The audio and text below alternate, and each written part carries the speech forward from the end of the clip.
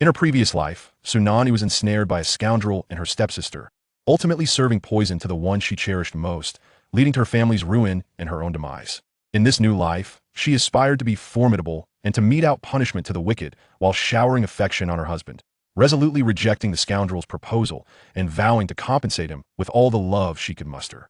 However, Lord Huo Siye's demeanor seems inexplicably different from that of her former life. In her past existence, Huo Siyu's sole affection was reserved for Su Nanyi, a truth known throughout the Imperial City.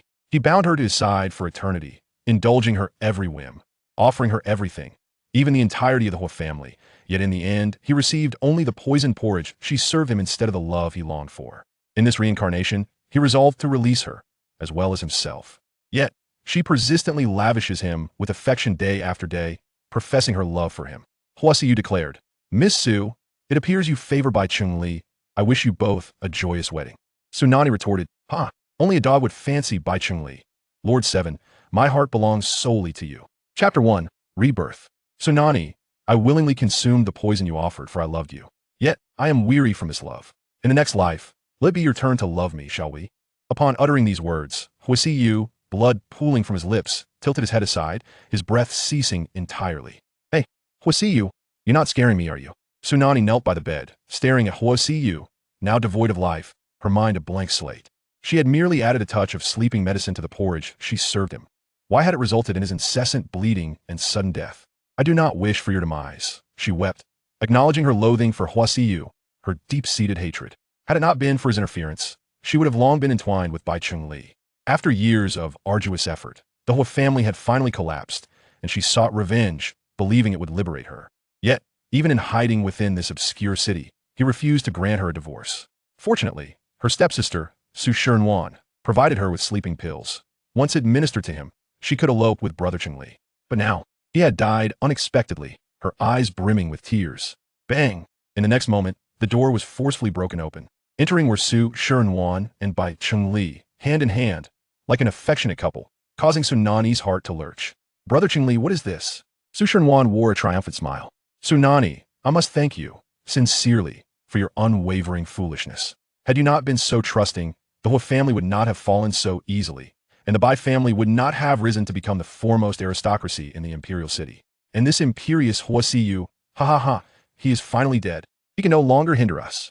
"What?" Su Nanyi's pupils dilated in shock as realization dawned. "What exactly did you give me?" Su Nanyi looked down at her exquisitely beautiful, envious face, exulting. "Fool, you thought it was sleeping medicine, but it was arsenic. Ha ha ha. You have unwittingly caused his death, the only one who ever truly cared for you. Did you think Brother Chengli cherished you? Do not be deluded. He has always been mine. He endured humiliation to please you solely, to manipulate you into submission.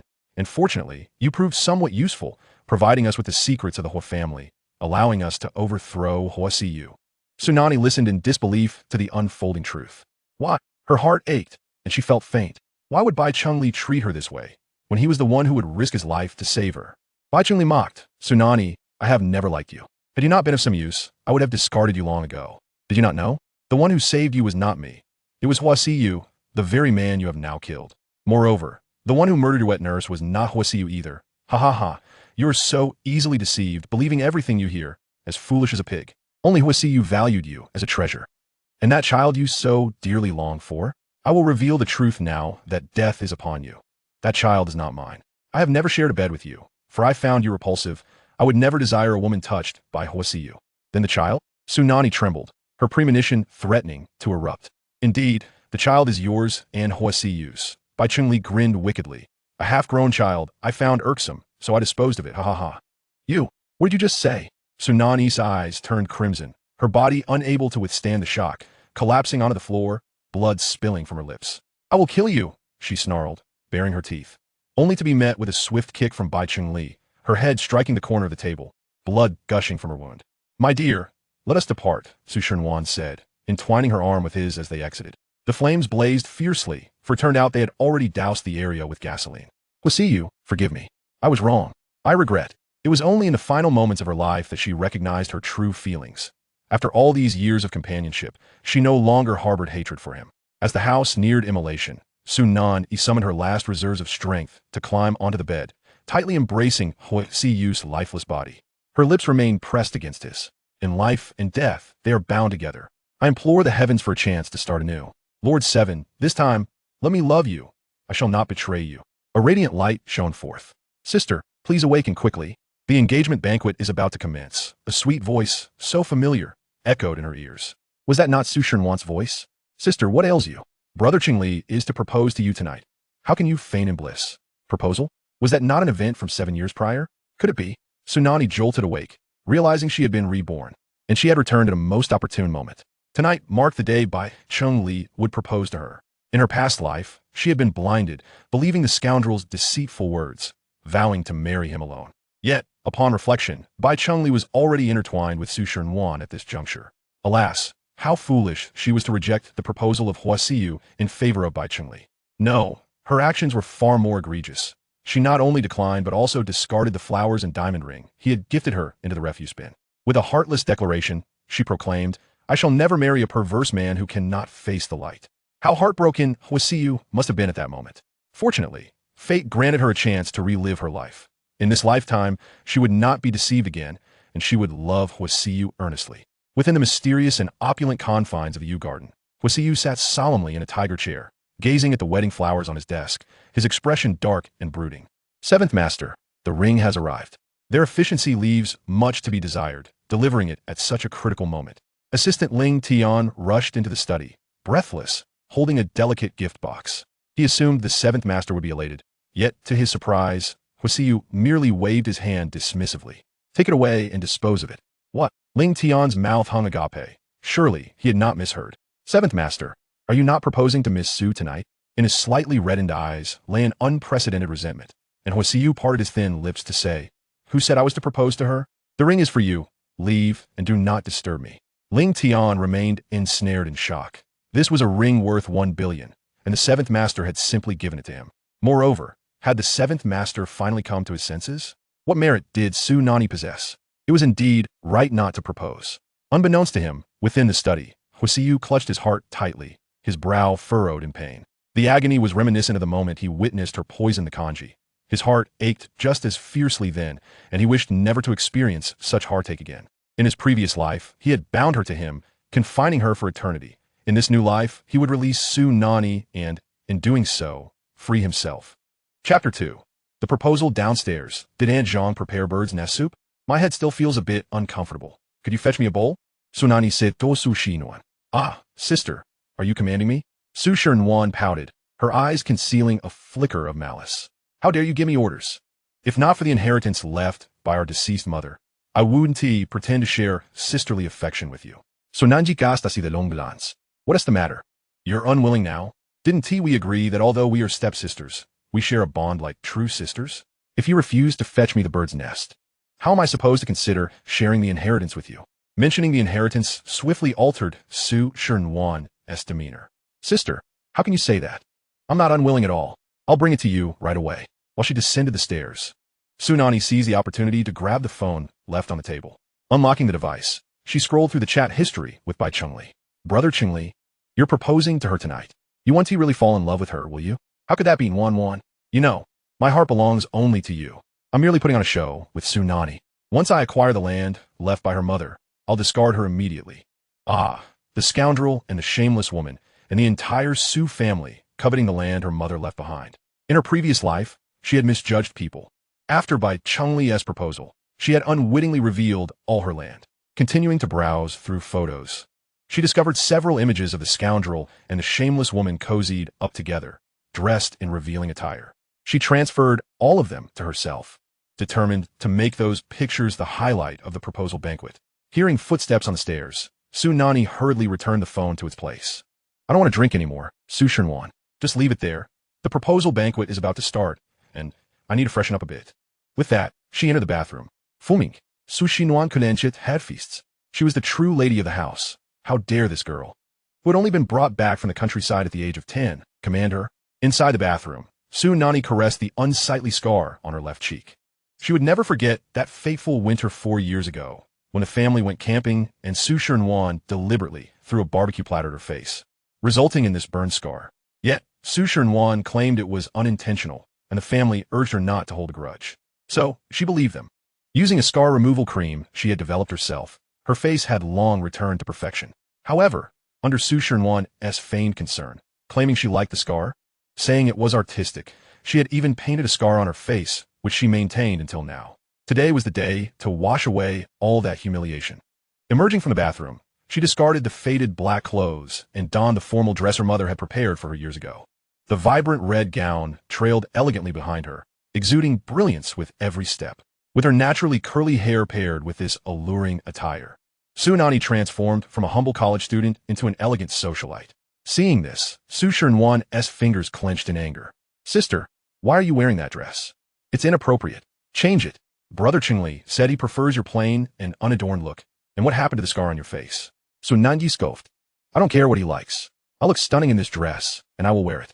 As for that scar, it was simply too hideous. It detracted from my beauty. But I think it has an artistic flair. It looked lovely on your face," Su Nanyi retorted.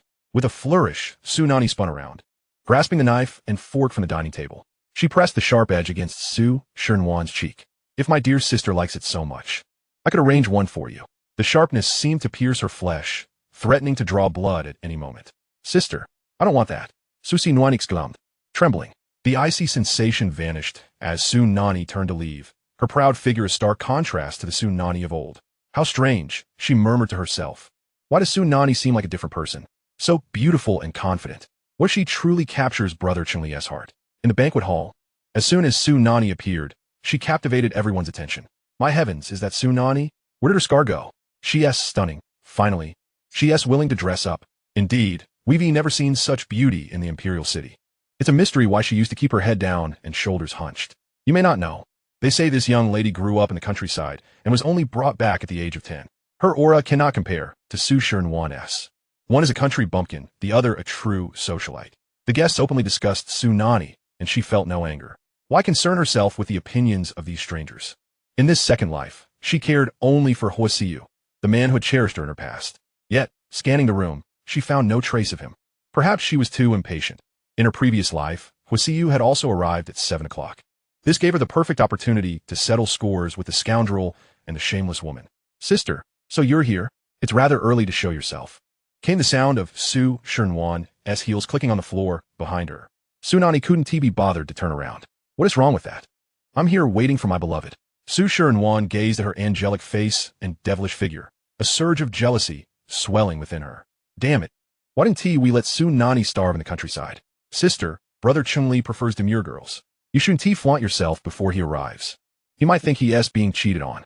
"So Nanji is mirkif. Cheated on? Well then, may Bai Chengli wear a green hat for the rest of his life." Suddenly, the crowd's attention shifted in a singular direction. Bai Chengli had arrived, dressed in an exquisite suit with expensive shoes and a meticulously styled hairstyle.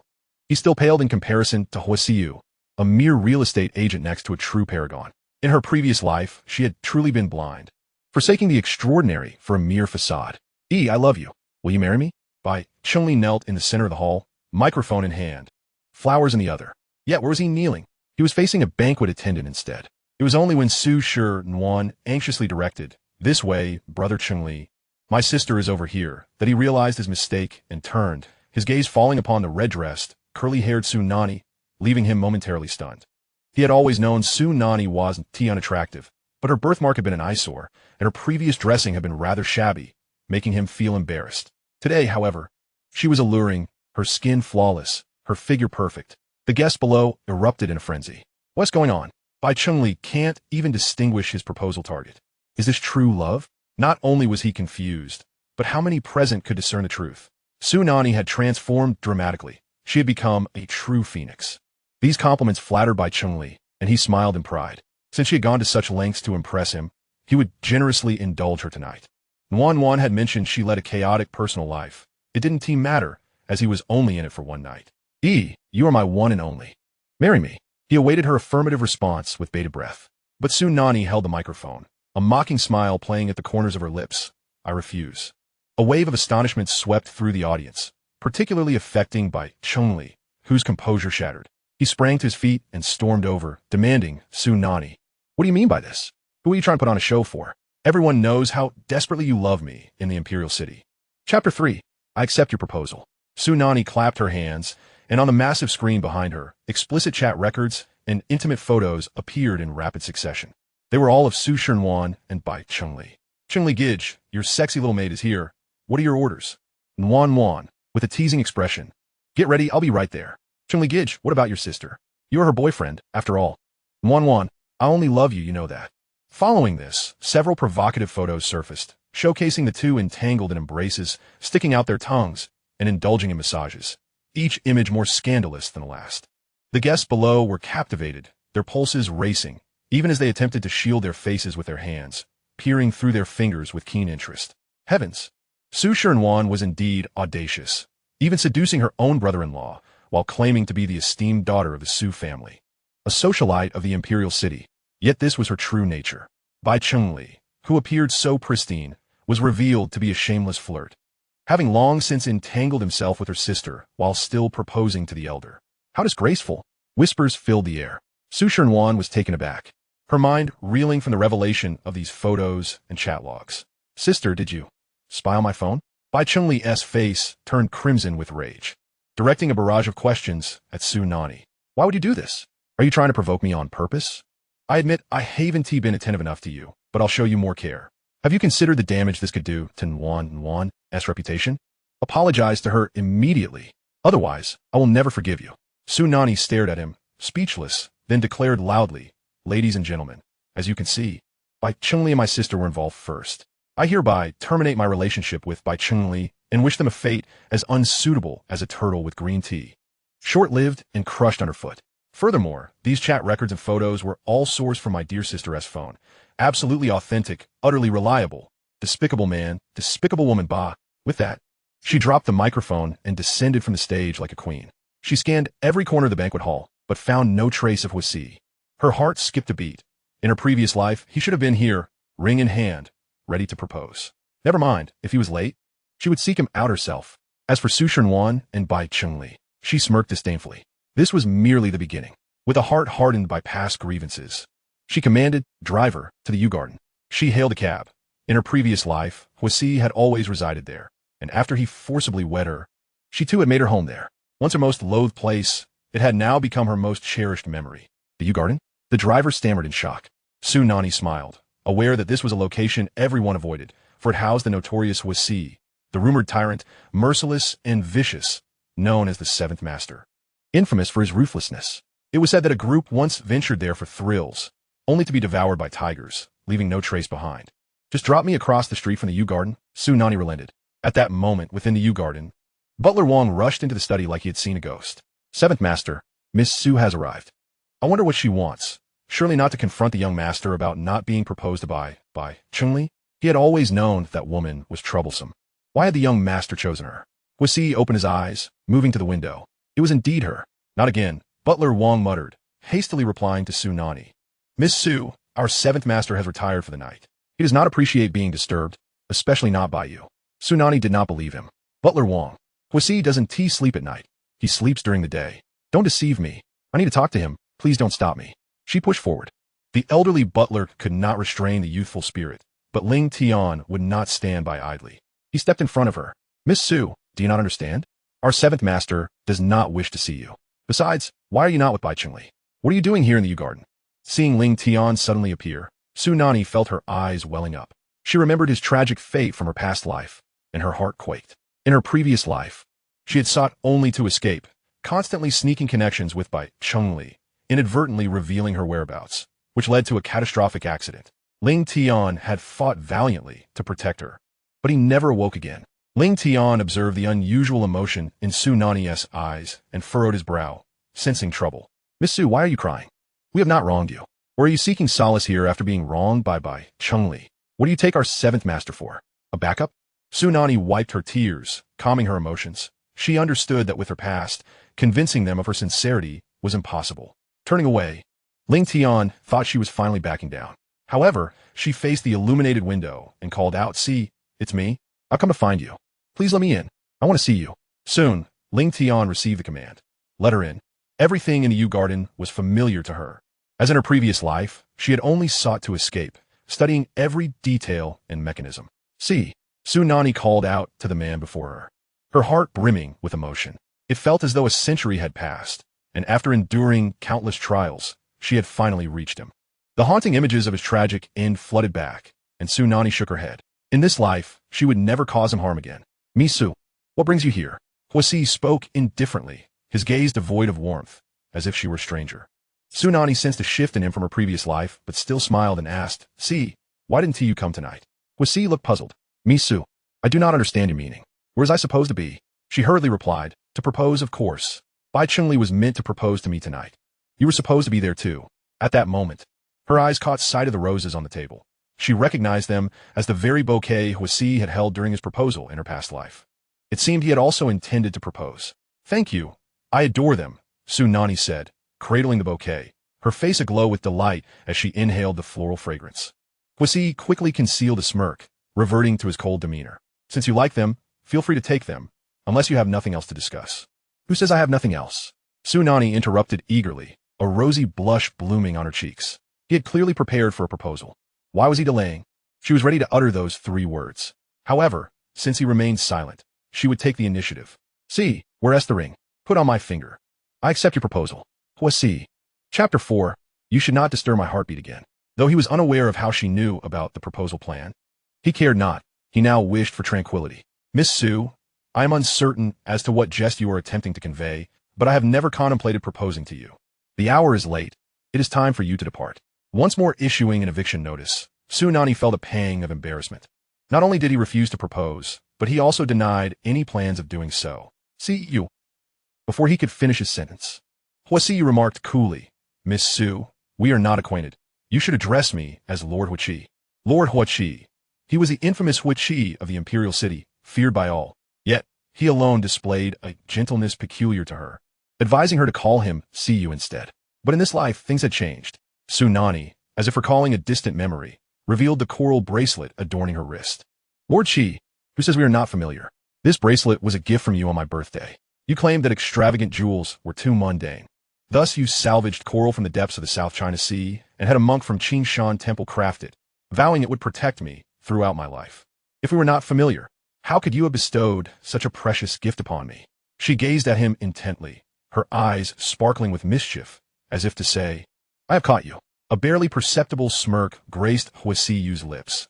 It was indeed impressive that she still remembered such details, believing her eyes were only for the gifts from Bai Chengli. But what did it matter if she remembered? He spoke nonchalantly, perhaps the bracelet acquired by my subordinates holds some value, but the tale of salvaging coral from the South China Sea, ha! Do you truly believe such nonsense? Su Nanyi presid on fine. If you assert that the sentiment behind this bracelet is false, then what of your previous declarations of affection? How would you categorize those? Huo Siyu's expression darkened, a storm brewing in his eyes. In a past life, he had indeed professed his feelings, yet she had shown no regard. He would never forget her words, branding him as a perverse creature unworthy of the light. Miss Su, I merely sought a diversion out of boredom. You are aware that I cannot bear the sunlight. Forced to lurk in the shadows, far from the human realm, I grew weary, so I attempted to pursue someone. If you took it seriously, then I must apologize. Su Nanyi felt an icy chill envelop her as she met his distant and unfamiliar gaze, momentarily questioning whether she had truly misinterpreted his intentions. But in her previous life, he had clearly. She swallowed the tears pooling in her eyes, a fractured smile gracing her lips. It matters not if it is all a facade. See you. I adore you. May I be granted a chance? As she spoke, she retrieved a delicate ring from her dress pocket, not a luxurious trinket, as her current finances were scant, and time did not permit elaborate preparations. It was a simple token. See you. I wish to marry you. Would you have me? Her eyes sparkled with joy as she gazed at him. Huo Siyu stared at the modest ring, once yearning for her to present him with a ring of his own. Yet now, it felt all too easily obtained. However, he no longer desired it. His eyes regained their icy composure. Miss Su, I am unwilling. Su Nanyi found herself aimlessly returning to the Su residence. After her rebirth, it appeared some matters had strayed from their intended paths. Huo Siyu, it seemed, truly no longer held affection for her. Lord Qi, I have gathered information. Miss Su has declined Bai Chengli's proposal, seemingly having obtained leverage against him and Su Shenwan. Huo Siyu chuckled coldly, the flicker of a once-awakened heartbeat fading into tranquility. Indeed, Su Nanyi, had it not been for this betrayal, how could you have sought me? You had no right to disturb my heart. At the Su household, Su Xingqiang's face was nearly apoplectic. With a sharp crack, he hurled his computer at Su Nanyi's head, narrowly missing her as she dodged. He pointed an accusatory finger, berating, Su Nanyi, you have brought disgrace upon the Su family. I regret ever bringing you back from the countryside. Look at the chaos you have wrought, spreading rumors, slandering your own sister, and wrongfully accusing Bai Chengli.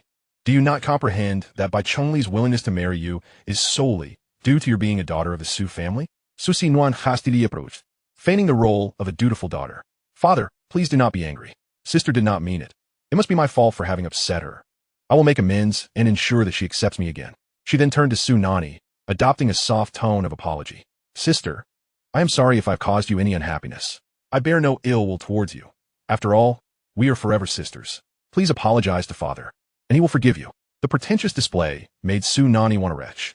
Yet all members of the Su family relished her performance, with Su Xingqiang beaming as he patted her hand reassuringly. Wan, you need not apologize to this wretched creature. She is in the wrong, and you always cover for her. It serves no purpose. She will not change nor appreciate your kindness, for she is nothing but a heartless wretch. Su Nanyi's fists clenched, trembling slightly. To hear such words from her own father incited rage and hatred within her. In her past life, he had been similarly swayed by her stepmother Lin Hui and Su Shenwan, aligning himself with them as they deceived her into relinquishing her inheritance. Initially, Su Xingqiang had not been this way. She recalled the joy in his eyes when she first arrived at the Su household. Alas, with a stepmother comes a stepfather. This stepfather would also face her retribution. Yet for now, she needed to utilize him further. Father, I am wrong. I did not slander my sister. Those photos were indeed seen on her phone. If you do not believe me, simply check her phone. Of course, she must have deleted them. But retrieving the images and chat records should not pose a challenge for you. Upon hearing this, Su Shenwan immediately feigned distress. Father, I absolutely did not conspire with young Master Bai. If you doubt me, then check my phone. She handed it over willingly, and Su Xingqiang, seeing her compliant demeanor, swiftly dismissed his earlier suspicions. Su Nanyi, you are too excessive. Wan has done nothing to provoke you. Why must you always oppose her? You are sisters and should get along well. Su Nanyi mimicked Su Shenwan's earlier submission, for her blind and foolish father was easily swayed by such tactics. Father, I have always heeded your words, caring for my sister. In truth, Bai Chengli's affections lie not with me, but with Wan. Regrettably, they cannot see their true feelings. So I must resort to such drastic measures to help them recognize their hearts. Chapter 5. Scoundrel and vixen must be locked away. Su Xingqiang, who had recently been frowning, now looked perplexed. Su Nanyi, what do you mean by that? Bai Chengli does not have feelings for you? Su Nanyi squeezed out tears. Father, it is not like that. His advances towards me are solely for Wan. Every time we meet, he inquires about her. When she is unwell, he worries more than anyone. His heart belongs to her. They're the true pair aligned in sentiment. I cannot bear to part them. Father, please allow Wan to marry Bai Chengli. What? Is what you say true? Su Xingqiang slammed the table, the revelation shocking him. He then asked, Wan, do you have feelings for Bai Chengli? Su Shenwan was at a loss for how to respond. She did have feelings for Bai Chengli. The Bai family was a prestigious clan in the Imperial City, though not on par with the Huo family. Nevertheless, Bai Chengli was the pinnacle of affluence she had encountered. But she could not fathom how Su Nanyi had come to know this. Su Nanyi cast a cold glance at her hesitation and promptly interjected, Father, Wan's affections for Bai Chengli are all encapsulated within her love letters. If you doubt it, feel free to search her drawer. I recently spied several letters therein.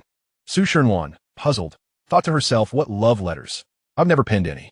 However, Su Xingqiang had already instructed the butler to search, and indeed, a multitude of letters, each penned by Wan to Bai Chengli, was uncovered, just as Su Shenwan was about to refute, insisting that these were not her words. Su Xingqiang sighed, gazing at her with tender concern.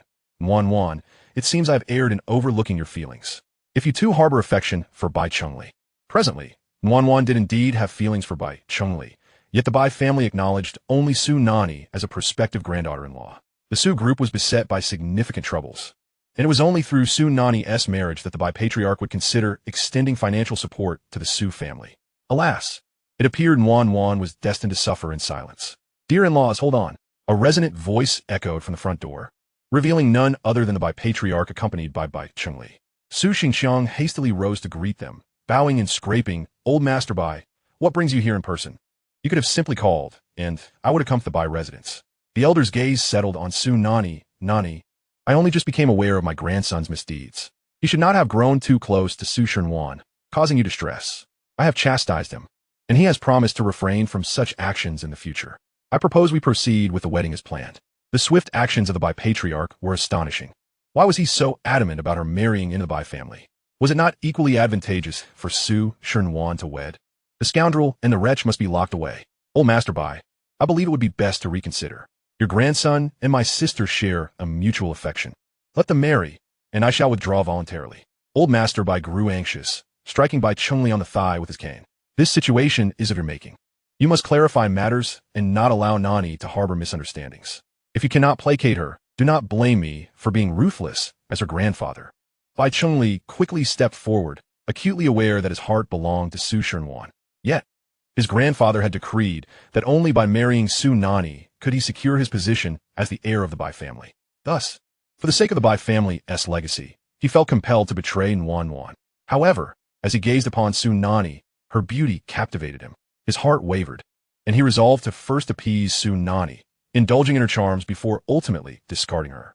Nanyi, I apologize. I should not have grown too close to your sister. I see her merely as a sister. My heart belongs to you, and I love only you. Please trust in my sincerity.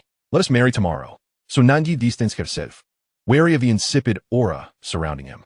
Bai Chengli, I am fully aware of your affections for my sister. I willingly withdraw. Our relationship is null and void. Tomorrow, you shall marry my sister. Bai Chengli was taken aback. He had apologized and offered comfort, yet Su Nanyi seemed insatiable in her demands. Previously, a mere beckon had summoned her. Now she dared to show him disdain, believing herself to be of great worth, despite being a discarded trinket. Nanyi, I acknowledge my faults. Please do not cause a scene. I will marry you, and there is no need for further tests. Tests? Su Nanyi was nearly amused by his ignorance. Reflecting on what a fool she had once been to have held affection for such a man, she addressed Old Master Bai directly. I appreciate your concern, but Su Nanyi, will never marry Bai Chengli. If the Bai family insists on a granddaughter-in-law from the Su family, it can only be my sister, Su Nanyi. There is no need to persuade me further. Su Xingqiang's expression darkened immediately. Su Nanyi, how dare you speak to Old Master Bai in such a manner? You are completely out of line. Apologize at once. If you anger him, he may withdraw support from the Su family, and our company could face ruin. Old Master Bai waved his hand dismissively, his expression benevolent. Nanyi, do not be so hasty in your refusal. The wedding can be postponed for a couple of days. Tomorrow is my old man's birthday. I wonder if you would grace us with your presence. Su Nanyi intended to attend, for significant events were set to unfold the following day. As Old Master Bai departed the Su residence, his amiable smile vanished, replaced by a look of cold calculation. The fortune-teller had long foretold that only with Su Nanyi's marriage into the Bai family could they ascend to the pinnacle of the Imperial City's elite, ensuring prosperity for generations to come. Should this union fail to materialize, the Bai family would face obliteration within 5 years. It was only at dawn that Su Nanyi could finally lie upon her bed. She glanced at her phone, noting her chat history with Huo Siyu had not progressed since yesterday. Nanyi, I have a surprise for you tomorrow. I hope you'll like it. Scrolling upwards revealed numerous invitations and gestures of goodwill from him. He reached out to her nearly every day, yet she never responded. Seventh Master, may I visit you tomorrow evening? Your stomach has been troublesome. I could help with your nourishment. After waiting for half an hour without a reply, she finally understood Huo Siyu's feelings. Sister, are you asleep? Came Su Nanyi's voice from outside. What mischief did she intend now? Sister, what are your thoughts? Why did you refuse young Master Bai's proposal today? Tears glistened in her eyes, her demeanor feigning innocence. Su Nanyi found it amusing, her tone still laced with falsehood. Sister, I act for your benefit. If I do not withdraw, how will you have the chance to marry Bai Chengli? You have harbored feelings for him for quite some time, and as your elder sister, I must yield this favorable opportunity to you. Su Nanyi sought a chink in her facade. Su Nanyi, typically so foolish, had acted with unusual astuteness today. Moreover, how could she so easily relinquish her affections for Bai Chengli? What was the underlying reason? Sister, let's go to the Bai residence together tomorrow, Su Nanyi proposed. Su Nanyi's face momentarily illuminated with surprise, only to quickly revert to a submissive demeanor. Sister, that may not be appropriate. Old Master Bai did not invite me. I feel unworthy. If only I were as charming as you. A cold smile crept across Su Nanyi's heart, though her visage remained light. What of it? Just accompany me and bring a gift. Old Master Bai will not object. After all, if Su Nanyi does not attend, tomorrow's performance cannot proceed. Chapter 6. A Millennium Ginseng and a Millennia Tortoise. The Bai family was in high spirits.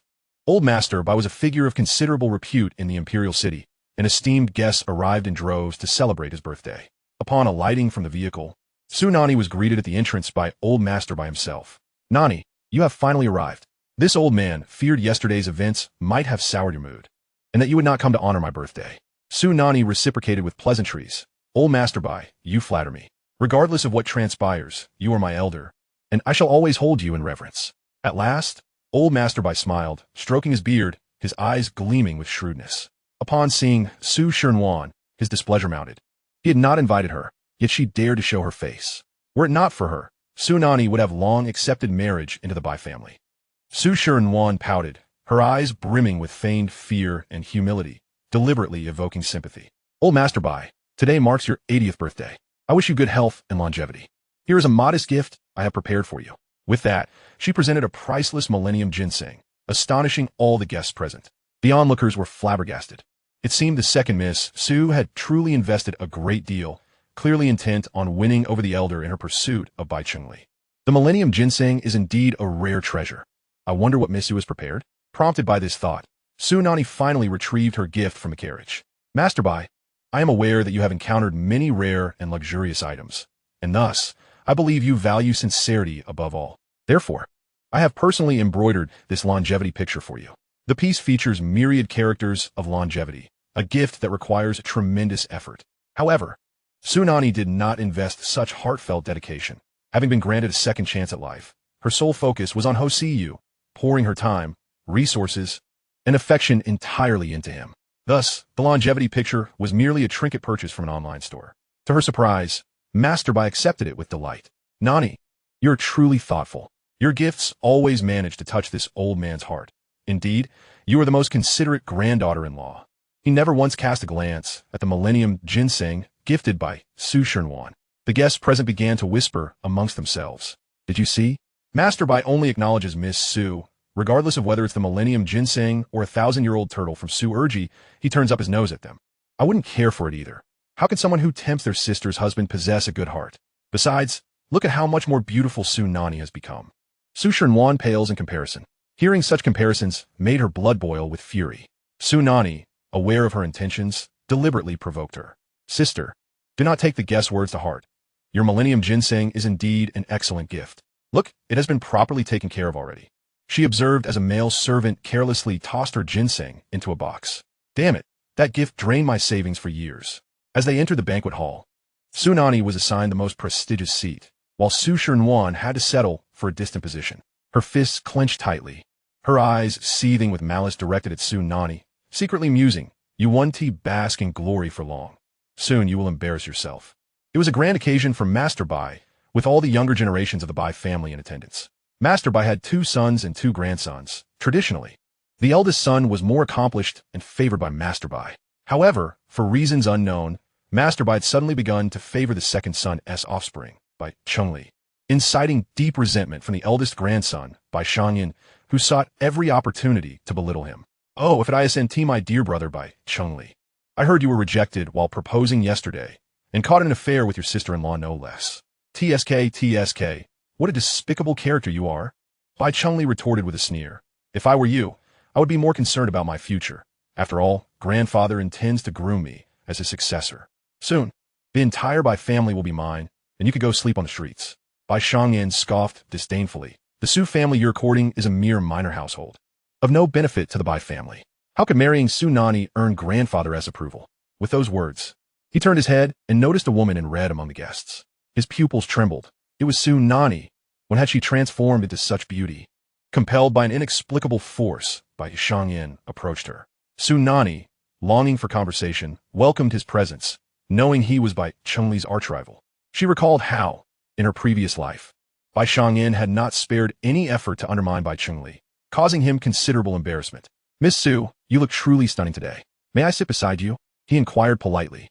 Su Nanyi nodded, sensing the ambition glimmering in his eyes. This man might prove to be a valuable ally in her future endeavors. "Young Master Bai, you surpass your brother by far. Surely, you will inherit the Bai family in due time," she said with a flirtatious smile. Bai Shangyan felt slightly awkward, clearing his throat. "My grandfather is in good health. I do not concern myself with matters of inheritance. I only wish for him to remain vigorous and protect the Bai family." Su Nanyi chuckled lightly. Such platitudes were easily spoken by anyone. She folded a tissue and handed it to him. Young Master Bai, should you ever need my assistance, do not hesitate to reach out, we are on the same side. Bai Shangyan accepted it, pondering her words carefully. Suddenly, a commotion erupted in the front, with someone exclaiming, "The seventh master, Ho, has arrived." What? He actually came? Su Nanyi gripped the edge of the table, eagerly anticipating his presence, perplexed as to why he would appear today when he had not done so in her previous life. Master Bai greeted him with utmost respect. "Seventh master, I was unaware of your visit today. I apologize for the late welcome." Huo Siye was clad in protective gear, his head covered with a thick hood, revealing only his striking eyes. His attire resembled armor, and his aversion to sunlight was well known throughout the city, so the guests were not shocked by his appearance. Only a few whispered among themselves, "Why is a vampire appearing in daylight? Surely he isn't here to feast on people." Huo Siye nodded at Master Bai and waved his hand, prompting Ling Tian to present a gift. "For Master Bai's 80th birthday, I have brought a token of my appreciation. I hope I may partake in today's birthday wine." Master Bai's forehead glistened with beads of sweat. The Ho family was the most illustrious family in the Imperial City, and Huo Siye was a legendary figure, not to be trifled with. How could the seventh master not partake? "Please come in." Master Bai personally escorted him to the main seat, fortuitously right across from Su Nanyi. Many guests, upon seeing Huo Siyu, instinctively recoiled. Master Bai wished to sit beside him, but at a mere glance from Ling Tian, he promptly stood. "Seventh master, there are other guests arriving. I must attend to them," he said with a bow. "This is fruit wine. It won't intoxicate you, seventh master." Su Nanyi offered a slight nod, greeting him with a sweet smile. Huo Siyu merely acknowledged her with a slight nod before shifting his gaze elsewhere. Su Nanyi felt a pang of disappointment. She accepted that in her previous life, she had owed Huo Siyu much, and thus, his indifference in this life was a burden she must bear. As Huo Siyu shed his protective gear, revealing his devilishly handsome visage, his elongated phoenix eyes appeared cold, and his pallid skin exuded a haunting beauty. He was slender, yet only Su Nanyi knew of the robust physique hidden beneath that attire. Contemplating certain matters, her cheeks involuntarily flushed. She swallowed hard, a motion that did not escape Huo Siyu's notice, as the corners of his lips curled into a subtle, enigmatic smile. "Seventh master, you should drink less. It's detrimental to your stomach condition." Seeing him down 2 glasses of wine in quick succession made Su Nanyi anxious. Huo Siyu scrutinized her, his tone devoid of warmth. "How do you know I have a stomach condition?" Su Nanyi speeded. "Seventh master, have you forgotten? I am a medical student. Although I have yet to become a certified doctor, my medical skills are quite commendable. Please, allow me to assist you. I guarantee I can remedy your stomach ailment." In her past life, she had been hailed as a prodigious medical student, but regrettably, her infatuation had led her to abandon her studies after Bai Chungli's dismissive remark about women with ambition. In this life, she vowed to master her craft and heal Huo Siyu's chronic affliction. Huo Siyu's expression remained impassive, as though he did not perceive her suggestion as particularly admirable. "My personal physician is world-renowned." Su Nanyi felt a renewed determination, her eyes shimmering with ambition. "Seventh master, I implore you to reserve a position for me. When I become a world-renowned physician, you must employ me." Huo Siyu offered no further response, merely casting a sidelong glance at Ling Tian, who promptly understood and departed. Su Nanyi surveyed the room, but could not spot where Ling Tian had gone. Forget it. She ought to attend to her own affairs. In her previous life, it was also at the birthday banquet of the esteemed Lord Bai that she was drugged and hazily carried to a bed, only to awaken beside Bai Chunli. She had assumed that they had consummated their relationship, thereby hastening their wedding date. However, recalling Bai Chunli's words as she faced death in her past life, she realized she had never truly lost her virtue to him. At that moment, she had seen Su Shernwan blushing as she emerged from the adjacent room. Back then, it seemed inconsequential, but now she had come to understand the truth. That night of her unconsciousness, Bai Chunli had been in the neighboring room engaging in an affair with Su Shernwan. A surge of resentment welled up within her. But Su Nanyi reined in her emotions and smiled at Huo Siye, saying, "Seventh young master, I shall excuse myself to the restroom." Huo Siye cast a glance her way, but remained silent. Guided by her memory, Su Nanyi stealthily entered the room where their infidelity transpired. She set up surveillance cameras, positioning one towards the head of the bed and placing another nearby, ensuring ample coverage. With a satisfied clap of her hands, she completed her task. As she stealthily exited, she unexpectedly collided with Ling Tian. "Ling Tian, what brings you here?" she inquired, noting that his previous direction seemed to lead from the adjacent room, the very room where she had been unconscious. Ling Tian offered her no pleasantries, responding curtly, "I'm just scouting the area. If anyone attempts to harm the seventh young master, I will be ready to pinpoint their location." returning to the banquet. The celebration had officially commenced, with Lord Bai delivering a speech and toasting to the guests. At that moment, a server approached with a small wine jug. The corners of Su Nanyi's lips curled into a smirk. The theatrics were about to unfold. "Miss Su, this is from Miss Su Air. It's a fruit wine. You want to get drunk from it? Allow me to pour it for you." Su Nanyi nodded, not resisting, and under the server's watchful gaze, she deliberately drank the glass of fruit wine. She had concocted the antidote the night before and had ingested it half an hour ago. The drug posed no threat to her. Lord Bai approached her, saying, "Nanyi, you must stay tonight. We've prepared a fireworks display in the backyard. I recall you adore fireworks." Su Nanyi smiled and politely declined. "Grandfather, I have important matters tomorrow. I must rest early tonight. I shall return to visit you another time." Though Lord Bai insisted, she feigned a headache. "Grandfather, I feel a bit dizzy. I shouldn't have indulged in too much drink. I wish to rest." Lord Bai quickly summoned assistance, and as Su Nanyi feigned unconsciousness, she opened her eyes to confirm that the maid attending her was the same as in her previous life. Leading her to the same room, she pretended to be in a stupor as the maid reported, "Young master, Miss Su has fainted." Once the maid departed, she retrieved her phone to check the surveillance from the adjacent room. Judging by the time, Bai Chengli and Su Shenwan should be hastily disrobing by now. Why is there no one next door? Su Nanyi frowned, perplexed by Bai Chengli's sluggishness in pursuing his infidelity. Inhaling the fragrant incense wafting through the air, she turned to see 2 sticks of incense burning on the bedside table, their aroma invigorating. However, she was certain there had been no such incense in her previous life. Just then, the door handle turned, and she quickly lay back down, closing her eyes, sensing the weight shift beside her as Bai Chengli's self-absorbed voice reached her ears. "Su Nanyi, you look exquisite today. You claim you don't wish to marry me, yet you linger around me. I could accept you, but my heart belongs to Wan. However, I would mind letting you experience my affection as well." She barely managed to suppress her urge to retch, inwardly cursing Bai Chengli. What a despicable man. Why was he here instead of the neighboring room indulging in his affair? If he dared to make a move, she would ensure to break his hand. The door swung open again, and someone rushed in. "Brother Chengli, why are you seeking Su Nanyi? You were supposed to be next door. Didn't we agree that I would give myself to you today?" It was Su Shenwan, having waited for Bai Chengli in vain, had come to confront him. Seeing Su Shenwan's innocent distress, Bai Chengli's heart softened. "Wan, do not worry. My love is for you. Yet, you know my grandfather insists I marry Su Nanyi. Now she is declaring she wants to marry me. So I must first take her as my wife. However, I will not betray you. Otherwise, you both can serve me together." Su Nanyi felt an overwhelming urge to strike him dead. Such revolting words could easily pass his lips. At that moment, a new voice emerged from the doorway. "This is the last time I assist you. Brother, this isn't right.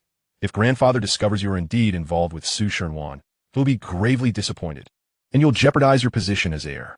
It was Bai Shang-in, and Bai Chengli's demeanor shifted to alarm. "What are you doing here? You're speaking nonsense. I've come to care for Su Nanyi. I intend to marry her, and I have no relationship with Su Shenwan." Bai Shang had already overheard everything outside the door, even recording it.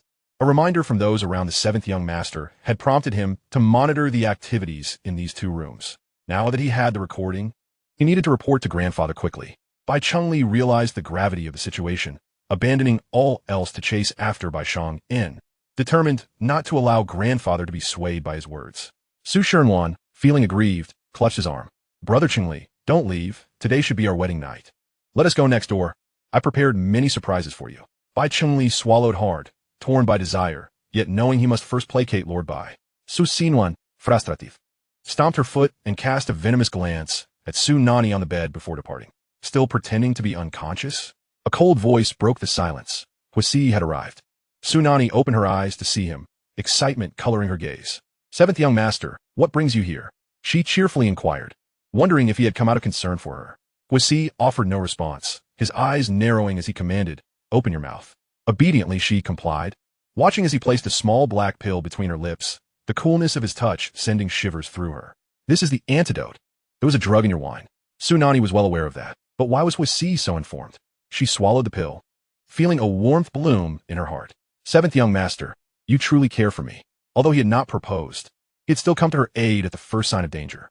Huo Siye lowered his gaze, the tragedies of their past flooding back to him. He pressed his brow, suppressing the anguish that threatened to surface.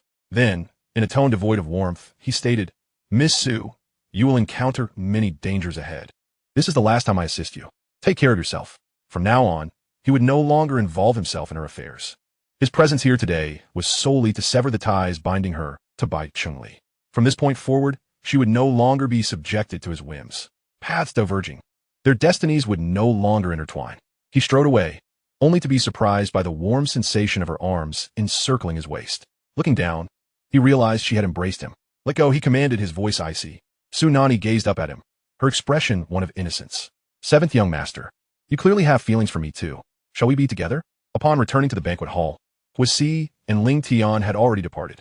Taking a deep breath, she steadied herself, the resolute words he had spoken still echoing in her mind. It's quite all right, she continuously encouraged herself. In her previous life, she had rejected him countless times, and in this life his rejections were merely her just desserts. Old Master Bai hurriedly approached her, having just heard everything from his two grandsons. Damn it, this matter must not reach Su Nanyi. Nanyi, you're not feeling dizzy, are you? Today, we have not taken good care of you, Old Master Bai said with gentle concern. Su Nanyi shook her head. Grandfather, it's my own fault for indulging in too much wine. It's getting late. I shall take my leave. To her surprise, Old Master Bai reached out to stop her. Nanyi, why not stay for a meal before you go? I've already spoken to your father. He knows you won't be returning tonight. Su Nanyi's gaze sharpened slightly. Old Master Bai's stubbornness was indeed remarkable. Grandfather, if you still intend to persuade me to marry Bai Chengli, please save your breath. Su Nanyi, will never wed Bai Chengli in this lifetime. However, my sister seems quite fond of him. Perhaps you should consider her instead. A stiff smile appeared on Old Master Bai's face. Nanyi, in my heart, you have always been my granddaughter-in-law. Your sister, Su Shenwan, what is she to me? I know you have some misunderstandings about them, but look, today Chengli and your sister have kept their distance, not uttering a single word to each other. A cold smile curled at the corners of Su Nanyi's lips. They were nearly undressed and in bed together, and this was labeled as nothing. Old Master Bai was truly resorting to deceitful tactics to ensnare her as his granddaughter-in-law. She was not one to shy away from confrontation. Grandfather, you cannot possibly be unaware of today's events. My sister and Bai Chengli were secretly meeting in a room. I fear they have already crossed the line of a married couple. What else do you wish to deceive me about? It is truly laughable. With that, she turned on her heel and departed. Old Master Bai watched her retreating figure, a shrewd glint in his eyes.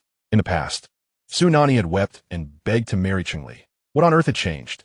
His wayward grandson, having already administered a love potion, should have simply consummated their union. How could he still be contemplating an affair with Su Shenwan? It was truly disappointing. At the Su residence, Su Shengqiang awaited at the door. How'd it go? You didn't anger Old Master Bai, did you? You must appease him. We need to secure a marriage into the Bai family without causing any trouble.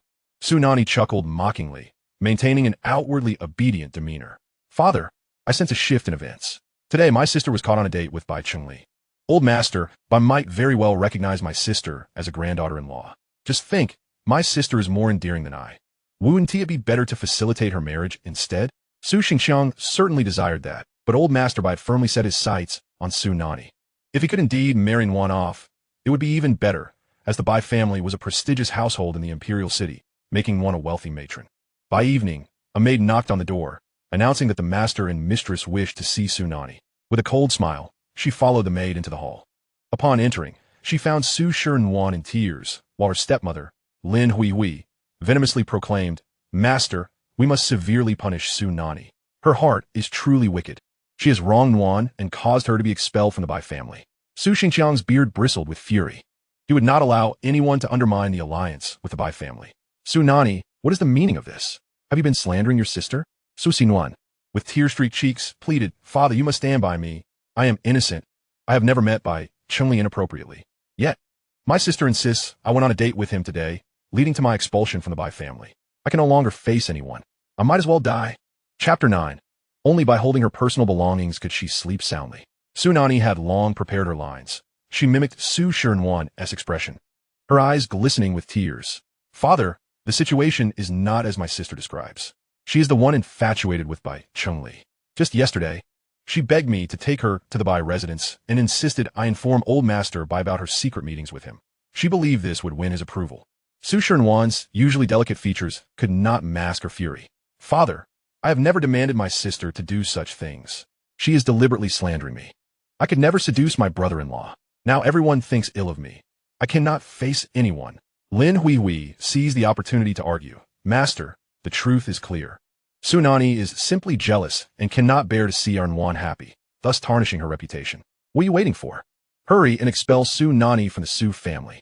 Su Shengqiang's countenance darkened ominously, his judgmental gaze fixed on Su Nanyi. You are only jealous of Nguyen. I will not spare you.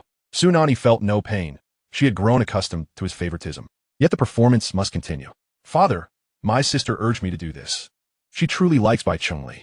You don't understand. She must hold Bai Chengli personal belongings to sleep at night. What? Su Xingqiang gasped in shock. This would indeed be a disgrace if it got out. How could such a daughter emerge from the Su family? Seizing the moment, Su Nanyi pressed on. Father, I have evidence. Please accompany me to my sister's room.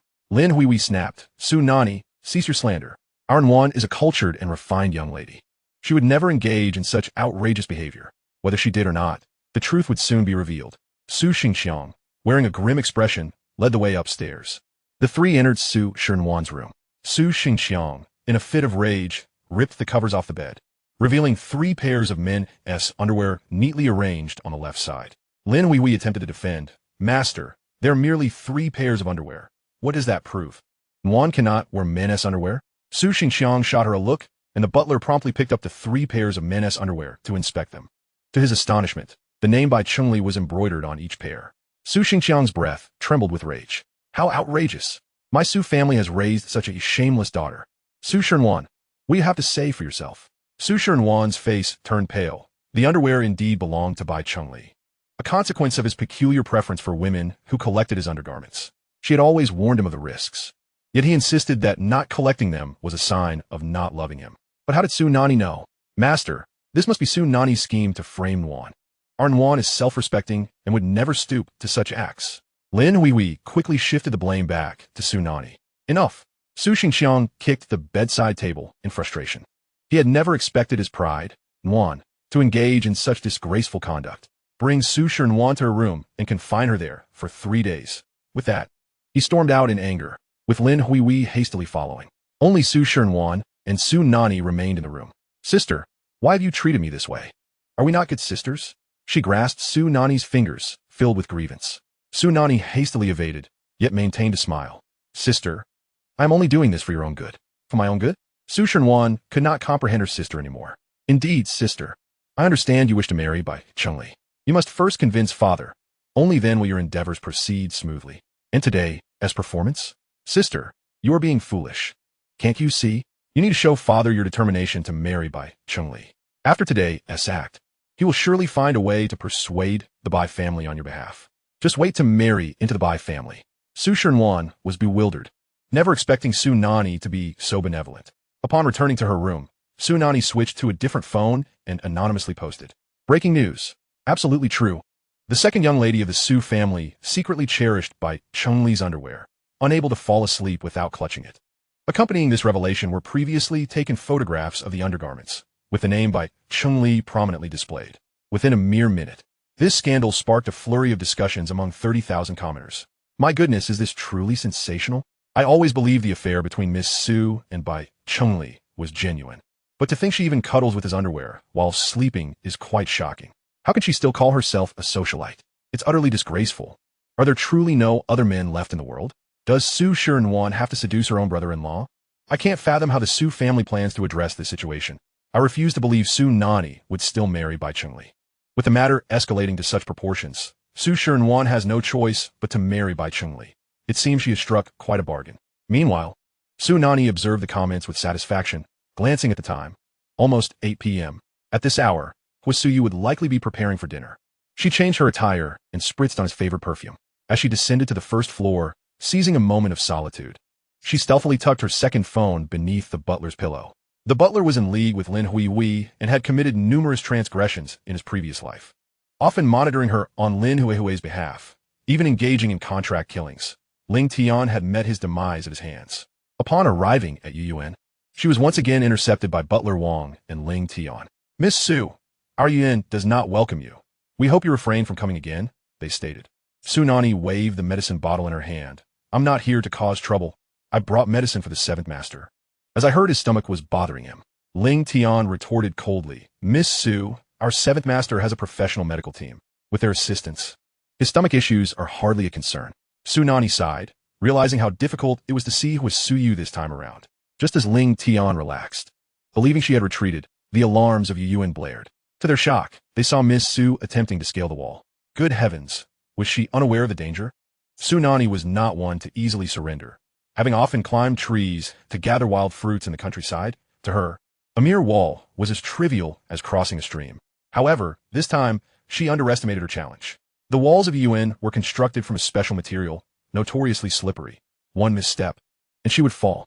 Just as she neared success, Su Nanyi plummeted from the height, bracing for a painful impact, only to land in a cold embrace. Her waist firmly held. She looked up. "Siyu, is that you?" She knew that no matter the peril, he would always appear. Chapter 10. The underwear incident exposed. Her eyes glistened as she reached to embrace his neck, but Huo Siyu's gaze darkened, and his grip loosened, causing her to tumble heavily to the ground. Ouch! That hurts. Su Nanyi rubbed her aching bottom, casting a pleading glance at Huo Siyu. Despite her unfortunate fall, he merely shot her a cold glance before turning to leave. In a hurry, she followed, disregarding her pain, as clinging to his leg was far more important. "Seventh Master, is your stomach hurting? I brought you medicine tailored to your condition. It will surely be effective." She flattered him from behind. Huo Siyu paused, narrowing his eyes, see Miss Su off. Ling Tian promptly prepared to escort her out, but Su Nanyi was not about to forfeit her chance to see him. In a moment of desperation, she grasped his wrist. Smiling sweetly, "Seventh Master, I'm hungry. I haven't had dinner yet." The warmth of her touch made him both yearning and irritated, leading him to quickly shake her off. "What? Has the Su family grown so impoverished they can't even afford a dinner?" "Su Nanyi chaked, Seventh Master. You know well that I hold no place in that family. Their hearts lie solely with my stepsister. No one cares about me." Huo Siyu scrutinized her. Recognizing her newfound cleverness, she had swiftly discerned the true nature of the Su family, unlike her previous life, when she had often benefited them.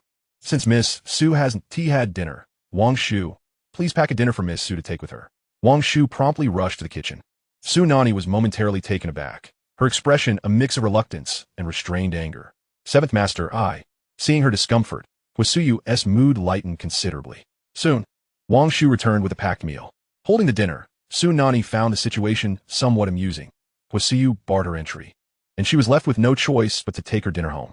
Before leaving, she pressed the tailor medicine into his hand. "Seventh Master, take 3 pills before dinner.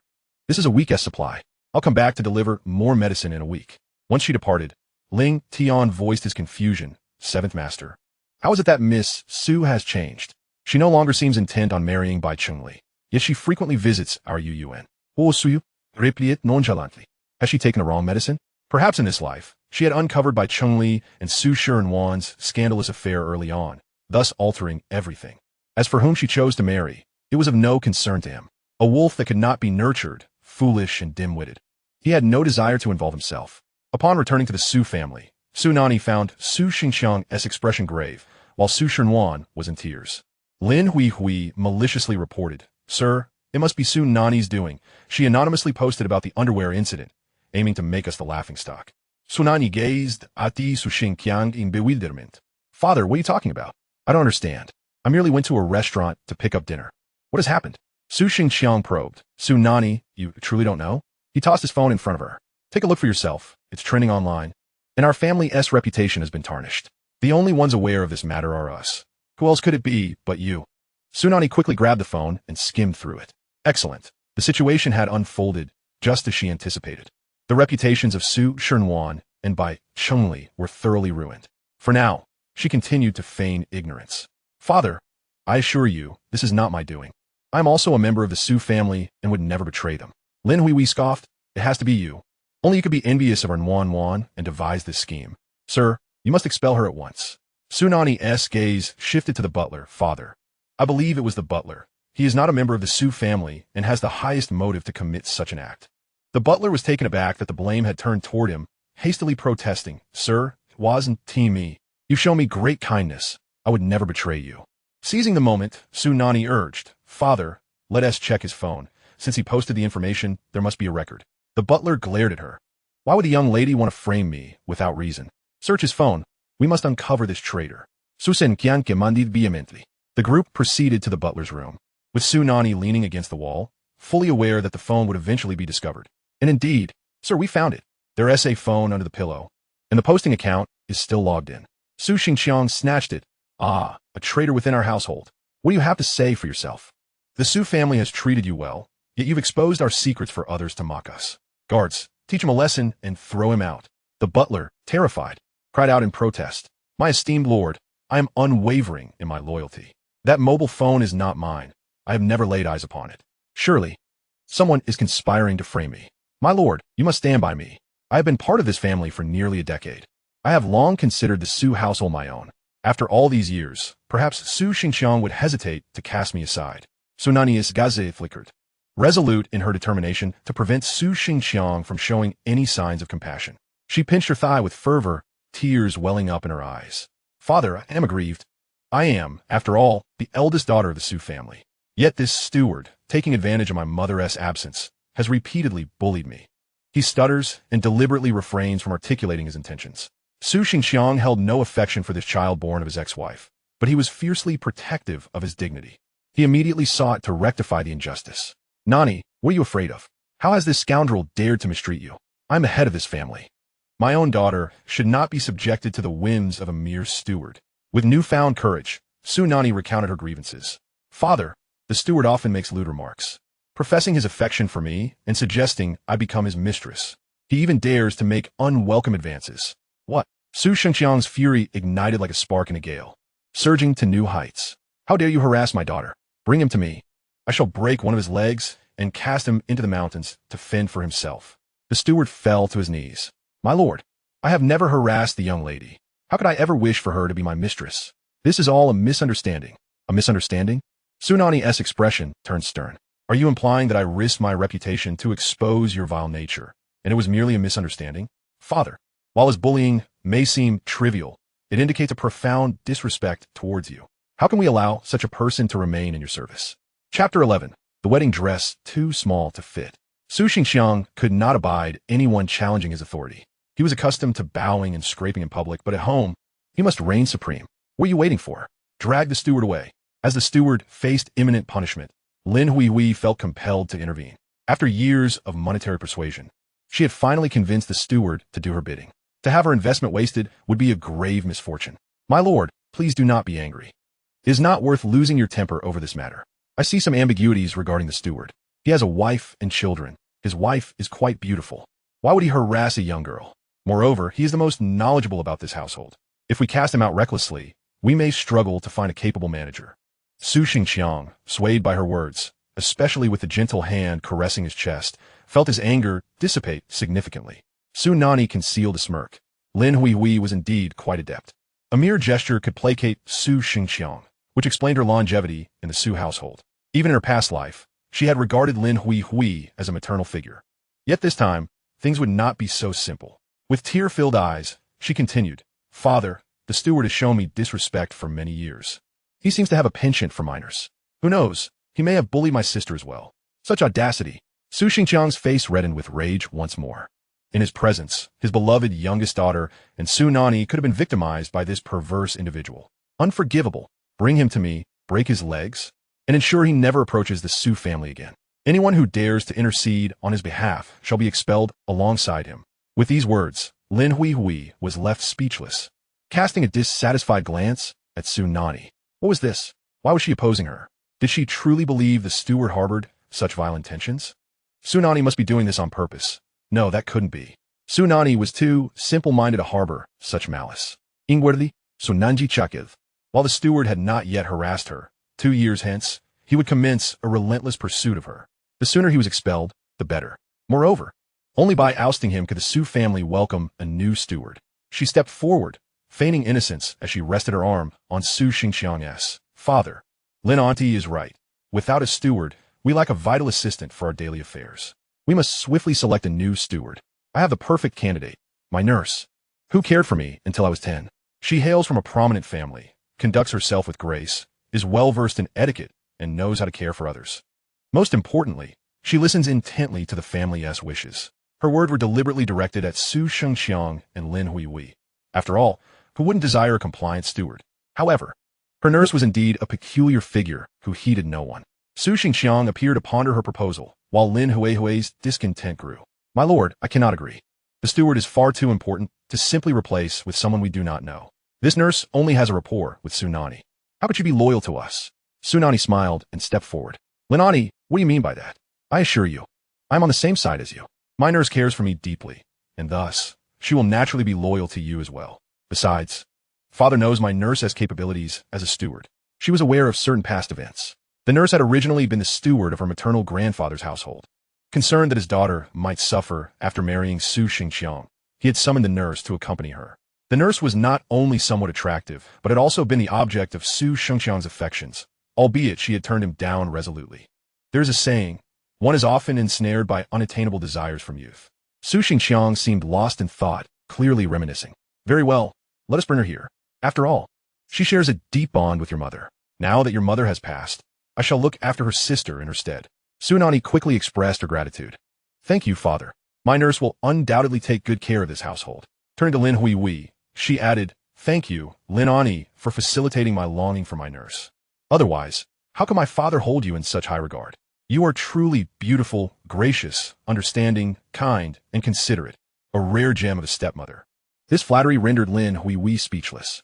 Initially intent on opposing the nurse's entrance, she could only awkwardly chuckle in response.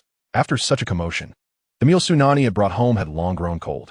She slipped into the kitchen to reheat the food, humming a cheerful tune at the thought of reuniting with her nurse in a few days. In her previous life, the nurse had met a tragic end, wrongfully blamed on Huo Siyu.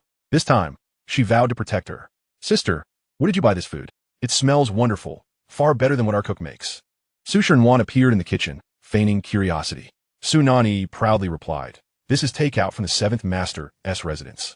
Made with top-tier ingredients by an exceptional culinary team, naturally far superior to our home-cooked meals. Su Shenwan probed, sister, are you referring to Huo Siye? But didn't you say you despised him? Why would you accept his food? Brother Chengli might be upset. Su Nanyi smiled faintly, beckoning her with a finger. Sister, do you wish to marry by Chengli? I can assist you. Su Xinwan hurriedly defended herself. Sister, it's not what you think. There is no connection between me and Brother Chengli. Those are merely rumors. Seeing you and Brother Chengli together would make me happy. Truly a skilled actress. Su Nanyi narrowed her eyes and, with a sense of resignation, declared, however, I do not harbor any affections for Bai Chengli. He is both unattractive and unremarkable. Surely, I must have been blind to have ever taken a liking to him. Yet, you and Bai Chengli are an impeccable match, dear sister. Oh no, I do not mean to insult you. It is merely that the two of you complement each other splendidly. Moreover, even the online community is aware of your little escapade involving his undergarments, which leaves you with little choice but to wed him. Su Shenwan felt a wave of embarrassment wash over her, the incident regarding the undergarments leaving her utterly humiliated. Cursed be the butler, she timidly inquired, sister, who do you fancy now? It cannot possibly be Lord Huo Siye, can it?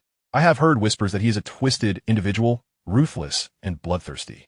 You must not even consider marrying him. Su Nanyi feigned sorrow. Alas, what does it matter whether I marry or not? I am merely nursing a one-sided love. Lord Siye does not harbor any such feelings for me. Yet her heart whispered, indeed, I shall marry no one but him in this lifetime. After enjoying a delightful dinner, Su Nanyi contentedly wiped her mouth, unaware that Bai Chengli had stormed in unexpectedly. Su Nanyi, do you not realize how late it is? Are you not aware of your own weight? Soon enough, you will be unable to fit into a wedding gown. Do you wish to bring shame upon me? Chapter 12. I shall sleep beside you. Su Nanyi longed to deliver him a couple of solid punches. What a brazen dog he was to bark so ferociously. Oh, she recalled, it was the dog from Su Shenwan's household. Thus, she deliberately shouted upstairs, sister, your fiancé has arrived. Shouldn't you hurry down? Bai Chengli reached for her. But Su Nanyi nimbly evaded him, his face contorted in disbelief. Su Nanyi, how long must you continue this farce? I have already lowered myself. I have offered you a way out. Do not take my kindness for granted. Su Nanyi shot him a disdainful glance. Bai Chengli, let me warn you, should you continue to harass me, I shall call the authorities. If you marry Su Shenwan as you ought, I shall let you off the hook this time. Bai Chengli, visibly irritated, retorted, enough. Are you merely jealous of your sister? For heaven's sake, you are an adult. How can you still behave so childishly? She is your own sister. I apologize. I will keep my distance from her. Is that sufficient? Su Shenwan had come downstairs, and, witnessing their quarrel, felt a surge of happiness but still played the peacemaker. Sister, Brother Chengli, please do not argue because of me. It is all my fault. I should not have been so enamored with the affection brother-in-law shows me. Bai Chengli felt guilty. Su Shenwan was truly wonderful. Had it not been for that old man insisting, Su Shenwan would have been his ideal wife. Su Nanyi, listen to yourself. Your sister is so kind and innocent. How can you be jealous of her? Is your heart made of stone? Su Nanyi, uninterested in further banter, swiftly retreated upstairs, wishing to avoid any more interaction. However, Cheng-li quickly followed, shamelessly declaring, "Since we are to be wed soon, I shall be staying at your household tonight. Su Nanyi, which room is yours? Su Nanyi Sukolfut. What do you intend to do in my room? There are no undergarments belonging to you there." Cheng-li was mortified by the incident, as everyone he knew had mocked him for it. Even tonight, it was his grandfather who had compelled him to come here to clarify matters. "Su Nanyi, do not go too far. Those are mere rumors. My relationship with your sister is entirely innocent. As for the undergarments, that must be a case of mistaken identity. If others wish to slander me, that is one thing, but for someone who claims to love me to say such things, you are being rather petty." Su Nanyi rolled her eyes. "Have you lost your mind from fever? I do not love you at all. You are currently entangled in a scandal with my sister. Unless you marry her, the public outcry will not subside. You should focus on convincing your grandfather instead." Cheng-li's face fell. "Do not love me? Who was it that used to chase after me, bringing me meals and fruits daily, sneaking glances at me from behind?" Su Nanyi held her head high. "Do not misinterpret. I was not doing it for you, nor was I spying on you. I simply wished to offer my affections to someone who does not reciprocate them, and you merely reap the benefits." Did he think she would come to him by denying her past affections? She would not indulge him. "Su Nanyi, your disinterest is fortuitous. I too do not desire you. I will not marry you. I intend to marry Su Shernwan. I shall return and persuade my grandfather. Prepare to weep. Young Master Bai, is what you say true?" A booming voice interrupted them. It was Su Shengqi returning from work late. The company had been struggling, and many debts remained unsettled. He had just managed to rid himself of some debt collectors. Old Master Bai insisted on waiting until Su Nanyi married before providing any support to the Su family. Now he realized that his beloved daughter also had feelings for Bai Cheng-li. He truly wished to see Su Shernwan wed into the Bai family, for with their resources, she would live a life of luxury. As for Su Nanyi, he thought it best she marry anyone. He was at a loss regarding how to propose a new bride to old Master Bai, but since Bai Cheng-li had mentioned it himself, he would leave the difficult discussion to him. "Young Master Bai, both Su Nanyi and Shernwan are my precious daughters. Should you dare to mistreat either, my fists will make short work of you. Now, you must decide whom you wish to marry." Bai Cheng-li aimed to unsettle Su Nanyi, so he disdainfully stated, "You shall marry Su Shernwan." "Very well. You wish to wed my Shernwan. The Su family consents. Now go back and clarify matters with old Master Bai, and expedite the wedding arrangements." Su Shengqi tossed the hot potato back to him. Su Shernwan was overwhelmed with emotion. He was indeed willing to intercede with old Master Bai on her behalf. "Brother Cheng-li," she rushed forward and enveloped him in a heartfelt embrace, tears streaming down her cheeks. Bai Cheng-li looked triumphantly at Su Nanyi, who remained unfazed. She is merely pretending to be strong." As midnight approached, Su Nanyi finally found solace lying in bed. A peculiar sound came from the window, prompting her to rise and investigate. To her surprise, it was Ling Tian standing at the corner of the wall below, tossing small stones. "Is it Lord Qi?"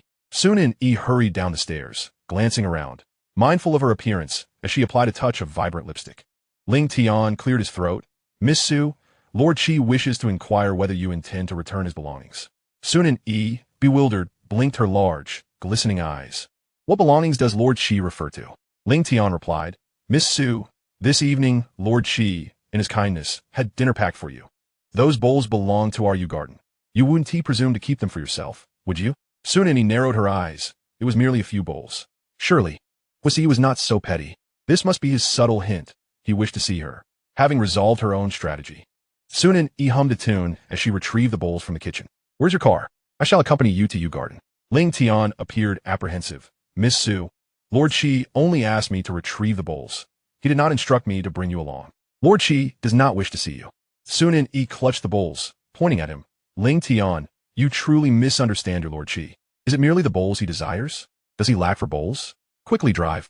Ling Tian, upon reflection, found her reasoning compelling. Upon arriving at Yu garden, Su Nanyi dashed upstairs, eager to return the bowls to Lord Qi directly. "At this hour, he should be occupied in his study."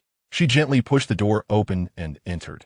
Huo Siyu sat there, deeply focused, his long fingers striking the keyboard with precision, bathed in the warm glow of the lamp, creating an atmosphere of serene beauty.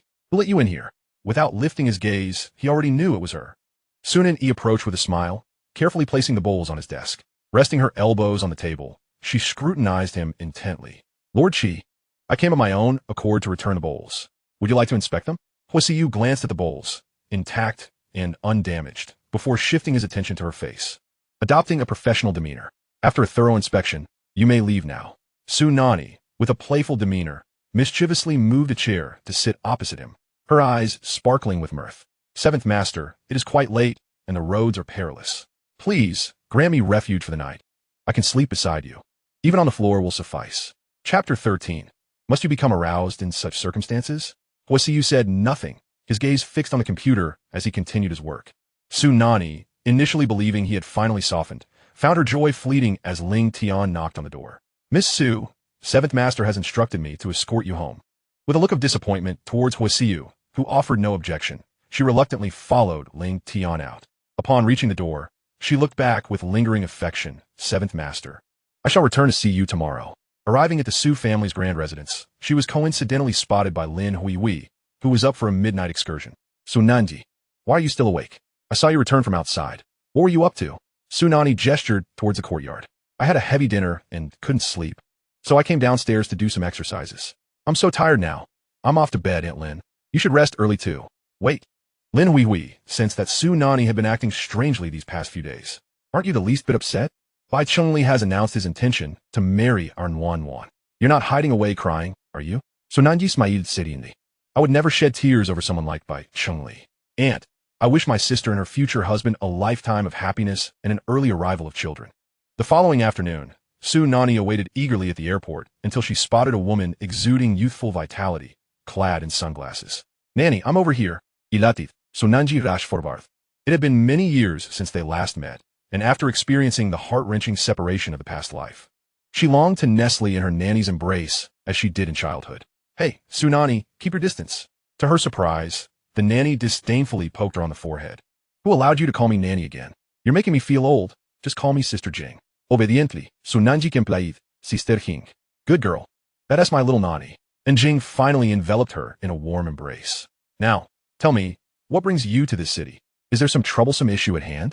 I've opened 3 farm stays in the countryside, and life is delightful there. If you can't manage here, just come back with me. Su Nanyi's eyes glistened with unshed tears as she gazed into her eyes, reluctant to blink. Sister Jing, I just missed you. It's been such a long time since we last met, and you never replied to my letters. And Jing, feeling guilty, chuckled softly. That was because I knew you were doing well at the Su family. Besides, running the farm stays keeps me quite busy. So, what difficulties are you facing? I'll be your helper. If there's nothing, I might as well head back home now. Fearing that she might leave, Su Nanyi quickly asserted, There is something. Are you Su Nanyi's nanny? Upon entering, Lin Huihui was already waiting. She was curious to see what kind of woman could persuade Su Xingxiang, that old lecher, to allow her to be the housekeeper. And Rujing greeted her with a charming smile, speaking with grace and decorum. You must be Mrs. Su. How lovely you are. I am Rujing, Su Nanyi's nanny. I am immensely grateful for your care over the years. This child is particularly appreciative, always praising your gentleness and kindness, stating that without you, she wouldn't be where she is today. Is that so? Initially intending to assert dominance, Lin Huihui was taken aback by the unexpected flattery, and her anger dissipated somewhat. Su Shernwan tugged at her sleeve. Mom, are you really letting Rujing off so easily? She and Su Nanyi are clearly in cahoots. We can't keep her here. Lin Huihui's eyes glinted with murderous intent. Don't worry, today is the day. Su Nanyi had already arranged the rooms, placing Rujing right next to her own so she could respond promptly to any disturbances. And Rujing flung her luggage aside and comfortably collapsed onto the bed. Nanyi, I see your stepmother and stepsister are not to be trifled with. How have you endured all these years? You don't think they are good people, do you? Su Nanyi felt a pang in her heart, and Rujing merely glanced at her and immediately understood the true nature of that mother-daughter pair, a truth Su Nanyi had taken a lifetime to recognize. Downstairs, chaos ensued. Lin Huihui shouted at the maid, Xiaohong, where's my pearl necklace? Did you steal it? I treat you well, and yet you repay me by turning into a thief. Hand it over, or I will call the police. Xiaohong, kneeling on the ground, pleaded, Madam, it wasn't me. I never entered your room. I'm being wronged. It must have been someone else who stole it. Lin Huihui slapped her across the face. If it's not you, then who? I only allow you into my room. How dare you frame someone else? If you don't confess, I'll have the master throw you out. Tears streamed down Xiaohong's face as she pointed at Su Nanyi and Rujing. Madam, it was the new housekeeper who took it. I saw her enter your room this afternoon. If it wasn't her, then who? She must have never seen anything valuable, and thus stole your pearl necklace. Su Nanyi exchanged glances with Rujing, amused at how quickly such underhanded tactics were employed. And Rujing, fearless and unperturbed, called out, "Hey, you were Xiaohong, right? You claim I took the necklace. What evidence do you have? Anyone can make empty accusations. I saw you sneak out this afternoon to sell the necklace." Lin Huihui, hiding her smugness, retorted, "Housekeeper, don't be too quick to refute. Since there's a witness, let us search your room and see what we find." And Rujing held up her hand to stop her. "Madam, of course you can search my room. But let us make one thing clear. If you cannot prove I stole the necklace, what will you do then?" Lin Huihui shrugged dismissively. "Who cares? If you didn't steal it, today's events will just be a misunderstanding. If you did, I'll call the police. My necklace is worth 200,000. You won't be able to pay it back even if you sold everything you own." Su Nanyi stepped in front of Rujing. "Aunt, you may search, but if my nanny is not the thief, how will you atone for your actions? What's all this ruckus about?" Su Xingqiang returned home, brimming with anger. He was already fed up with debt collectors at the company. Could the household not be a bit quieter? Lin Huihui approached him eagerly. "Master, it's terrible. This new housekeeper is a thief. She stole my pearl necklace, which cost me 200,000. Su Xingqiang followed her gaze upstairs and was instantly transfixed. And Rujing was as beautiful as ever. Time had left no mark on her face. Lin Huihui fumed. That old lecher. Must he behave this way, even at such a time? She swayed her waist. "Master, we were just about to search the housekeeper's room for the necklace. If we find it, we shall expel her from the Su family. And if we don't find it?" And Rujing's piercing gaze met Su Xingqiang's. "Su Xingqiang, Aidat," retorted Huihui, "and Jing has just arrived. She is a guest. You shouldn't embarrass her like this. I see you are deliberately stirring up trouble. Are you trying to humiliate me?" Chapter 14. Unlike you, who is aged. "Master, my 200,000 necklace has been stolen. Such a significant matter. And you choose to ignore it? Are you blaming me for being here? What? Has your heart been stolen by someone else?" A flush of discomfort crept across Su Xingqiang's face as he cleared his throat. "Fine, if you want to catch a thief, then do so. Just expel her once you find her." Su Nanyi quickly interjected. "Dad, I would like you to be a witness.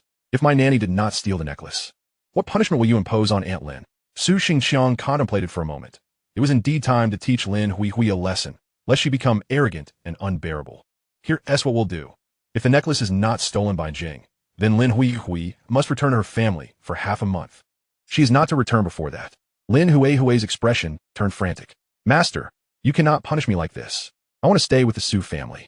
This is my home, and I shall not leave." Su Nanyi's lips curled into a cold smile.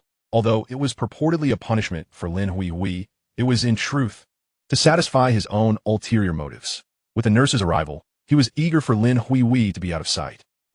Yet she would undoubtedly protect the nurse. She would never allow that old man, Su Xingqiang, to bully her. A grand procession arrived at Rujing's room, with Xiaohong tasked to search. Before long, she discovered the stolen goods hidden in the cupboard. "Master, madam, look, this is the necklace. I told you that the new housekeeper must have stolen it." She had never seen such fine things in the countryside, and wanted to claim it for herself. Lin Huihui's eyes sparkled with delight as she prepared to urge the master to carry out the punishment she had just mentioned. "Master, the facts are clear.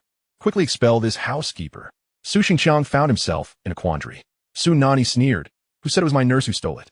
It is evident that Xiaohong has framed her." With that, she activated her phone, revealing the surveillance footage. She had already set up cameras in this room.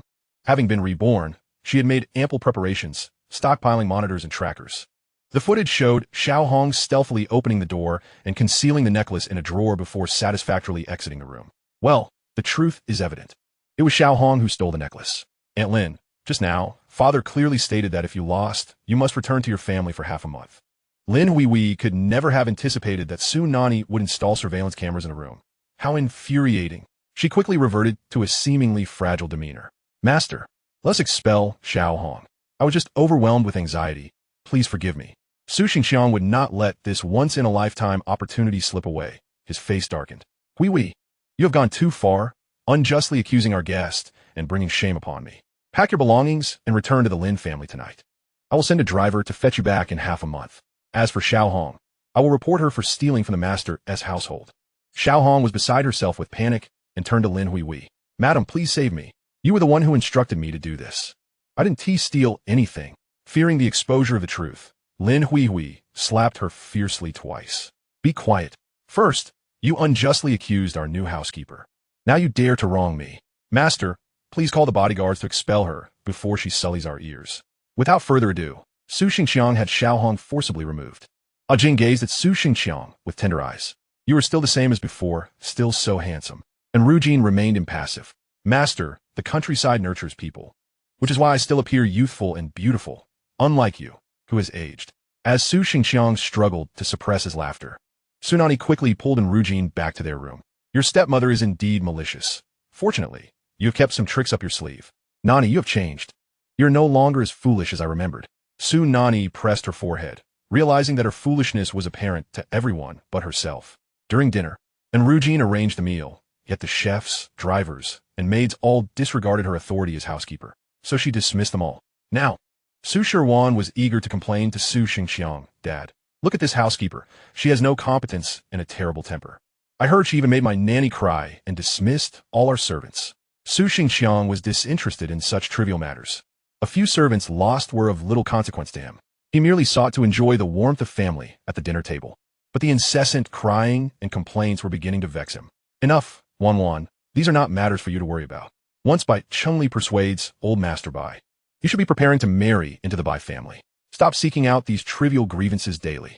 Su Shiwan felt a surge of frustration, but held back her temper. Nevertheless, she vowed not to let Su Nanyi and this housekeeper off the hook. After dismissing many staff, and Rujin quickly announced new hiring. 2 maids, 5 chefs, and 1 driver. With interviews starting the next day. Once these tasks were completed, she noticed Su Nanyi in the kitchen, preparing 4 dishes and a soup, all neatly packed. Nanyi, who are you packing food for? Don't tell me you're doing charity now, and Rujin teased. Su Nanyi blushed slightly and whispered with a smile, Sister A Jing, come with me. I want to take you to meet someone I like. When they arrived at Yu Garden, and Rujin had gathered some basic information about this Lord Huo. Huo Siyu, the eldest grandson of the Huo family, had been in a car accident at the age of 8. Leaving his mother paralyzed, and him missing until he was brought back by his grandmother at 15. And Rujin recited the information she had found online. He must have had a tough 7 years. What a pitiful child. Su Nanyi was unaware of Huo Siyu's 7 years of hardship, as in her previous life. She had been entirely focused on by Chengli and had never thought to understand Huo Siyu. Clearly, she needed to catch up on this knowledge. As usual, Su Nanyi was stopped at Yu Garden. Uncle Wang, the housekeeper, spoke with resignation. Miss Su, why are you here again? Our 7th young master has expressed that he does not wish to see you. Just as Su Nanyi was about to unleash her persuasive charm, she heard Rujin beside her. Brother Wang, is that you? Uncle Wang shifted his attention to Rujin. Ah, Jing, is that really you? Why do they all say you were dead? It's wonderful to see you alive. And Rujin's eyes glistened with tears. Brother Wang, I'm not dead. My lady married a scoundrel, and after the divorce, I took her to the countryside. The two reminisced about old times, sharing many topics. As they had both graduated from the same Butler Academy, maintaining a senior-junior relationship, especially since Uncle Wang had long harbored feelings for her. Seizing the opportunity, Su Nanyi slipped into Yu Garden, confidently knocking on the study door. The plan for tomorrow's actions was set. After Huo Siyu finished his instructions, he heard a knock on the study door. Normally, when he and his assistant Ling Tian discussed important matters, no one would dare to interrupt. Who could it be today? Upon opening the door, he was met with a youthful and vibrant visage. Misu? He asked, his tone laced with skepticism. Chapter 15. The Wild Rose Set Free. Su Nanyi cradled a lunchbox in her hands. 7th Master, thank you so much for packing dinner for me yesterday. I would have starved otherwise. Today, I made 4 dishes and a soup, all of which are my specialties. With that, she grasped his hand, leading him toward the dining table downstairs. Ling Tian was about to speak when Huo Siyu shot him a glance, prompting him to step aside. As Su Nanyi opened the lunchbox, the exquisite aroma wafted through the air, and Huo Siyu was aware of her exceptional culinary skills. In her previous life, when Bai Chengli feigned illness, she had traveled far to prepare meals for him. He had been jealous, pleading for her to cook for him, but she had caused a ruckus in the kitchen, insisting she would rather cook for a dog than for him. At that moment, Rujin also arrived at the dining table. Huo Siyu suinted. Finding it curious that she was both cooking and acting as her nurse, so much had changed. Su Nanyi hurriedly introduced, 7th Master, this is my nurse, Sister A Jing, who just arrived today and will live with me from now on. Huo Siyu nodded, his expression neutral. Be cautious. Su Nanyi was taken aback. Be cautious? Did he know that Bai Chengli would eventually target her nurse? No, she must be overthinking it. Huo Siyu savored each dish she prepared, as he had never had the chance to taste her cooking in his previous life. This time, it fulfilled a long-held desire of his. Thank you, he finally spoke. Su Nanyi beamed, her eyes glistening with delight as she eagerly served him more dishes, almost wishing to feed him herself. 7th Master, would it be all right if I came to prepare dinner for you every day? She said, her smile sparkling brightly. Huo Siyu narrowed his gaze. The Su family is quite a distance from here. Su Nanyi rested her chin on her hand, a glint of mischief dancing in her eyes. That's why, seventh master. Take me to your garage, and let me choose a car. If I drive over, it won't be far. Huo Siyu chuckled lightly, a hint of mockery in his tone. Miss Su intends to exchange a meal for a car worth tens of millions? Su Nanyi's mouth fell slightly agape. Tens of millions? Is there no car that's a bit cheaper? Of course there is, Huo Siyu replied mysteriously, leading her to the underground garage, where indeed an inconspicuous vehicle was parked around the corner. Isn't this the car that old men use to pick up their grandchildren? Yes, what's wrong? Does Miss Su not want it? Huo Siyu asked, amusement evident in his gaze, while Ling Tian nearly burst into laughter. It was certainly not the car she had envisioned, but since it was a gift from him, she was pleased to accept it.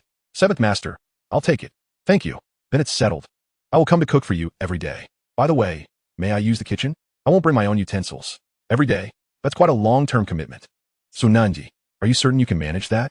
Huo Siyu's expression turned serious, and he said nothing more. By the way, seventh master, which car will you take out tomorrow? She needed to finalize her choice quickly. How do you know I'm going out tomorrow? Huo Siyu asked, furrowing his brows. Seventh master, don't you go out every day? We all do, she replied innocently. Huo Siyu didn't press further and casually pointed to a Ferrari. Drive this tomorrow. Su Nanyi flattered, seventh master, I've never been in a Ferrari. Would you let me try it? Huo Siyu hesitated, but ultimately agreed. Su Nanyi climbed into the car, deliberately touching everything, marveling at how exquisite and functional it was, while stealthily placing a tracker beneath the seat. Ling Tian noticed her actions and was about to express his discontent when Huo Siyu held up a hand, curious to see what Su Nanyi was up to. As she drove away in the old man's car, Su Nanyi observed the stationary red dot on her phone and finally felt at ease. She remembered that tomorrow was Huo Siyu's mother's birthday, but it was also the day of her death. In her previous life, his mother had died on this day. All she knew was that it was due to poisoning, and she was unaware of the rest. She had to save Huo Siyu's mother. To her surprise, and Rujin spoke up. Logically speaking, after 7 years of hardship, enduring sun and rain, his skin shouldn't be so flawless. How does he achieve such beauty? Does he have a secret? Su Nanyi sighed. He cannot be exposed to sunlight. And Rujin's eyes widened, filled with pity. That is truly unfortunate. Su Nanyi Kanenchet had feasts, determined to heal his hidden ailment in this lifetime. When she returned home, it was quite late, and unexpectedly, Su Shengqiang was waiting at the door. Jing, it's been years since we last met. This is a reunion gift for you. Upon receiving it, she found a necklace adorned with diamonds, undoubtedly expensive. She accepted it, maintaining her composure. Old master, I didn't prepare a gift for you. You know that since Madame went to the countryside, life has been tight, and I have no extra money. To her surprise, a hint of guilt flickered across Su Shengqiang's face. Nanyi was stunned. How could he feel guilty? It seemed her aging sister had a way of understanding his thoughts. Once back in her room, Su Nanyi saw her sister operating her computer and leaned in to see. A second-hand website? Are you planning to sell the necklace he gifted you? What else? And Rujin countered. If I keep the necklace from your scoundrel father, your mother might rise from the grave to beat me up. Do you know how much she despises him? Su Nanyi certainly knew. Her mother had fallen in love with Su Shengqiang at first sight and insisted on marrying him, only to later discover his infidelity. In a fit of rage, she divorced him, leaving the Su family without taking any belongings. Oh, someone has bought it. To her surprise, it happened so quickly. Su Nanyi leaned in to see, feeling that the user looked somewhat familiar. Wild Rose. Could it be Su Shernwan? Did she still need to buy second-hand luxury items? The moon had risen high, and Rujin was still wide awake, having just finished reviewing all the former housekeeper's accounts. The discrepancies in these accounts were indeed deep. She didn't mind stirring the waters a bit more. Nanyi, do you need pocket money? Su Nanyi groggily opened her eyes. Aging sister, you're still awake? Of course. I need money. Su Shengqiang only gives me 10,000 a month. But do you know how much he gives Su Shernwan? 300,000. It was outrageous that both were daughters of a Su family, yet the monthly allowances differed by 290,000. Only a wretch like Su Shengqiang could do such a thing. And Rujin affectionately patted her head. The injustices and grievances you've suffered at the hands of your scoundrel father, I will reclaim for you. The accounts are highly inflated. The former housekeeper profited significantly. To put it simply, labor costs, maintenance fees, and exchange rates for supplies to the Su family are all above market prices. He could pocket at least 1 million a month. Suddenly, Su Nanyi perked up. Aging sister, what do you plan to do? And Rujin donned a sly merchant's expression. Well, we'll continue to quote according to the accounts and take our cut. We'll split the profits 50-50. Su Nanyi gave her a thumbs up. Chapter 16. Save his mother. The following day, upon noticing the red dot on her phone moving, Su Nanyi quickly drove the old man's car to follow it, and Enrugine joined her. I'll accompany you. Who knows what dangers may lie ahead? I can help. Su Nanyi couldn't help but give her a big hug. Seventh Master. There's a car following us. It's the old man's car from yesterday. Ling Tian reported. Huo Siyu glanced at the rearview mirror. It was indeed her. And a playful smile crept onto his lips. No matter, let her follow. They drove all the way to the most luxurious Anshi sanatorium, perched atop a mountain, offering breathtaking views and fresh air, an ideal retirement destination for the affluent. Huo Siyu deliberately waited for the old man's south car to park before he stepped out. His pace slower than usual, just waiting for the others to catch up. Su Nanyi hurried a few steps ahead, running to him with exceptional acting skills. Smiling brightly as if by coincidence. Seventh Master, what a coincidence. You're here too. The sanatorium was known for its confidentiality. Ordinarily, no one could enter, and she needed to intercept Huo Siyu, for who else could take her inside? Huo Siyu did not expose her ruse and casually asked, Miss Su, you're here to visit a patient? I wonder who from the Su family is staying here. Su Nanyi concocted a story. My father's second, uncle's third, uncle's nephew is in this sanatorium. Seventh Master, let us go in together. Huo Siyu regarded her with amusement, nodding, all right. Let us go in together. At the entrance, the manager greeted Huo Siyu with utmost respect. Seventh Master, you've arrived. Just give a command, and our staff will fetch you from Yuyuan. Huo Siyu simply acknowledged and walked in. However, Su Nanyi was stopped. May I ask who you are? The manager inquired. Clearly unfamiliar with her, not everyone could enter their sanatorium. Su Nanyi hurriedly pointed at Huo Siyu. I'm with Seventh Master. The manager bowed, awaiting Huo Siyu's instruction. To everyone's surprise, Huo Siyu pondered for a moment before thoughtfully replying, she is Miss Su. Her father's second, uncle's third, uncle's nephew is indeed in the sanatorium. Check it out, and, if it's true, let her in. With a swift turn, he departed without a backward glance. Alas, no matter how fervently Su Nanyi called out to Seventh Master, he remained unyielding, her toes curling helplessly. It appeared that her secret was about to be unveiled. Upon the manager's inquiry, his expression grew stern. Miss Su, you have no relatives residing here. I must ask you to leave at once, or I shall be compelled to summon assistance. Frustrated, Su Nanyi exited, hands on her hips. Her gaze fixed upon the towering walls, a plan forming in her mind. Even without Huo Siyu's aid, she would devise a means to overcome this obstacle. She first ascended a tree, climbing along its sturdy branches until she reached the wall. Sister Ajing, come quickly. I'll pull you up, she called out. And Rujing shook her head, casting a look of resignation at Su Nanyi before making a phone call. To Su Nanyi's astonishment, she strolled in with an air of confidence. Sister Ajing, what sorcery is this? You could have at least given me a heads up about your arrival. I would have gone to meet you at the foot of the mountain. After all these years, you've reappeared. Everyone claimed you had perished, but I never believed it. You are far too clever to simply vanish. She was greeted by a man in his 40s, impeccably groomed, the senior manager of the sanatorium. He warmly guided them to the ward where Huo Siyu was to visit. Sister Ajing, we have arrived. I shall not intrude any further. Let's dine together in the future, shall we? And Rujing expressed her gratitude, suggesting they make plans for another time. Once the manager, clearly reluctant to leave, had departed, Su Nanyi whispered, Sister Ajing, could he also be a fellow student from your Butler Academy, harboring feelings for you? And Rujing pinched her cheek, replying, do you think a middle-aged man would be fond of me? He is my junior. I assisted him during his family's financial struggles. Now enlightened, Su Nanyi realized that her sister Ajing's connections were indeed extensive throughout the capital. Could it be that all the elite's butlers were classmates? The woman in the hospital bed was a vision of beauty, yet pallid, her features reminiscent of Huo Siyu's. She was indeed Huo Siyu's biological mother, Gu Jiushuang. When Huo Siyu was but 8 years old, Gu Jiushuang could no longer tolerate her husband's infatuation with another woman and decisively divorced him. Tragically, on the day she took her son away, she was involved in a car accident. With her last ounce of strength, she shielded Huo Siyu, saving his life, but fell into a coma, never to awaken again. Seventh Master, I am administering the nutrient solution, a young nurse approached. Huo Siyu stared intently at the solution, and after a brief moment, he stepped aside, allowing the nurse to take his place. Just as the needle was about to pierce Gu Jiushuang's hand, Su Nanyi burst into the room. It's poisoned. Stop her. Ling Tian reacted swiftly, executing a shoulder throw that sent the nurse crashing to the ground, thankfully catching the nutrient solution in the process. You dare to poison her? Huo Siyu's voice was icy with accusation. Seventh Master, please spare me. I wouldn't dare. It's merely a nutrient solution, not poison. The nurse pleaded, tears streaming down her face. Ling Tian, holding the nutrient solution, declared, if it's truly a nutrient solution, we can easily test it.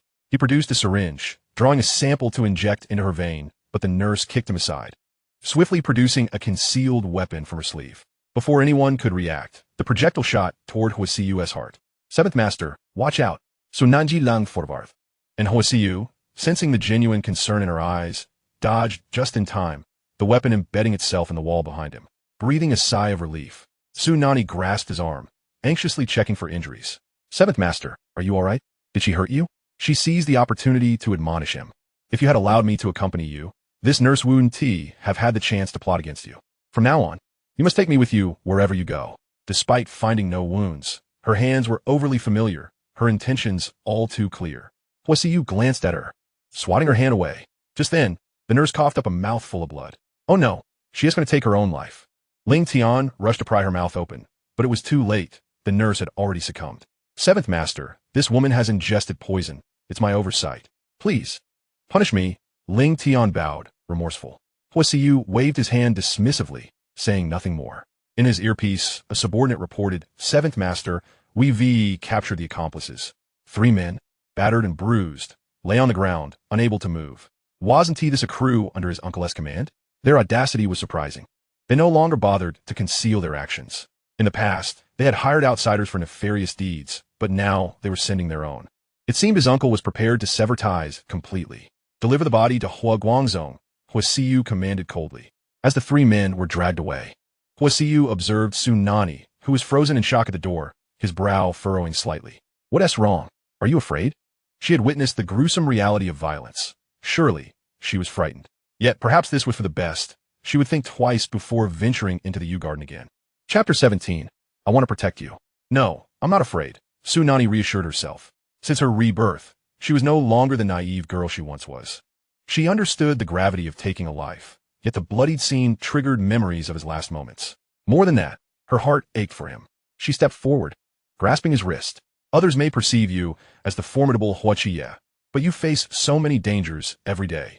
Who truly understands? Seventh Master, I want to protect you. Her heartfelt words flowed effortlessly, stirring something within Huo Siyu, though he angrily shook off her hand. I do not require anyone as protection. The director of the sanatorium, having learned of the poisoning incident, rushed in, stumbling and drenched in cold sweat. Seventh Master, it was our oversight. We shall enhance our precautions. All medications administered to the lady will be tested prior to use. Huo Siyu toyed with a knife, remaining silent. The director's heart raced, trembling hands betraying his anxiety. Seeing Huo Siyu's discontent, he added, Seventh Master, we will replace the nursing staff, ensuring no ill-intentioned individuals gain access. Only then did Huo Siyu sheath his knife and stride out of the lounge, heading toward the ward, with Su Nanyi hurrying to keep pace. He sat quietly at the bedside for a while. At last, he had managed to preserve his mother's life. Mother, I will return to see you again soon. Turning his head, he noticed Su Nanyi seated by the other bed, holding Gu Jiushuang's hand. What do you intend to do? Huo Siyu inquired. Su Nanyi, her eyes gently closed, silently addressed her future mother-in-law. Greetings, I am your daughter-in-law, Su Nanyi. You can entrust him to me. I will always treat him well. Having expressed her sincere sentiments, she lifted her gaze to him. Seventh Master, let us visit Madame Gu together from now on. Her radiant smile seemed to brim with affection for him, causing Huo Siyu to avert his eyes, unable to bear the sight, and he quietly declined. There's no need. He exited the sanatorium briskly, with Su Nanyi trailing behind. Miss Su, do you not have your own matters to attend to? He paused, turning his head to inquire. Clearly displeased by her persistent following, Su Nanyi tugged at the silent and Rujing, retorting, Who says I have nothing to do? Sister A Jing and I have an interview this afternoon. What interview? Huo Siyu, still curious, pressed further. Su Nanyi's heart soared with delight as she eagerly explained. The servants in my household are all spies for my stepmother and stepsister. I can't stand it any longer and intend to replace them all. Huo Siyu scrutinized her. Indeed, she had grown more capable and astute in this lifetime. They each departed in their vehicles, arranged for a few of our people to infiltrate the Su family. He commanded. Ling Tian was left utterly astonished, unable to close his mouth. Could it be that the Seventh Master still harbored feelings for Su Nanyi? Huo Siyu cast a discontented glance in his direction. Su Xingqiang and Olbai are not to be underestimated. They will eventually set their sights on the Ho family. Ling Tian accepted his orders, feeling somewhat embarrassed to expose the seventh master's intentions. It was evident that even if the Su family and the Bai family combined forces, they would still be no match for the Ho family. The seventh master was clearly intent on placing someone to protect Miss Su. He understood this well. The seventh master was merely stubborn. Meanwhile, in another corner, old man Lu was sighing and shaking his head, his gaze towards Su Nanyi filled with concern and pity. Nanyi, the person you have chosen this time is indeed superior to Bai Chengli. He does not seem like the type to toy with your emotions. However, he appears rather indifferent towards you. How can you persevere? Su Nanyi responded with an honest smile, asserting his indifference stems from my past mistakes. I have chilled his heart. One day, I will warm him up. Upon returning to the Su residence, the interview was about to commence. Su Shernwan, in a fit of rage, pointed an accusing finger at Enrujin, exclaiming, "You are nothing but a dog of the Su family. What gives you the right to dismiss my nanny? How dare you?" Enrujin retorted without hesitation, "Miss Su, I am the butler appointed by the master, and I possess the authority to dismiss servants. If you have any objections, take them up with the master. I must attend to the interviews now." Su Shernwan's face flushed with anger. The nanny was her ally, and now that she had been dismissed, she had lost a valuable assistant. All while Su Xingqiang forbade her from hiring another. Unable to confront her father, could she not deal with this country bumpkin? She produced a prepared powder and secretly added it to the tea. This powder was highly destructive to the skin, causing severe blemishes. A wicked smile crept across her face as she eagerly anticipated the sight of Enrujin and Su Nanyi with ruined faces. The interviews commenced, with numerous candidates appearing for each position, at least 10 for every role. The selection of the maid was crucial. Su Nanyi recalled how, in her previous life, she had infiltrated the UN with Su Shernwan's people to steal Huo Siyu's secrets. Over 20 candidates entered, both young and old. She scrutinized them until her eyes landed on a familiar face. A U? Isn't that the person beside Huo Siyu? Though she had always performed inconspicuous tasks in the UN, Su Nanyi eventually realized that a U possessed exceptional skills and intellect. Unsure of her intentions, she whispered to Enrujin, "I choose a U as the maid." Enrujin nodded in agreement with her choice. Miss Isu, Misa, Eamu, 28 years old. I grew up in poverty and have worked as a cleaner, maternity nurse, and maid. I excel in household management and childcare. When it was finally a U.S. turn to introduce herself, she appeared quite simple and unassuming. Enrujin casually posed a few questions, all of which a U answered exceptionally well, securing her the maid position. "Wait, I object." Su Shernwan, ever eager to interfere, had her own candidate among the applicants and could not allow a U to be chosen. She is far too unsophisticated, lacking in aesthetics and style. If my friends come over and see someone so plain working for me, they'll surely laugh. Su Nanyi smirked coldly. "Then who do you prefer?" Su Shernwan pointed to a woman standing in the center. "I want her. She has taste and can help me coordinate outfits." This woman was indeed Su Shernwan's spy, and Su Nanyi would not allow her to have her way. "Wan, we are selecting a maid, not a concubine. What we need are diligent, experienced individuals, not mere decorative figures. Let us see who can organize the clothing better." Enrujin chimed in, supporting Su Nanyi's suggestion for a direct competition. Ayu was confident, while the other candidate appeared anxious. She had been introduced by Lin Huihui and was primarily there to assist Su Shernwan in her devious schemes, tasks she was ill-equipped to perform. With 2 wardrobes filled with clothes, Ayu finished first. Chapter 18, A Diamond Necklace Gift. Su Nanyi nodded in satisfaction. Ayu has performed exceptionally well, organizing the clothes neatly and categorizing them by season. She is clearly experienced. Ayu will be our maid. Su Shernwan was incensed, glaring at her spy. "Pa, she can't even handle a simple organizing task. What good are you? Weren't we supposed to hire 2 maids? If you choose a U, then I will take this one. One for each of us. Sounds fair, doesn't it?" She had seen the hiring quota, which stipulated 2 maids. Su Nanyi stood up and ripped down the hiring notice from the wall, countering, "Originally, we were to hire 2, but due to budget constraints, we can only afford 1. Enrujin calmly nodded, maintaining a neutral expression as he supported her claim. "Indeed, the number of hires has changed. We were to recruit 2 maids. But the master has only approved 1 position. Impossible. You're lying. Father wouldn't care about such matters. Enrujin, you are deliberately opposing me." Unfazed by her accusations, Enrujin's usually composed demeanor now bore a hint of sternness. "Miss Eyre, the recruitment process has been entrusted to me by the master. If you have any objections, you may address them to him. Now, let us continue with the interviews. Next position." The recruitment process continued.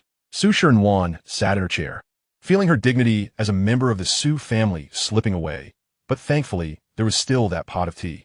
Just let you bask in your triumph for a little longer. The next interview was for the head chef. Su Nanyi signaled for someone to refill her tea. Sister and butler, the interviews are truly exhausting. This is the Earl Grey tea that father bought before. It's exquisite. Su Nanyi took a sip from her cup. Su Nanyi also lifted her cup, taking a light sniff, detecting a strange aroma.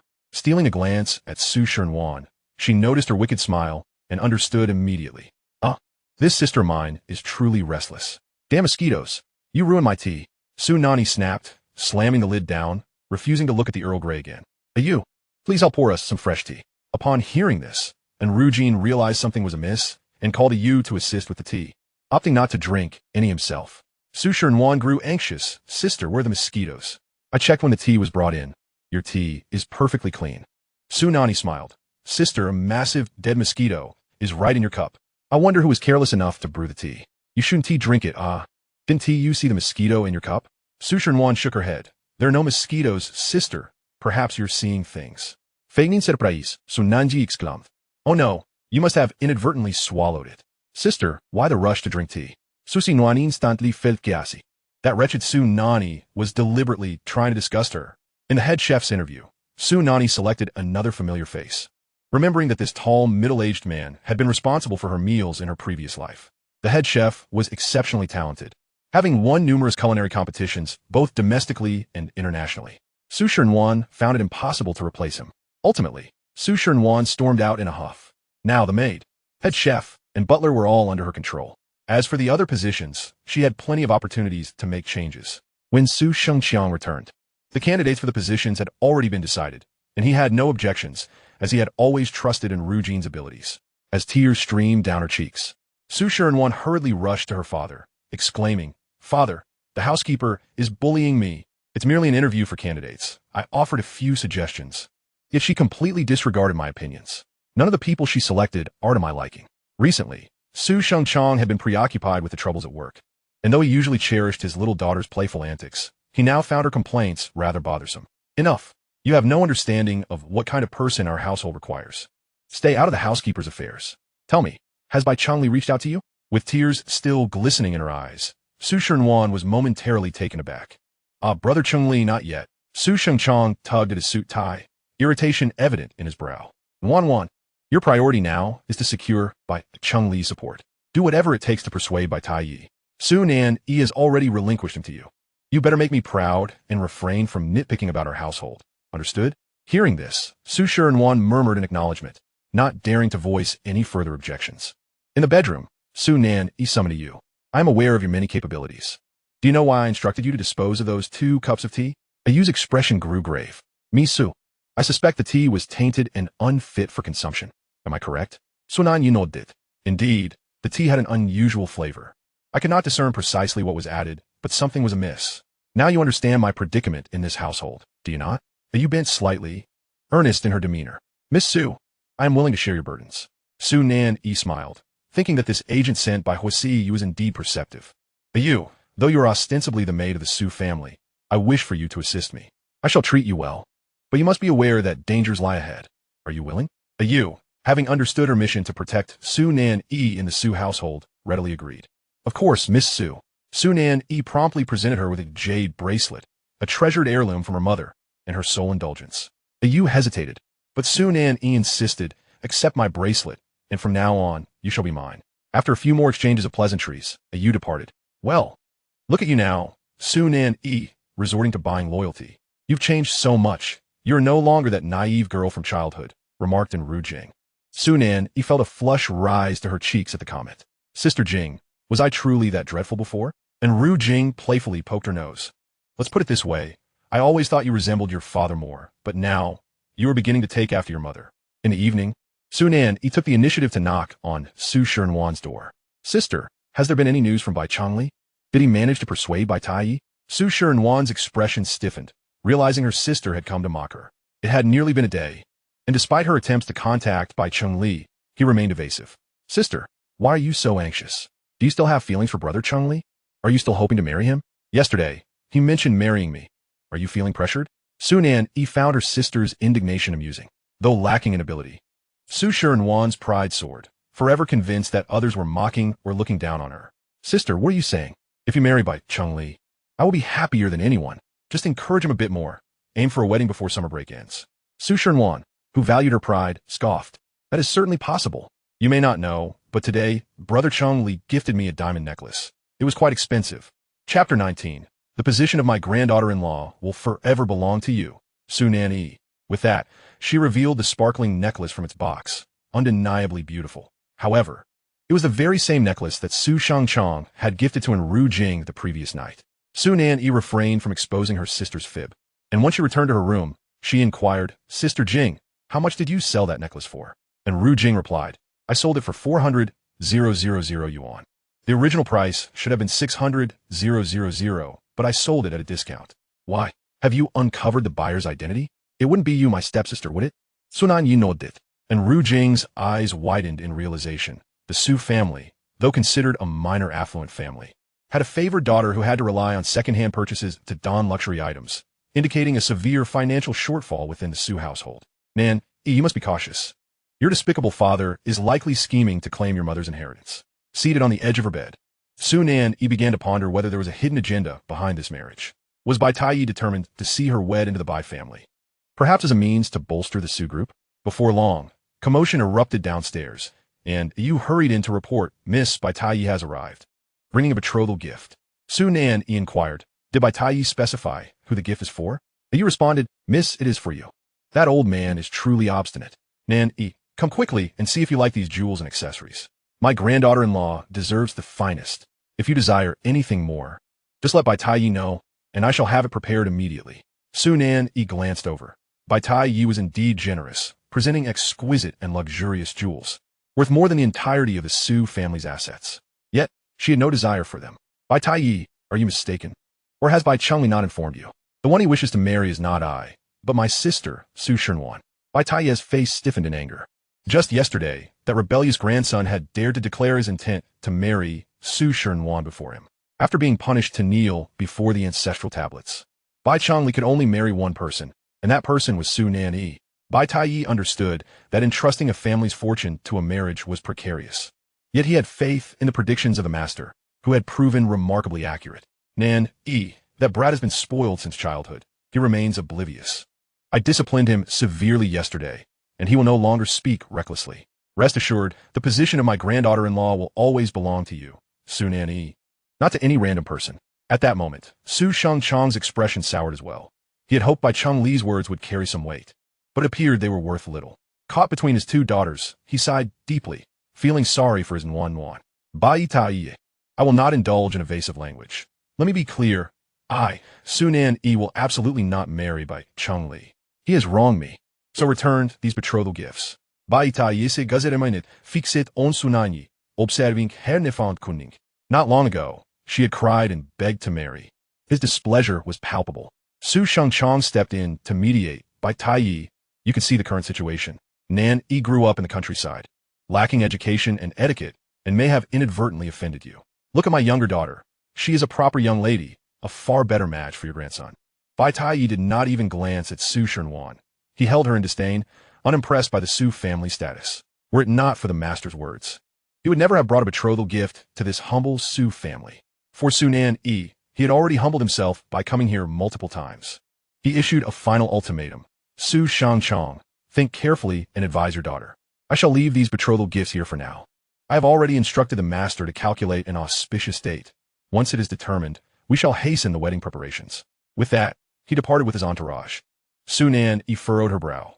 This old man was indeed a formidable opponent, and she was at a distinct disadvantage, with her father proving unreliable. Closing the door, Su Seng Kiangri Sum de Aistern Dimina.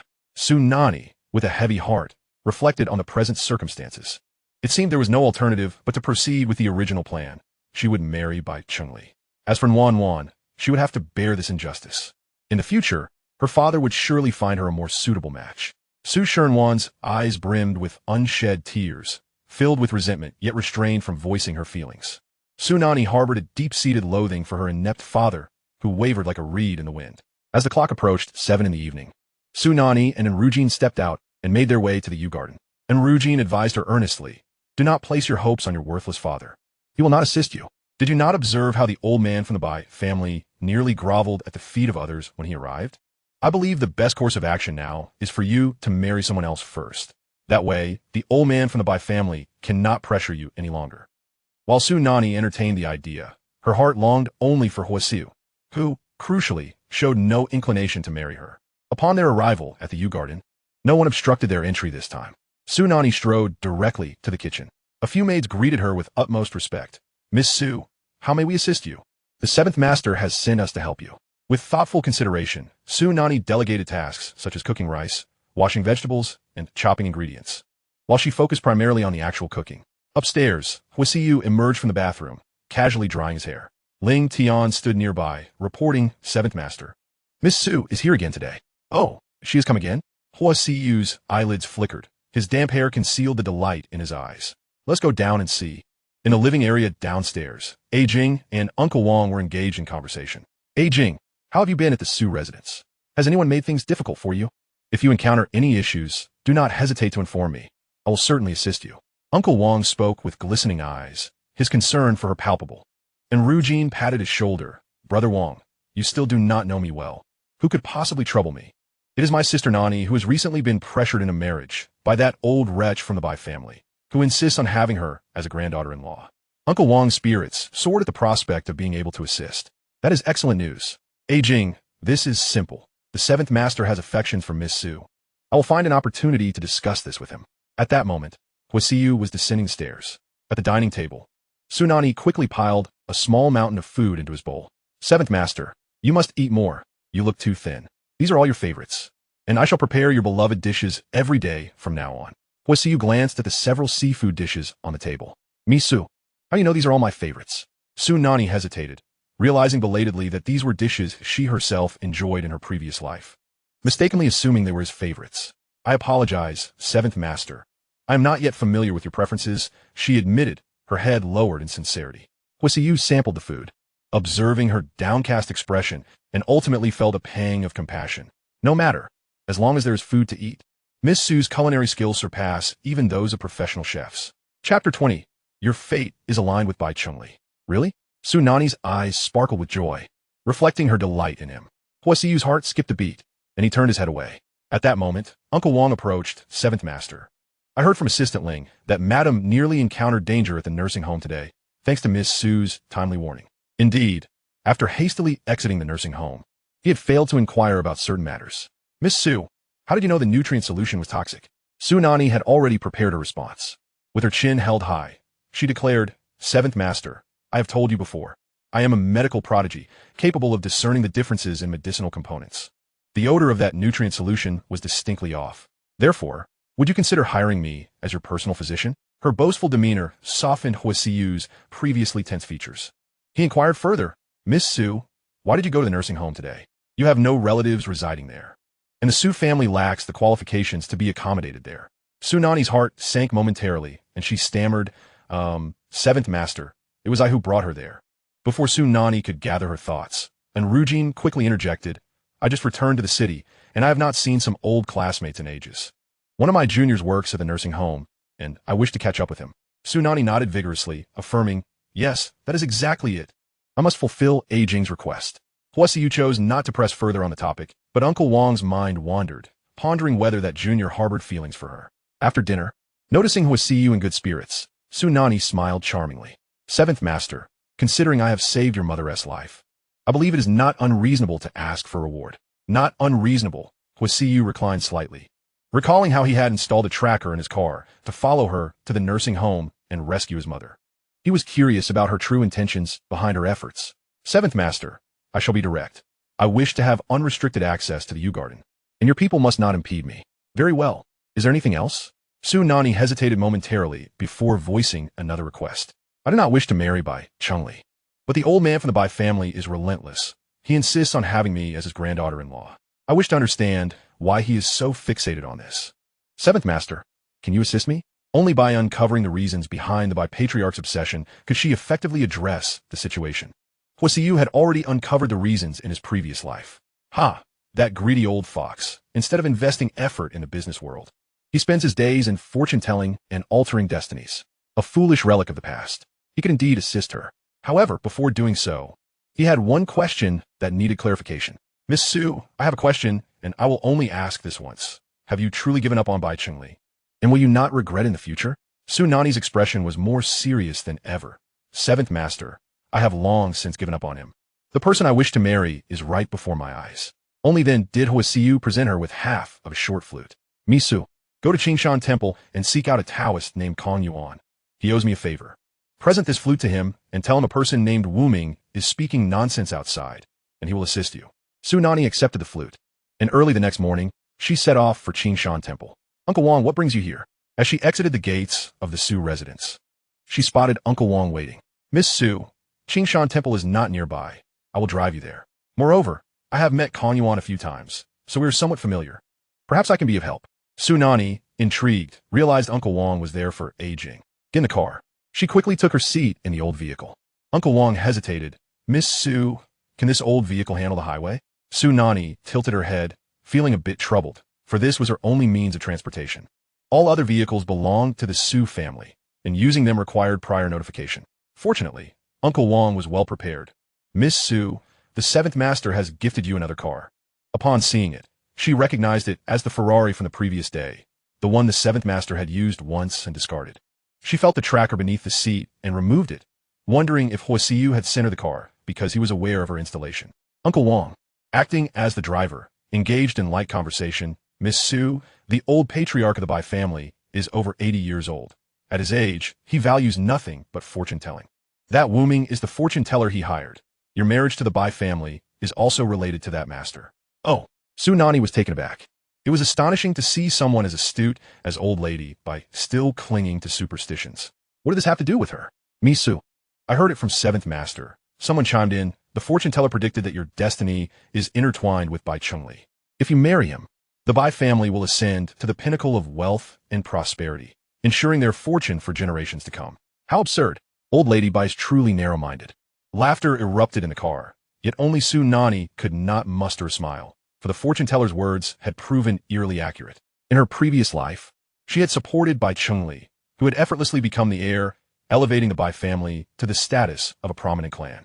Bai Chengli was no business prodigy. He merely deceived himself into believing that Huo Siyu would provide the necessary resources from the Huo family. Tears welled in her eyes. How foolish she had been. Soon, they arrived at Qingshan Temple, perched atop a mountain with no cable car in sight, necessitating a trek on foot. Uncle Wang periodically inquired, Aging, are you feeling tired? Do you wish to take a break? Each time, Enruging would lightly tap his head in response. What is this mountain? When I accompanied my lady to the countryside, I had to climb such hills daily. They had indeed endured hardships in the countryside, but things improved once her mother and Aging opened their first farm stay, and life became increasingly pleasant. Su Sherwin trailed behind, utterly exhausted. She had discovered in the morning that Su Nanyi had left with the butler and had stealthily followed her, never anticipating that Su Nanyi would venture to such a desolate place. Second miss, perhaps we should head back, suggested Xiao Lu, a helper called in by Lin Huihui, knowing that Su Sherwin could hardly bear the strain. Breathlessly, Su Sherwin replied, I'm too tired. I'll wait for you at the foot of the mountain. You go and find out what Su Nanyi is really doing here, understood? Yes. Xiao Lu was disgruntled but dared not voice her complaints, reluctantly trudging along in exhaustion. Just as she was panting heavily, a sudden weight at the back of her neck sent her spiraling into unconsciousness. Ling Tian dragged her to a secluded spot, scoffing. Just you? You think you can follow Miss Su? After what felt like an eternity of climbing, they finally reached Qingshan Temple. It was tranquil and chilly, and under Uncle Wang's guidance, they soon encountered Master Kong Yuan, who, to their surprise, was remarkably young. After handing over the short flute, Su Nanyi articulated their purpose as instructed by Huo Siyu. Master Kuin's brow furrowed slightly. I knew that Wu Ming had caused trouble at the foot of the mountain again. He was once a disciple of Qingshan Temple, but was expelled by me. Miss Su, rest assured, I will certainly teach him a lesson. Once everything was settled, as they were being escorted out, Master Kong Yuan took a moment to address Su Nanyi. Miss Su, you have acquired an additional strand of vitality. Your fate may thus be altered. Chapter 21. A marriage proposal for Su Sherwin. Su Nanyi gazed at him in astonishment. Indeed, Qingshan Temple concealed remarkable talents. May I inquire? Master, how will my destiny unfold? Master Kong Yuan smiled faintly. Miss Su, destiny is in your own hands, and others cannot foresee it. Meanwhile, Su Sherwin waited in vain for Xiao Lu's return. cursing under her breath about the unreliability of those her mother had brought along. Rather than seeing Xiao Lu, she instead spotted Su Nanyi and her companions descending the mountain. Who is that man in the robe? He looks rather handsome. Sister, what a coincidence. You've come to climb the mountain too? Su Sherwin feigned an accidental encounter. Su Nanyi's expression turned frosty. Sister, what brings you here? I recall you dislike climbing mountains. Are you waiting for someone? Could it be for me? Undeterred by the embarrassment, Su Sherwin pressed on to inquire about the man in the robe's identity. Uncle Wang interjected. Second Miss Su, this is someone's seventh master invited. He has taken his leave. With that, he whisked Master Kanyuan away. As Su Nanyi and Su Sherwin departed in the carriage, Su Sherwin remarked, Sister, that older man was seventh master's butler. You wouldn't still be involved with seventh master, would you? He's a vampire. Staying close could bring you misfortune. Su Nanyi laughed coldly. You are correct, sister. Seventh master is indeed a vampire. If I lingered around him too long, I might turn into one myself.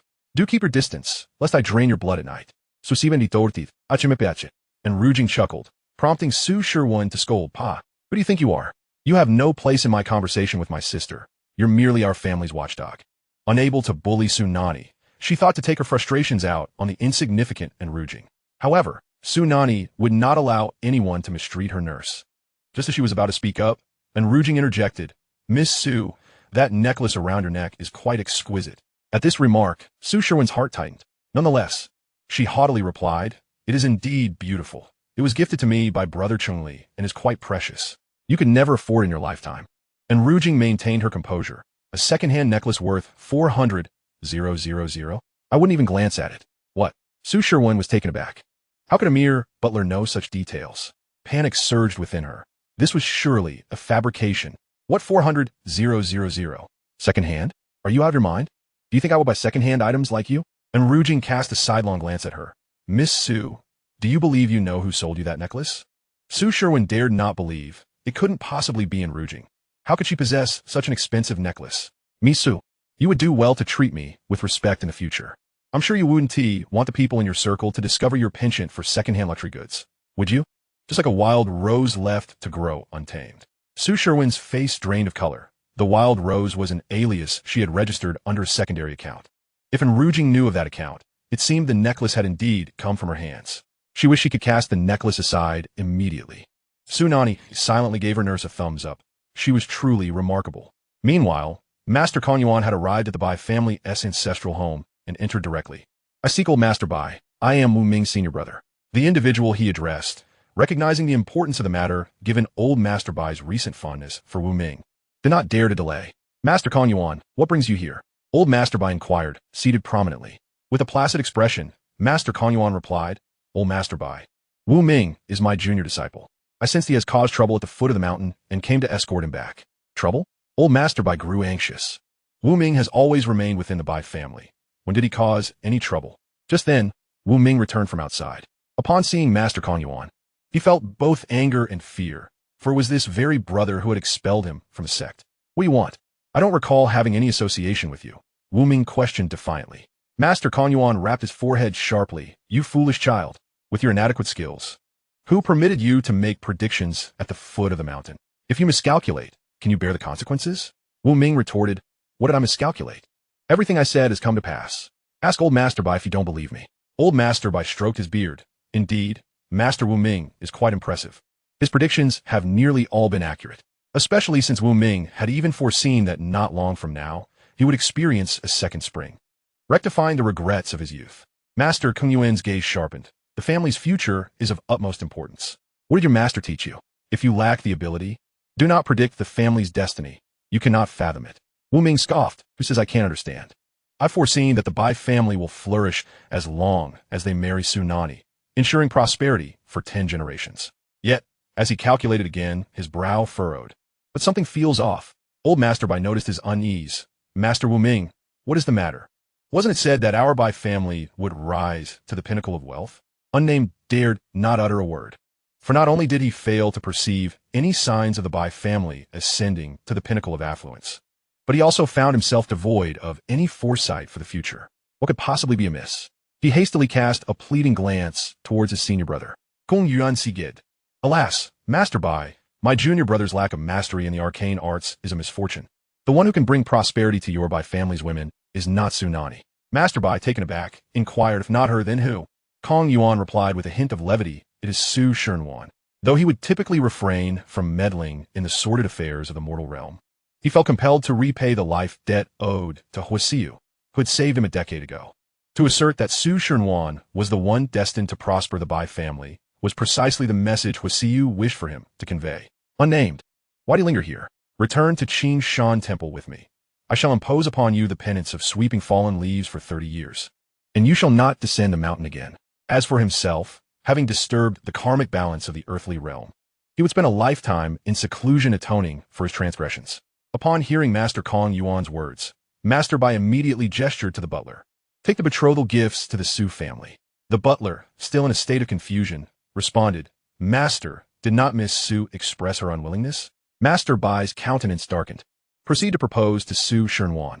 At this juncture, who cares for that wretched Su Nanyi? Bai Chengli, upon learning of this development, felt a mix of astonishment and delight, exclaiming, Master, I shall accompany you. He was eager to mock Su Nanyi, relishing the thought of her prior pretensions. This time, unless she pleaded on her knees, he would never consider marrying her. At the Su residence, a procession of luxury vehicles lined the entrance as the most esteemed guests disembarked, followed by an array of betrothal gifts. Su Xingxiang bent low in greeting. Master Bai, I apologize for not welcoming you properly. I shall call for that child, Nanyi, at once. No need, Master Bai replied, his voice heavy with resentment. Previously, he had extended multiple invitations to Su Nanyi, influenced by Unnamed's counsel, only for her to audaciously decline. Truly, she had overstepped her bounds. I have come specifically to see that child, Nuan. Su Sengqiang Staifeladaf. It appeared that Master Bai was finally relenting. His Nuan would finally enter into a prestigious family. In the hall, Su Shernwan blushed with delight as Master Bai personally visited her, accompanied by an abundance of betrothal gifts. She felt that at last, the clouds had parted to reveal the moon. As for Su Nanyi, what was she but a mere trifle? Sooner or later, she would be cast out. Nuan, would you be willing to become the granddaughter-in-law of the Bai family? Master Bai donned a benevolent smile once more. Feigning shyness, Su Shernwan replied, Master, I am willing. But did you not previously designate my sister as the granddaughter-in-law? Master Bai's expression soured. Nuan, why bring her up? From this moment forth, you shall be the granddaughter-in-law of the Bai family. No one shall dare contest that. Su Nanyi, observing the scene from above, mused over how little time had passed since she sought Master Kong Yuan's guidance, and now, Master Bai had swiftly altered his stance. It seemed Master Kong Yuan's influence was indeed formidable, and she must express her gratitude to Huo Siyu. She had only intended to watch the performance. Yet Bai Chengli had misconstrued her demeanor, believing her despondent. He loudly proclaimed, Nuan, you are the only woman I have ever loved. To marry you is the greatest fortune of my life. He then glanced upward, yearning to glimpse even a trace of jealousy or regret upon Su Nanyi's face. But she merely mouthed back at him, fool. Afterward, she returned to her chamber, leaving Bai Chengli seething with frustration. Su Shernwan, having discerned their interaction, felt displeased. Chengli, are you still thinking of my sister? Bai Chengli hastily refuted. Nuan, do not indulge in fanciful thoughts. My heart belongs solely to you. As for your sister, humph. She's not even worthy to hold your shoes. Yet, he couldn't help but notice how remarkably she had blossomed, especially as she seemed to have taken to investing in her appearance, shedding her previous rusticity, igniting a longing within him. Within her room, Su Nanyi pondered what sort of gratitude she might offer Huo Siyu. As the heir of the Huo family, what rare treasures had he not encountered? She wished to present her heartfelt sincerity, yet he no longer desired it. Just as she was engulfed in her dilemma, and Rujin entered, knocking on the door. What troubles you? Are you thinking of Master Huo? She discerned Su Nanyi's thoughts with ease. With a sigh, Su Nanyi lamented, Sister Jing, how should I express my thanks to him? Had it not been for him, I would have remained trapped and without recourse. And Rujin casually suggested, appease his preferences. Gift him what he desires, for he has likely never received such offerings. With that simple remark, Su Nanyi's mind ignited with inspiration. Thank you, Sister Jing. You are truly my dearest ally. And Rujin, seldom affectionate, gently ruffled her hair and sighed, I do not hinder your pursuit of love, but do ensure you do not repeat your mother's mistakes. Your mother once fell head over heels for your scoundrel father, and you have seen the dire consequences of her choices. In her previous life, Su Nanyi had once sought a talisman for Bai Chengli at a temple. At that time, she had been coerced into marrying Huo Siyu, while Bai Chengli faced relentless oppression from him, enduring a period of great hardship. Su Nanyi had prostrated in prayer for 6 hours, Yet Bai Chengli had dismissed the talisman with disdain. Huo Siyu has been relentless in his assault against our Bai family. Nanyi, plead with him, submit to him, placate him, and implore him to cease his frenzy. Nanyi, do you not love me? Surely you would not abandon me in my time of need? Later, Huo Siyu had learned of her attempt to seek the talisman. That night, his eyes ablaze with fury. He disregarded her protests and tore her garments asunder. It was the most humiliating night of her life. She felt as though he had razed her very existence. Yet now, she recognized the folly of her past. With determination, she donned a comfortable outfit and prepared to depart. And Ru Jin, unable to quell her concern, followed her. The temple was desolate in the evening, the wind chilling her neck as it swept through. Su Nanyi knelt at the starting point, bowing her head with each motion, while Ru Jin kept a respectful distance, not wishing to intrude. After 6 arduous hours, Su Nanyi was nearly unable to rise. The temple staff presented her with the talisman, casting her a curious glance. "Young lady, who is this talisman for?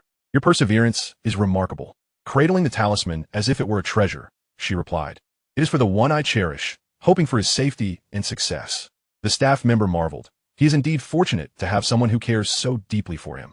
Su Nanyi remained silent. The Huo Siyu of her past life had not known happiness, but in this life, that would surely change. In the Yew Garden, as night approached, the clock neared 8, yet Su Nanyi's absence was palpable, leaving Ling Tian and Uncle Wang anxiously awaiting her arrival. Huo Siyu withdrew his gaze. What more could he anticipate? Hope inevitably led to disappointment. He had resolved not to entangle himself in matters of the heart in this lifetime. To Jinting Jixin, he commanded, his tone icy as ever. "Seventh Master, shall we not wait a while longer?" Ling Tian inquired, gazing at the empty courtyard, but he could only shake his head and proceed to the car. Jinting Jixin was where Huo Siyu had resided since being reunited with his grandmother, who had spent 7 years searching for him after the family presumed him dead. Her unwavering belief that he had survived, despite the absence of a body, had driven her pursuit. After they found him, his grandmother personally guided him, compelling the then heir, her eldest son Huo Changzong, to permit him entry into the Huo family for his education. Starting from the lower echelons of the company, he gradually ascended through adversity until he emerged as the recognized heir of the Huo family at the tender age of 24. "Ayu, it has been quite some time since your last visit. Let your grandmother take a look at you." The elderly matriarch, her hair now grayed, scrutinized Huo Siyu with unceasing affection. "I prepared dinner. Let us partake together." Huo Siyu nodded, and Huo's grandmother discerned his silent acknowledgement. Alas! Her grandson's affliction of shunning sunlight showed no signs of amelioration. "I have sought the counsel of a distinguished physician named Bruce, whom I shall invite next week to examine you. He is reputedly an expert in psychology and psychiatry. To this day, the reason behind his aversion to sunlight remains a mystery. Countless examinations and an array of medications have yielded no results, prompting Huo's grandmother to consider a psychiatric approach." Huo Siyu acquiesced, saying, "Very well, I shall meet the doctor you have chosen, grandmother." She gazed at him with tender affection. "Good child. By the way, how fares the young lady you fancy? Has she accepted your proposal?" Huo Siyu paused, his chopsticks suspended mid-air, as memories of Su Nanyi's resolute promises flooded his mind. "I shall come each day to prepare meals for you."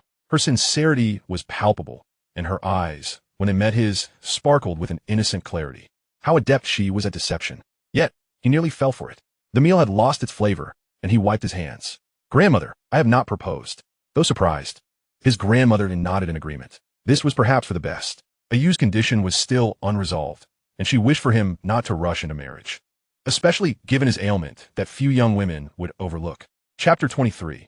Miss Su still wishes for me to set off firecrackers to welcome you.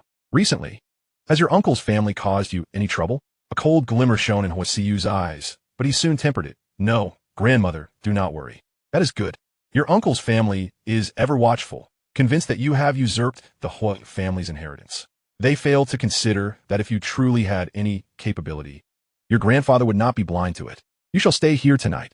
Do not leave." Seeing Huo Siyu's lack of resistance, grandmother quickly instructed Wan Xing, "Please tidy up the study and the bedrooms on the 2nd floor." Understood. Wan Xing was a suffering orphan whom grandmother had rescued while searching for Huo Siyu. At that time, she thought that by taking in an abandoned girl, perhaps others would show sympathy towards the wandering Yu and provide him a home. Unfortunately, that was not the case. The 7 years he had lost were filled with torment. Reflecting on this, Huo's grandmother discreetly wiped away her tears. Huo Siyu gently patted her shoulder. "Grandmother, it is all right." In the study, 7th Master, everything is ready, Ling Tian reported. This visit to Jintingzixin also included an important task, to stealthily install surveillance. In a previous life, grandmother had been poisoned and perished, and by the time he returned to the country, she had already been interred. The Huo family carelessly dealt with a few servants as if the matter had faded away. 10 shadowy figures were dispatched to protect grandmother from the shadows, and arrangements were made for Dr. Zhang to stay in the adjacent property. Understood. A knock echoed at the door. Wan Xing entered. Brother, I have prepared some fruits for after dinner. Do not overexert yourself. Huo Siyu accepted them. Wan Xing hesitated before asking, Brother, have you made any progress with Miss Su? If she is willing, you could bring her back to meet grandmother. Huo Siyu's expression turned chilly. No need. She would not agree, nor do I wish for that. The casual jest she had made now gnawed at his heart. Regardless, he swiftly immersed himself in his work. At 2 in the morning, Su Nanyi finally arrived at Yuyuan. Thankfully, the staff there adhered to Huo Siyu's schedule, and it was indeed the time for work, with everyone still alert. Miss Su, you have finally arrived. Uncle Wang, the butler, exclaimed, yet, alas, you have come too late. Miss Su, 7th Master is not at Yuyuan. He has gone to Jintingzixin. Jintingzixin? Then he must be visiting grandmother.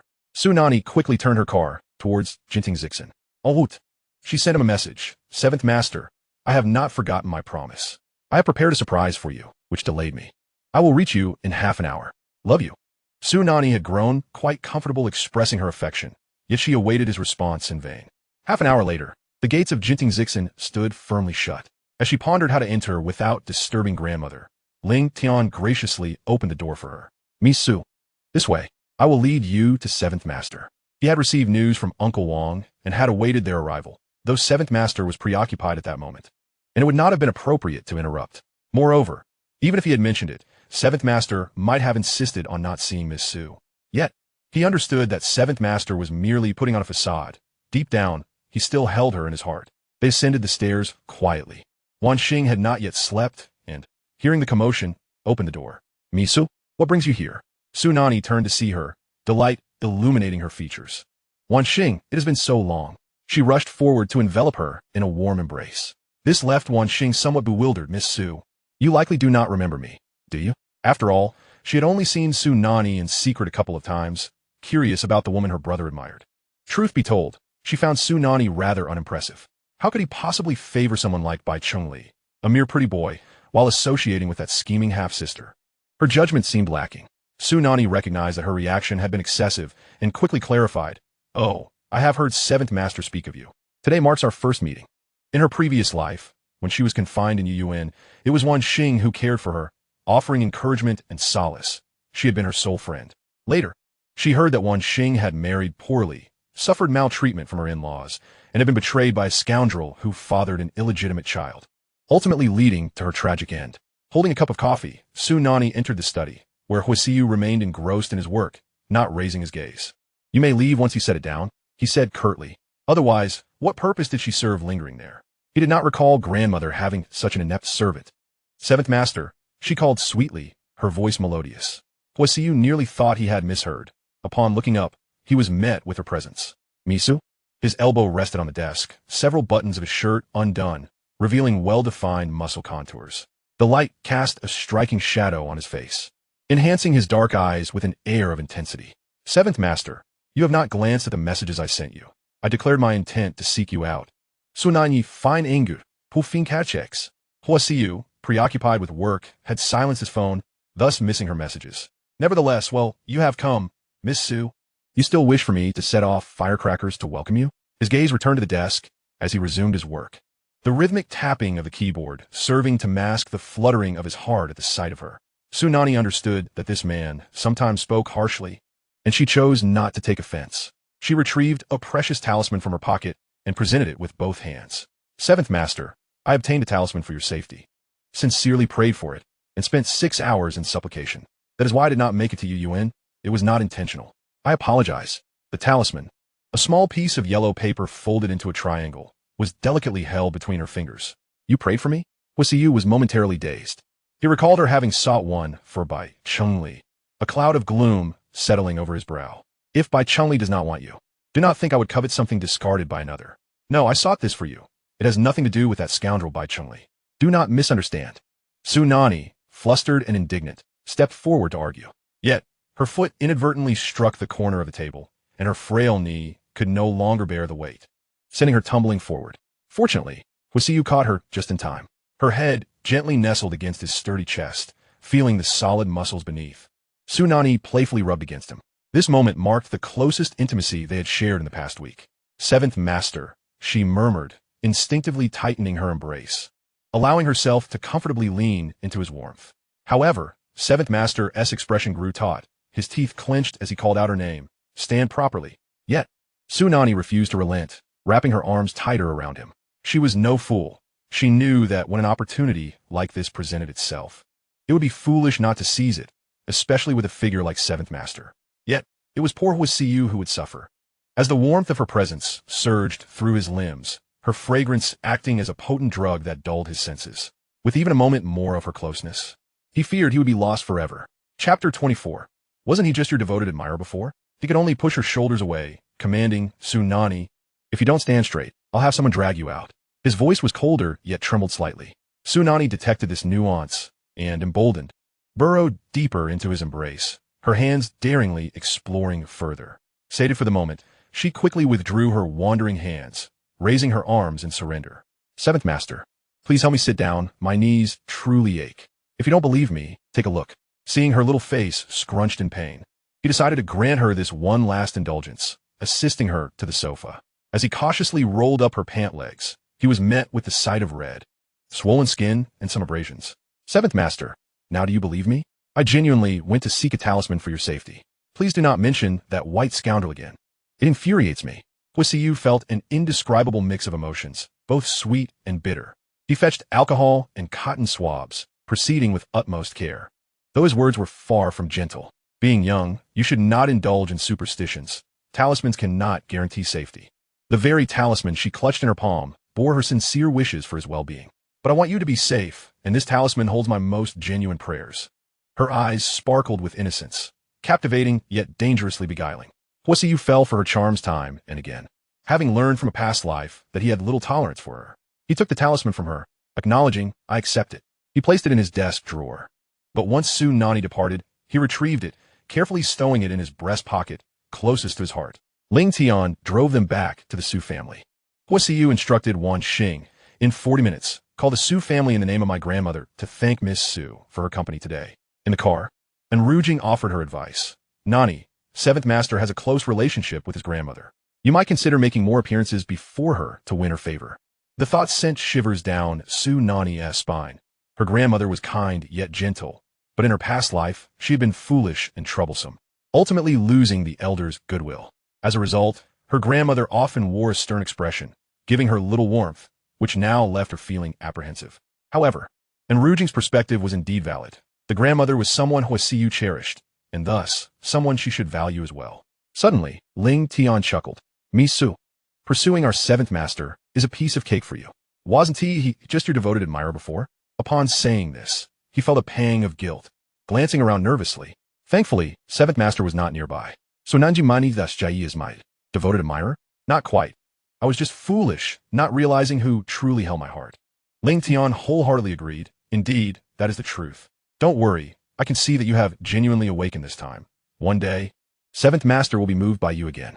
I believe it won't be long before he proposes to you once more." "Again? Seventh Master indeed intended to propose to me before, right?" Su Nanyi pressed eagerly, invigorated by the thought. "Why hadn't Huo Siyu proposed on the night she returned to this life?" Ling Tian, equally puzzled, replied, "Miss Su, it seems Seventh Master suddenly changed his mind. He had even delivered the ring, but then declared he would not propose, handing it to me instead." "What?" Su Nanyi's voice rose in pitch. "He gave you such a beautiful ring?" Ling Tian beamed. "Yes. Seventh Master is incredibly generous. It's the first time I've seen such an exquisite ring." He lovingly patted his pocket. "Miss Su, this is a gift from Seventh Master to me. I can't possibly return it to you." Su Nanyi leaned her head against her hand. "Keep it. I don't need it. Once I win Huo Siyu back, I'll make him give me an even better one." Enruging felt a swell of pride, recognizing that Nanyi would not follow in her mother's footsteps. After all, the man she desired was far superior to her own father. "Nanyi, there's an old saying, a fierce woman fears a persistent man. It works both ways. If he runs, you pursue. Sooner or later, Seventh Master will be yours." The atmosphere at the Su residence was as frigid as an ice cellar. Su Xingxiang clenched his fists, his face as dark as coal. His unmarried daughter had the audacity to stay out all night without anyone knowing her whereabouts. Beside him, Su Nanyi stood ready to play the part of the dutiful daughter. Dad, you can't blame my sister. She has grown up. It's normal for her to go out and make friends. Perhaps she even wants to marry. Su Xingqiang's anger flared even more. If she wants to marry, she should tell me. I would find her a good match. What good can come from her staying out all night? Riffraff and scoundrels. She's bringing shame to our family. Bai Chengli, staying over that night, descended the stairs upon hearing the commotion, learning that Su Nanyi had not returned home. His expression darkened, and his heart burned with anger. Pretending to be aloof, and now gallivanting with scoundrels? Pathetic. Su Nanyi seized the opportunity to malign and ruging. Dad, I believe the new housekeeper bears significant responsibility. My sister never used to stay out late, but ever since that housekeeper came, she has gone astray. With that, Su Nanyi discreetly glanced at Su Xingqiang, who was visibly shaking with rage. Huh, I'm ruging. How dare you challenge me? Dad, sister, why are you still awake? Su Nanyi entered, immediately sensing the tense atmosphere. Huh, since when has Su Xingqiang ever stayed up like this? Yet tonight, he is waiting for me. Seeing the triumphant smile on Su Nanyi's face, she realized who had orchestrated this. Su Xingqiang angrily smashed a cup on the table. Who are you with? Speak. Su Nanyi, you truly have no shame. If others were to sell themselves, they would at least seek a good price. But you're associating with street thugs. Can't you learn from Nanyi? She is so obedient and well-behaved. Had I known you would turn out like this, I would have left you in the countryside. Su Nanyi laughed through her tears, recognizing her father's true nature. His life had been filled with scorn and blame, and Ruging was equally furious. It dawned on her that Nanyi had endured such a life from a young age. Stepping forward confidently, she declared, Mr. Su, how grand and tempestuous you are. To speak to your own flesh and blood with such words. She is my lady, not the child of your favored Lin Huihui. Faced with such direct confrontation, Su Xingqiang's face lost all color. Su Nanyi quickly interjected, and Ruging, you're merely a housekeeper. What right do you have to speak here? Do you want my dad to fire you? And Ruging stood her ground, ignoring Su Nanyi, her gaze unwaveringly fixed on Su Xingqiang. I stand here today, not in the capacity of a caretaker, but as the wet nurse of Su Nanyi and as the sister of your lawful wife, who entrusted Nanyi to my care. If you fail to treat Nanyi with the respect she deserves, I will take her away at once, far from you, and ensure she never has to face the likes of you, a beast of a father. My words resonate with authority, imbued with unwavering resolve. In Chapter 25, it is not one who seeks to usurp your boyfriend. The living room fell into a profound silence, perhaps stirred by an inner guilt towards the lawful wife, or some other sentiment, as Su Xingqiang opened his mouth. Alas, Jing, it was only my concern for Su Nanyi's well-being that prompted my actions. At that moment, the telephone in the living room rang urgently. Father, it's a call for you from the Huo family. Madame? Su Xingqiang was taken aback as he picked up the receiver with a humble demeanor. Mr. Su, Miss Su Nanyi has returned home, correct? My grandmother specifically asked me to express her gratitude for Miss Su Nanyi's company this evening. Su Xingqiang listened, his eyes widening in astonishment. We are grateful to our Nanyi. It is merely her duty. But how does she know Madame Ho? On the other end, Wan Xing relayed Huo Siyu's instructions. Mr. Su, my grandmother went for an evening stroll and found an instant rapport with Miss Su Nanyi, engaging in conversation for quite some time. She must have returned late. I sincerely hope you did not reprimand her. Feeling a wave of embarrassment, yet overwhelmingly pleased that his eldest daughter had caught the attention of Madame Ho, Su Xingqiang replied, Not at all. My Nanyi possesses a kind heart, and it is indeed her fortune to have garnered the affection of Madame Ho. I would never chastise her. After hanging up, the previously furious Su Xingqiang swiftly donned a facade of amiability, smiling obsequiously. Nanyi, look at you. You were merely chatting with Madame Ho. Why didn't you mention it earlier? This is splendid news. Had I known, I would not have scolded you. Madame, the venerable matriarch of the Ho family, whom even Lord Ho must regard with deference. How could she possibly associate with Su Nanyi? This is unfathomable. Su Nanyi's eyes glistened with indignation. Father, there must be a mistake. Perhaps it was one of her dubious acquaintances impersonating her. Such an esteemed individual as Madame Ho would never take notice of her. Enough of her disdain. Now it is your turn to feel displeased with Su Nanyi. Nanyi's acceptance by Madame Ho bodes well for our entire family. He then turned to Su Nanyi, his face contorted with sycophantic smiles. Nanyi, do retire for the night. You must be exhausted after such a long day. Remember to bring some nutritional supplements when you visit Madame Ho again tomorrow. Su Nanyi felt a deep aversion towards her despicable father's sycophantic behavior. Having never met Madame Huo, she believed that if the matriarch truly appreciated her, it would be for her genuine character, not her social standing. Thus, she cast a disdainful glance at Su Xingqiang, offering no reply as she retreated to her room, and Rujin followed her back. This call was likely orchestrated by Lord Qi, demonstrating his thoughtful consideration. As in Rujin contemplated this, Su Nanyi enveloped her in a heartfelt embrace. "Nurse, thank you for standing up for me just now. The moment you appeared, Su Xingqiang was utterly intimidated. You are remarkable. There's no need for thanks. Do get some rest," and Rujin replied, playfully pinching her nose.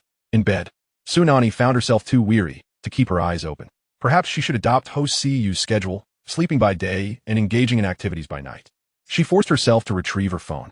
"Lord Qi, your call was impeccably timed, averting a familial crisis. Thank you."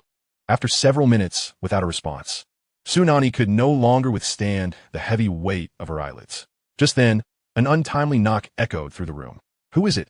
she inquired, her tone sharp, but received no reply. Upon opening the door, her expression hardened at the sight before her. "Su Shernwan resides in the adjacent room. You have mistaken your way."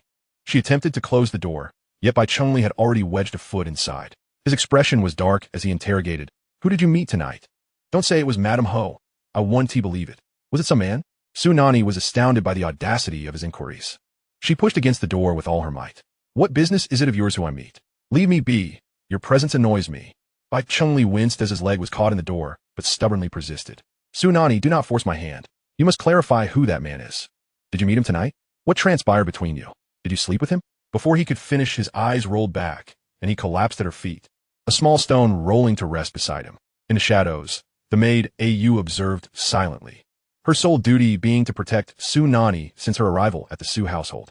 "Thank you," Su Nanyi said, retrieving the stone, and along with the Yu, maneuvered by Chengli to the staircase. "You shall remain here for the night." She delivered 2 firm kicks to him for good measure. The following afternoon, she was roused from slumber by a cacophony emanating from downstairs. Peering out the window, she discovered that the Bai family had sent individuals to deliver betrothal gifts once more. It was evident that Su Shernwan would be displaying a smug smile. A knock sounded at the door. It was maid Au, who whispered, "Lin Huihui has returned.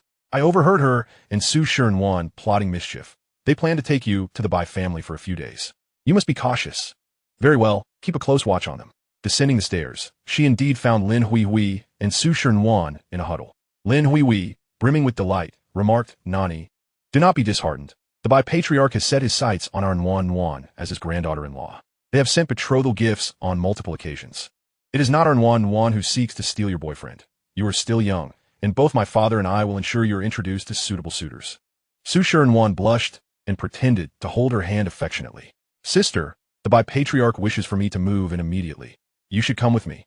Chengli has an older brother, Bai Shangyin, who is still unmarried. I can introduce you to him." Su Nanyi withdrew her hand. "Sister, I believe I shall pass on that. You are newlywed. My presence would only intrude upon your bliss. Besides, I am not acquainted with Bai Shangyin. There is no need for your introduction." Susinuan feigned regret. "Ah, sister, you truly do not wish to go? What a pity. I have already persuaded the Bai patriarch, and our father wishes for you to accompany us as well." Su Xingqiang, delighted by the betrothal gifts, approached upon overhearing their conversation, reproaching her with a disapproving tone. "Nanyi, do not act so thoughtlessly. Look at yourself, full of flaws. You have been in the Su family for so many years, yet you have not shed those petty habits. This visit to the Bai family is an opportunity for you to learn and cultivate your demeanor as a young lady, which will aid you in marrying into a good family." Su Nanyi's lips turned downward. "Father, the grace of a young lady is cultivated through wealth from a young age. The reason I lack it is solely because the Su family is not a prestigious one.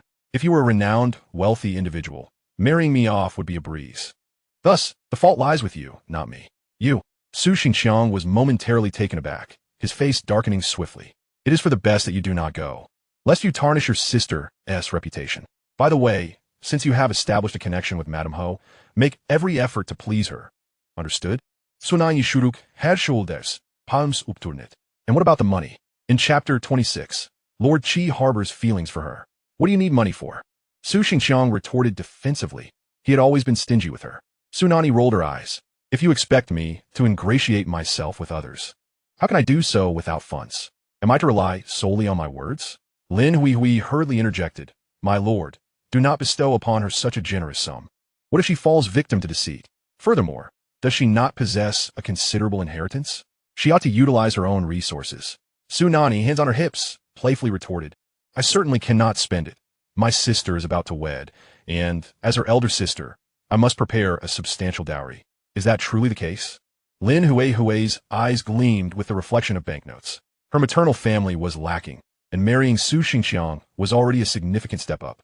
Now that Wan was to be married, her financial support was minimal. Over the years, relying on what Su Xingqiang provided and her own earnings, she had managed to accumulate merely several tens of millions in savings. Yet, the land left by Su Nanyi's mother was immensely valuable. If only she could access it. The calculations were ringing loud and clear. Su Shernwan blushed and smiled shyly. Sister, that is unnecessary. After all, that property was left to you by your mother. It would be improper for me to accept it as a dowry. Observing their avaricious expressions, Su Nanyi replied, Dear sister, who claims I intend to give you all my assets as your dowry? I can offer you a portion, but the amount will depend on your behavior. She was merely jesting. She would not part with a single penny of her mother's inheritance. Therefore, father, you must provide me with funds. I ought to bring a gift when I visit old Lady Hua.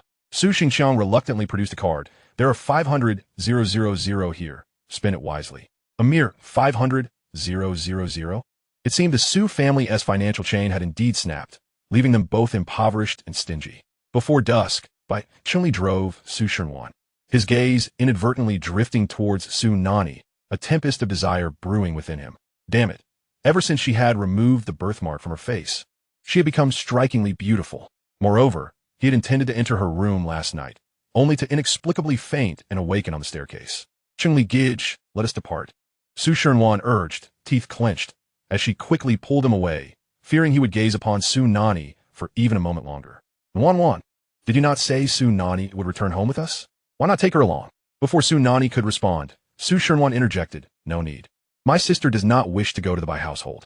Let us not pressure her. Come, Chunli Gij, Wan is hungry.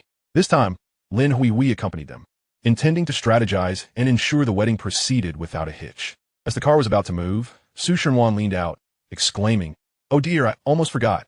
Tomorrow night, I have a singles gathering at Mai's club. Sister, you will certainly attend, won't you? Su Nanyi nodded with a smile. She had every intention of going. She recalled that in her previous life, there had been a similar gathering, whereby Chunli had gallantly rescued her, prompting her to offer him the land. She had thought it was merely a trivial piece of property, for the Bai family was not in need.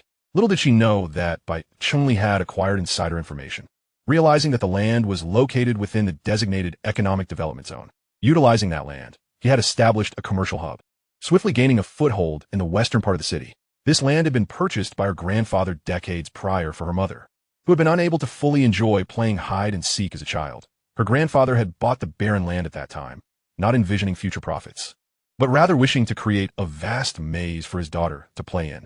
Unexpectedly, fortune had smiled upon them, and it had transformed into the most promising property. In this life, she needed to prepare early. After dining, Su Nanyi proceeded to Yuyuan. At a traffic light, a woman hurriedly dashed through a red light. Fortunately, Su Nanyi managed to brake just in time, narrowly avoiding contact with the woman's leg. Are you all right? Do you need assistance? I can take you to the hospital. Su Nanyi hurriedly alighted from her vehicle. The woman turned, her complexion a sickly pale, raising suspicions of a terminal illness, yet her beauty was striking, evoking a sense of familiarity, as if they had met before. No, thank you. With that brief phrase, the woman swiftly fled. Su Nanyi watched as she entered a car, only to realize that the man in the driver's seat bore a striking resemblance to Ling Tian. Su Nanyi pressed the accelerator to follow, but lost track of them. Could she be Ling Tian's girlfriend? And Ru Jing mused. Su Nanyi shook her head. That was unlikely, for Ling Tian had no girlfriend nor intentions of pursuing one. Not to worry, you'll find out when you ask Seventh Master later. Upon arriving at Yuyuan, Butler Wang awaited at the entrance, holding a bouquet of roses. Ajing, you have finally arrived. You resemble these roses. You gently entered my heart, took root, and blossomed into exquisite flowers. My heart has lost its way, relegated to guarding this rose garden through the seasons. Su Nanyi savored his words, surprised by Butler Wang's thoughtfulness. And Ru Jing chuckled, patting his shoulder. Come now, it's drizzling. And you stand out here waiting. Are you foolish? Butler Wang appeared forlorn. Ah Jing, you still refuse to accept my roses. Su Nanyi whispered, Butler Wang, when gifting, one must consider the recipient's preferences. Ah Jing does not fancy roses.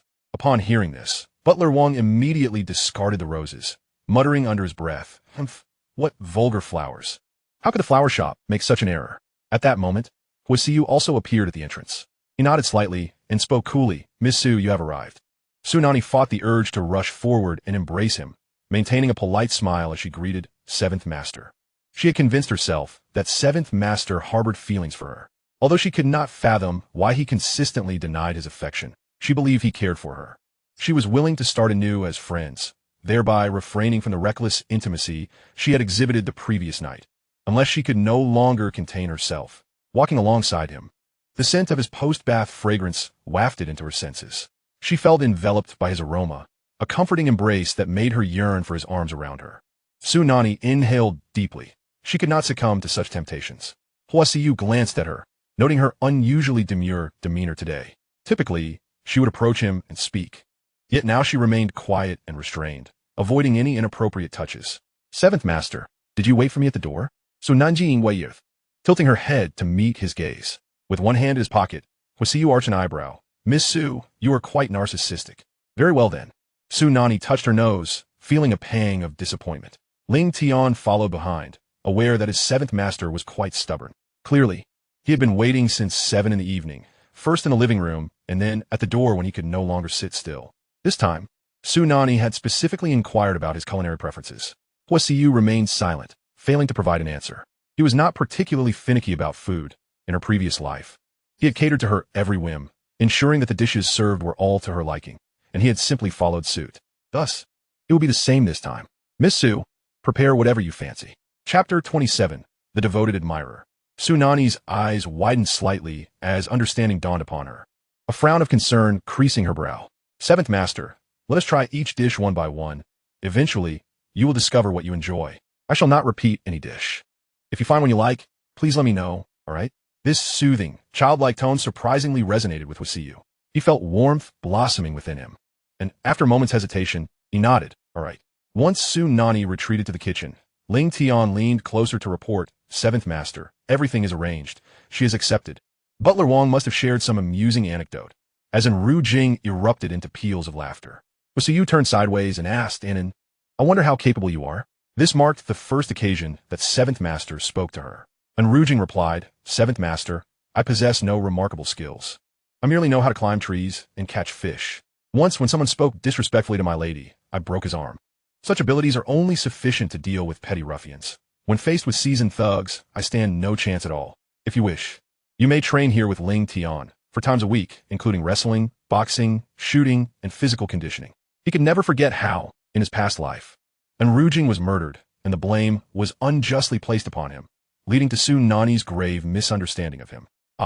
If he truly wanted to kill, he could easily do so without anyone being the wiser. And Ru Jing was puzzled as to why Seventh Master would propose such a thing. However, shooting and boxing? That sounded intriguing. "Very well, I shall thank you, Seventh Master." In the kitchen, Su Nanyi overheard the conversation and rushed out, "Seventh Master, I also wish to enhance my physical training. Please allow me to join. This way, should she encounter danger in the future, perhaps she could protect herself." Huo Siyu regarded her with a puzzled expression. In this life, she was genuinely different, changed in every conceivable way. Yet, she added, "But I have one more request." Su Nanyi feigned a mystery, "Seventh Master, could you teach me personally? I promise to study diligently, never complain, and strive to be your most outstanding student. Please agree to my request." Her playful tone left both Huo Siyu and Ling Tian in astonishment, especially Ling Tian, who furrowed his brow, gazing at her as if she were a creature from another world. For heaven's sake, the former Miss Su would never have behaved in such a manner, always quick to voice her disdain for Seventh Master. As for Huo Siyu, a faint smile graced his lips, and even his typically pallid complexion, nearly sickly in hue, bore a rare blush. "All right, I can agree to that, but each session will require an assessment. If you fail to meet my standards, I shall cease your instruction." Su Nanyi leapt in J. How wonderful it was to learn a skill while enjoying close contact with Seventh Master. At the dining table, Huo Siyu sampled each dish as per his usual custom, while Su Nanyi scrutinized him, noting that he lingered on none. She silently recorded that none of today's offerings were to his liking. "Seventh Master, has Ling Tian recently started dating?" She inquired discreetly while Ling Tian was absent.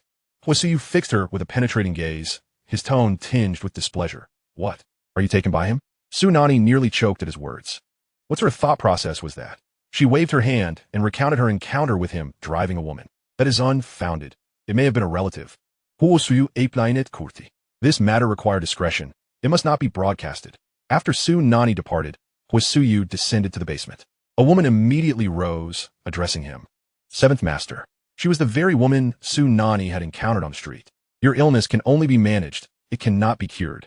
You likely have around 10 months left, he stated. Ling Tian has surely informed you of this. Zhang Yanlu was already aware. She had contracted AIDS, a condition with no remedy, especially in its advanced stages. In a few days, I will arrange for you to meet the old patriarch of the Bai family. You know what you must do, he instructed. Zhang Yanlu nodded. Having come from a poor family, forced into prostitution by her cruel stepfather. Half a year ago, she discovered her illness after collapsing at a hotel entrance, only to be rescued by Ling Tian. She had a 3-year-old daughter suffering from congenital heart disease. All she needed to do was ensure that old Master Bai fell for her, then seduce his grandson, Bai Chengli, to complete her task. Seventh Master, I am worried. Do you think they will truly take a liking to me? Huo Siyu scoffed. The Bai family is filled with lecherous individuals, and you bear a striking resemblance to the first love of the old patriarch. There is no need for pretense. Simply be yourself. He is attracted to women he can control. I will arrange for a doctor to treat your daughter's condition, and upon successful completion, I will grant you an additional 10 million. Tears streamed down Zhang Yanliu's face as she knelt, bowing her head. Thank you, Seventh Master. At the Mai's Club, Su Shenwan and Bai Chengli arrived early, plotting their scheme. First, we will get Su Nanyi half drunk. Then I will help her to a room to rest. At which point your people can take action. A group of intoxicated men harassing a vulnerable woman. How despairing that must feel for her. At that moment, he would descend like a deity. Bai Chengli grinned lewdly, envisioning himself as the hero rescuing the damsel. Surely, Su Nanyi would be enamored, and she would give him whatever he desired, not just a mere piece of land. As the evening unfolded, guests began to arrive, including Su Nanyi. Sister, have you set a date for the wedding? I can hardly wait to celebrate with you. She feigned enthusiasm. Su Shenwan warmly grasped her hand. Sister, the wedding date is set for the 10th of next month. There is still half a month to go. We shall drink until we drop. The attendees of the singles gathering were all Su Shenwan's acquaintances, among them a man named Zhao Qi, her most devoted admirer. He wore a scowl throughout. So you're Su Nanyi. Bai Chengli is not your boyfriend, and yet you let him go to your sister? He blamed her, believing that had it not been for her, he might still have a chance. Su Nanyi raised her glass. Ah, so you're the first of my sister's admirers. All those flowers you sent, they ended up in my family's trash bin. Next time, please choose gifts that suit her taste, perhaps some exquisite jewelry, as that is what she adores. Zhao Qi sneered. Wan is the kindest and most considerate girl in the world. You are merely envious. No matter how you belittle her, she will always be my princess. And as for you, you are unworthy of even carrying her shoes. Su Nanyi had come prepared. She pulled out her phone to show him several photos. They depicted the flowers he had sent, along with a necklace, earrings, and a hand-knitted scarf, all discarded in the trash. I must remind you, Su Shenwan does not appreciate your cheap gifts. Zhao Qi felt as though a wound had been opened in his chest. He could not believe it, yet the evidence was undeniable. Su Nanyi continued, you may not know, but Wan has long been entangled with Bai Chengli. All the rumors are true.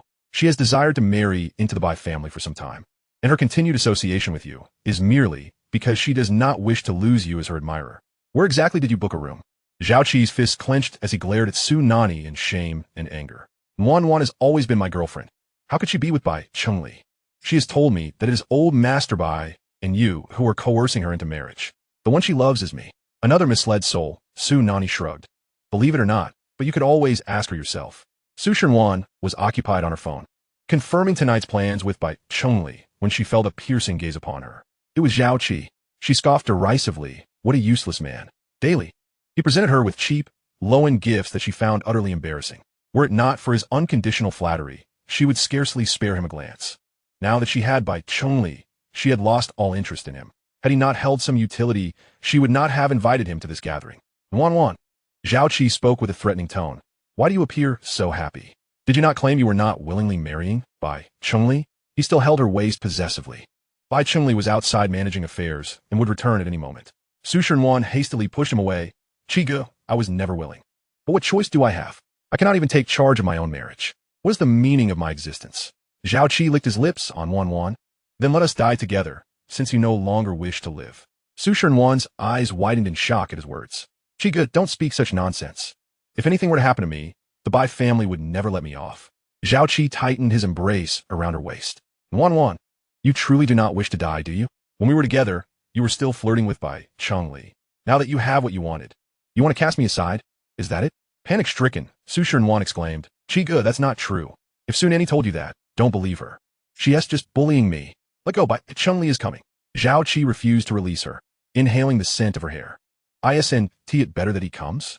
You telling you're my girlfriend and will never marry him. If you don't, I will make sure you regret it. Bang! A fist landed squarely on Zhao Qi. Who do you think you can threaten? Bai Chengli, upon entering the private room, saw the man holding Wan, and his hatred flared, striking with great force. Wan is my girlfriend. She has long been with me. Zhao Qi, though taken aback, still shouted defiantly, Bai Chengli, you are the third party. Su Wan realized the situation was dire. Brother Chengli, this man has been harassing me. I barely know him. Please don't listen to him. Throw him out. Zhao Qi, with a few teeth knocked out, glared at Su Wan with venomous eyes. Hatred replacing the love he once had. Su Wan, you wait. I will not let you off.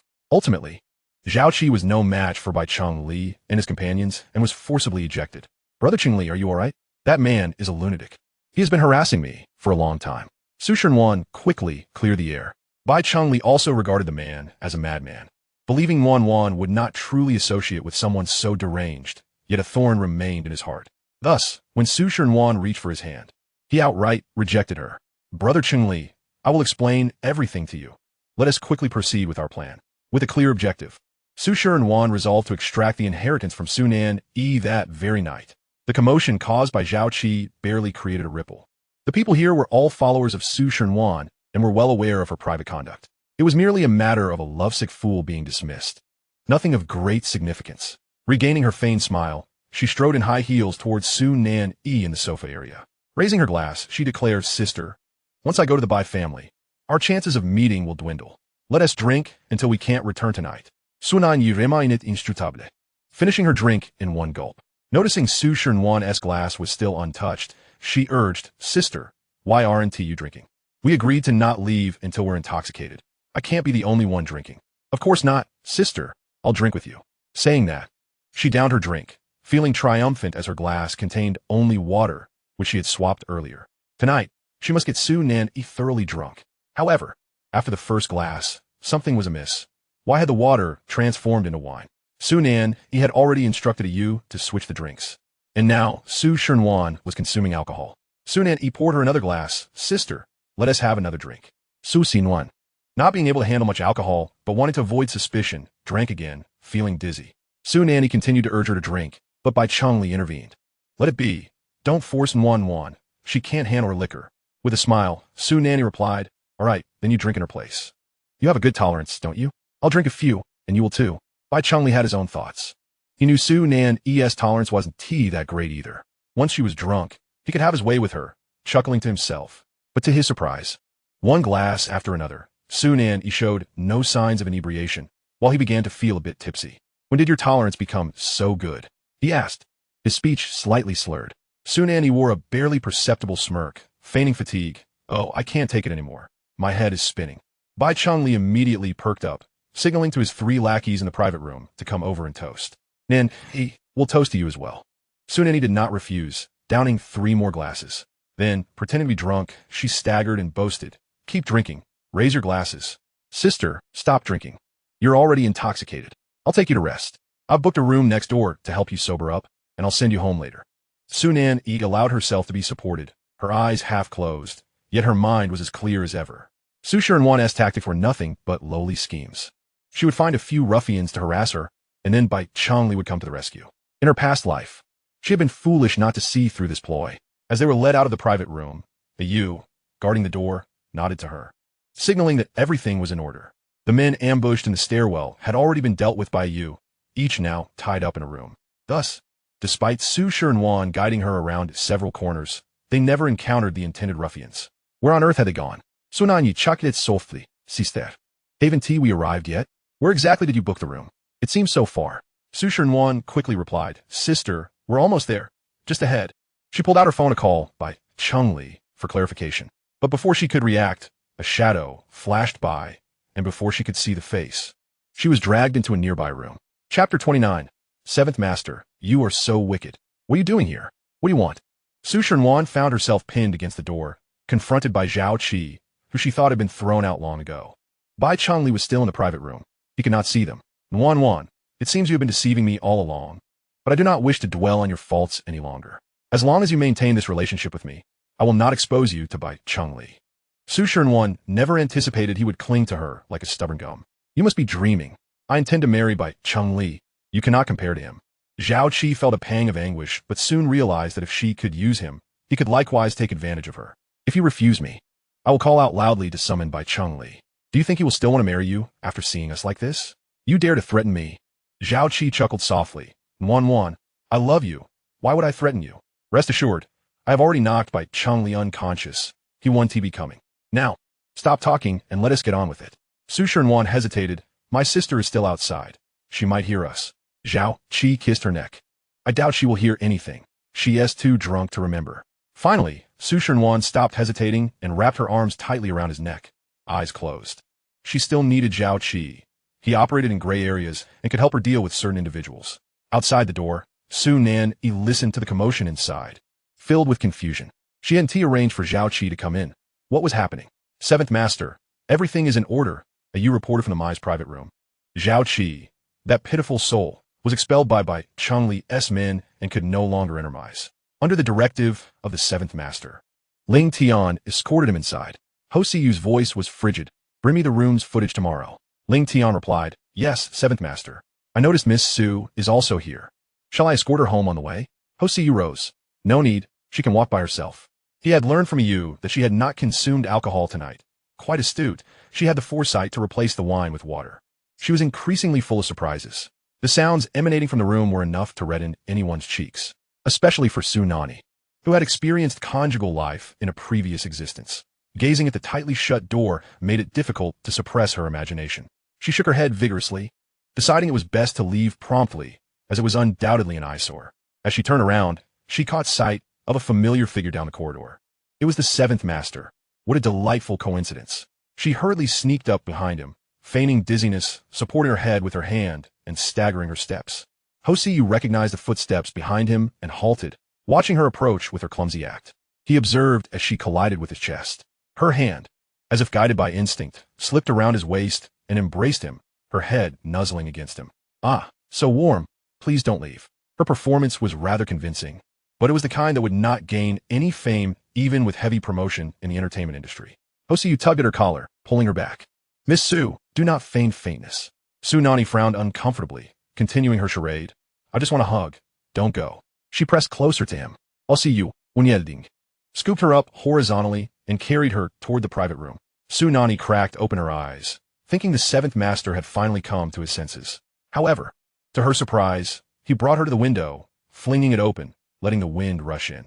In a voice that was both magnetic and teasing, he said, Miss Su, if you do not wake up soon, I shall toss you out of here.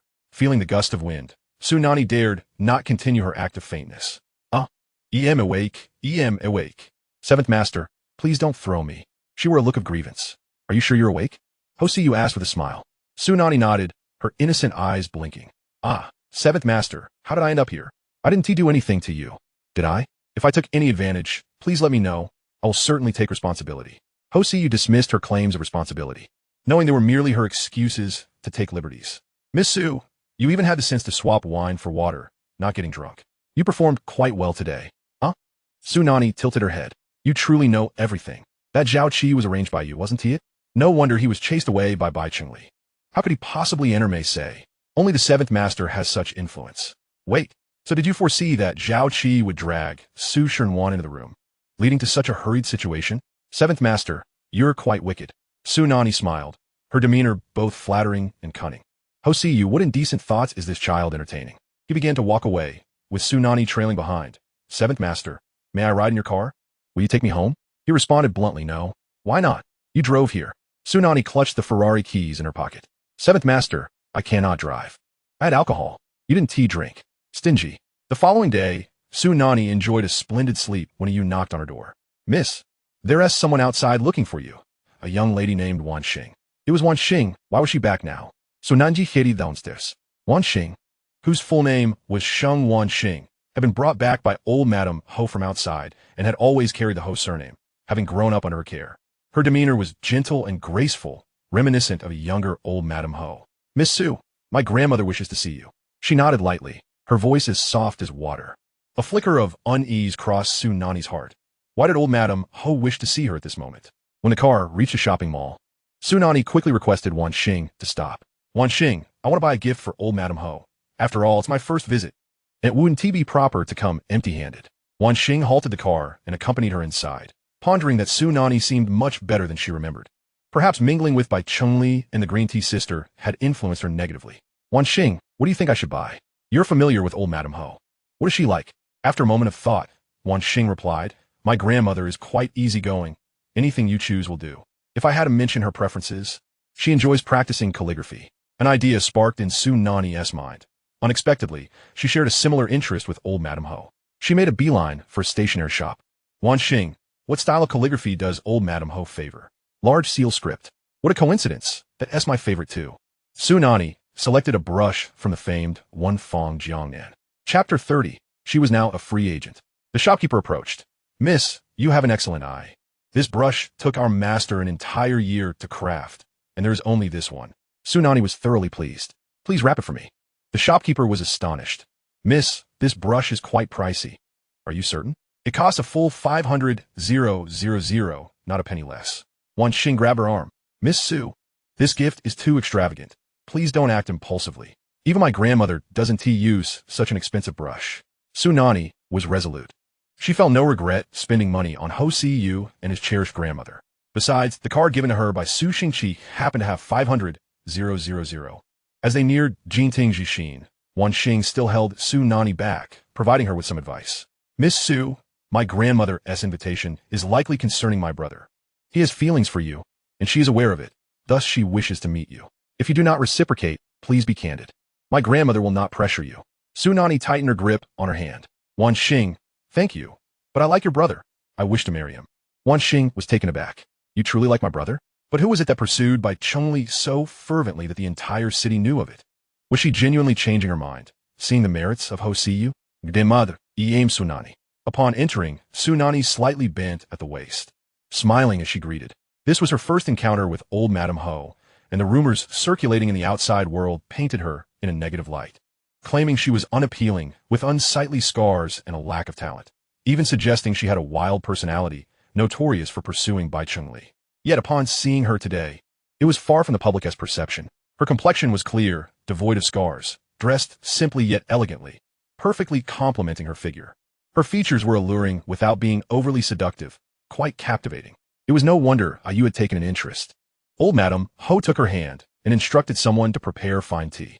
"Grandmother, Miss Su has brought you a gift," Wan Xing said from the side. Su Nanyi hurriedly presented the gift. Old Madame Huo immediately recognized it. From One Fong Jiangnan, this brush was crafted by Masterly. "Miss Su, this is quite expensive. I cannot accept such a lavish gift." She was also aware of the Su family's financial standing and status, particularly since Su Nanyi was merely an uncherished daughter. Producing such an amount would not be easy for her. Su Nanyi spoke candidly. "Grandmother, this gift is indeed quite expensive. To be honest, it has exhausted all my pocket money, but I harbor no regrets. It is a token for you, and I only wish it were more lavish. I also delight in practicing calligraphy, and finding a good pen is rarer than discovering a kindred spirit. My only hope is that it serves you well." Such eloquent words prompted Grandmother Huo to inquire eagerly, "Miss Su, do you also enjoy practicing calligraphy?" Su Nanyi nodded. "Of course, like you. I have a particular fondness for large seal script." "Oh, then shall we practice together in the study?" Grandmother Huo's eyes sparkled with excitement. They spread out the paper and lit the incense. For a full hour, Grandmother Huo and Su Nanyi quietly practiced their calligraphy until she finally set down her brush. Observing Su Nanyi's characters, Grandmother Huo nodded repeatedly, recognizing the effort behind them. With her beauty and skill in writing, it was hard to reconcile this with the rumors of her being both foolish and unattractive. Clearly, they were mere fabrications. She had always believed that her grandson would not be so shallow as to choose someone unworthy. Quickly, "Wan Xing, have the kitchen prepare dinner, and call the Yu garden to invite your brother over." When Huo Siyu arrived at Jinting Jishin, he found Grandmother and Su Nanyi engaged in delightful conversation, a scene of harmony that had never transpired in his previous life. However, his curiosity did not linger long. After all, since his rebirth, Su Nanyi seemed transformed. "Ayu, I must speak to you." Grandmother Huo began. "Nanyi is truly a wonderful girl. Why did you not bring her to see me sooner? She feigned a stern expression. Huo Siyu gently massaged her shoulders. Grandmother, it was my oversight. Grandmother Huo playfully swatted his hand as a reprimand. As long as you acknowledge your mistake, it is well. Please bring Nanyi to see me more often. If you do not expect a visit. The atmosphere was filled with warmth. At the dining table, Grandmother Huo cast a disapproving glance at Huo Siyu. Ayu, do not be so self-absorbed. Make sure to serve Nanyi some dishes. If you do not exhibit tenderness and thoughtfulness, how will she wish to be your girlfriend? Su Nanyi attempted to interject grandmother, actually it is, but Huo Siyu interrupted. What grandmother says is true. Thereafter, he filled her plate with her favorite dishes, peeling shrimp and crabs, leaving Su Nanyi pleasantly astonished, her heart swelling with sweetness. Such harmonious interactions were rare and precious. She wished to cherish them for a lifetime. After dinner, Grandmother Huo instructed Wanqing to take Su Nanyi on a tour of Jingdingjixin while she conversed with Huo Siyu. I initially intended to wait until your health improved before meeting her, but I have heard from Wanqing that the Bai family has called off the engagement. Is that true? She is now free, and I see that Nanyi is a fine girl who appears to have feelings for you. I mentioned you could not see the sun. She does not mind. You should finalize things quickly. Huo Siyu lowered his gaze, lost in thought. He simply replied to his grandmother with a nonchalant. There is no rush. Grandmother Huo paused, then realized, I understand. You wish to wait until your health is restored. That is wise. Nanyi is a good child. Do not let her suffer alongside you. However, while marriage can wait, it would be prudent to establish a relationship first. I'm not pressuring you, but a girl as exceptional as Nanyi should not be taken by another. You would regret it. Huo Siyu listened silently, his thoughts unspoken. He had yet to determine whether he wished to be with Su Nanyi in this life. Yet, he felt the scales of his heart shifting. Just a week prior, he had vowed to let her go, to release himself from the past. Yet here he was, already reluctant to part with her again. Su Nanyi, could it be that you are an inescapable fate for me? By the way, I need you to look into Wanqing's biological parents. How is that progressing? He was aware that, despite Wanqing's brave exterior, she yearned for the love of her biological parents. A flicker of sorrow passed through Huo Siyu's eyes. Grandmother, I believe there is no necessity to continue the search. Why? Grandmother Huo regarded him intently. In his previous life, Huo Siyu had indeed located Wanqing's biological parents. Yet the anticipated joy of reuniting a lost child was absent. Wanqing had been abandoned by her parents. After acknowledging her lineage, she had willingly returned home. But it wasn't long before news of her impending marriage emerged. It turned out her parents intended to use her as a pawn in their business dealings, marrying her off to a man who was abusive and unfaithful. Yet, Wanqing, stubborn and resolute, never voiced a word of discontent. The last time he saw her was when he went to collect her remains. Though he made those irresponsible parents, and that man, pay dearly, the deceased Wanqing could never be revived. In this life, it might be better to sever the source of suffering from the outset. Chapter 31. Provide her with a monthly allowance of 10,000. After all these years, no one has sought her out. I believe she has been abandoned by her parents. What reason is there to search? Let her stay with our Huo family for a lifetime. Grandmother Huo sighed, contemplating that perhaps this was indeed for the best. Then let it be. No more searching. From now on, Wanqing will be my granddaughter. I will ensure everything is taken care of, and, as her brother, you should look after her. Meanwhile, Wanqing led Su Nanyi to Huo Siyu's room. It was immaculate, meticulously organized, adorned in black, white, and gray, a true reflection of his character. Though he did not frequent this space, grandmother ensured it was clean daily. Wanqing hesitated, then asked, Miss Su, what are your true feelings for my brother? I thought you liked him, yet previously, there were rumors that you were Bai Chungli's girlfriend. What is the truth? Su Nanyi grasped her hand, responding with utmost sincerity. Wanqing, I was once naive and lacked discernment. I did indeed date Bai Chungli, but rest assured, that chapter is closed. I now only have feelings for your brother and wish to be with him for a lifetime. He is still somewhat guarded with me, as he doubts my sincerity, but I will prove it through my actions. The door was not fully closed, and her heartfelt confession drifted on the wind, reaching Huo Siyu's ears. He had intended to enter the room to attend to some urgent business, but this serendipitous moment caught him off guard. Observing the silhouette within, he could envision her expression as she spoke, earnest and sincere, her eyes bright with joy. It was indeed peculiar. After 7 years of marriage in his previous life, he had not only awaited her confession, but had struggled to communicate calmly with her. Yet in this life, having barely arrived, he found himself in possession of everything he had longed for in the past. However, the lingering question remained, were her feelings genuine, or merely a compromise following Bai Chungli's betrayal? This inquiry was not meant for her, but rather a reflection upon himself. He chose not to enter the room and descended the stairs instead. Inside the room, Wanqing stood frozen, her eyes wide with astonishment. Goodness, Miss Su, you possess such courage. To express her feelings so openly and resolve to prove her sincerity. How brave. Wanqing admired her greatly. Miss Su, I believe in you. My brother does harbor feelings for you. And before long, I shall be addressing you as sister-in-law.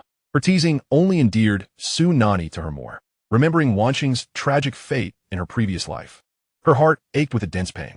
Wanqing, do you have someone you like? Listen to me. If you do, bring them home for us to meet. If grandmother and your brother are agreeable, then consider pursuing that relationship, but do not be stubborn. Wanqing was amused, saying, I don't have anyone I fancy yet. If I did, I would definitely bring them back for grandmother to see. Su Nanyi then breathed a sigh of relief, since Wanqing was the sister of Huo Siyu. That made her akin to a sister as well, and she would certainly keep a close eye on her. That evening, grandmother Huo insisted on having her stay over.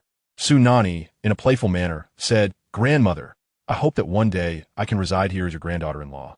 But for now, I must return home, otherwise, my nurse will worry. Grandmother Huo beamed with delight, clearly pleased with Su Nanyi, and cast a glance at Huo Siyu, standing nearby. You heard what Nanyi said. You better take care of this matter promptly, or I shall not let you off easily. On the way back, Huo Siyu took out a card and handed it to her. This contains 500,000, no password. Su Nanyi crossed her arms, questioning, Why are you giving me 500,000? The gift I presented was from the heart. You need not compensate me with money, and I shall not accept it. Huo Siyu continued to extend the card, stating, Miss Su, how much pocket money does Su Xingqiang give you monthly? Recalling her biased and despicable father, she replied with a diminished voice, 10,000. Huo Siyu calculated, at 10,000 a month, it would take you 4 years and 2 months to amass 500,000. Your heartfelt gesture has already been acknowledged by grandmother. She cannot truly allow you to deplete 4 years' worth of savings. Accept it. Su Nanyi was resolute in her refusal. Yet she leaned in closer, playfully beckoning with her finger. Huo Siyu, almost compelled by an unseen force, lowered his head. Su Nanyi whispered softly, Seven's master.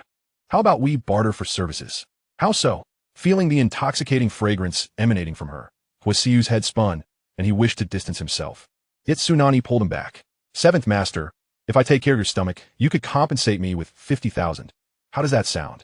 Huo Siyu grasped her restless hand at her abdomen, his calm voice tinged with amusement. Miss Su, if we are to focus on nurturing your stomach, your hands need not wander. Su Nanyi withdrew her hand, interpreting his silence as acquiescence. She shook her phone, asserting, I am now your doctor, and I will monitor your health diligently. Therefore, if I send you a message, you must respond. You cannot pretend not to see it.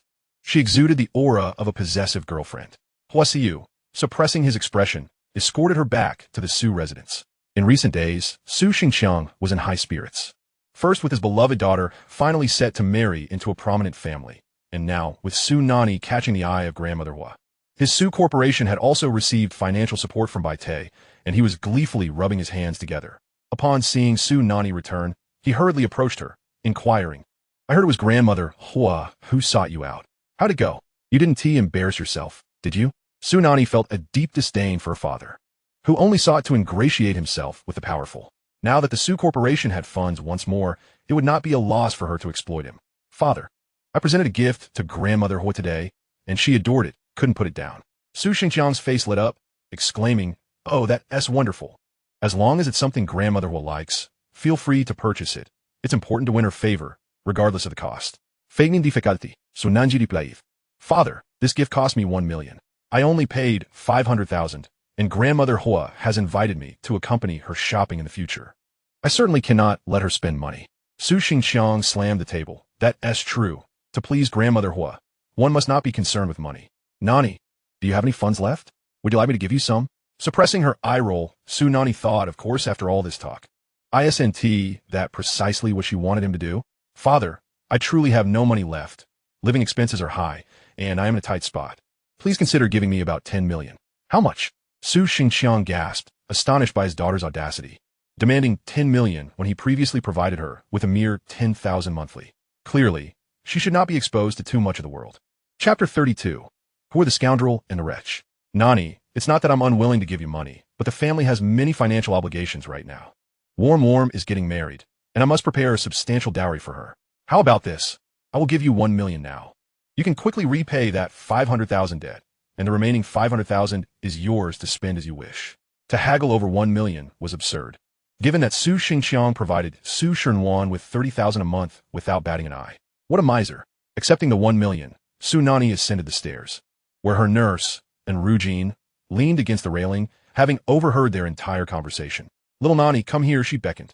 Upon entering the room, and Rujin retrieved a jewelry box from the luggage she had brought along, containing several bank cards. Here, use this, there's 10 million here. She casually tossed the cards into Su Nanyi's hands, as if bestowing mere candies rather than 10 million.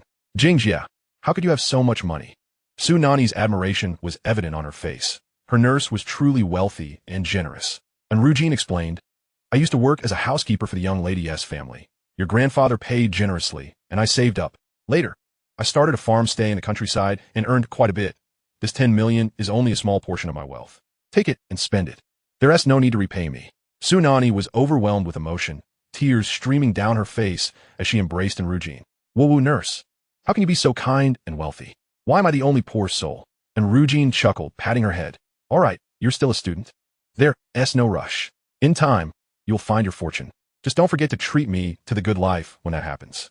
Su Nanyi would never forget, saying, Nurse, as long as I have a bite to eat, you'll have share too. And Rujin playfully kicked her lightly.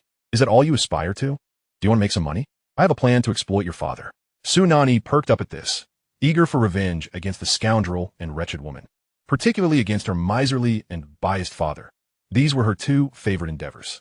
And Rujin elaborated, Your father, in an attempt to save face and portray the Su family as a cultured lineage, has given me a budget of 30 million to purchase some antiques and valuable artworks. Su Nanyi listened intently. Jingjia, what do you mean? And Rujin nodded knowingly. Exactly what you think. Do you believe Su Xingqiang and Lin Hui can distinguish between genuine antiques and replicas? Your stepsister might possess some skill in this area, but she can only identify jewelry. What truly matters to them? It's the authentication certificates. They both spoke in unison. I checked on my phone, and the authoritative appraisal agency happens to be a trivial enterprise under Huo Siye. He would surely be willing to assist you with this. Wonderful. This means we only need to pick up some passable antiques from the market. 30 million, we'll split it 50-50. With this plan in mind, Su Nanyi resolved to visit the market first thing in the morning. Knock, knock, knock. There was a sound at the door. It was a you. Miss. I've seen Su Miss's car arrive downstairs. She came by this afternoon looking for you. Be cautious. It was likely concerning the events of last night's gathering. Indeed, upon entering, Su Shernwan's first words were, Sister, how did you return last night? I went to the restroom and told you to wait. When I came back, you had vanished, leaving me worried all day. Su Nanyi responded with feigned politeness, Sister, I was searching for you everywhere. Did you truly go to the restroom? I didn't see you. I thought perhaps you were out on a date. Su Shernwan's face turned pale as she exclaimed, Sister, I'm going to marry by Chengli. How could I possibly date someone else? I returned home with brother Chengli yesterday. That's good to hear. By the way, did Zhao Qi cause you any trouble afterward? Su Nanyi deliberately steered the conversation towards that topic. Su Shernwan hurriedly clarified, No, he hasn't shown up again. We never had any relationship. He just insists on calling me his girlfriend. It's akin to a toad dreaming of eating swan meat. Su Nanyi smiled faintly, but remained silent. Zhao Qi was indeed an obsessive admirer, but not one to be trifled with. She recalled that in her previous life, Su Shernwan had struggled to manage this infatuated fool and nearly faced dire consequences. Sister, I feel terrible about yesterday's gathering. I didn't see you home. I must make it up to you. How about dinner at Qing Tian restaurant tomorrow night with brother Chengli? Su Nanyi chocolate inyardly, intrigued. Sure, she replied readily. She was curious to see what schemes by Chengli and Su Shernwan would concoct to secure the land in her possession. Su Shernwan had returned specifically to say all this, and as she prepared to leave, she noticed a stunning Ferrari parked in the garage. Sister, whose car is this? Why is it in our home? She inquired. Su Nanyi placed her hands on her hips. Oh, this car? It's a gift from someone. Isn't it beautiful? The sight of such a magnificent vehicle ignited a pang of jealousy in Su Shernwan, especially since the car by Chengli had gifted her paled in comparison. Sister, who gave you this? Is someone pursuing you? Which family do they belong to? She was eager to uncover every detail. Su Nanyi graciously opened the car door, settled into the driver's seat, and cheerfully invited her. Sister, hop in. Let me take you for a spin. Su Shernwan turned her head, her expression stiffening. It's just a clunky car. There's nothing special about it.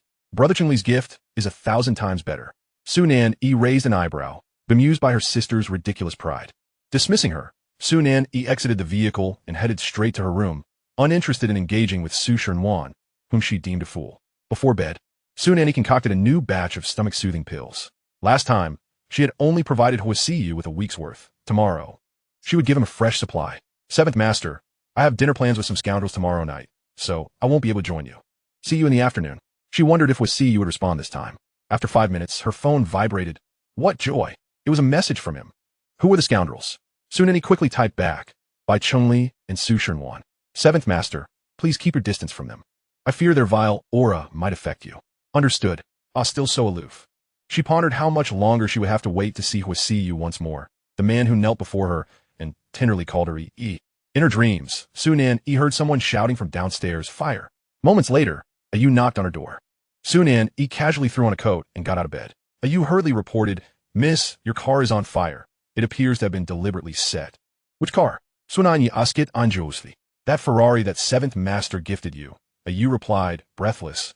At this, Su Nanyi's eyes glimmered with a fierce intensity, betraying her concealed rage. She hurried downstairs, and indeed, saw her Ferrari engulfed in flames, reduced to a mere skeleton of metal. Chapter 33. Do not push me away. Su Xingqiang also came down, hastily throwing on his clothes. Who did this? What is going on? Is this an act of murder? Murder it was not. But Su Nanyi glared at the roaring flames, wishing she could drag Su Shernwan into the inferno herself. Su Xingqiang continued to shout, call the police. Immediately. This is my Su family's territory. Who dares to set fire here? Very well. Let us call the police. Su Nanyi surprisingly agreed with her foolish father for once. She grabbed her phone and dialed 110. Hello, officer. Someone has set fire to my home, resulting in the loss of one Ferrari. Standing amidst the flames, her steady voice exuded a sense of reassurance. Yet, Su Xingqiang could see the lethal intent in her eyes, causing him to shudder in fear. After hanging up, Su Nanyi accessed the surveillance footage from the front yard. She had installed cameras throughout the Su residence, save for Su Xingqiang's room, which she had deemed unnecessary. And Ru Jing soon joined her, and together they scrutinized the footage on her phone. It showed a man, clad in a hood, pouring gasoline over the vehicle before returning to his car, igniting a lighter, and tossing it in a parabolic arc toward the Ferrari. The flames erupted violently. Do you have any leads on this man? And Ru Jing inquired. Su Nanyi saved the footage. No, I don't recognize him, but Su Shernwan certainly does. Are you suggesting that Su Shernwan did this out of jealousy? And Ru Jing quickly deduced the motive. If it was indeed her doing, how pathetic it would be, destroying a car simply because she lacked one of her own. How sad, Su Nanyi mimsed. What do you mean? What are you two whispering about? What does this fire have to do with Wan? Su Xingqiang interjected, having overheard their conversation. With the wedding between Wan and the Bai family approaching, we cannot afford any negative news to surface at this critical moment. He quickly insisted. We must not report this to the police. Su Nanyi, you must call them and say it was an accident, that you accidentally started the fire. Su Nanyi regarded him coldly, treating him as though he were invisible. Why are you so anxious? We have no evidence. Perhaps it wasn't your precious Wan after all. But you just said. Su Xingqiang's words faltered as he locked eyes with her, feeling the complex emotions swirling within her gaze. What is this? Why is she able to display such emotions? He is her father, not her enemy. That is precisely why we should report it to the police and let them handle the investigation, Su Nanyi stated firmly, positioning herself by the door, refusing to engage further with Su Xingqiang. Half an hour later, the police arrived. Su Nanyi handed over the surveillance video. The individual is wearing a hood, making identification difficult, but I trust the police's expertise will uncover his true identity. Su Xingqiang leaned in, anxious to see the footage. Nanyi, you have surveillance? How did you manage to install it here without telling me? What do you mean by this? Understanding his concerns, Su Nanyi shot him a cold glance. Rest assured, your precious Wan does not appear in the footage. Such a despicable act as burning a car. Su Shernwan would undoubtedly hire someone else to do it. The police took photographs and asked a few questions before leaving. As Su Nanyi intended to return to her room, Su Xingqiang halted her. I warn you, I do not care who set fire to that car, but must not be connected to Wan in any way. She is to be married soon. We cannot afford any negative news. Su Nanyi scoffed and retreated to her room. This father of hers was utterly useless, merely a source of irritation, but thankfully, and Ru Jing remained by her side. Su Shernwan was utterly despicable, consumed by jealousy over a mere car. It was laughable. Once they caught the arsonist, they would surely trace it back to Su Shernwan. Nanyi, do not worry too much. Su Nanyi simidet. Indifferent to whether the police would connect Su Shernwan to this incident, the score was already settled in her mind. She would have her revenge. It was now deep into the night, yet Su Shernwan at the Bai family residence was still wide awake. It was only when Zhao Qi sent her the video of the burning car that she smiled in satisfaction, effortlessly deleting the chat history. The call from Su Nanyi popped up on her screen, nearly startling her to death. "What are you doing? It's so late. I've already gone to bed." She feigned grogginess as she spoke. Su Nanyi's voice struck her heart like cold raindrops. "Su Shenwan, do you think you can hide?" "What?" The question barely left her lips before the call was abruptly cut off. How could Su Nanyi have pinpointed her so quickly? But what did it matter? She had no evidence. The Su family. It was now 3 in the morning, and Su Nanyi had devised a plan for revenge, unable to sleep. After all, Huo Siyu was awake at this hour, so a phone call couldn't be considered harassment, could it? She dialed the video call, and after a prolonged ring, he finally answered. Huo Siyu had likely just finished exercising and taken a shower, his hair still slightly damp, cascading down, lending him an air of vulnerability. He lacked the usual sharpness and coldness. His dark eyes quietly gazed at her. Suddenly, she missed him terribly. This unplaceable longing left her at a loss. He was right in front of her, yet her heart felt hollow. Without warning, she burst into tears, her tears cascading like pearls from a broken string. Huo Siyu was at a loss, completely unprepared for her tears. "Don't cry," he uttered, lacking the words to comfort her, only managing a dry "don't cry." But her sobs grew louder. "Stop crying," he urged, his tone becoming more rigid, and one could almost predict his next words. "If you cry again, I'll hit you." Through her intermittent sobs, she stammered, "Seventh Master, I'm sorry I didn't protect the gift you gave me. I'm sorry, your car was burned, and now there's nothing left. I'm so sorry." Wiping her tears, her eyes reddened. Not wanting him to see her in such a state, she hid away, avoiding the camera. Huo Siyu exhaled with relief, realizing that only the car had been destroyed. His typically indifferent tone softened a bit. "It's fine, the car is just a material thing. As long as you are unharmed. Don't be upset, I'll buy you another one." Su Nanyi shielded her eyes with her hand, returning to the screen. "Seventh Master, thank you. This time was my fault. I will definitely protect your gifts in the future, and I won't let anyone harm them again." Huo Siyu chuckled lightly, dismissing the loss of the gift. What does it matter if the gift is destroyed? As long as you are safe, that's what truly counts, isn't it? As the moon ascended into the night sky, Su Nanyi cried herself to exhaustion and slowly fell asleep. A strange noise by the window roused her, and before she could utter a word, she recognized the figure before her. "Seventh Master," she exclaimed, leaping out of bed in excitement. Without a second thought, she wrapped her arms tightly around his waist, feeling his hands rest on her shoulders as she pleaded, "Please don't push me away." Chapter 34. Why didn't you close the window? After embracing for a long moment, they finally released each other, and Huo Siyu, sitting at her vanity, began with this very remark. Su Nanyi indeed had a habit of leaving the window open at night, so she teased, "Seventh Master, if I had closed the window, you wouldn't have been able to come in today, would you?" "I have other ways of entering," he replied, not boasting, for at least in the Su household, he could come and go as he pleased. The locks on the doors and windows were mere formalities to him. Having been embraced, her heart warmed. She obediently nodded. "All right, I'll close the window from now on." Huo Siyu's trench coat bore some creases, still marked by her tears. Standing up, his tall figure blended into the night. "I came just to see if you were all right. Now I will take my leave." He ruffled her hair, and, as his gentle hand withdrew, Su Nanyi felt a twinge of reluctance. She considered pulling him towards the front door, but Huo Siyu, agile as ever, effortlessly leapt from the window to the trunk of a tree 3 stories high, landing gracefully on the ground before vanishing into the moonlight. Su Nanyi focused her gaze and noticed a new car had appeared in the yard without her noticing. Could it be? She hurried downstairs, the sleek black car exuding a sense of power and elegance. This was the Maybach that Seventh Master had gifted her. No wonder he had asked her what kind of car she liked during the video call. She had answered that she preferred one that felt safe. This understated yet refined Maybach was the epitome of security. The Ferrari had been destroyed, and he had promptly provided her with another. Whether in this life or the next, Seventh Master would always support her when she needed it most. How could she not love such a wonderful Seventh Master? Her heart swelled as if it were submerged in water. She opened the car door and sank into the seat, resting her head on the steering wheel, falling asleep under the moonlight. In the courtyard, Ling Tian dragged a blood-soaked man. "Seventh Master," he confessed. He was sent by Zhao Qi to burn the car. Zhao Qi is a small-time loan shark. Huo Siyu cast a detached glance at the man, who trembled violently at the sight of him. "I'm sorry, Seventh Master. I didn't know it was your car. If I had known, I wouldn't have dared, not even with 1,000 lives." He crawled on his knees, trying to plead for mercy. Huo Siyu kicked him hard on the shoulder, the man's bloody demeanor intensifying. "Clean this up. Make things difficult for Zhao Qi." Ling Tian swiftly went to carry out the task. Loan sharking was already an illegal trade, and Zhao Qi had thrived over the years due to his solid connections. He believed he could relax, especially with his uncle from the relevant department shielding him. However, he never anticipated that tonight would turn chaotic. First, dozens of his underlings were arrested, followed by a raid on his gambling den, and now he was being hunted. His uncle personally called, scolding him. I told you to keep a low profile. Why didn't you listen? The authorities have issued orders to crack down on loan sharks. And your name is on the list. Who have you offended? Zhao Qi suspected it might relate to the car burning incident. But the Su family was just an ordinary household. He hadn't heard of them having any powerful backing. Uncle, you have to help me. I know I was wrong. I promised to keep a low profile in the future. After all these years, his uncle had received many benefits from him, and it wasn't yet too late to salvage the situation. I'll help you this time. I'll find a scapegoat for you. In half a month, when the storm has passed, you can return.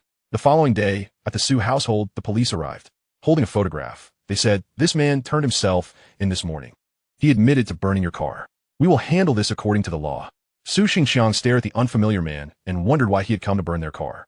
However, as it was unrelated in Wan, he felt reassured. Please wait a moment. Su Nanyi's words yanked Su Xingxiang's heart back to reality. He scolded, Su Nanyi, what do you want? He has confessed. What more do you want? Don't create trouble for the police. Let's leave it at that. Why are you so anxious? Su Nanyi shot him a cold glance, then approached the police and inquired. I want to know if he mentioned who instigated him. The police replied truthfully. He said the person behind it was Zhao Qi. We are already searching for him. He thought to himself, this Su Nanyi has quite the means. He wondered who was backing her, as her inquiry had kept their entire department busy all night. Su Nanyi expressed her gratitude, a mere shadow adorned with a headpiece, capable of solving the case within a few hours. Even going so far as to turn himself in, she knew without a doubt that this was the handiwork of the seventh master. She retrieved her phone and typed a message. Seventh master, thank you. I'll prepare some delicacies for you tonight, so wait for me. The charred remnants of the vehicle had been cleared away from the courtyard. Su Nanyi gazed at the emptiness and dialed Su Shernwan's number. My dear sister, it seems Zhao Qi shares an extraordinary bond with you. He obeys your every command without hesitation. This unexpected remark left Su Shernwan momentarily stunned. She was still unaware that the incident involving the burned car had been exposed. Thus, she exclaimed with a sharp tone, Sister, what do you mean? Zhao Qi and I have nothing between us. He has been pestering me incessantly, and it drives me mad.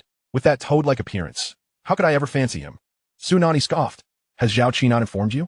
He is wanted by the police. You summoned him to burn my car, and I've taken note of that. As Su Shernwan attempted to explain further, Su Nanyi abruptly terminated the call. Su Xingxiang, having changed into his work attire, was ready to head to the company, with the driver awaiting him. Upon noticing an additional vehicle in the front yard, he inquired, Su Nanyi, where did this Maybach come from? It wasn't here yesterday. Did you purchase it? His expression soured at the sight. Such a luxury was exorbitantly priced, and 3 cars already graced their home. Was it necessary to acquire yet another? Did he not comprehend the family's financial burdens? And Rujing emerged from the front entrance, and, overhearing his query, chuckled softly. Master, what fantasy are you indulging in? How much allowance do you provide for Nanyi? There is no way she could afford such a vehicle. Su Xingxiang pressed on. Then where did this car come from? Su Nanyi replied candidly. It was a gift from someone. Who? He demanded, his curiosity piqued. A man capable of gifting such an exquisite car surely possessed considerable wealth.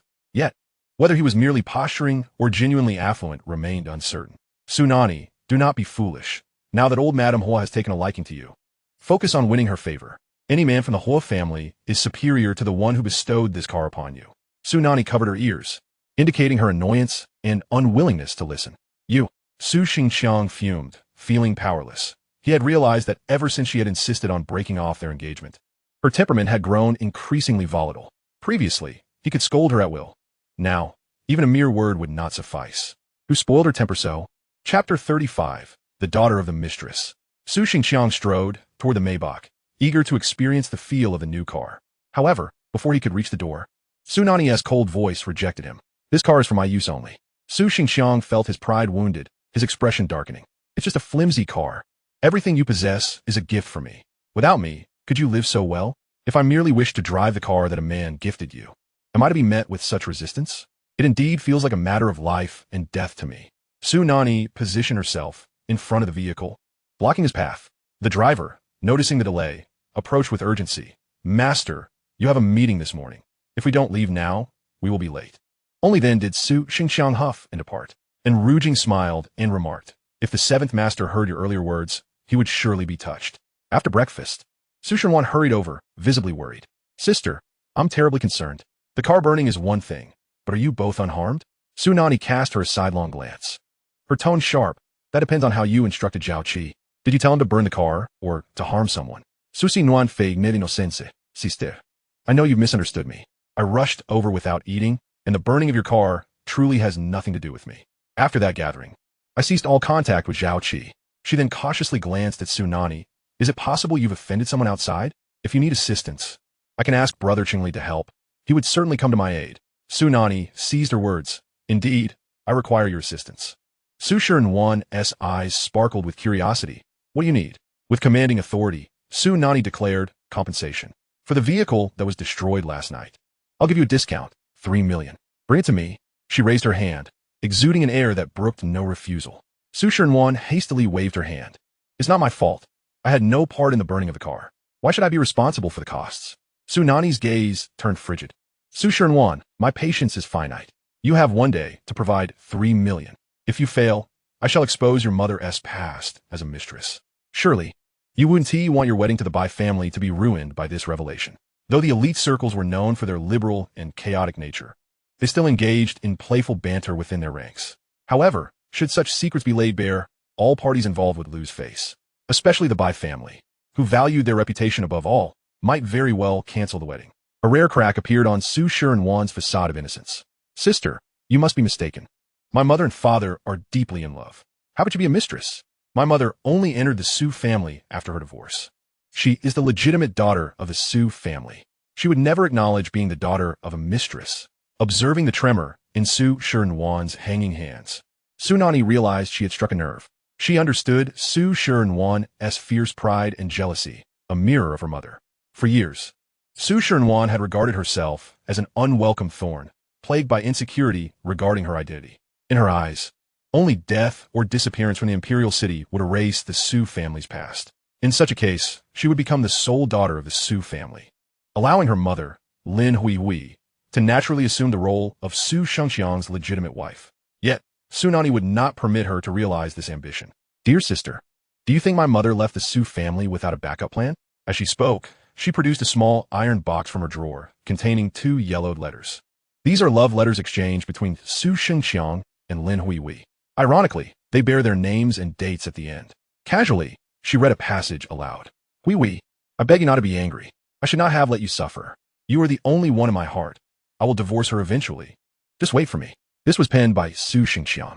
She read another excerpt written by Lin Huihui. Darling, I do not wish to pressure you into divorce. I'm already with child, and I don't want our baby to be born without a name. Do you want her to be called a love child? After reading these passages, Su Shenwan stood frozen, her lips as pale as snow, fragile like the 2 letters, as if they might shatter at any moment. She stared intently, murmuring, How could you have this? Su Nanyi carefully stowed the love letters back in the iron box, locking it before handing it to Enruging. Are these pieces of evidence sufficient? If you find them lacking, I have more. Should I choose to disclose these? You shall never rid yourself of the label of a love child. Su Shenwan sniffed. Sister, if you expose this, the truth of our father's infidelity will emerge, and the Su family will lose all dignity. You won't escape unscathed either. Still attempting to threaten me? Su Nanyi rose, a manic smile gracing her lips. Do you think I care about the Su family? As she turned away, a glimmer of longing for destruction flickered in her eyes. Su Sinuan, I demand the 3 million to be transferred to my account by today. Otherwise, I will reveal everything. Drivanto disparation, sushi nuan relented. I will give you the money, but you must return all the letters to me, not a single one left behind. Su Nanyi let out a mocking laugh. You had better grasp the situation. It is I who hold the reins, and you lack the qualifications to negotiate terms. Rest assured, I will keep everything I receive. Not a single piece shall be bestowed upon you. Disinterested in the splendid expression on Su Shenwan's face, Su Nanyi ascended the stairs to change her attire, then summoned Ayu before setting off for the antique market.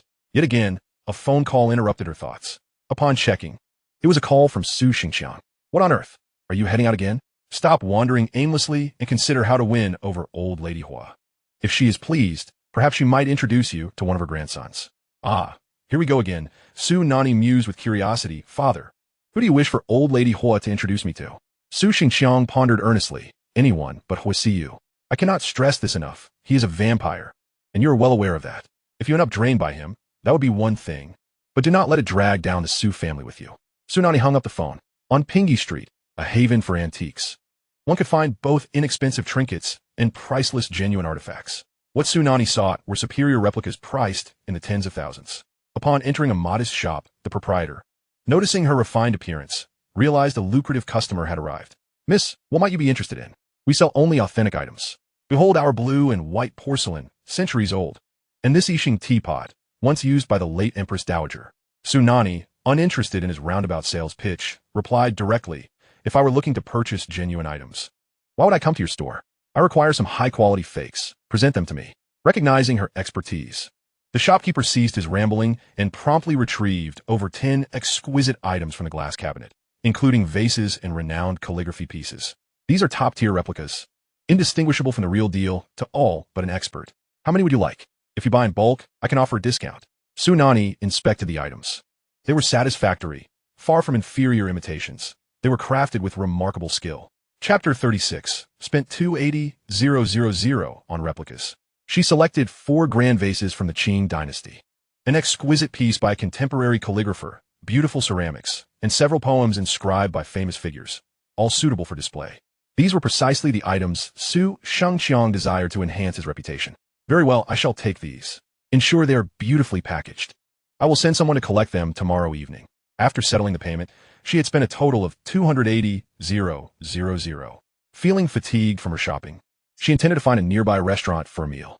However, upon entering, she unexpectedly collided with a familiar face, Bai Shangyin. He appeared slightly taken aback. "Miss Su, could it be you are also here to purchase a wedding gift? Your sister is to marry my brother next month. Su Nanyi gachuli plaid. Indeed. But I am uncertain about what to choose." "Bai, sir, may I inquire what you are purchasing?" Bishangon's expression soudainly darkened, his eyes betraying a mix of provocation and resentment. The best gift for an adversary is undoubtedly poison. Su Nanyi demandan fast. The two decided to share a private dining room for lunch. He opened the conversation. "Miss Su, your sister has taken your fiancé. I cannot believe you harbor no resentment. You cannot simply let this go." Su Nanyi calmly sipped her tea, realizing the more anxious he became, the more generous his offers would be. "Mr. Bai, even if I am angry, Su Shernwan is the most favored daughter in the family. What recourse do I have against her? Moreover, your family has already accepted her as a member. Alas, I must resign myself to fate." The very words "resigned to fate" were the last thing Bai Shangyin wished to hear, especially after learning that his grandfather had been misled by a so-called fortune-teller, leading to these disastrous decisions. His face darkened. "Miss Su, if you resign to fate, others will take advantage of you. If you accept your fate, your sister will not allow you peace. And if you acquiesce, everything you desire will be snatched away. Only the weak resign to fate. I shall never accept it." In his grip, the teacup shattered, cutting into his palm. "I will reclaim everything. The Bai family's heir must be me." He openly expressed his ambition and desire. Locking eyes with her, his hatred unabashedly evident. "Let us join forces and retaliate." Su Nanyi set down her teacup, noting the eruption of Bai Shangyin's animosity. "Mr. Bai, are you aware of why Old Master Bai is so intent on making Bai Chunli the heir?" "I am aware." Su Nanyi replied lichevely. "As long as Old Master Bai understands that the fortune-teller's predictions are flawed, his position as heir will become precarious." Bai Shangyin's interest peaked. "What do you mean by that?" Su Nanyi smirked. "Why feign ignorance? Old Master Bai believes Bai Chunli can lead the Bai family to greatness. All we need to do is shatter that illusion. Once he inherits the conglomerate, we will create obstacles for him, causing investment failures. Will the Bai family's enterprise falters, Old Master Bai will naturally lose faith in him." Bai Shangyin smiled with satisfaction. "Miss Su, choosing to collaborate with you is undoubtedly my wisest decision." After their meal, they exchanged contact information and parted ways. However, unbeknownst to them, they were being followed. Yu was the first to notice. "Miss, someone is tailing us. 2 individuals." Su Nanyi inquired, "Can you handle them?" A fierce expression crossed Yu's face.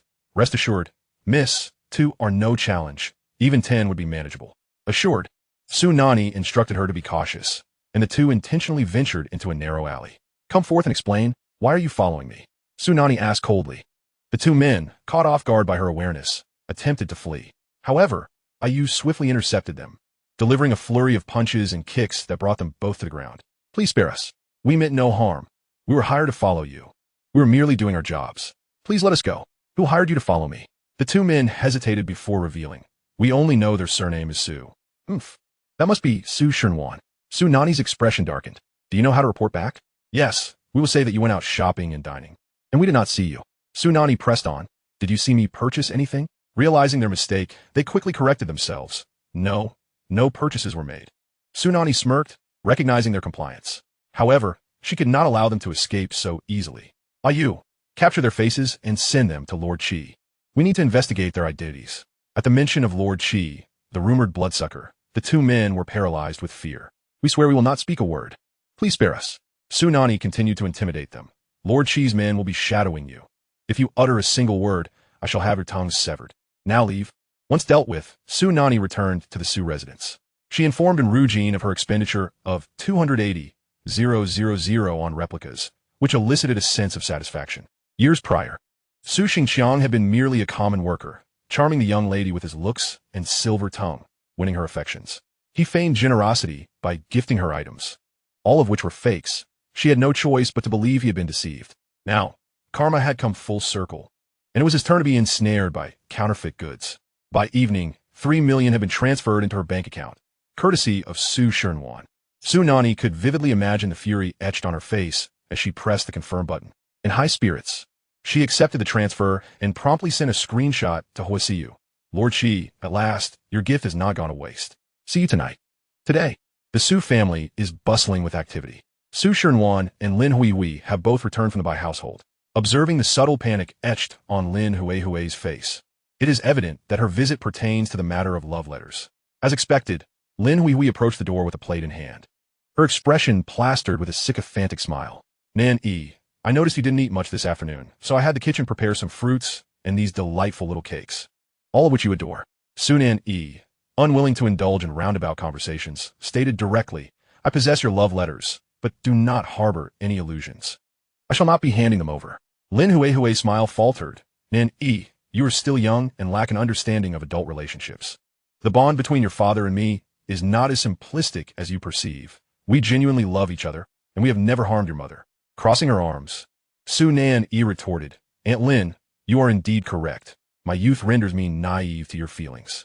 However, should I publish those love letters online, perhaps the netizens, who possess a far greater understanding of emotions, might offer their perspectives? Oh dear, please don't do that. Nan Yi, this is a family matter. There's no need to make it public. The more turmoil we create, the more amusement it brings to others. I do not insist you present the letters to me. Instead, why not let your father keep them? What a devious scheme, treating Su Xingqiang and Lin Huihui as if they were interchangeable. Glancing at the clock on the table, she noted it was nearly 7 p.m., and she still had to attend physical training at the U Garden. Aunt Lin, rest assured, as long as you refrain from troubling me, I shall not disclose the love letters. Having risen to her feet, she grasped Lin Huihui's shoulders, applying a sudden pressure that made Lin Huihui furrow her brow. Today, I noticed someone tailing me. Such occurrences should not repeat. Otherwise, I will have no choice but to publish the letters online.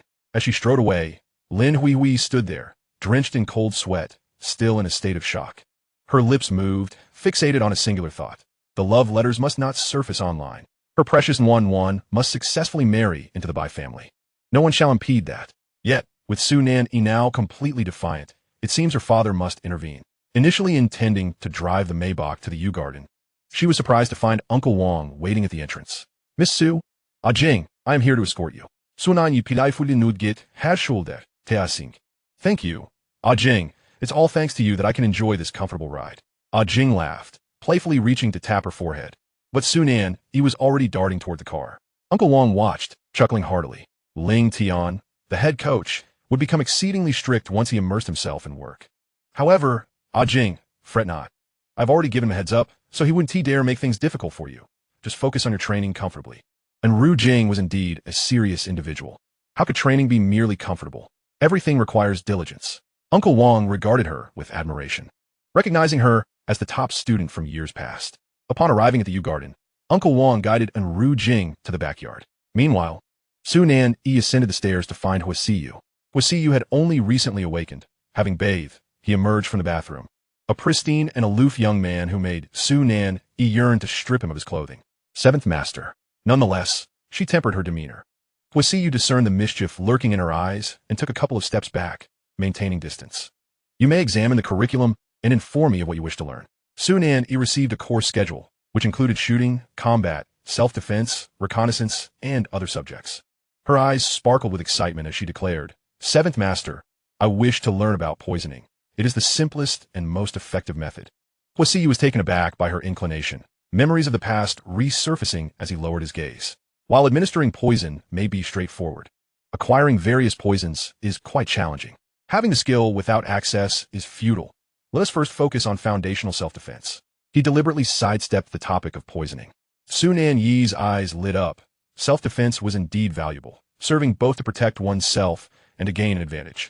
Huo Siyu did not overlook the glint of mischief in her eyes. Lightly tapping her forehead, "Miss Su, put away those thoughts. If you do not approach this seriously, I shall not teach you further." Su Nanyi promptly adopted a serious demeanor. "Yes, seventh master, I shall study diligently." Descending to the basement, they entered a spacious training room, changing into appropriate attire. "I will teach you the basic moves. Follow my lead." Huo Siyu instructed earnestly, while Su Nanyi mirrored his seriousness. However, her lack of foundational skills and insufficient training hampered her reflexes and muscle strength. "Seventh master, are my legs soft to the touch?" During a sparring session, as Huo Siyu hooked her leg, she jested.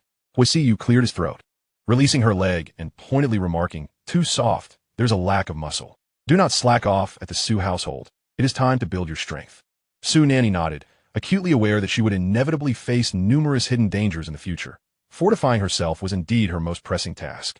However, amidst the seriousness, she teased, "Cough, seventh master, you are right. My legs lack strength. May I touch yours?" Not for any other reason, merely to understand what strong legs feel like. As soon as the words left her mouth, she was met with a chilling glare from Huo Siyu. His voice was devoid of mercy as he retorted, "Get away from me." 2 hours later, the training session concluded. Sweaty and exhausted, Su Nanyi longed to retreat to his bedroom for a shower. But just as she tugged at her collar, she was pulled downstairs. With innocent eyes, she gazed up at him, clutching his sleeve. "Seventh master." Huo Siyu gestured to the left. "You may shower here or return to the Su household.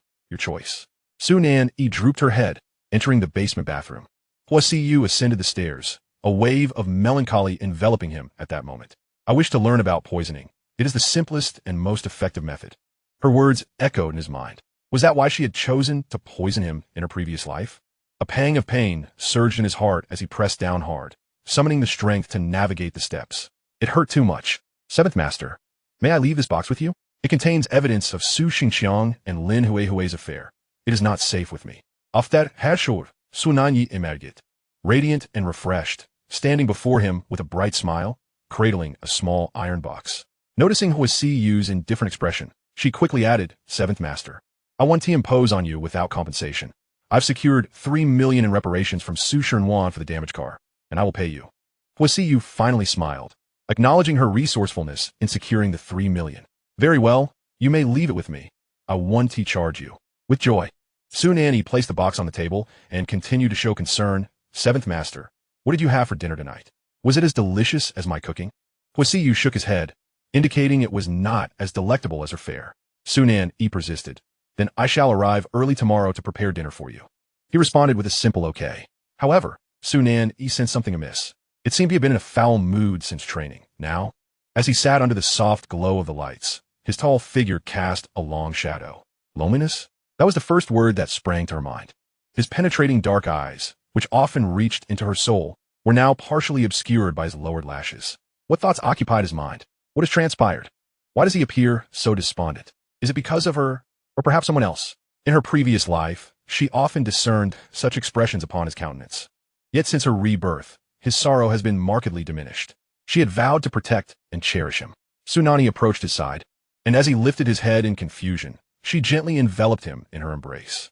Her hand caressed his abdomen softly, as if by this means she could dissolve his profound melancholy. "Seventh master, I am sorry," her voice barely a whisper. Huo Siyu gazed at her delicate hand, his body stiffening. "Why?" Su Nanyi closed her eyes. "For everything. Seventh master, though I have awakened in this life and have not wronged you in my previous existence, I truly caused you harm. Allow me to make amends, will you?" Chapter 38. Elements disrupting familial harmony. Bruce. This name lingered in Su Nanyi's thoughts as she sat in the car. Just moments ago, the seventh master had informed her of a meeting with Bruce scheduled for the following day. She recalled that Huo Siyu had been undergoing treatment, yearning to cure his light-sensitive affliction, yet in her previous life, he had not succeeded before his demise. She retrieved her phone to search for information about Bruce, a prodigious doctor, adorned with accolades, renowned internationally, with a queue of patients extending 10 years into the future. Could even such a formidable figure be incapable of healing him? Su Nanyi felt a pang of sorrow. Only just parted. She found herself consumed by thoughts of Huo Siyu.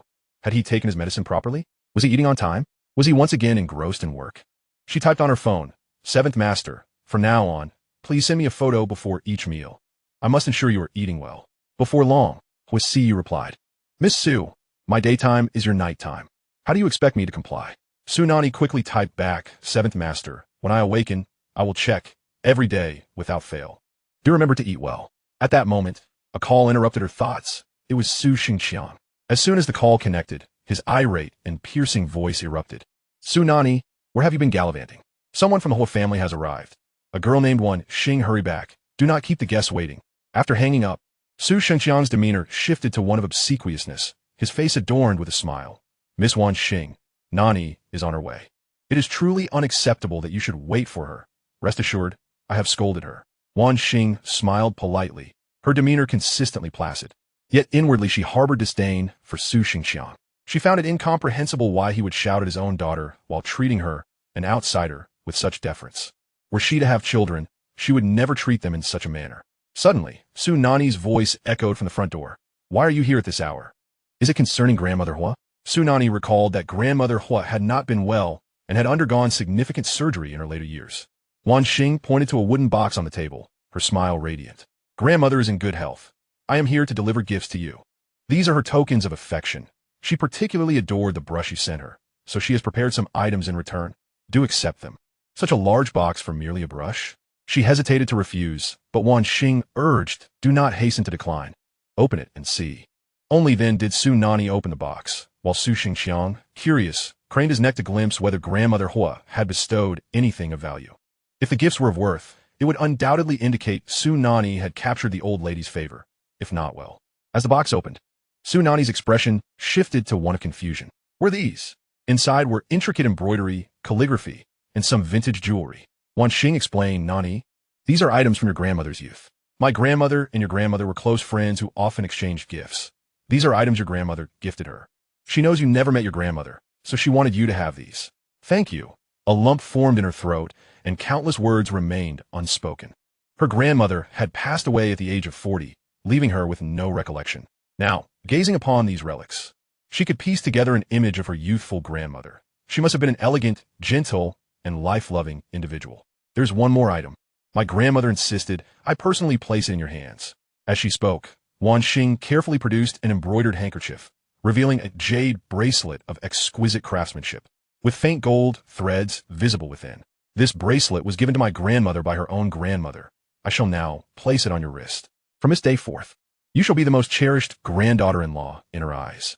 The cool, comfortable sensation enveloped her wrist, and Su Nanyi treasured the bracelet immensely. Su Xingqiang, taken aback, hastily bent forward and inquired, "Miss Wan Xing, may I ask which of the Huo family sons is your grandmother considering for Nanyi?" Wan Xing, harboring a dislike for Su Xingqiang, especially after witnessing his disappointment when the box was opened, responded bluntly, "Mr. Su, our matriarch has 4 grandsons. Care to guess which one has caught her eye?" Without waiting for a response, she bid farewell to Su Nanyi and departed. Left with no choice, Su Xingqiang turned back to Su Nanyi, who, disinterested, retreated to her room. It was evident that her space had been tampered with during her absence of 3 hours, ample time for Lin Huihui to have rummaged through her belongings. Despite the restoration appearing thorough, Su Nanyi could immediately discern the intrusion. She called for Ayu. "Please help me tidy up the room. Discard everything on the table and replace the linens." She had no desire to keep anything touched by those who had invaded her space. Ayu swiftly set to work, while Su Nanyi chose to wait on the sofa downstairs. Soon after, Su Xingqiang and his companions appeared in the living room. Su Nanyi smiled fondly, knowing they had come for the love letters. Su Xingqiang spoke first. "Su Nanyi, I hear you possess some old items. Where did they come from?" Thanks to Sister Ajing, who had brought them from the countryside, with the intention of providing Su Nanyi a means to confront her father should she find herself unhappy in the Su household. What was initially a precaution had unexpectedly turned necessary. "Dad, what old items? I've never seen them. Where are they?" Upon her feigned ignorance, Su Xingqiang flushed with urgency. Gesturing animatedly, "Do you not have an iron box containing 2 pieces of paper?" Lin Yi and Wan both saw them. "Bring it to me at once. Those items are of great significance. What if you lose them?" His frantic demeanor filled Su Nanyi with disdain. His first instinct was that the love letters might cause trouble. Yet he gave no thought to the emotional turmoil his daughter experienced upon discovering his infidelity. She remained indifferent to the letters, merely reflecting that Su Shengqiang's limits were indeed low. With her slender, fair fingers, she waved dismissively. Speaking casually, I took them out and disposed of them last night. What? You threw them away? Su Shengqiang, Lin Huihui, and Su Shernwan exclaimed in unison, their voices shrill enough to pierce the chandelier overhead. Su Nanyi feigned confusion as she gazed at them. Indeed, I discarded it. Why would I keep something that disrupts familial harmony? She spoke with such nonchalance that it left the three of them utterly flabbergasted, especially since they had all prepared for a fierce confrontation over this matter. Su Xinwan, in particular, had covertly reached out to Zhao Qi, yet here was Su Nanyi casually declaring, I threw it away. Where did you dispose of it? It was Su Xingqiang who reacted swiftly. Su Nanyi replied, in the river not far from home. I weighted it down with stones. Is that true? He inquired again. Without a moment's hesitation, and with no signs of deceit upon her face, she affirmed, absolutely. Lin Huihui remained skeptical. After all, she had threatened Su Nanyi with the love letters just the day before. How could she possibly have thrown them away that very night? Yet, despite her thorough search of the room, she found nothing. Of course, she wouldn't tea, for Su Nanyi had cleverly concealed the iron box with Seventh Master. This ticking time bomb was meant to be utilized to its fullest, intended to explode at the most opportune moment, obliterating the Su family entirely. The following day, Su Nanyi indulged in a languorous slumber until her phone rang. It was by Shang Yin. His tone was urgent. My grandfather has already declared by Chengli as the heir and entrusted him with the development project in the western part of the city. If he succeeds, your sister will truly become the president's wife. The Western Development Project? How amusing. Why the rush? You've been with the Bai family for so long. You must have some connections and resources. Bai Chengli can't possibly overshadow you in everything. Bai Shangyin was flustered, and more importantly, he was eager to gauge the capabilities of the woman he was collaborating with. What do you suggest we do? He asked deliberately. Su Nanyi, fully aware of his intentions, coldly snorted before replying, he will not succeed in the Western Project. What do you mean? Grandfather has already given him the green light. He has all the resources of the group at his disposal and is aggressively purchasing land in the West. A smirk played on her lips. He cannot acquire the most crucial plots because they are in my possession. Shortly after hanging up, there was a knock at the door, and in walked Su Shernwan. Su Nanyi couldn't help but admire her. She was truly remarkable, adept at changing her facade so swiftly. Just yesterday, during the confrontation over the compensation, she had exuded an air of vengeance, yet now, only a few hours later, she wore a beaming smile. If one were unaware of her true nature, they might mistake her for someone with a pleasing personality. Yet Su Nanyi knew that behind that seemingly innocent smile lurked venomous fangs. Sister. She settled beside Su Nanyi on the bed. I wish to apologize. I shouldn't have lost my temper with you yesterday. I was genuinely anxious, thinking you would expose those love letters from years ago. Su Nanyi subtly distanced herself. You certainly had reason to be upset, especially since you compensated me 3 million. How much do you have left of your savings after that? The Su family was not among the wealthiest in the capital, particularly as the Su corporation had been in decline over the years, earning less and less. A fleeting glimmer of resentment crossed Su Shernwan's eyes before she quickly masked it. Not to worry, I can see you truly cherish that car. It was unfortunate that it was burned, and I understand your distress. Consider this 3 million as my gift to you for a new vehicle. After all, we are sisters. What does money matter? Such sweet words flowed effortlessly from her lips. Su Nanyi remained silent, observing her, waiting for her to reveal her true intentions. As expected, she could no longer contain herself. Sister, I have made a reservation at the Qing Tian restaurant. I would like to invite you to dinner with Brother Chengli, as a form of my apology. Very well, Su Nanyi acquiesced. Later that afternoon, at the Qing Tian restaurant, Bai Chengli was still consumed by doubts regarding the failure of the previous plan. He had intended to bring the inebriated Su Nanyi to the private room, where his associates would humiliate her, only for him to swoop in as the hero.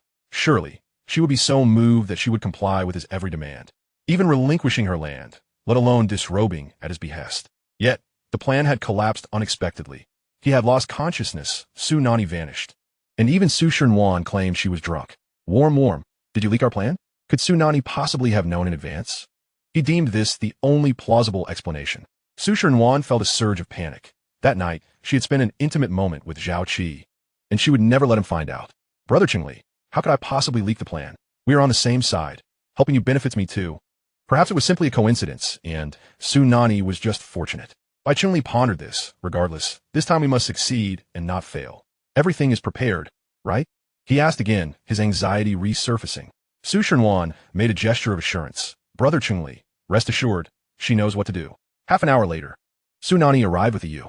Ever since witnessing a Yu's skills, she took her along whenever she ventured out. Sister, brother-in-law, why are you both here so early? Su Nanyi greeted them with composure. Su Shenwan plastered a false smile on her face. Sister, Brother Chunli and I were worried about not hosting you properly, so we came early to make arrangements. The head chef is already preparing your favorite dishes. Bai Chunli chimed in.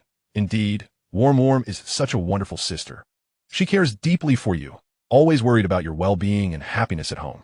Su Nanyi felt a wave of nausea rise within her. Such blatant fabrications were truly revolting. Who did they think they were fooling? She inquired, by the way, brother-in-law, that night I was picked up by you. Zhao Qi didn't come looking for trouble. Did he? At this, Su Shenwan froze, her face nearly paling in terror. She answered hastily, No, sister. Why do you mention him? Brother Chunli drove him away that night. He would never dare to cause trouble again. We haven't seen him since. Su Nanyi feigned realization. Oh, is that so? I must have been mistaken. Don't mind me, sister. Bai Chunli detected the convoluted undertones and immediately pressed. What do you mean? Did you see Zhao Qi that night? Where did you encounter him? And who was he with? His distrustful gaze turned to Su Shenwan, who felt as if she were being scorched by the sun. Her throat dry with anxiety. Su Nanyi pretended to be in a quandary. Oh, well, I did say I must have imagined it. Please don't press me for details, brother-in-law. Bai Chunli could hardly contain himself. You must tell me, did Zhao Qi visit Warm again? His piercing gaze turned to Su Shenwan. You told me you were drunk and fell asleep. If you dare deceive me. Su Shenwan, feigning innocence, whimpered, Brother Chunli, we are to be married. How could you not trust me? I did not see Zhao Qi again that night. He has always harassed me, but my heart belongs only to you. Without your trust, I would rather perish. In a fit of despair, she made as if to dash into a wall, causing Bai Chunli's heart to melt. Indeed, how could he doubt Warm? She was the kindest, purest girl in the world. It must have been Su Nanyi, that scheming woman, who thought she could sow discord between them. Thankfully, he had discovered her machinations early on. In the ensuing chaos, a bowl of oil soup spilled on Su Shenwan's back.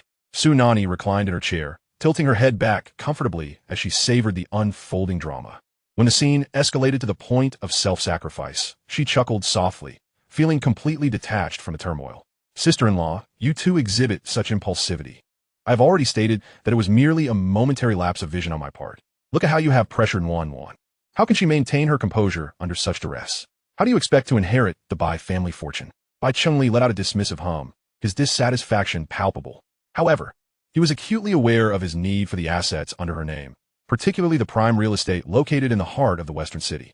He had to secure them. As the dishes began to arrive, Su Shenwan resumed her attentive demeanor. Sister, I know your favorite dish is boiled fish, but unfortunately, it's not the specialty here. Brother Chunli has specially invited several renowned chefs from the south to prepare it for you. I'm certain you will relish it. A server approached, bearing a large basin of boiled fish, and Su Nanyi observed the somewhat unsteady server as Su Shenwan readied herself to leap forward. She chuckled, Be careful. It's hot. However, the basin tilted and the scalding broth threatened to spill. Su Shenwan dashed forward, positioning her hand protectively in front of Su Nanyi, exclaiming, Sister, be careful. Su Nanyi saw through the charade, but chose to remain silent. She feigned fear, grasping Su Shenwan's clothing tightly, which caused the basin to tip completely, the bubbling oil spilling uncontrollably across Su Shenwan's back. The shriek that followed was hauntingly genuine. After all, it was her back that bore the brunt of the scalding liquid. Only a couple of drops splattered onto Su Nanyi's thigh, and, through her trousers, she deemed the temperature tolerable, not quite the searing heat of hot broth. Bai Chunli rushed over, utterly unprepared for such an upheaval. Was it a deliberate act, or merely an unfortunate accident? It felt like a simple ploy to elicit sympathy, yet hardly warranted risking one's life. Nevertheless, despite his inner turmoil, he quickly took on the role. Wan, how are you? You foolishly shielded your sister from that scalding broth. Su Shenwan, overwhelmed by pain, could hardly focus on the act of feigned suffering. She cried out, Hospital, we must go to the hospital. My skin cannot be harmed. Bai Chunli, witnessing the agony etched across her face, realized that the pain was likely quite severe, and he pondered whether the act should continue. Just then, Su Nanyi made her entrance. She swiftly rose, her facial expressions exaggerated, clasping Su Shenwan's hand dramatically. Sister, you have moved me profoundly. You sacrificed your beauty for me. I saw it all. The broth was aimed directly at me. Had you not intervened, it would have splashed onto my face. Her words rang true, aligning perfectly with the reaction Su Shernwan had envisioned. Yet at that moment, Su Shernwan could only think of extricating her hand. Sister, I must go to the hospital. We can discuss this later. Su Nanyi tiktenit had gudip, pideventing had escape. Fear not, sister. If any scars mar your skin, the Bai and Su families shall not abandon you. Remember to seek the finest hospital and the best treatments. Do not hesitate to spend, even if you lack the funds. I shall cover it all. I need to go to the hospital. Su Shernwan was frantic and furious, on the verge of tears. Su Nanyi, sensing the moment had come to an end, patted her hand gently. Sister, do not worry. Trust in medicine. Do not burden yourself with anxiety. Your Chunli brother will not forsake you. She then turned to Bai Chunli to impart a lesson. Wanwan is a girl who cherishes her beauty. She is soon to be your wife, regardless of her appearance or any scars. As her husband, you must never abandon her. Bai Chunli found himself in a state of disarray. The plans he had devised were now in disarray. He had only intended for Su Shernwan to deflect the broth slightly, perhaps reddening her hand, but never did he anticipate the entire basin to be poured onto her back. Now he had little choice. To the hospital. Enough of this. Only then did Su Nanyi release her grip, shouting after their departing figures, Wan, do not cry. Be strong. Go to the hospital. I will return home to fetch some burn ointment, and then find you. Once they departed, the facade of concern faded from Su Nanyi's eyes, her gaze turning icy as she directed her attention to the server, who had shrunk back in the corner. Yapalagos, Misu. I truly did not mean to. I lost my grip. The server trembled at the intensity of Su Nanyi's stare, which seemed capable of devouring her whole. You lost your grip? Su Nanyi signaled to Ayu, who promptly entered and slapped the server across the face. My young mistress is kind-hearted. I grant you this opportunity to confess. If you dare lie again, we shall have no choice but to call the authorities. The server, now thoroughly intimidated, confessed everything. Miss Su, it was your sister who instructed me to do this. She paid me to pretend to spill the broth on your face, assuring me that no one would notice. I'm so sorry. How malicious. To douse her in broth, risking not only her beauty but leaving her scarred. What temperature was the broth? Was it fresh from the pot? The server's eyes were swollen with tears. Miss, it wasn't fresh. Your sister instructed me to let it cool slightly before serving. I truly regret my actions. Please forgive me. Su Nanyi ordered Ayu to expel her from the premises. Whether or not she would be forgiven was irrelevant. She would not absolve someone who had been paid to harm her. I understand now, Mississippi. Second, Miss Su intentionally designed this scenario for you to shield her from the hot broth, surely with ulterior motives. Motives? Su Nanyi was well aware of what Su Shernwan desired. With the current fervor of development in the western city, her land was worth its weight in gold. However, she would not relinquish it lightly. When Su Nanyi visited the hospital, it was already 4 hours later. She leisurely enjoyed a meal at the restaurant before meandering back to the Su residence, then finally made her way to the hospital. Sister, how is your back? Is the skin all right? Will there be scars? Su Nanyi moved to inspect her sister's back. Su Shernwan, gritting her teeth in rage, longed for nothing more than Su Nanyi's demise, yet she could not afford to reveal her true feelings. Sister, it's a bit serious. I must stay in the hospital for 2 weeks. The doctor said there's a strong possibility of scarring, and that would ruin my wedding. My wedding dress will not look good with scars. Oh no, my wedding is surely ruined. Su Nanyi gently lifted the bandage to take a look. It was indeed serious, and would require time to heal, though scarring was not inevitable. To evoke her sister's sympathy, Su Shernwan had spun an elaborate web of lies. It was not freshly boiled broth. It lacked the lethal potency she claimed. Chapter 41. Be my lover, and I shall compensate you handsomely. Su Shernwan wept and rambled on. Sister, I do not regret my actions. Had I not intervened, the broth would have surely splattered onto your beautiful face, which must not be defiled. At last, I had the chance to protect you. Such sweet words. Now that they had reached this point, Su Nanyi felt compelled to respond. Sister, I shall not allow you to suffer unjustly. I have already devised a plan to compensate you. A smile crept onto Su Shernwan's sorrowful face at last. This fool was about to fall into her trap. Her eyes sparkled with anticipation. If Su Nanyi were to relinquish half her fortune, she would strike gold, and Brother Chunli would solidify his position in the Bai Corporation. Little did she know, Su Nanyi merely stated, Sister, I will cover all your medical expenses. Hire the best specialists, and arrange for professional caregivers during your hospital stay. Just focus on getting better. Oh, Su Shernwan exclaimed, is that all? Isn't it insufficient?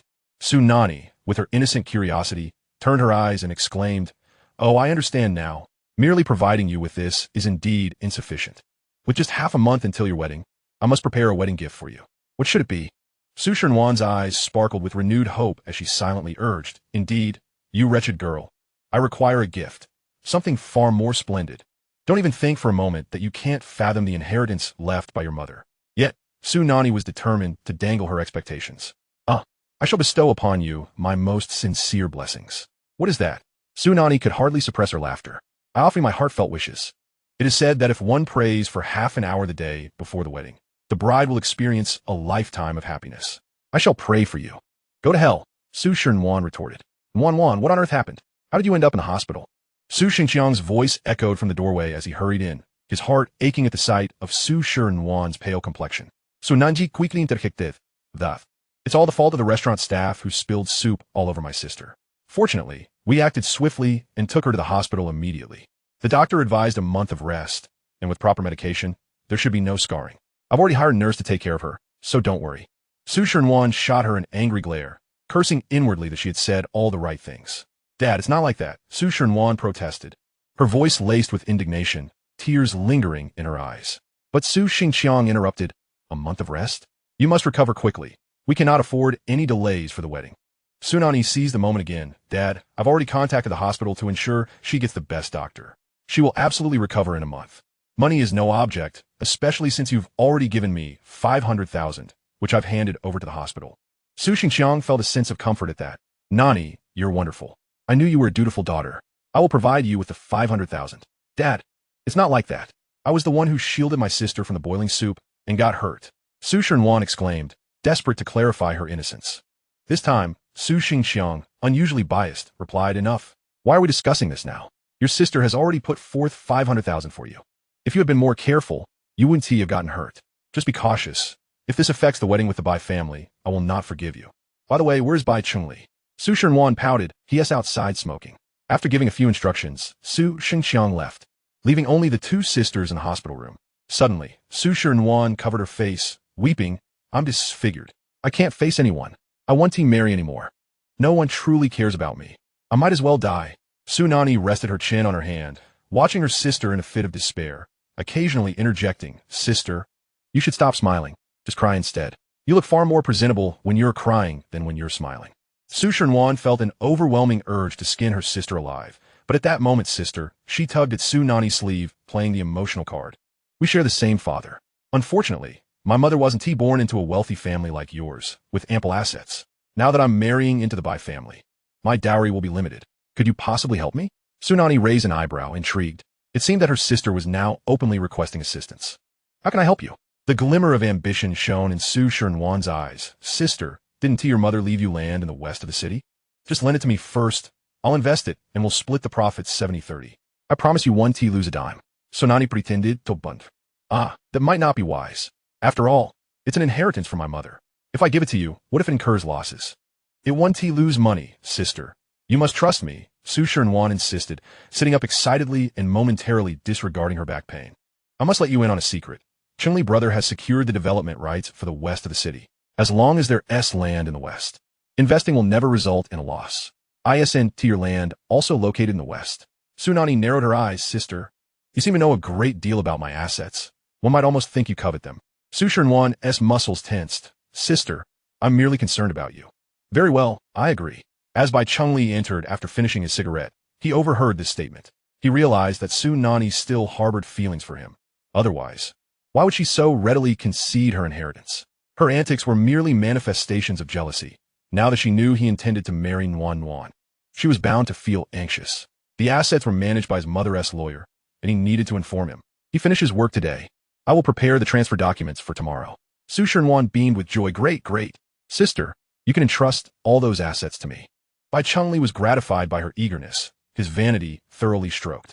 "Nanyi, allow me to escort you downstairs," he offered graciously. Su Nanyi wished to avoid any proximity to a man of such dubious character, yet she couldn't ignore the envious fire burning in Su Shenwan's eyes. She smiled. "All right, I appreciate it." In the elevator, Bai Chunli leaned against the wall, casually flipping his hair, convinced of his own charm. "I can make you my lover. Marrying Nuan is my grandfather's wish, but my heart only belongs to you." Su Nanyi was taken aback. What an outrageous declaration. "Bai Chunli, you never fail to disgust me," she retorted, striding out of the elevator, eager to distance herself from the detestable man. "Bai Chunli, however, pursued her, Su Nanyi. Have you had your fill of drama? I admit my fault, be my lover, and I promise to make it up to you. Regrettably, she lacked a knife, otherwise. Su Nanyi would have relished the idea of cleaving open his skull to see if it was filled with excrement. Chapter 42. Treatment for AIDS. Ling Tian had come to the hospital to collect medication, only to unexpectedly encounter Su Nanyi with by Chengli in tow. Miss Su, do you require assistance? Su Nanyi's eyes lit up. Ling Tian, has the seventh master come too? Ling Tian replied, not at all, Miss Su.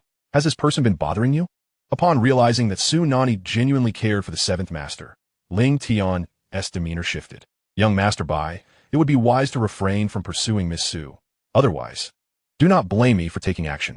He positioned himself protectively in front of her. Bai Chengli, aware of Ling Tian's allegiance to the seventh master, felt a twinge of caution despite his disdain. With a smile plastered on his face, he replied, Assistant Ling, it's all a misunderstanding. Nanyi and I share a good relationship.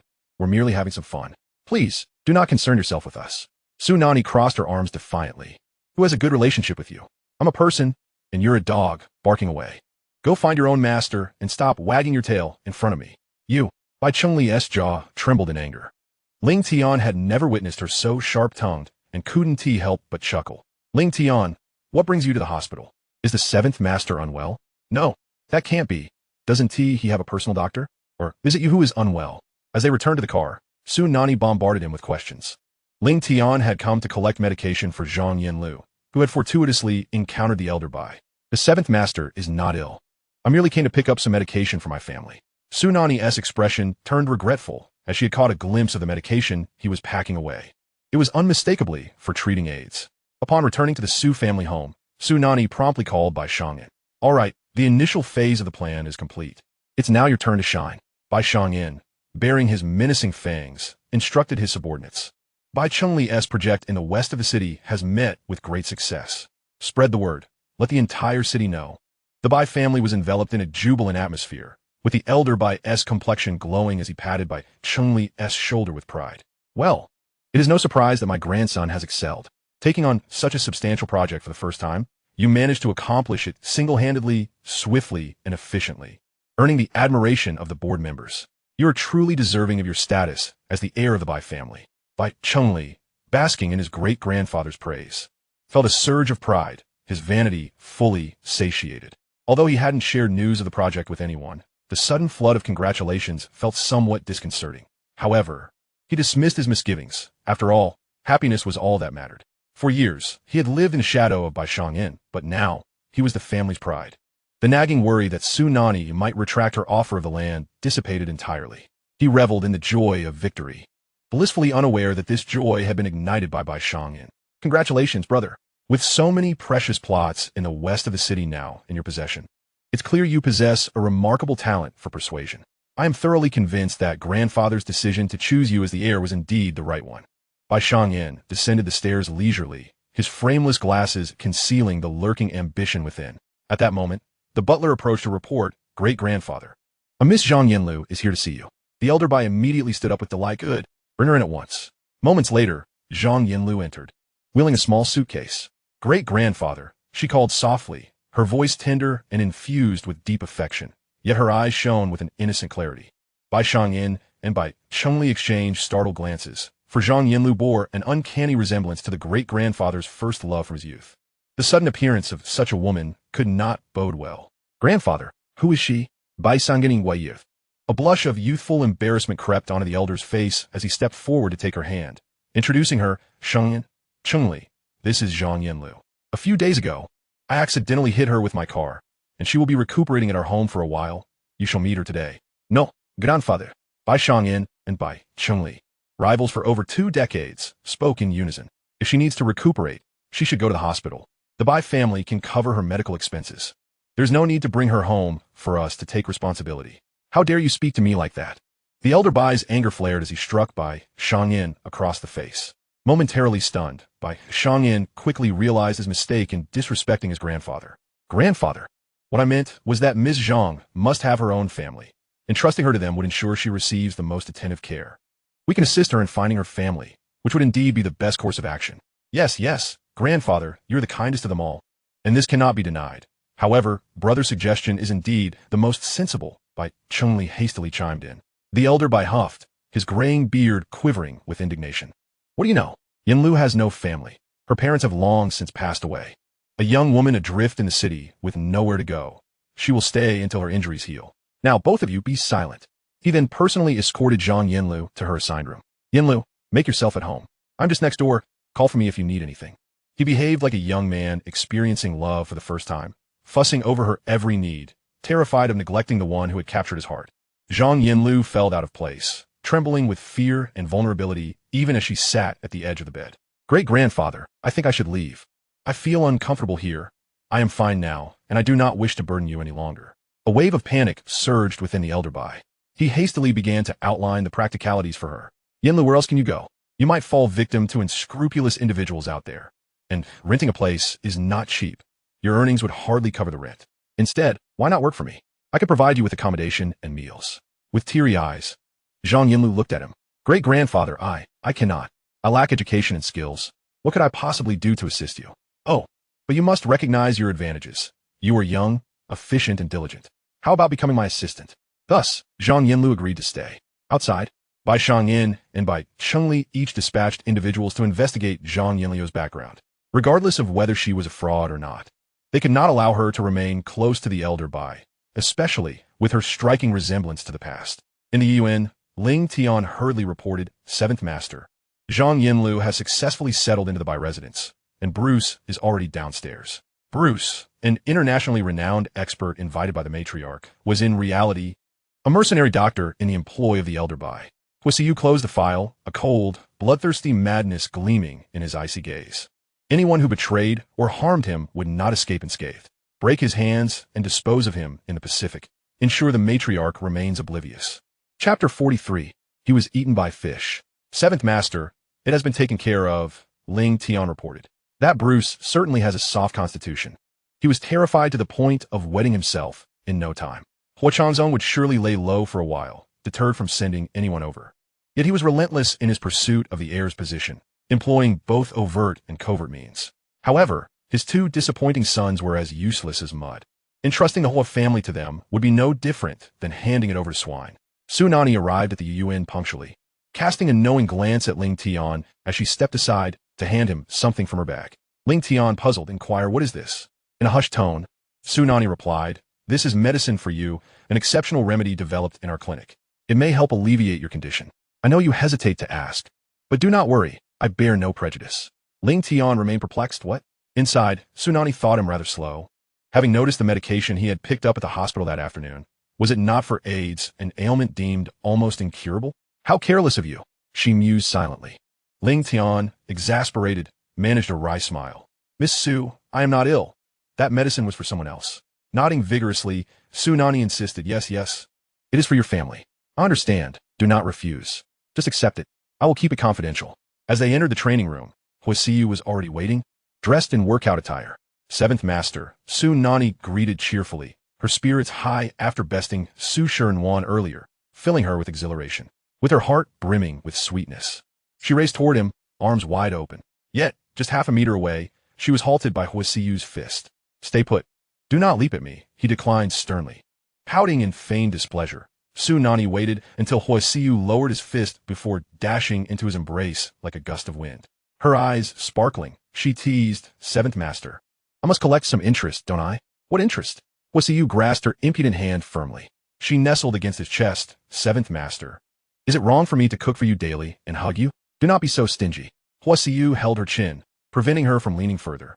He felt as if he were being taken advantage of. "Su Nanyi, stand still. If you keep this up, I shall cease teaching you."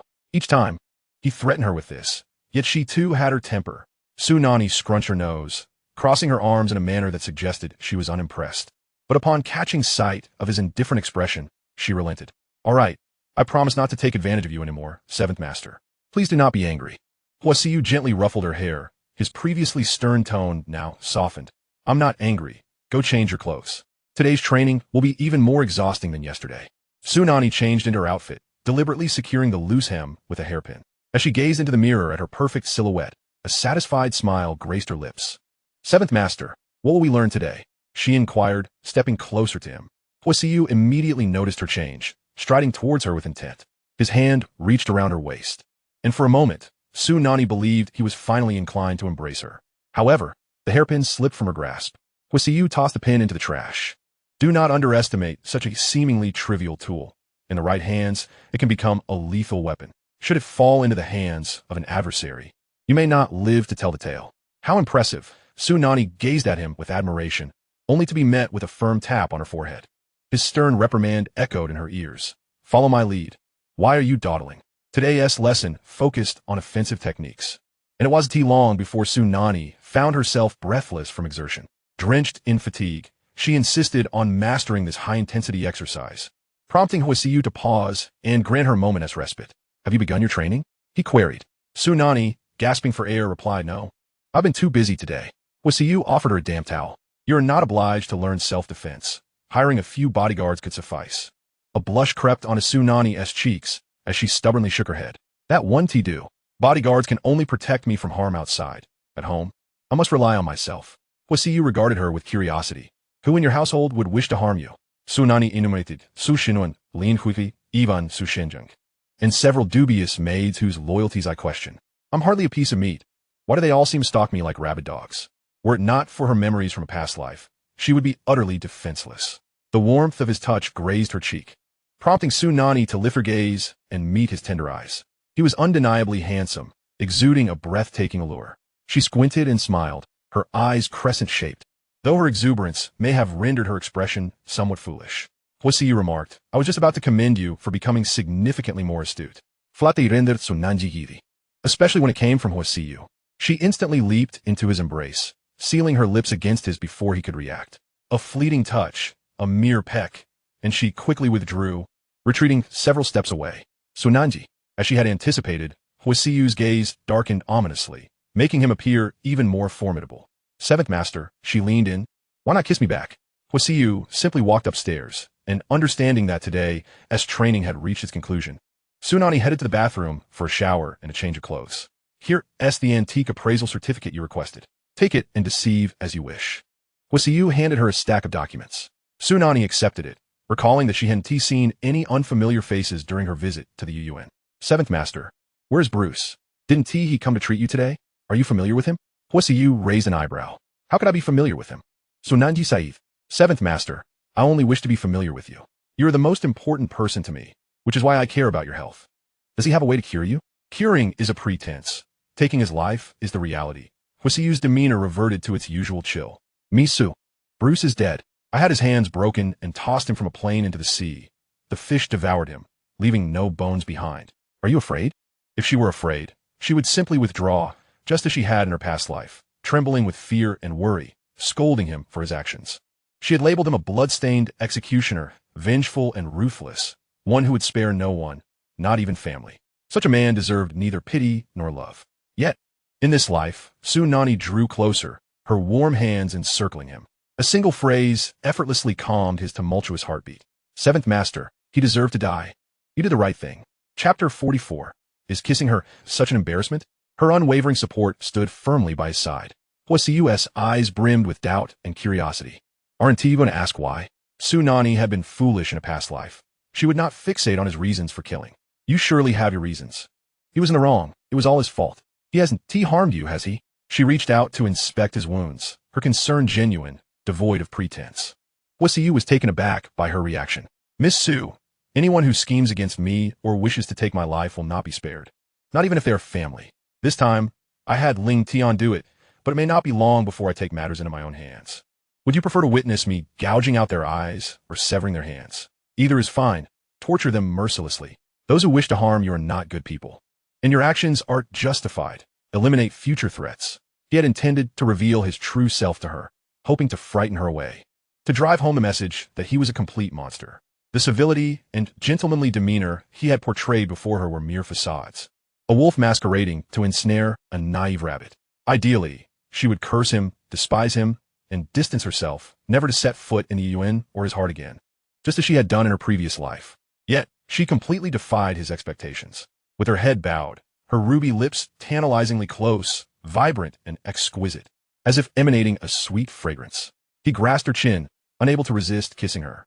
She did not reject him. Instead, she responded eagerly, her fair hands encircling his waist. What was he doing? Rationality returned abruptly. Huo Siyu forcefully pushed her away, and as surprise flickered in her eyes, he opened the door. Uncle Wang, escort Miss Su home. Su Nanyi was bewildered by a sudden shift. Was kissing her truly so intolerable? Her pride wounded, tears streamed uncontrollably down her cheeks as she spoke softly. Before you send me away, there's one last thing. She produced the contract she had prepared in advance. Seventh Master, let us collaborate. I am aware of how lucrative the Western City Development Project is. Everyone wishes to share in the profits. The land my mother left me is located in the heart of the planned area, and I want to entrust its development to you, splitting the profits 50-50, or I could even take less. Uncle Wang was taken aback. Miss Su, we assumed you had given it to Bai Chengli. Su Nanyi didn't get it, no se. Her expression, one of disdain. Bai Chengli? He doesn't deserve it. Huo Siyu accepted the contract. I will consider it. As Su Nanyi approached the door, a sense of gloom enveloped her. She had been inexplicably dismissed today. Was this truly the retribution for her past life? Yet, her heart brimmed with unwillingness. She turned, her reddened eyes radiating determination. Huo Siyu, I will not give up. Prepare yourself to be entangled with me. Upon returning to the Su family, the batch of counterfeit antiques had been delivered. Su Xingxiang hung the paintings in prominent locations, having spent a substantial amount of money, though a flicker of unease lingered within him. Jing, are you certain these antiques are genuine? What if we've been deceived? Those people wouldn't dare trick you, would they? And Ru Jing, unflappable, produced the appraisal certificates. Master, while a person's eyes may deceive, certificates do not. Every antique I procured has been authenticated by the most professional institutions. They are undoubtedly genuine. Su Xingxiang hurriedly opened the items for inspection, and upon confirming their authenticity, he let out a sigh of relief. Raising his gaze to scrutinize the exquisite calligraphy and paintings before him, his satisfaction grew exponentially. Truly, these masterpieces far surpass the counterfeit ones. Just look at the brushwork, the intricate patterns, and the palpable essence of history. The Su family is, after all, a lineage steeped in literary heritage, and it was high time to adorn our home with such antiques. Jing, you have executed this task splendidly. I shall grant you a raise. Ru Jing interjected, Master, Nanny has contributed significantly as well. She has tirelessly coordinated the acquisition of genuine pieces and the embellishment of our home. Su Shenjing bandado Su Nanyi's recent temperament, which had indeed become somewhat more assertive, yet she had also gained the favor of old Madame Hua, thereby increasing her utilitarian value. He promptly praised, indeed, Nan Yi has matured remarkably. She is performing admirably. Ru Jing continued, Master, it would be prudent to reward Nan Yi, lest she feel overlooked. Perhaps we could increase her allowance to match that of the second young lady's monthly sum of 300,000. After all, it would be unjust for others to think you are neglecting your original daughter's needs. A wave of embarrassment washed over Su Xingxiang. He had allocated a larger sum to Su Shenwan due to her extravagant lifestyle, which involved luxury purchases, beauty treatments, and mingling with high society, all of which required considerable expenditure. As for the mere 10,000 given to Su Nanyi, it was simply because the girl lacked financial acumen, having previously squandered any excess. Moreover, she had little need for funds. However, the circumstances had shifted now that Su Nanyi had forged a connection with old Madame Hua. An idea sparked within Su Xingxiang. Very well, let us elevate Nanyi's allowance to 300,000. Ru Jing nodded in agreement, then recalled something else, saying, the second young lady is to be wed next month, and the family will provide a substantial dowry. Her allowance could be discontinued. Instead, let us allocate her 300,000 to Nan, amounting to 600,000 monthly. What do you think? Su Xingqiang hesitated, pondering whether that might be excessive. Previously, when he had only given Nanny 10,000, she never seemed to lack for money. Ru Jing countered, how could Nanny not be in need? Just look at her wardrobe, filled with inexpensive clothing and lacking in jewelry, unlike other heiresses who adorn themselves with gold and silver. Her simplicity is unbecoming. It reflects poorly on you. Upon the mention of reputation, Su Xingqiang readily acquiesced. Suddenly, Nan's allowance soared to an astonishing 590,000, with her mouth slightly agape. Su Nanyi gave Ru Jing a thumbs up. Her wet nurse truly knew how to negotiate. She accepted the card handed to her, which contained the funds for antiquities from Su Xingqiang, a staggering 15 million, split 50-50. She had become a small fortune holder in her own right. Before retiring for the night, Su Nanyi retrieved her phone, still holding the photos of the meals sent by Huo Siyu. This was her request. So sweet of you. Seventh Master, well done. Seventh Master, I'm going to sleep now. Good night, love you. Expecting no reply, she was pleasantly surprised to receive his response. Good night. Excellent. She would eventually thaw his icy heart. The following day, Su Nanyi awaited eagerly in the living room, instructing Yu to prepare tea. Before long, Bai Chengli and Su Shernwan arrived at her doorstep. Sister, how are the procedures for the gift coming along? Has your mother's lawyer not arrived yet? I can hardly contain my impatience. It feels as if I am enduring a painful burn. Bai Chengli was equally anxious. News of his acquisition of the Xiqing project had spread widely, and he needed the contract immediately, lest others think he was merely boasting. Rest assured, sister. Once my mother's lawyer arrives, you can await the transfer of my assets, she said, though the truth was far more complicated. Bai Chengli happily drank 2 large cups of tea, unaware that it had been specially prepared for him. Nanyi, I apologize for the wait. A middle-aged lawyer entered, whom Su Nanyi recognized from her childhood as Uncle Zhong. His expression turned grave as he stroked his chin and shook his head. Alas, Nanyi, this cannot proceed. The gift procedures are unfeasible due to a conflict with your mother's will. Unfeasible? Bai Chengli slammed his palm on the table in frustration. What do you mean by that? Su Nanyi has agreed to bestow her assets upon us. What could possibly be impossible? Are you attempting to hoard it for yourself? Uncle Zhong adjusted his glasses, stating, Mr. Bai, one must speak with evidence. Casting baseless accusations could lead to legal repercussions. While Nanyi does possess land, she does not currently meet the conditions for inheritance. What conditions? Bai Chengli and Su Shernwan pressed urgently. Uncle Zhong produced a document. According to the will, Nanyi can only inherit after marriage and upon reaching the age of 28. Until both conditions are satisfied, I shall manage the assets on her behalf. At present, Su Nanyi was neither married nor had she reached 28. According to the stipulations of the will, she was indeed ineligible to inherit, which meant she could not gift anything either. Su Shernwan's face turned ashen.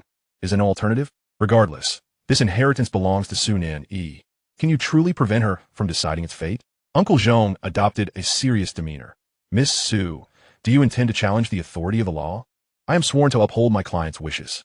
If you wish to claim the inheritance, there is but one way. What way? Su Shernwan asked, her words tumbling out rapidly. Uncle Zhong replied, unless you possess the ability to revive my client and persuade her to alter her will. Was this not a wild fantasy? Uncle Zhong aimed to convey that any thoughts of claiming the inheritance were utterly futile. Bai Chengli shouted at Su Nanyi, are you toying with us? You knew all along that you couldn't inherit, didn't you? You orchestrated this entire charade to mock us for my refusal to marry you, didn't you? Su Nanyi, you are truly vindictive. While she indeed relished the sight of Bai Chengli's embarrassment, to say she acted out of revenge for not marrying him was ridiculous. Bai Chengli, you are overthinking this. I was unaware of any conditions tied to the inheritance until now, just as you are. What good does it do to yell at me? It is merely a plot of land. Surely the Bai family will not perish without it. You, in a moment of desperation, Bai Chengli raised his fist. Yu swiftly positioned herself in front of Su Nanyi. Master Bai, if you dare lay a hand on our young lady, you shall first contend with me. Su Shernwan scrutinized the will once more. If it were not forged, the black and white text was as solid as a rock. Damn it. Why do we only just learn of these inheritance conditions? Without access to Su Nanyi's land, Bai Chengli's Xiqing development project would lose its core support and inevitably fail. Ironically, since yesterday, everyone had begun congratulating him on securing the project. This was truly humiliating. Sister, Su Shernwan's eyes reddened. This was a forgery, isn't it? You have changed your mind and no longer wish to give these to me, correct? If you simply refused, why go about it in such a convoluted manner? Would she cry? Su Nanyi, undeterred, feigned a sniffle. Sister, what are you saying? I am not one to break my word. You can see the predicament I am in. I cannot inherit the assets. Thus, I cannot gift them to you. Perhaps you can wait a few more years. How can I wait years? Without those lands, the project is doomed. Bai Chengli was on the verge of exploding with rage, but suddenly found his throat constricted, unable to utter a word. After howling for a while, he could only produce whimpers, resembling a defeated dog. Su Nanyi quickly exclaimed, Oh dear, have you become mute? Sister, what are you waiting for? Take him to the hospital. You surely do not want to marry a mute, do you? Su Shernwan glared at her, but had no choice but to lead her entourage away. Uncle Zhong finally spoke up. Nanyi, it is fortunate that you have discerned their true nature. A few months ago, when you mentioned giving all your assets to them, I was genuinely alarmed. Su Nanyi smiled sheepishly. Uncle Zhong, I apologize for causing you concern. I assure you, such foolish thoughts will not cross my mind again. Uncle Zhong felt a sense of relief. That is good to hear. You have been quite astute this time, at least for the next few years. They cannot lay claim to your fortune. Meanwhile, at the Bai residence, Bai Chengli remained unaware that the old master was already privy to all the information and continued to argue, only to be scolded by the old master who pointed a finger at him. Useless fool. You can't even secure that land, let alone fulfill this project, which was merely intended for your practice. Just look at what you've done. You lied, boasted, and now, when the work is incomplete, you're parading around with your claims. Look where that has landed you. The old foxes in the company no longer respect you. I should never have allowed you to inherit the Bai family. You are utterly inept. His irritation extended to Su Nanyi, whom the master believed would bring fortune to the Bai family. But now it seemed she was of no use at all. The old master pondered, wondering if perhaps the fortune teller had miscalculated. No. The fortune teller had predicted his resurgence. Thus, Su Nanyi's fortune should also align. Sighing, the old master declared, "You must immediately go to Bai and clarify the situation. Just say it was a mistake on your subordinate's part. Do not let anyone think you are overreaching." Bai Chengli found himself at a loss for words. The old master kicked him lightly and scolded. "Why are you just standing there like a dog? Speak up. Have you lost your voice?" Bai Chengli felt a deep sense of helplessness. He didn't understand why he was rendered speechless, only able to gesture aimlessly. Su Nanyi hurried to explain, "Grandfather, Chunli's throat is a bit problematic. I took him to the hospital, and he needs a few days of rest. I will clarify on behalf of my brother." Bai Chongyin emerged from a room, already donned in a full suit, wearing a gentle smile, though harboring ambitions beneath the surface. He seemed to have prepared specifically for this moment. Bai Chengli was reluctant to let him take the spotlight, but he could only emit muffled protests that were drowned out by the old master's glare. "Fine, Chongyin, you go. This mess your brother has created needs your cleanup. You are the one who will ease my mind." Bai Chongyin nodded with a smile. He was indeed the one to ease the old master's worries. However, he couldn't help but wonder why the position of heir was bestowed upon the ineffectual Bai Chengli. His heart brimmed with resentment, but he maintained a facade of compliance. "Grandfather, we are family. Since my brother is once again stricken by his speech impediment, it falls upon me to step in." He specifically mentioned the speech impediment. Indeed, Bai Chengli had suffered from a temporary speech condition in childhood, which rendered him mute when nervous, but it had been treated a decade ago. The old master had once dismissed Bai Chengli because of this ailment, deeming him useless. Yet, this time, he was not experiencing a relapse. His inability to speak stemmed from the tea he had consumed at the Su household. Chapter 46, 30 million. Not a single one left unbroken. Bai Chongyin set off for Bai, sending a message to Su Nanyi. "Our collaboration has been quite pleasant." Su Nanyi deleted the text, and shortly after, she received a call from Su Nanyi. "Sister, you have truly brought calamity upon us. The old master is furious, and Chengli has been punished. If only you had clarified earlier that the inheritance was unattainable, we wouldn't have taken it so seriously. You owe us compensation." What audacity! Having failed to ensnare the Bai family, now she demands compensation? Su Nanyi was eager to see just how low Su Nanyi could stoop. "Sister, what do you expect me to compensate you with?" Su Nanyi sensed an opportunity and quickly replied, "The day after tomorrow is my birthday. I will host a grand celebration. You can invite Grandfather Huo." "Why would you want to invite Grandfather Huo?" This is something Chengli wanted to do, though I have no idea why. "Sister, you are quite familiar with Grandfather Huo. Surely you can persuade him to come." Was she attempting to provoke her? Yet, Su Nanyi was unfazed. "Sister, who says I'm familiar with Grandfather Huo? He doesn't even know me. I couldn't possibly invite him." Susi Nuang grew anxious. With the West City project tarnishing by Cheng-Li's reputation, he needed to secure a significant order to restore his honor. The Huo family was the most prestigious in the entire Imperial City. If he could establish a partnership with Grandfather Huo, no one would dare question his worthiness as the Bai heir. "Sister, how could you not be familiar with Grandfather Huo? Last time you even had a meal he packed for you, and that car was a gift from him, wasn't it? Surely, you wouldn't want to deny me help? Indeed, I do not wish to assist you. Sister, I was merely deceiving you. Grandfather Huo is far too esteemed to pack meals for me. As for that car, it was lent to me by someone else. What fantastical notions are you entertaining? I cannot assist you. Seek help elsewhere." And with that, she hung up the phone. Meanwhile, Su Nanyi's face darkened. Bai Chengli approached and asked, "So, did she agree?" Upon hearing her claim of unfamiliarity, Bai Chengli stroked his chin, sensing something was amiss. Previously, at the hospital, Ling Tian, as Grandfather Huo's assistant, had been quite protective of Su Nanyi. He had assumed it was at the behest of Grandfather Huo. But now, it seemed that perhaps Su Nanyi was not close to Grandfather Huo, but rather to Ling Tian. Continuing to Basu Su Nanyi, Bai Chengli recalled how she had shielded him from scalding soup, and he still bore the mark of that injury. What right did she have to refuse him help? She had always been so obedient to him. If he couldn't manage such a seemingly simple matter, what use would there be in marrying him? After a brief afternoon nap, Su Nanyi was informed by Yu. Miss Lin Huihui has returned and is currently downstairs arguing with butler and downstairs. Lin Huihui glared at the suddenly appeared antique paintings, disregarding her image as she began to curse. And Rujin, I underestimated you. I leave for just a week. And you incite the master to start spending money. I bet all these antiques are fake. Did you swindle the master? Someone break her mouth. None of the servants in the room dared to move, except for a few bodyguards Lin Huihui had brought from her family, who approached menacingly. I dare you. Su Nanyi, dressed in a white gown, descended the stairs, sunlight illuminating her, making her shine brilliantly, even capturing Lin Huihui's attention. Aunt Lin, what seems to be the issue? What has my nurse done to provoke you to such fury? If my father were to see this, he would not be pleased. Lin Huihui harbored a dislike for this daughter born of the legal wife, deliberately raising her to be ugly and difficult, but recently she had seemed to undergo a transformation. Not only had she distanced herself from Lin Huihui, but she also opposed her at every turn. Su Nanyi, I understand you wish to protect your nurse, but take a good look. How has she fulfilled her responsibilities? She has stolen from the Su family. I demand she leaves, or I shall report you.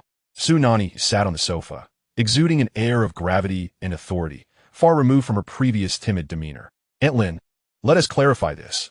How's my nurse stolen from the household? These paintings and vases are genuine treasures that my father stated we should purchase. Genuine treasures? Do you think I'm blind? Lin Huihui haphazardly picked up a large and clunky blue and white porcelain piece, lacking in aesthetic appeal. While she may have been ignorant of antique porcelain, she was astute enough to recognize deceit. This rustic piece is undoubtedly a scam. You have the audacity to claim it's real. You'll go to any lengths to swindle. Su Nanyi responded with confidence. Aunt Lin, these are indeed authentic. If you do not believe me, let us invite an expert to appraise them. Bah, I shall smash these fake goods today. Fake goods will always be fake. Just like in Rujin, merely a housekeeper who cannot hold a candle to respectable company. A crisp sound echoed through the air as the exquisite blue and white porcelain shattered upon the floor, scattering into countless fragments.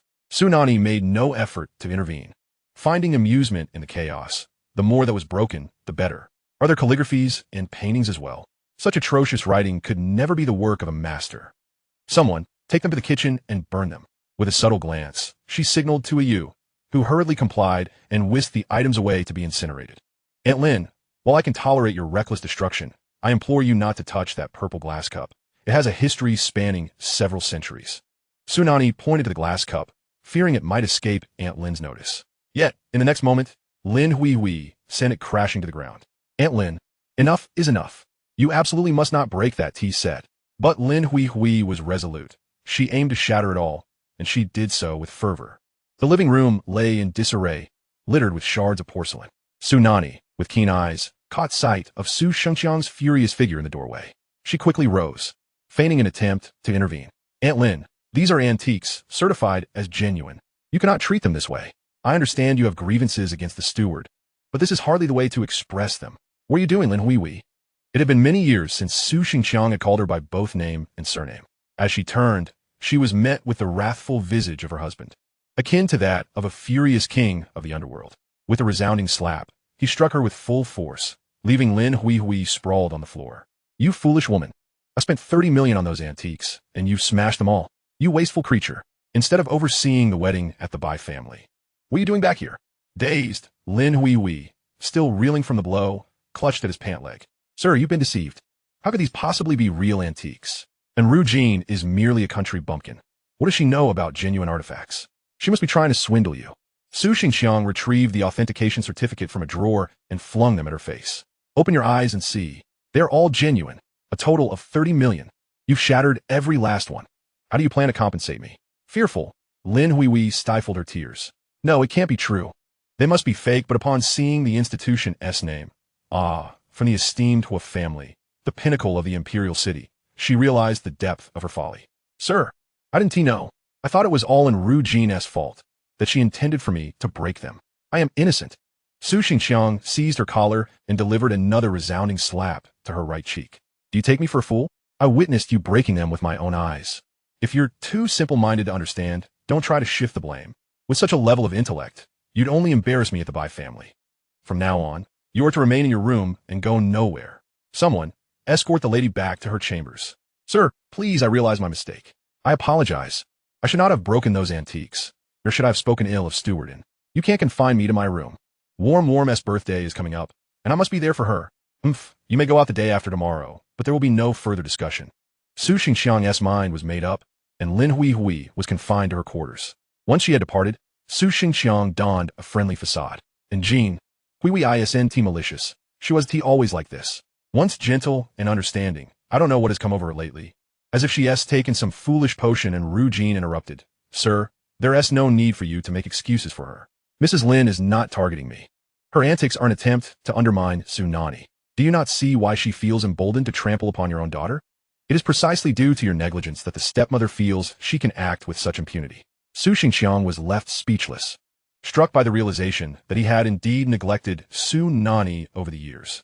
Had Hui ever bullied her? He turned to Su Nanyi, attempting to muster a benevolent smile. Su Nanyi? In a moment of alarm, she turned and ascended the stairs, determined to deny her father any opportunity for pretense. Chapter 47. No longer dropping out, the urgent ringing of the phone resumed, and without a glance, Su Nanyi answered. A boisterous voice erupted from the receiver. Su Nanyi, you're not dropping out, are you? Then get your behind to school to handle the paperwork. I'm only free today, if you're not here by 4. I won't wait for you anymore. You'll have to figure out the signing issue on your own. Dropping out? Signing? Oh, right. She had mentioned her intention to withdraw from school to her teacher before her rebirth, but amidst the recent chaos of her engagement dissolution, she had forgotten all about it. Swiftly, she jumped up, responding with utmost respect. My dearest teacher, please don't. I've changed my mind. I must have been possessed to even think of dropping out. I am now fully aware and resolute in my decision to continue my studies. The elder on the other end hesitated. Really? You're not going to do anything foolish for your grand love? A wave of embarrassment washed over Su Nanyi, and she buried her face in her blanket. Teacher, I understand my mistake. I wish to continue my education and become your most esteemed student. I aspire to be the most outstanding doctor. The elder's voice boomed, as usual. Then you'd better hurry to the laboratory. Do you think summer vacation is for leisure? Your peers are advancing ahead of you. You'll never graduate at this rate. With a sense of urgency, Su Nanyi scrambled. I'm coming to the laboratory right now, teacher. After hanging up, the elder, his hair streaked with gray, felt both joy and concern. Su Nanyi was exceptionally bright and hardworking, the best student he had encountered in his lifetime. If she dedicated herself to her studies, she would undoubtedly achieve greatness. Yet, her singular flaw was her obsession with love. The first time she mentioned dropping out for a man, he had nearly lost his temper. Thankfully, her wits had finally returned. Dialing another number, he said, 7th Master, you need not worry about Nanyi. She has decided not to drop out. I didn't persuade her. She came to the conclusion on her own. The elder sighed, reflecting on the situation. With such an outstanding suitor as 7th Master, how could Su Nanyi seem blind to Bai Chengli? Just months ago, 7th Master had urged him to dissuade her from dropping out, while Bai Chengli only wanted her to return home sooner. Who was truly a suitable match was abundantly clear. Within the Yuan, Huo Siye was no longer surprised by her decision. It appeared she had long ceased to be the Su Nanyi of old. Just as he had transformed from the Huo Siyu of the past, both he and Su Nanyi were now on divergent paths. Su Nanyi, are you truly certain? If you ever mention dropping out again, I will no longer consider you my student. You're free to do as you wish. In the office, the elder sat sternly, his anger causing his beard to quiver. Teacher, I promise I will no longer act foolishly. I come to school for one reason, to study. Su Nanyi declared, raising her hand in assurance. Finally, the elder cracked a smile, quickly adopting a serious demeanor to conceal his amusement. As the strictest of mentors, he could not afford to appear too jovial with his students. Authority must be maintained. He pulled several documents from his drawer. The global selection for Laboratory X has commenced. I've recommended you to the Academy. The other 3 mentors will also recommend their students. From this competition, 1 representative will be chosen to participate on behalf of the school. Be prepared. Ah, really? Thank you, teacher. You're so kind. Unable to contain her joy, Su Nanyi felt as if she could leap 3 feet into the air. Laboratory X was the most prestigious and renowned medical institution globally, the birthplace of numerous cutting-edge treatments and concepts, thus regarded as a pilgrimage site for those in the medical field. The global selection for Laboratory X occurred every 5 years, with only 1 candidate ultimately qualifying for membership.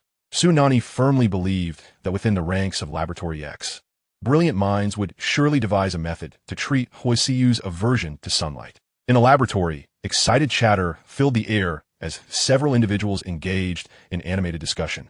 Alas, what is the point of our relentless toil if we cannot measure up to certain individuals?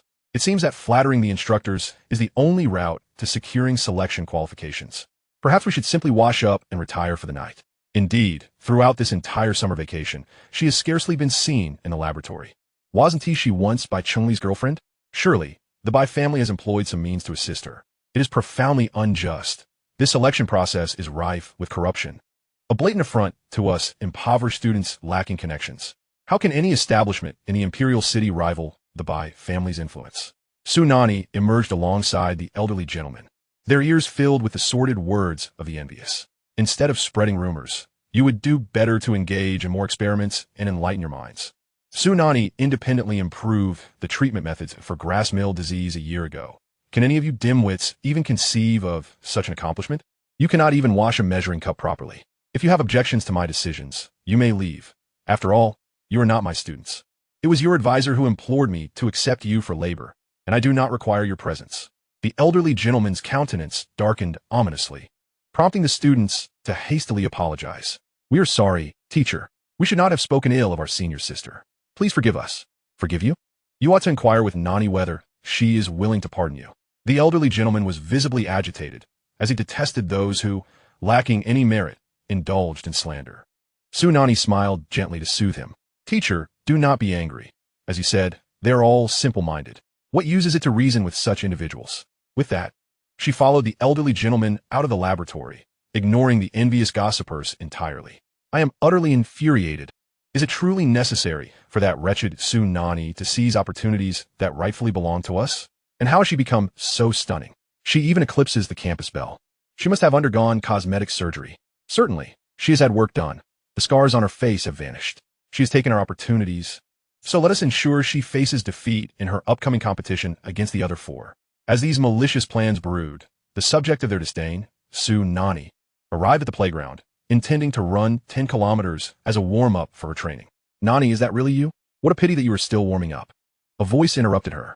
The speaker was Xia, Su Nanyi's only friend at school, though not a true friend. Oh, it's you. Long time no see. Su Nanyi greeted her perfunctorily, recalling how Xia had betrayed her in her previous life. Ostensibly a friend, Xia had instead been a sycophant to Su Shunwan, spreading rumors and gossip about her, claiming she was having an affair with her mentor, that she was vain and was being financially supported by a benefactor, and even insinuating that she had coerced Huo Siyu into marrying her. It could be said that her notorious reputation at school was largely the result of Xia's machinations. Xia, having profited from her allegiance to Su Shunwan, had amassed considerable wealth, ultimately even entangling herself with Wan Xing's husband, a connection that could not be disentangled from Wan Xing's tragic fate. Chapter 48, awaiting her to pay like before. Lost in thought, Xia's voice drifted back to her. Nanyi, why are you at school today? Didn't you say you would drop out? Aren't you considering Bai Chunli? Su Nanyi replied coldly. What? Has your precious Su Shunwan not informed you? The one Bai Chunli is to marry is not me, but her. I have no intention of dropping out. Xia's mouth fell agape. She was utterly clueless, having not received any updates from Su Shunwan for several days.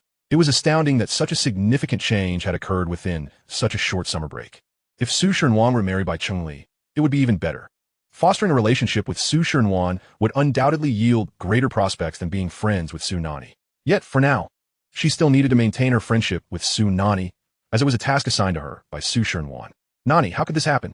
Why is Bai Chunli not marrying you? Don't be disheartened. I believe he still harbors feelings for you. Shall I accompany you to speak with him and clarify the misunderstanding? Su Nanyi narrowed her eyes, her words as frigid as ice. Clarify the misunderstanding? What misunderstanding? What are you talking about? Xia was momentarily taken aback by Su Nanyi's piercing gaze, her speech faltering. If there's no misunderstanding, then why wouldn't he marry you? Su Nanyi raised her chin defiantly. Sin, listen closely. It is not that Bai Chunli does not wish to marry me. Rather, I, Su Nanyi, have chosen to sever ties with Bai Chunli. He and Su Shunwan are a match made in heaven. If they cannot be together, I will be displeased. Do you understand? The oppressive force of her words made Xia swallow nervously. So, you truly are not upset? Nanyi, you can confide in me. You have assisted me countless times. Now that you are heartbroken, I will always be here for you. She reached out to grasp Su Nanyi's hand. Ugh, how repulsive. Su Nanyi shook off her hand. Enough. I am busy training and have no time for idle chatter. You should attend to your own matters. Why is she so cold? Surely, being rejected must have left her heartbroken, yet she does not want to appear inferior to her sister, so she feigns strength. Xiaoyan believed she had deciphered her emotions and plastered on a smile, stepping closer to grasp her hand again. Nanny, I understand. Although I do not have a sister, I comprehend your desire not to be overshadowed by her, especially since she is so accomplished. Do not dwell on it. It is a fact that she surpasses you. Su Nanyi raised an eyebrow, genuinely believing that Xiaoyan ought to have her head examined. However, I have discovered something that makes you superior to your sister. Xiaoyan pressed on, oblivious to the signs of discomfort. Your emotional intelligence is quite high. So Nanjiri Tortith. Xiaoyan continued unabated. Come on. Stop trying to hide it. You must have undergone cosmetic surgery. Otherwise, how did you become so beautiful all of a sudden? Your transformation is remarkable, not a cookie-cutter face. Also, how is your skin so flawless? That scar has vanished. Did you have skin grafting? Previously, Su Shenwan had been considered more attractive than Su Nanyi. But now, with the unsightly scar gone and her wardrobe updated, Su Shenwan paled in comparison. Xiaoyan, Su Nanyi called out abruptly, you truly are foolish. Both dim-witted and malicious. Do not be upset. Let's go shopping. Your sister's birthday is in 2 days. We must prepare a gift. Shopping? Su Nanyi regarded the eager Xiaoyan, fully aware of her ulterior motives. In the past, Su Nanyi had been insecure and timid, overshadowed by Su Shenwan's brilliance. Nuan was adored by all, while she was a lonely duckling without a single friend. Thus, when Xiaoyan approached her with ulterior motives, she had unwittingly accepted her as a close friend, spending her meager allowance of 10,000 on Xiaoyan without hesitation. Now, was Xiaoyan hoping to exploit her generosity again? Su Nanyi retracted her hand and smiled slyly. Very well, let us buy her a birthday gift. They ventured to an upscale mall where they rarely shopped. Xiaoyan paused in front of a display of luxury handbags, her feet immobilized. Nanny, I truly envy you. The Su family is so wealthy that purchasing a handbag is a trivial matter, unlike me, where several years of savings wouldn't suffice for even one bag. So Nanji Green Slaidi. Xiaoyan, if you like it, just buy it. While you are young, indulge yourself and treat yourself well. This way, you won't regret it when you look back on your youth. Xiaoyan's greedy desires were evidently stirred. Nanny, is it truly acceptable? Can I really pick a bag? Wouldn't that be too extravagant? Su Nanyi patted her hand. Your happiness is worth more than gold. Go ahead and choose. A bag does not cost that much. What is extravagant about it? After all, she would not be the one footing the bill. Xiaoyan promptly selected a bag, specifically opting for the luxurious ones. The sales clerk was convinced she was a genuine heiress, showering her with enthusiasm and tirelessly presenting her with various bags. All right, I'll take this one, she declared, ultimately choosing a bag worth 400,000. She glanced at Su Nanyi, anticipating her to pay as she had in the past. However, Su Nanyi merely sat on the sofa, observing her. This one is quite nice and compliments you beautifully. Hurry and pay so we can leave, Xiaoyan urged. Stunned, she questioned, what is going on? Su Nanyi always paid before. Nanny, why are you still sitting there? You need to pay. Ah, is it you who wants to buy the bag? Why should I pay? Su Nanyi deliberately raised her voice, completely disregarding Xiaoyan's dignity. At this moment, the sales clerk also caught on, scoffing. Isn't this just a vain person with no money? Miss, are you buying or not? If you're not buying, just say so. Why bother with such an expensive item if you can't afford it?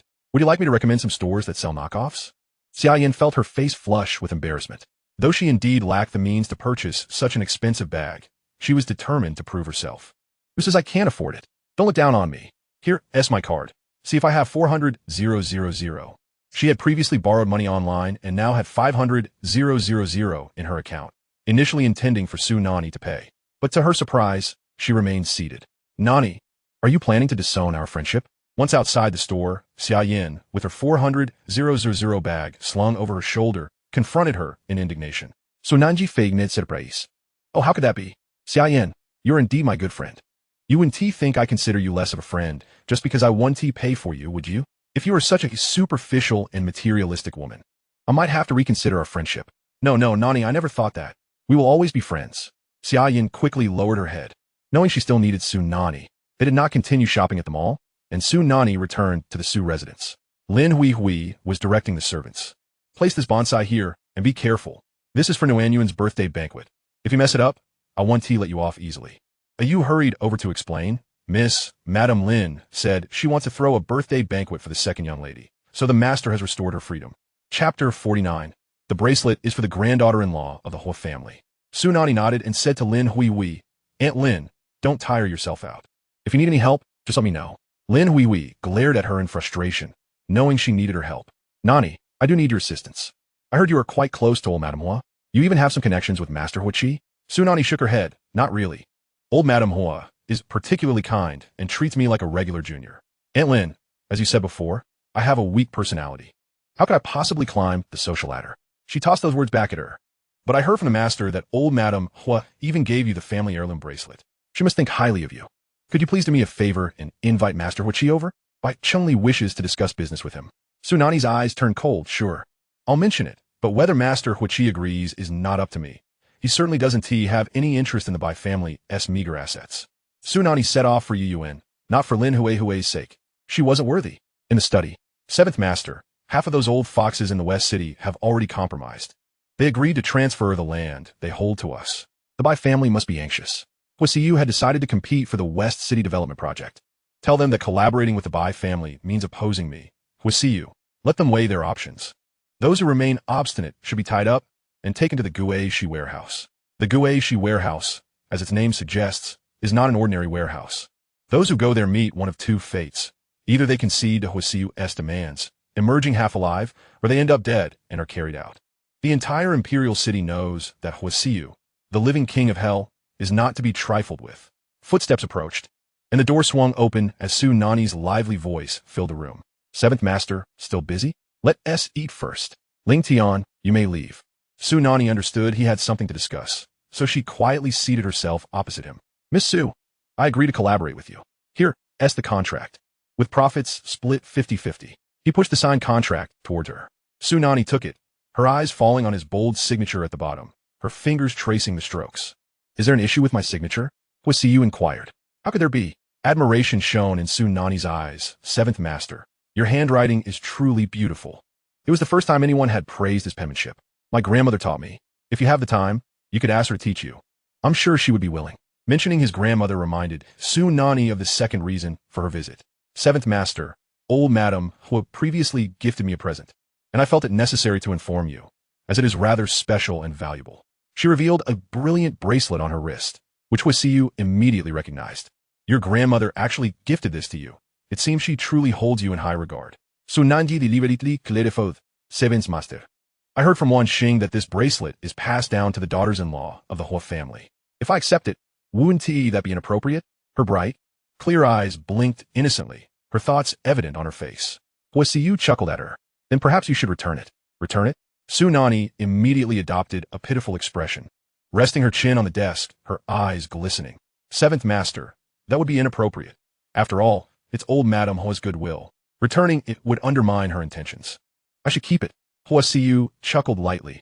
Aren't you the one with ideas? Why come ask me? Su Nanyi stood up, her posture straight, serious yet earnest, as if preparing to bow. 7th Master, rest assured, I will take good care of this bracelet and ensure old Madame Hua is not disappointed.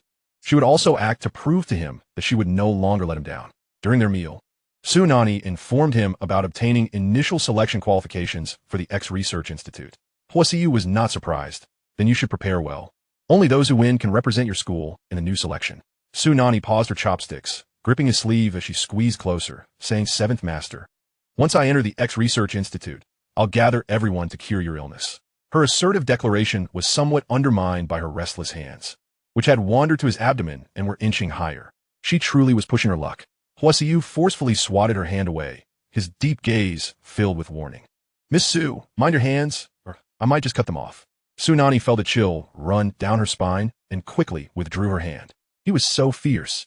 Today, there were no new training tasks, so there was no opportunity for her to make legitimate contact with him. She lamented, 7th Master, do you know about the encouragement of love? Huo Siyu did not allow her to continue, responding, that's all useless nonsense. Su Nanyi persisted, 7th Master, it is useful. Although I have received the competition qualification from the old man, without your encouragement, what if I lose in the first round? You won't lose. His tone was so assured that Su Nanyi was momentarily taken aback, then joyfully beamed. Of course, my abilities are evident. The old man said, I am a once-in-a-century medical genius at our school. Her unwavering confidence and elevated demeanor influenced Huo Siyu, causing the corners of his mouth to rise visibly. Su Nanyi seized this moment, gently caressing his face, wishing to preserve such an expression on him. 7th Master, you look splendid like this. I hope you can smile like this every day. Huo Siyu grasped her hand and replied, all right, let us dine. The stew pot still held the soup she had prepared, which the cook was currently monitoring. Su Nanyi withdrew her hand and stood up. Very well. I shall check if the soup is ready. After taking a step, she turned back, bending down to swiftly plant a kiss on his lips. Before he could frown, she beamed a radiant smile, thanking him for his affectionate encouragement. Huo Siyu. That evening, Su Nanyi noticed he consumed an extra bowl of soup, and she took mental note of it. It was through such persistent attempts that she aimed to discover his culinary preferences. Ling Tian hurriedly burst in. Seventh Master. It's a call from the old residents. Huo Siyu set down his chopsticks, his expression turning frosty as he took the phone outside to answer. Su Nanyi observed his rigid silhouette. The outside air was likely turbulent, and in his narrowed eyes, she perceived a palpable impatience. Has Huo Changzong already complained about you? Huo Siyu scoffed. On the other end of the line, a deep voice rebuked. What do you mean, Huo Changzong? He's your uncle. How many years has it been since you returned? Shouldn't you have learned the rules by now? Huo Siyu let out a cold laugh. Grandfather. If I hadn't discovered it early, my mother could have been harmed by Huo Changzong. I merely incapacitated a few of his subordinates. And you're so eager to dispense justice. He emphasized the phrase dispense justice with particular weight. Chapter 50. Should the proposal continue? The elderly Huo Laotai slammed the table in frustration. I do not care what the underlying reasons are, but you are all members of the Huo family.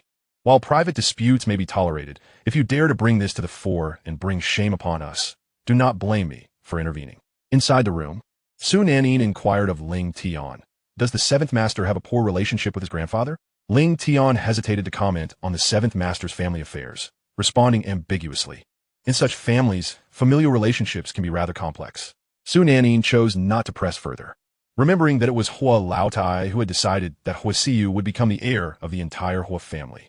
Huo Laotai had 2 sons and 4 grandsons, each eyeing the heir's position with envious intent. It must have been quite arduous for the seventh master to emerge victorious from such a fierce struggle. Huo Siyu returned after ending the call, handing his phone to Ling Tian. Tomorrow, pick an inconspicuous gift from the storeroom to send to Huo Changzong. A soft sensation enveloped his hand. Glancing down, he saw Su Nanyi holding his palm. She smiled gently, as if offering silent comfort. He felt a stir within his heart. Recognizing the time was late, I shall have Ling Tian escort you home.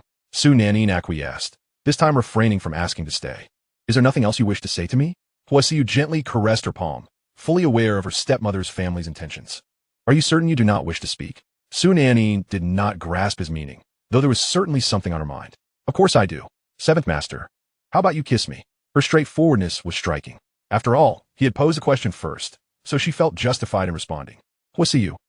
He truly wished to punish her for her audacious tongue, daring to say anything at all. Ling Tian, see Miss Su home. This served as his refusal. Yet Su Nanyi remained unperturbed, bidding him farewell with a bright smile as she followed Ling Tian out. After all, opportunities were abundant. There would be many days to come. Huo Siyu, I am determined to win you over. Uncle Wang, witnessing the entire scene, remarked quizzically, Seventh Master, it seems Miss Su has changed. She appears increasingly dependent on you and enjoys clinging to you. Huo Siyu also noticed these changes, pressing his lips together. Seventh Master, Uncle Wang hesitated.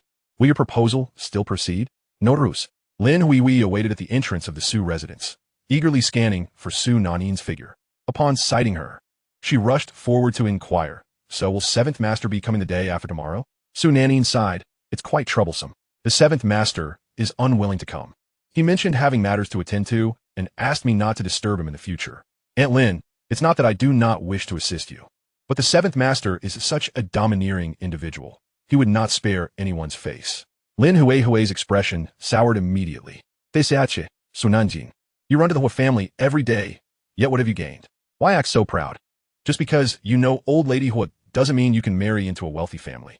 2. Su Nanyi. A heartless turn? Lin Huihui clattered up the stairs in her high heels, her own frustration simmering.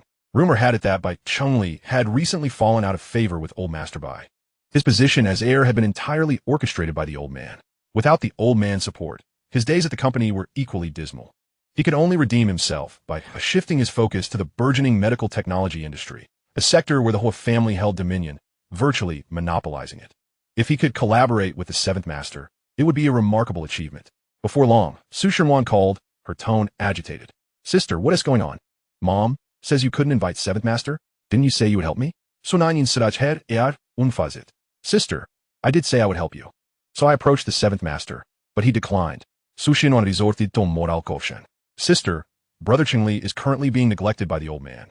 It's all your fault. If you hadn't said you would transfer the assets to us, we would never have fallen for your trick. Shouldn't you offer compensation? With a smile, Su Nanyi replied, Oh, I'll compensate you. Su Shernwan, believing there was a chance, asked, Really? Can you still invite Seventh Master? Su Nanjing Klidifaf. What are you thinking? My compensation is not that. Tomorrow, I'll give you 2 gifts, and one will serve as compensation. Just take it, and don't be polite. You. The sound of her impending fury echoed through the line.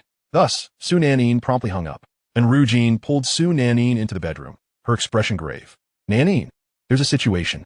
For your sister's birthday banquet, Lin Hui has excluded me from the arrangements. She had her family handle the beverages and banquet meals.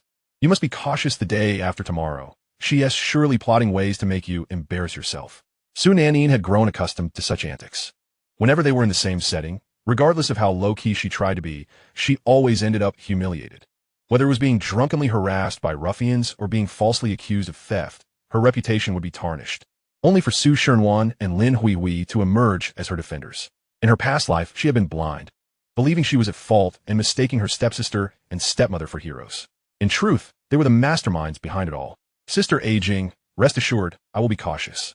They shan't gain an inch from me. And Ru Jin patted her head. That's good. By the way, I overheard Lin Hui on the phone. She seems to have booked a private room at Mai's. After the banquet, she will likely drag you all to that gathering. I suggest you avoid it. A birthday banquet followed by a Mai's gathering? That aligns perfectly. No, I must go and give them a grand surprise. Later, Su Sinuan retournev. She had been at the Bai residence for several days. Dad, Mom, this is the gift Brother Qingli and I picked for you. Sister, you have a share too. Su Xingxiang and Lin Hui beamed with rosy faces, as if they had indulged in too much fake wine. Lin Hui retorted sharply, Wan, you truly have a heart. Unlike the others at home, who contribute nothing to the family. You can't even manage to invite someone over. How could she muster the audacity to accept your gift? Su Nanyi, undeterred, took the gift and unwrapped it in front of them. It revealed a star-shaped necklace. Sister, thank you. You are so generous. This necklace must be quite expensive. It seems Bai Chengli has been quite generous with you, she remarked. Lin Hui scoffed, of course. Unlike you, who has been living off your family, unable to even access your mother's inheritance, and claiming you can only inherit after marrying at 28. I suspect that is just an excuse. Su Shernwan stepped in to ease the tension. Mom, we're all family. Let us not say such things. My sister didn't receive much love in her childhood, so it's only right we take care of her now. After tonight, she would show Su Nanyi what true hell looks like. Let not be said that she was ruthless. Had it not been for Su Nanyi's antics causing her brother Chengli to lose face, and her refusal to assist with even a simple arrangement with Seventh Master, she would not have treated Su Nanyi this way. Everything was Su Nanyi's fault. Chapter 51. Close the window. Inside the room, Ayu scrutinized the necklace. Her face tense. Miss, this necklace contains a listening device, she scribbled on a piece of paper. A mocking glint filled Su Nanyi's dark eyes as she tossed the necklace into the toilet and flushed it down the drain. And Ru Jin lamented, Nanyi, you're being too hasty. It's still a necklace. I was planning to help you sell it. However, Su Nanyi understood Su Shernwan's character well. A Jin. She sees me as a thorn in her side, despises me to the core. How could she possibly gift me an expensive necklace? That necklace is fake and worthless. On a windless night, vehicles sped down the road. Huo Siyu arrived at the hospital swiftly. After his mother Gu Jiushuang had nearly been poisoned, he had transferred her to this hospital shortly thereafter. Seventh Master, you're here, said Bo Wenji, a friend of Huo Siyu and one of his private doctors. After Huo Siyu intervened in a medical dispute, Bo Wenji had remained by his side ever since. What is the condition? When can the surgery be performed? He inquired about Gu Jiushuang's condition. Bo Wenji set the examination report aside and replied respectfully, Seventh Master, her condition is improving, and the tumor in her brain is ready to be removed. We can schedule the surgery for next month. Gu Jiushuang had not died in the car accident years ago. She had merely fallen into a coma. Had she received timely medical attention and proper care, she would not have remained in such a state for so many years. Yet, when Gu Jiushuang left with Huo Siyu, she was already divorced. Huo Siyu's father refused to take responsibility, and Gu Jiushuang's family dared not offend the Huo family, resulting in her lack of proper care. This led to her condition worsening over time. Without the meticulous care from the members of the X-Research Institute over these years, she might never have had a chance to awaken. All right, let us arrange the surgery. Bo Wenji escorted Huo Siyu out of the hospital. He offered Huo Siyu a cigarette, which Huo Siyu declined. No way, Seventh Master, you've quit smoking? Bo Wenji's eyes widened. Someone suddenly quitting smoking must have significant reasons. Could it be? Seventh Master, did that Miss Su agree to your proposal? He was aware of the story between Seventh Master and Miss Su and knew that Huo Siyu had been preparing for a long time to propose. Huo Siyu replied coolly, "No." Bo Wenji felt a moment of sympathy for him, placing a hand on his shoulder. "Seventh Master, it's all right. There will always be a woman worthy of your affection." Implicitly, he suggested that this Miss Su was not that worthy person. Huo Siyu shot him a piercing glance. "It's me who hasn't proposed to her." Bo Wenji trembled, unable to believe it. Hadn't Seventh Master been infatuated with this Miss Su? He had heard that Huo Siyu was preparing for the proposal, so why was there no progress? Let us go. On the way back to Yuan, Huo Siyu glanced at the fork in the road and, for the first time, decided to change direction. "Turn right." Ling Tian complied, puzzled, and then heard Huo Siyu add, "To the Su family." That meant he was going to find Miss Su. Ling Tian grinned. Previously, he had disapproved of Miss Su due to her poor temperament and lack of discernment, but now that she seemed to have turned over a new leaf, he was pleased to see Seventh Master seek her out. Huo Siyu caught a glimpse of Ling Tian's smile in the rearview mirror and raised an eyebrow. "Have you lost your mind?" Ling Tian quickly tightened his lips. "Seventh Master, are you sure you don't want to go in and see Miss Su? It would be better to park a bit closer." From so far away, there was little to see except a window. Huo Siyu rolled down the car window, tilting his head, his gaze fixed on the brightly lit window. That was Su Nanyi's room. Occasionally, her silhouette would appear by the window, then vanish. Yet, her window remained wide open. Good. She clearly hasn't heeded my words. The room lights turned off, indicating she was preparing for bed.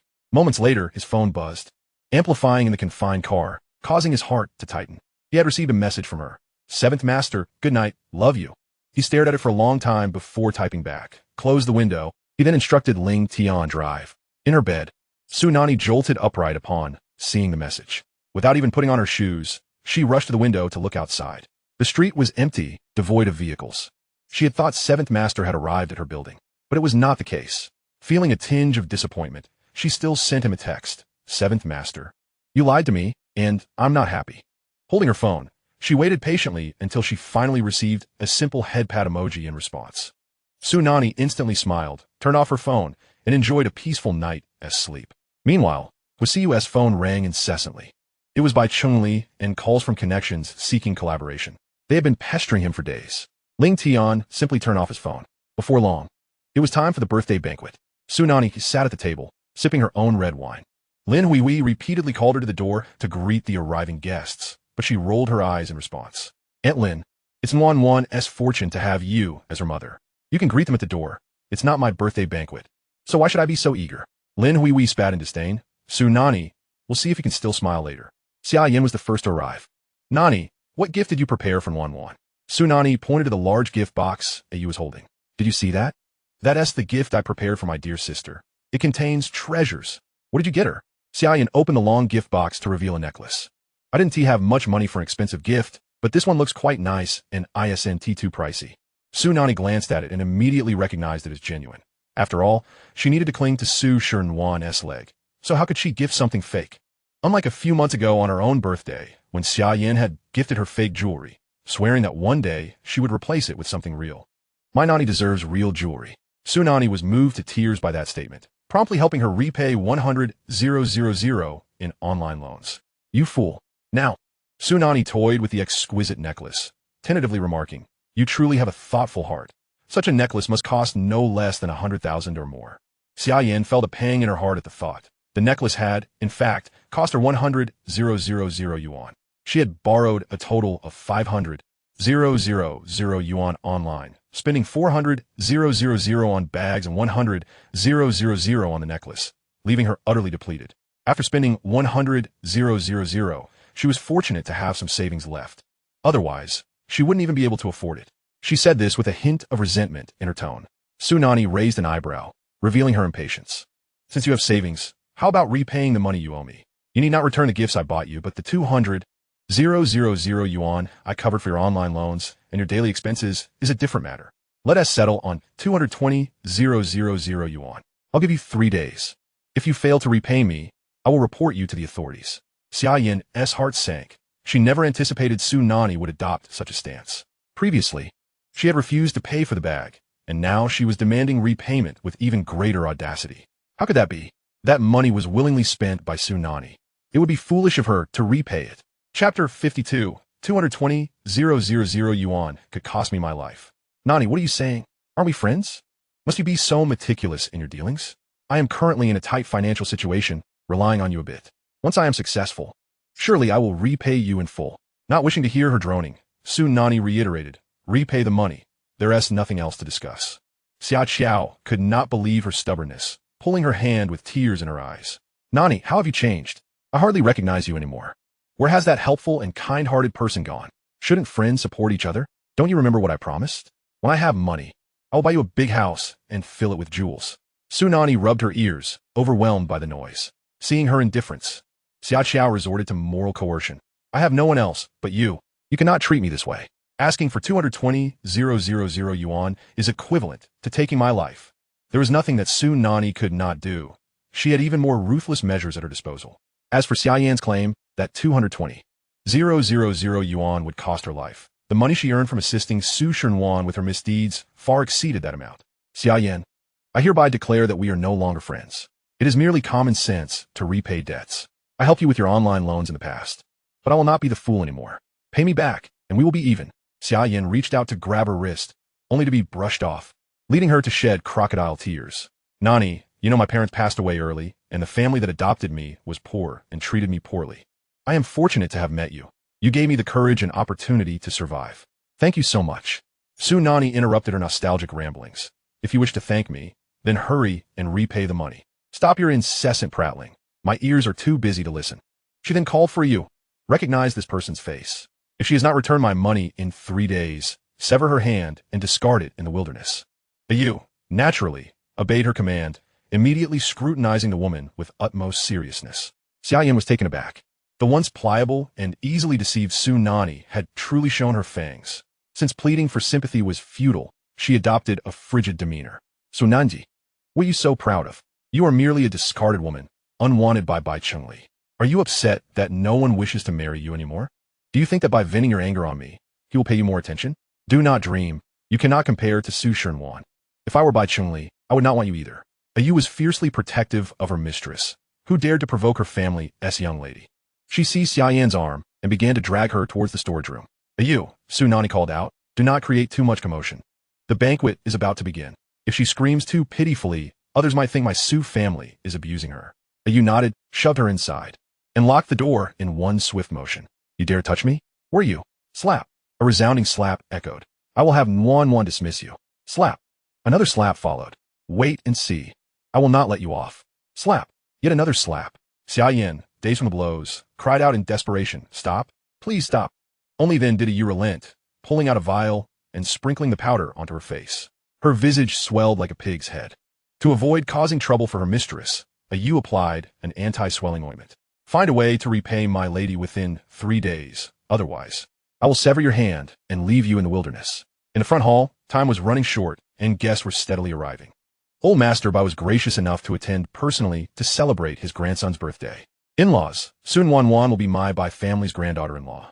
Thank you for bringing such a clever and delightful daughter into the world. The birthday gift was a custom-made longevity lock, identical to the one Bai Chengli had since childhood.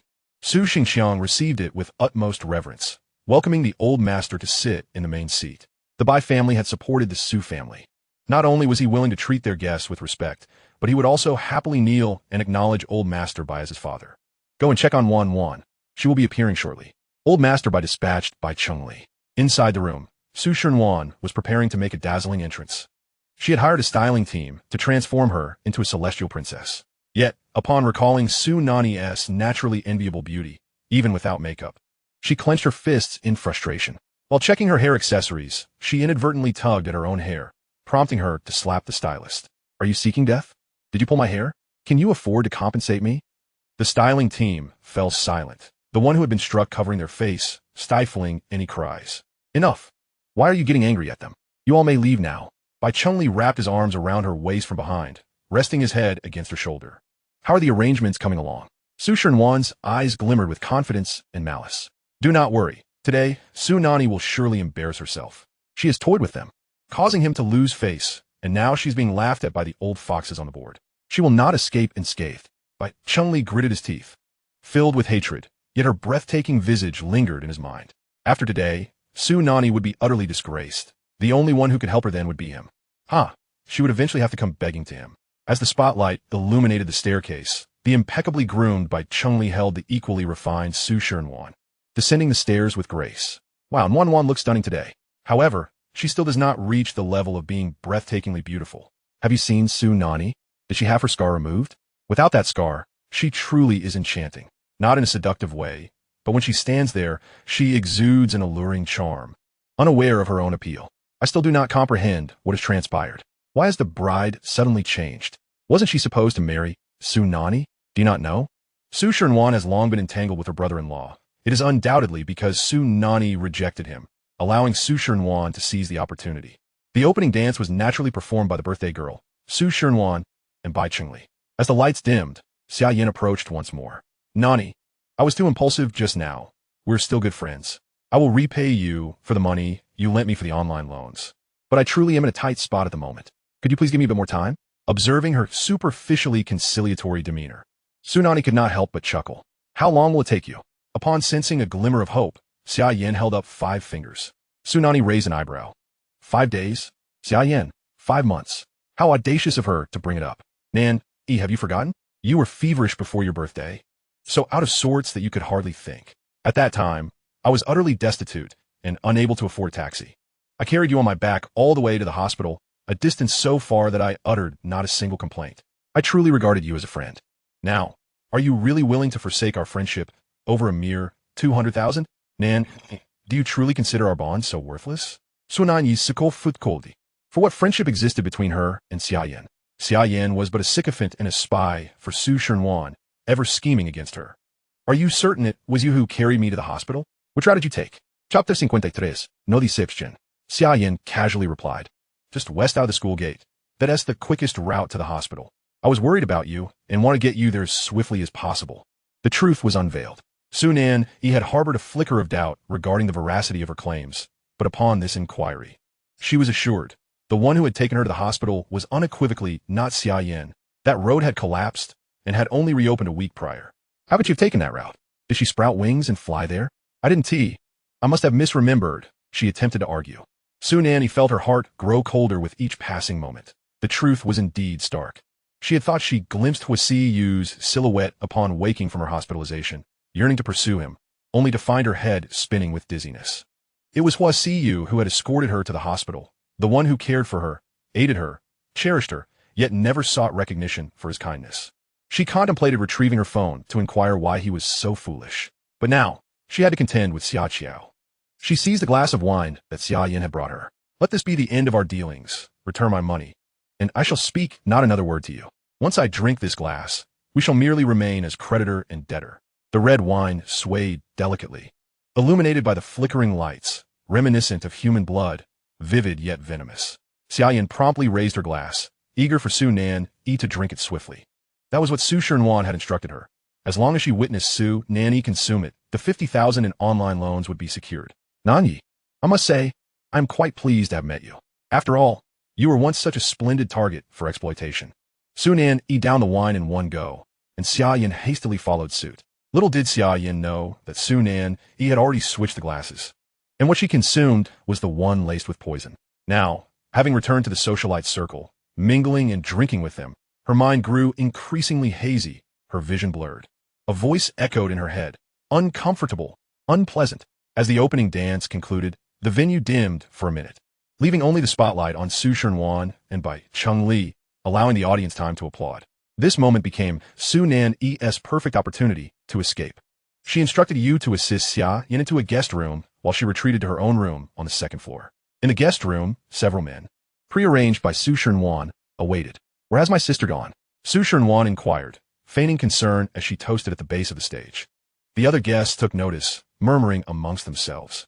How could the birthday girl be absent? It was downright impolite, a testament to poor upbringing, with so many waiting on her. It seems intentional. One mused, she must feel overshadowed by Nuan and is hiding to seek attention. Susi Nuan feigneda gracias de mina. I must apologize for not attending to my sister's feelings adequately. I shall go check on her. Please bear with me.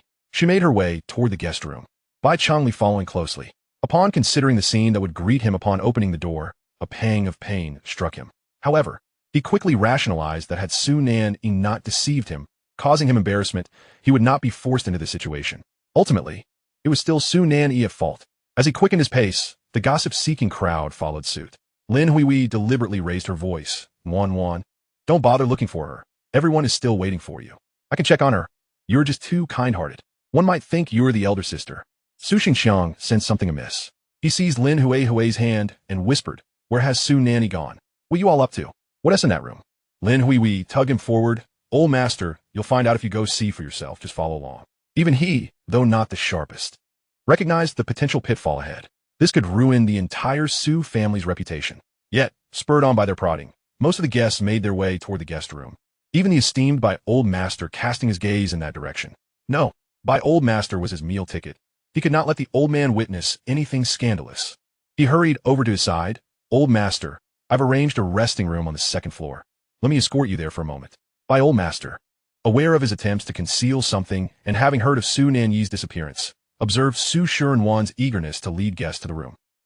The internal family strife and underhanded tactics were nothing new to him. Initially uninterested in becoming involved, he felt a surge of satisfaction knowing it was Su Nanyi facing disgrace. After all, she had previously rejected several proposals from the Bai family. How brazen of her. Come, take me to see, he commanded, extending his hand. Su Xingxiang hastily moved to assist him, only to be met with a glare. At that moment, a delicate, unassuming hand reached out. Old master, allow me to assist you, she said in a melodious voice. It turned out she was the old master's companion, not merely some young lady. He had assumed she was a daughter of some distinguished family, considering the old master was nearing 80. Truly remarkable. He cast an envious glance her way. Su Shirenwan had already arrived at the guest room, only to hear scandalous sounds emanating from within. Everyone held their breath, unable to fathom how Su Nanyi could be so audacious even at a grand birthday banquet. From the sounds, it seemed there were not just one, but multiple men involved. Heavens, how thrilling! Feigning surprise and embarrassment, Su Shirenwan nestled into Bai Cheng Li's embrace. My sister is not like that. I believe in her. There must be some misunderstanding. Bai Cheng Li played along, whether it's your sister or not. We shall see when we open the door. The indecent sounds grew louder, and Su Xingxiang's face turned a deep shade of anger. No longer able to prevent the inevitable, he resolved to sever ties. Tomorrow, he would publicly announce that Su Nanyi was no longer his daughter and expel her from the Su family, preserving whatever dignity remained. With that determination, he kicked the door open, ready to unleash his most venomous curses. Su Nanyi, must you be so debauched? You are truly disgraceful. Before he could finish his tirade, the scene before him rendered him speechless. Not Nanyi, who are you? Su Xingxiang pointed an accusatory finger, for such behavior within the Su family was unforgivable. Regardless of who was involved, someone, throw these men out and ensure they are never allowed in the Su family again. At that moment, the effects of the drug on Xia Yin had worn off. Seeing the crowd surrounding her, and realizing her attire was far from modest, she shrieked, Wan, save me. How did it come to this? That wine, wasn't it you who gave it to me? What are you still doing? Get this woman out of here. Su Shirenwan urgently commanded, desperate to expel her before her own involvement was revealed.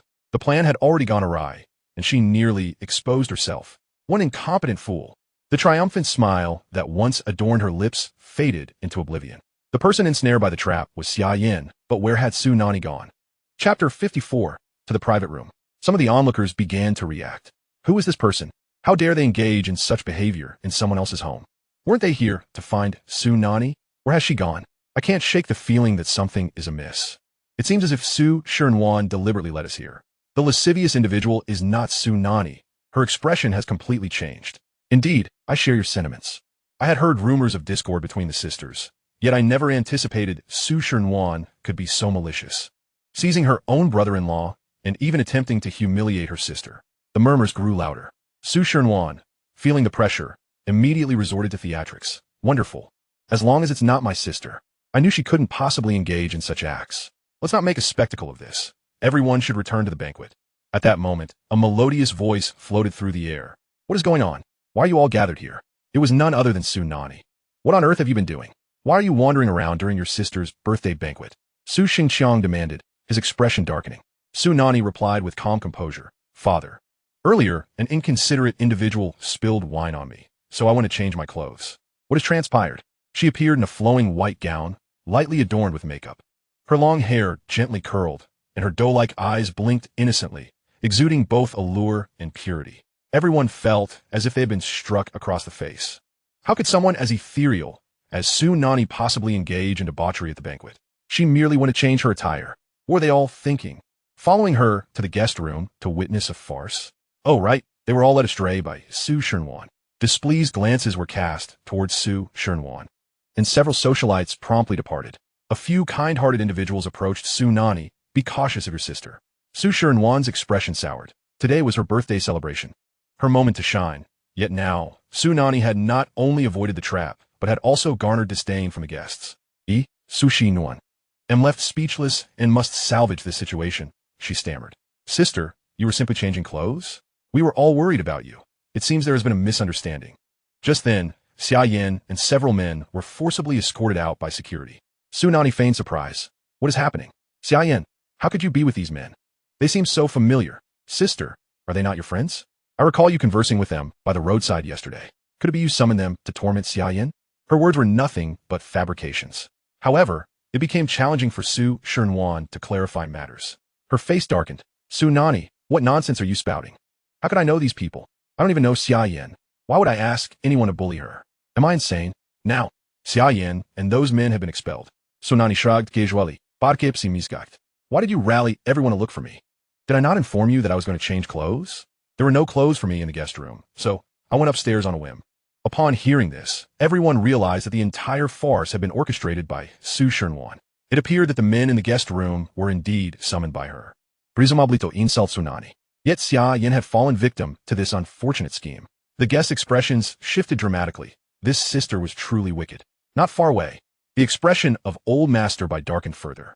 Is this the granddaughter-in-law chosen by the fortune teller? To have such a poisonous and humiliating act unfold in this manner. Her ambitions far exceed her capabilities, and her methods are pathetically lowly. Does she genuinely possess the capacity to bring prosperity to the entire Bai family? He shook his head, feeling a sense of disappointment. However, recalling the fortune teller's words, he pondered that perhaps the timing was simply not right. He must expedite the wedding plans. Grandfather, let us not linger here. It's stifling. Allow me to escort you home, spoke a voice as gentle as water, mesmerizing to the ears. The woman accompanying him was none other than Zhang Yanlu. Su Nanyi was momentarily taken aback. This woman was the one she had accidentally bumped into previously, and she had seen her enter Ling Tian's car. What was the connection? Lost in thought, Su Nanyi noticed that old Master Bai had already departed the Su residence. Coaxed away by Zhang Yanlu, and she turned to see Bai Chungli's gaze following Zhang Yanlu. Su Nanyi, what have I stumbled upon? Were it not for the Bai family's stature, today's birthday banquet would not have attracted such a crowd.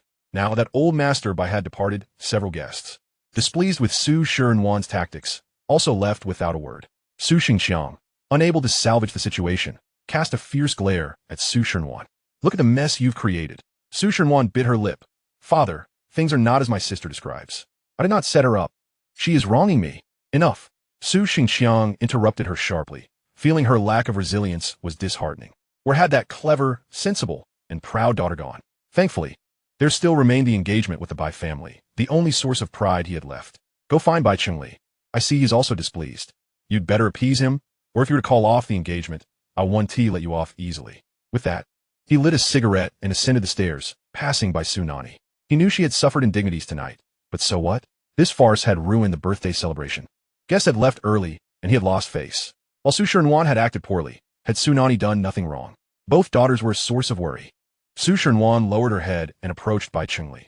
Brother Chungli, she managed to escape again, but I refuse to believe she can evade the next crisis. Rest assured, I have everything arranged at Mai's.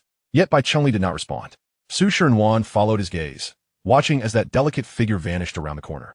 She clenched her fists. Brother Chungli, who is that person? Is she the one grandfather has taken a liking to? Zhang Yanlu, is it? Bai Chungli withdrew his gaze. That has nothing to do with you. You claimed this time there would be no missteps, yet Su Nanyi is still perfectly fine, and grandfather remains dissatisfied with you. Su Shernwan felt a pang in her heart. She undertook these actions for Bai Chungli, yet now she had failed. What right did he have to criticize her? I assure you, I will not falter again. As evening settled, only a sparse few remained at the banquet, all of whom were Su Shernwan's sycophants. I have booked a luxurious private room at Mai's. Let us all go and enjoy some drinks. Su Shernwan feigned nonchalance as she orchestrated the scene, then approached Su Nanyi. Sister, why don't you join us? Su Nanyi kongelet her emotions, aurikt. Seventh Master. Zhang Yanlu has already succeeded halfway. Halfway to success implies she had effectively gained entry into old Master Bai's heart, and their bodies had made contact. Furthermore, both Bai Chengli and Bai Shangyan were investigating Zhang Yanlu, having uncovered her false identity. Bai Chengli likely harbored ulterior motives toward Zhang Yanlu. Ling Tian reported from his side. Chapter 55. What kind of wretched toad dares to challenge my benefactor? Huo Siyu scattered fish food into the pond, causing the fish to scramble for it. An unfortunate fish was knocked ashore, never to leap back into the water. The Bai family members would eventually meet the same fate as the fish on the bank. Huo Siyu was ruthless when dealing with enemies, swift and decisive, and this was the first time he employed such methods. In his previous life, Old Master Bai had contemplated using this approach, infecting Su Nanyi with AIDS and then transmitting it to him. Had it not been for his decisive strike that dispatched that old wretch, he might have succeeded in his scheme. Such despicable tactics, if not met with retribution, would indeed rob one of immense pleasure. Seventh Master. Those individuals have already affixed their signatures to the contract. The Bai family has lost all hope for the Western City project, unable to withstand the torment and interrogation. The remaining half who were reluctant to transfer the land have finally relented. Huo Siye remains unfazed. Aiding the Bai family has led to this predicament. Moreover, Miss Su is at Mai's tonight, apparently celebrating her sister's birthday. Should we extend our greetings? After all, with the disposition of Su Shernwan and Bai Chengli, it is improbable that they would act without malice. No need. Huo Siye has observed that Su Nanyi has acquired a discerning eye and the ability to safeguard herself. He is eager to see what further stratagems she may devise. In another private room, Su Shernwan beams with a smile, expertly concealing her animosity. Sister, let us share a drink. The glass brims with red wine. Su Nanyi swirls her glass, her gaze fixed on the swirling liquid, yet penetrating deeply into Su Shernwan's eyes. Sister, I dare not partake of your wine. I have just heard that Xia Yan became that way after drinking it. You wouldn't employ such methods against me, would you? A moment of awkwardness envelopes Su Shernwan. Sister, you misunderstand me. I have never intended to harm you. It is merely that your previous antics left me somewhat discontented. However, we are sisters after all. Let us drink this toast and put the past behind us. Su Nanyi accepts the wine from her hand and downs it in one gulp. She is aware that this drink bears no hidden agenda. To employ the same ruse twice would indeed be foolish. Su Shernwan retreats to Bai Chengli's side. He tilts his head and inquires, are they prepared? Her eyes glint with venom. They have arrived and can enter at any moment. Upon hearing this, Bai Chengli strides towards the corner where Su Nanyi sits. She lounges against the sofa, her demeanor exuding lethargy and indifference. This aloof and frigid visage prompts a smirk from him. He longs to witness her downfall. Isn't it rather noisy here? I recall you favored a more tranquil setting. He seats himself and extends his wine glass. Su Nanyi demands most gendis, her gaze shifting from indifference to disgust. Knowing I prefer quiet, yet you prattle on. Do you seek to be more detestable? It is indeed peculiar. The former Su Nanyi who trailed him incessantly now bears no semblance of amiability. Their conversations frequently dissolve in a sarcasm, or she simply turns her back. In exasperation, he retorts, Su Nanyi, I am offering you a way out. Do not refuse it. If your family lacked our support, it would have collapsed long ago. I sustain your lifestyle. I am your benefactor. Do you comprehend? Su Nanyi scoffs coldly. Bai Chengli, if you possess any prowess, command your grandfather to cease the financial lifeline to my family. I would rather see it all perish. Do you think I covet it? What kind of wretched toad dares to claim to be my benefactor? Ha! Her sharp tongue reveals her inner turmoil. Bai Chengli comforts himself swiftly. The more you insult me, the more you care. You harbor feelings for me. Why not admit it? Though your ferocity is rather endearing, prolonged displays of it will eventually bore a man. Upon finishing, he produces a card from his pocket. This is the address of my villa in the suburbs. Think it over and await me there tonight. Su Nanyi. She snatches the card, snaps it in half with conviction, and tosses the pieces casually into his wine glass. Her patience exhausted, she rises. Leave. Su Nanyi, this is the path you've chosen. I shall await your kneeling plea for mercy. With that harsh declaration, Bai Chengli, brimming with resentment, departs impatiently instructing Su Shernwan, let them in. I can hardly wait to see Su Nanyi beg on her knees. Su Shernwan deliberately arranged for the others to be placed in different rooms, leaving just the three of them. The door is forcefully kicked open, and three burly men enter, their sights set on Su Nanyi. Su Nanyi, did you think hiding here would keep you safe from us? A modern handgun is leveled at her forehead, while a subordinate brandishes a debt notice. In Brother Dao's realm, no one dares default. Su Nanyi, you are the first. You borrowed 50 million 3 months ago. If you do not repay, your life shall suffice. Su Nanyi surveys the unfamiliar faces before her, then glances at Su Shernwan, whose eyes gleam with delight at the unfolding drama. She comprehends everything. 50 million? I have no recollection of that. You must not know. I have a stepsister named Su Shernwan. Yes, the one behind you, although we bear a slight resemblance. She is far less attractive. You must have mistaken your target. She is the one who borrowed the money. Su Shernwan is taken aback by her brazen audacity at such a moment. Sister, did you borrow it or not? If it was you, pay it back quickly. They have guns drawn. Brother Dao flings the debt notice before her. Examine it closely. Your signature and fingerprints are here. Su Nanyi, do not attempt to evade your debt. I recognize your face. You are indeed the one who borrowed from me. Su Nanyi casts a sidelong glance at the signature. The crooked scrawl they present is laughable. She responds calmly, I have never borrowed money. You demand 50 million from me, which I do not possess. However, the man standing behind you, he is by Chengli, the heir of the Bai family. Kidnap him. He could easily procure not just 50 million, but 500 billion. Brother Dao. He is well aware of who that is. Yet Zhao Qi has ordered them to capture her today. Their circumstances have been dire recently. Police have raided their operations, forcing them to hide. Even Zhao Qi has fled the city. Just days ago, Zhao Qi instructed them to abduct a person named Su Nanyi, promising 1 million upon success. This is a lucrative endeavor, fraught with the risk of police discovery. Silence. If you cannot produce 50 million, I shall take your life. The suppressed gunfire erupts, piercing the right side of her sofa, leaving behind a bullet hole. Are you not afraid? Brother Dao is taken aback. Su Nanyi is not unafraid. She is simply numb from sitting too long. Raising her hands, she declares, fine, if you insist I owe you 50 million and I cannot repay, then take me away. She resigns herself to her fate, and Brother Dao has never encountered such eagerness before. Chapter 56, His Inner Demons. By Chengli shatters the glass in his hand, his eyes aflame with anger and resentment. Despite this, she remains unyielding. Su Nanyi, do you comprehend the methods they employ to torment individuals, especially a woman such as yourself? Do not expect to emerge alive. It is merely 50 million. I will repay it for you. However, his tone shifts, but you must kneel and plead for my assistance. Kneel before Bai Chengli? How dare he? Su Nanyi glares at the loan shark with disdain. What are you still hesitating for? Buy me already. Do you not intend to pressure me for repayment?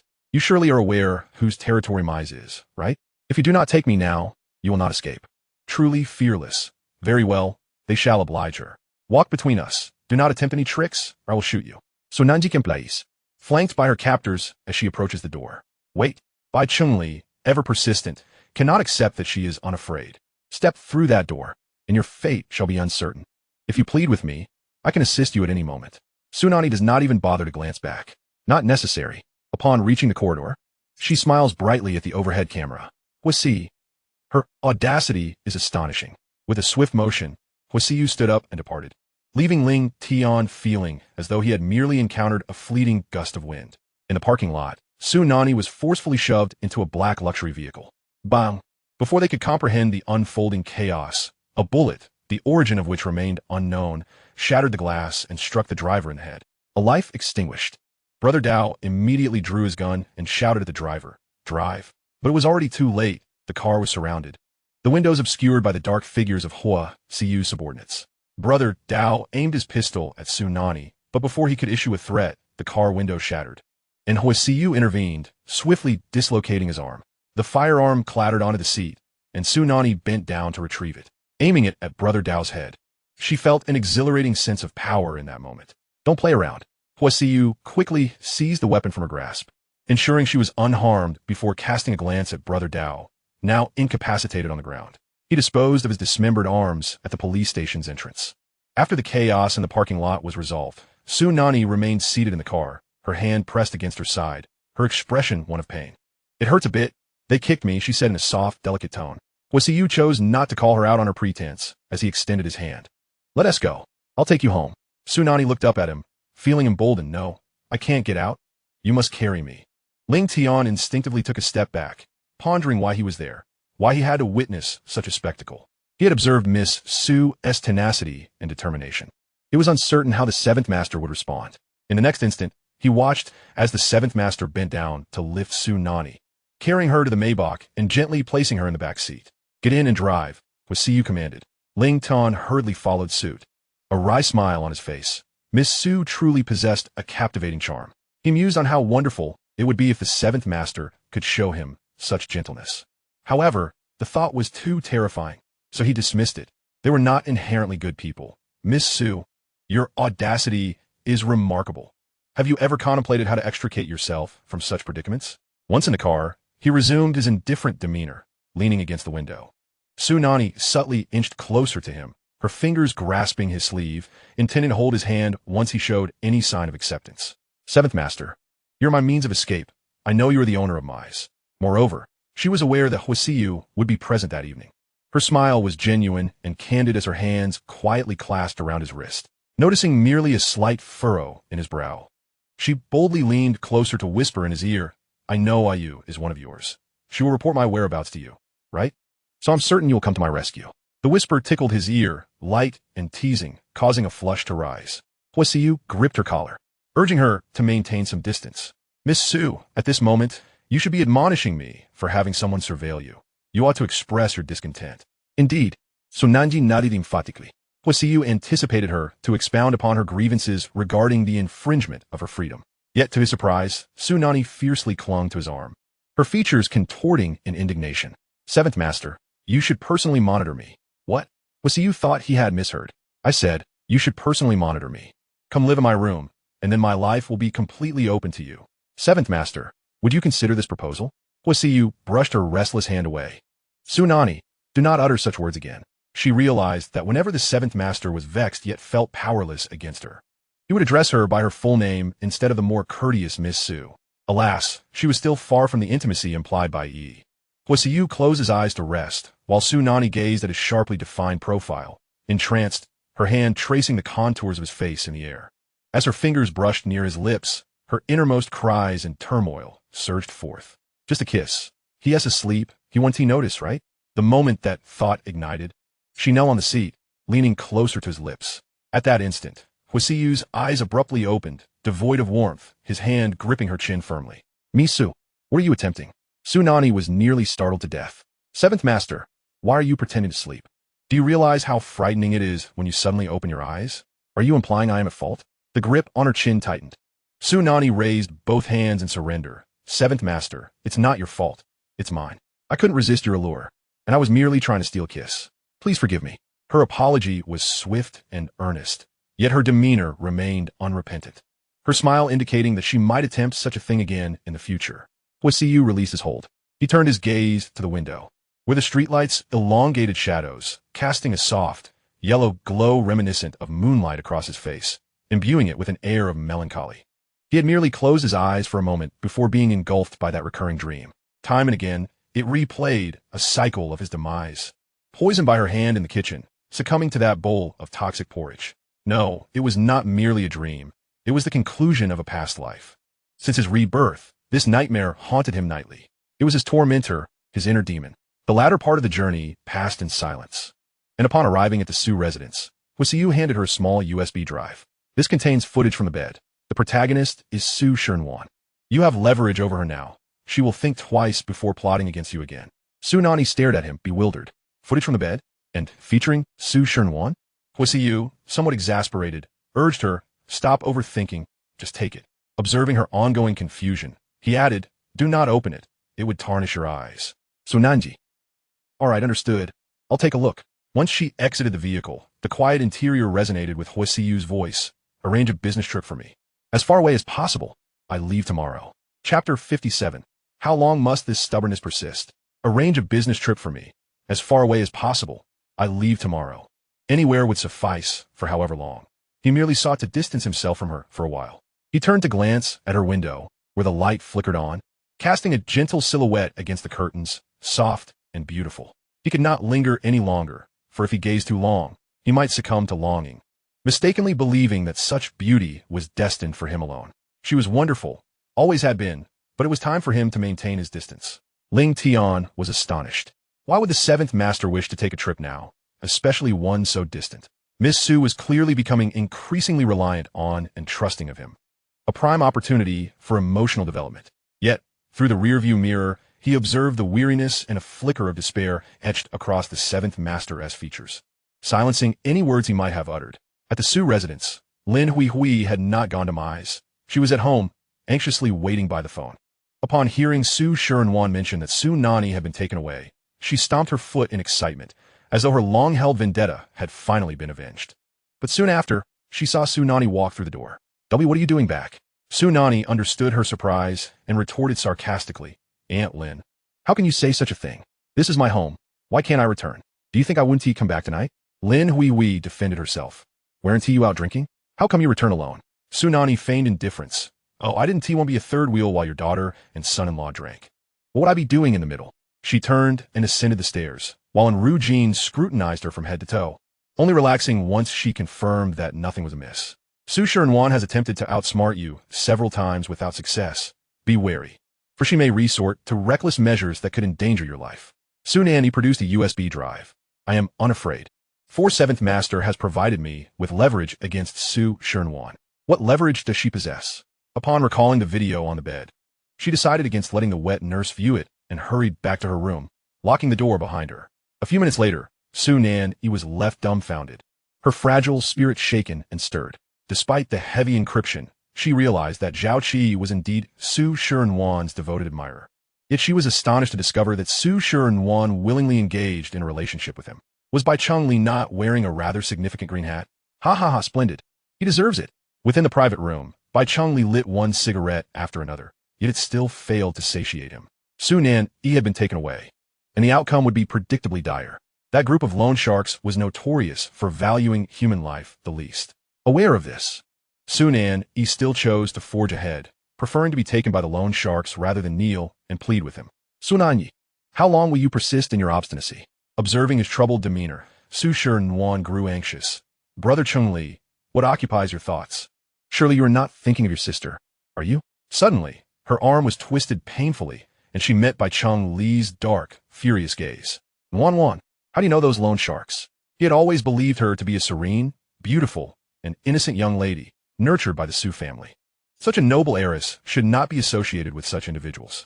However, just days prior, when discussing how to teach Su Nanyi a lesson, she had readily offered her assistance, arranging matters with little effort. He did not recognize these figures from the gray market. Could it be that Wan is not as uncomplicated as he presumed? Su Nanyi felt a wave of unease under his scrutinizing gaze and replied, "Brother Cheng-li, I do not know those people. I merely have a friend who previously borrowed from loan sharks, and I asked him for a favor." His distrustful eyes scanned her face, and he inquired, "What is your friend's name?" Bai Cheng-li snorted coldly. "It wouldn't be Zhao Qi, would it?" Su Nanyi grasped his hand, feigning innocence. "Of course not. Brother Cheng-li, please do not mention him. He is merely a scoundrel who harassed me, and I have severed all ties with him." Releasing his hand, she leaned closer, her body pressed against his, her gaze languorous and filled with seductive allure. Bai Cheng-li, captivated by the scene, could no longer contain himself and kissed her fervently. Little did he know that this was precisely her strategy. She had always known his vulnerabilities. Had she not acted thus, he would have continued to pry about the loan shark's identity. Once their passionate encounter concluded, he would forget all about the matter. As she welcomed his kisses, she diverted his attention with casual conversation. "Brother Cheng-li, do you have any regrets? Just now, I saw how much you cared for your sister. Surely you wouldn't. Don't overthink it, be good." Bai Cheng-li, impatient, peppered kisses along her neck. "Wan, we are to be wed next week. My heart belongs solely to you. Su Nanyi is your sister, and I merely wish to afford her some dignity. Wan, now it is just the two of us. We have yet to explore such a setting." The two ignited a fervor, fueled by alcohol, and were caught in the throes of passion. Suddenly, a phone call interrupted his assistant. Bai Cheng-li, on the brink of indulgence, was now thoroughly displeased. "What is it?" The assistant, flustered, exclaimed, "Sir, it is bad news. The executives who previously signed contracts with us want to rescind their agreements, particularly regarding the project in the west of the city." "Rescind? Do they not realize they must pay tenfold in penalties?" "Sir, they are aware and are willing to compensate. They insist on severing ties with us." "Who is orchestrating this?" He struck the sofa with his fist. "It must be Bai Cheng-an. It certainly reeks of his handiwork." Donning his clothing, he prepared to return to the Bai family. Su Nanyi, having overheard the conversation, hastily gathered her attire. "Your brother is truly despicable. He does not wish for your well-being. Perhaps it would be best to eliminate him." Bai Cheng-li fixed his gaze upon her. "What plan do you propose?" Su Nanyi, momentarily taken aback, replied, "I have none." Her thoughts were consumed entirely by dealing with Su Nanyi. Bai Cheng-li spat. "Then what good are you? Step aside." "In the garden?" Ling Tian reported, 7th Master, Bai Chengli has learned of the contract cancellations and is currently in a heated argument with Bai Shangyin. Bai Shangyin, that perpetual pretender, is nothing but a fool. Huo Siyu tapped a rhythmic beat on his desk. They are all worthless. They'll be dealt with in due time. 7th Master, Lady Huo just called. She requests your presence for dinner tomorrow night. Moreover, she insisted that you bring Miss Su along. It seemed that Miss Su had thoroughly captured the old lady's heart. However, I informed her that you would be on a business trip. Lady Huo has postponed the dinner. Good. Have the X-Research Institute clear their schedule. Rest assured, 7th Master, everything is arranged. The plane is on standby. We depart tomorrow morning. Huo Siye. We leave now. Chapter 58, pertaining to the Miss Su from the Imperial City. Miss Su, why are you arriving so late? Uncle Wong, the butler, expressed surprise. It was already past midnight, and Miss Su typically arrived by 7 p.m. More importantly, 7th Master was absent from the estate. Did Miss Su not know? How could Su Nanyi be aware? She had once been a part of the Su family, but was now consumed by an inexplicable turmoil. As she pondered, the memory of the woman she had seen at the birthday banquet with Old Master Bai nagged at her. The young woman accompanying him had been familiar with Ling Tian. Yet how could she be so close to Old Master Bai? The nature of their relationship was clearly complex. Fearing this might impact Huo Siyu negatively, she hurriedly drove over, only to hear Uncle Wong say, 7th Master just took a flight. What? Su Nanyi's voice reached an unprecedented pitch, startling several birds from the branches. Where did 7th Master go? Do you know, Uncle Wong? She pressed on. Uncle Wong, caught in a dilemma, recalled that 7th Master had expressly instructed him not to disclose his whereabouts to Miss Su. Yet, given their cordial interaction, why the secrecy? Recognizing his expression, Su Nanyi understood that 7th Master's movements were always confidential, and as his sole butler, Uncle Wong would never betray that trust. In a flurry, she attempted to call Huo Siyu, but the line was dead. Attempting to reach Ling Tian yielded no success either. Furrowing her brow, she contemplated that in her previous life, Huo Siyu should not have faced any troubles at this juncture. And Rujin interjected, Wang Ge, Nan Yi and I wish to travel. Anywhere is fine. We merely seek to clear our minds. Do you have any recommendations? Uncle Wong hesitated, and Rujin continued, Rest assured, should we happen upon anyone along the way, it would merely be fate, a bond that even the heavens cannot sever. Uncle Wong sighed, finally suggesting, Since it is summer, I believe a country would be an excellent choice. Sunshine and beaches, quite delightful. And Rujin replied, Thank you, Wang Ge. A country is vast. Could you recommend a specific city? Uncle Wong considered, How about Hawaii? After expressing her gratitude, Su Nanyi promptly departed with Rujin. Alone, Uncle Wong gazed anxiously at the moonlit sky, pondering how to evade the impending punishment from 7th Master. Ultimately, he resolved to admit his fault. 7th Master, just now, Madame Huo called, and I mentioned you were in Hawaii, which was overheard by Miss Su, who was hastily arriving. It's entirely my fault. I wish I had refrained from answering Madame Huo's call at that moment. After disembarking the plane, Huo Siyu activated his phone to find a missed call from Su Nanyi, accompanied by a message from a butler. Huo Siyu noted that the team leader of the X-Research Institute, Nuo Feng, had been awaiting him at the airport, clad entirely in white, his favored color for every occasion. Nuo Feng's tall figure cast a shadow, his white windbreaker billowing elegantly, a gentle smile perpetually gracing his lips, which rendered him both amiable and refined. 7th Master, he spoke with a voice that exuded calm assurance. At this hour of daylight, the sun was rather oppressive, prompting Huo Siyu to don his heavy attire once more. A pang of sorrow stirred within Nuo Feng. Despite being members of the esteemed X-Research Institute, they had yet to find a solution for 7th Master's ailment over the years. Upon arriving at the vacation villa, the youngest member of the X-Research Institute, Gu Yi, awaited them at the entrance, having prepared a welcome banquet. 7th Master, what directives do you have for this visit? Though the youngest, Gu Yi conducted himself with utmost professionalism, as if 7th Master were his sole superior. Nothing specific, do not be anxious. Continue with your ongoing research. I will remain in Hawaii, primarily for leisure over the next few days. The X-Research Institute, although comprising only 4 members, boasted unparalleled expertise, with 2 other members working abroad on separate projects. Huo Siyu returned to his room to change attire and refreshed himself briefly in the bathroom, inadvertently missing a call from Su Nanyi. Upon noticing the missed call, a subtle sadness clouded his brow, prompting him to switch off his phone. He subsequently instructed Ling Tian, investigate her flight details, send a few individuals to follow her discreetly, ensuring her safety. Hawaii was vast, making it improbable to pinpoint the vacation villa accurately. During the welcome banquet, the 3 of them sat drinking, the ambience becoming considerably more relaxed. 7th Master, What brings you to Hawaii this time? In the past, we could scarcely persuade you to come, Nuo Fong inquired casually after a few drinks. Could it be related to that Miss Su from the Imperial City? He was aware of 7th Master's long-standing affection for a woman named Su, yet knew little else about her. Gu Yi, intrigued, chimed in, 7th Master, may I inquire about your relationship with Miss Su? Upon the mention of her, Huo Siyu's drink seemed to turn bitter, and he set his glass down before responding, all is well. Recognizing his disinterest in continuing that line of conversation, Nuo Fong deftly shifted to discussing recent research updates.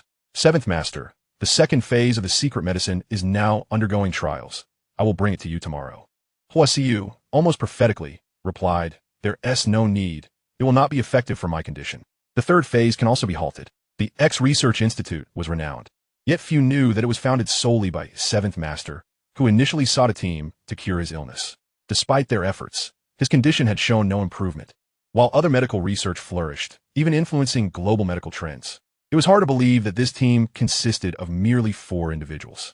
No Feng astonished, mused that 7th Master could discern the ineffectiveness even before trials. Nevertheless, they had always acknowledged 7th Master's extraordinary capabilities. 7th Master, we shall recommence our research with renewed vigor, striving to cure your ailment promptly. At the airport, Su Nanyi and Enrujin disembarked from their flight. Having not informed anyone of their departure, Su Nanyi opened her phone to find several accusatory messages from Su Xingqiang. Where have you been? Out all night again? Don't think I can't manage you. Why are you wandering when you should be winning over Madame Hua? Ignoring the messages, she navigated to her conversation with Huo Siyu, finding no new messages or replies from him. Let us head to the hotel first, she sighed, feeling somewhat helpless. Having previously visited Hawaii, she recalled being confined in the Yew Garden, where she had threatened to end her life on multiple occasions to gain his attention. Yet he had only brought her here to recuperate. Thus, she was aware of his vacation villa's existence, but dared not approach it recklessly. Following the current trajectory of events, she was yet unaware of the villa's location, so she chose a hotel neither too far nor too close, hoping to orchestrate a chance encounter. Master, I have arrived in Hawaii. Shall we meet tomorrow? During her time in the countryside, she had encountered Nuo Fong, who was in search of a long-extinct herb. She had led him to a hidden cave, where he successfully found the herb, thus owing her a favor, which led to her becoming his apprentice. It was not long before she received a reply from Nuo Fong. Sounds good. See you tomorrow, along with an address. Chapter 59. Beauty, where did you come from? Ah Jing, why has 7th Master suddenly stopped responding to me? Lying on her bed, Su Nanyi pondered in distress, unable to comprehend why. After their last meeting, he had seemed perfectly fine, even providing her with leverage against Su Shernwan. After a long flight, Enrujin felt fatigued and somewhat dizzy, casually speculating. Perhaps 7th Master cares for you too deeply. Su Nanyi perked up. How so? She could not fathom why someone who loved another would distance themselves. Enrujin replied, you may not understand. Love grants courage, yet also breeds fear. The more one loves, the more one worries about what may be lost. 7th Master is likely experiencing love for the first time and doesn't know how to cope with such fears, opting instead to withdraw. Though she spoke from her own experiences, it was merely a casual remark. The following day, Su Nanyi arrived at their meeting place, a Chinese tea house, where Nuo Fong awaited her in a window side booth. Spotting Su Nanyi after 6 years, he waved, little apprentice, I'm over here. Su Nanyi approached, noting how Nuo Fong had matured in the years apart. His refined and gentle demeanor now even more pronounced, making him pleasant to behold. Nanyi, what brings you to Hawaii? I thought you despised traveling abroad, he said as he poured her a cup of tea. Unfazed, Su Nanyi replied, I came here to find someone. Sensing the whiff of romance in the air, Nuo Fong asked, oh, and who might that be? Is it your beloved? The image of Huo Siyu flashed through her mind, and she smiled. Indeed, I've come chasing after him. Nuo Fong felt a twinge of concern. Although he had not seen her in a while, he occasionally kept abreast of news from the Imperial City, including her fervent pursuit of Bai Chengli. He had learned enough to know that Bai Chengli was not a man of good repute. Setting down his teacup, he cautioned, Nanyi, you are still young.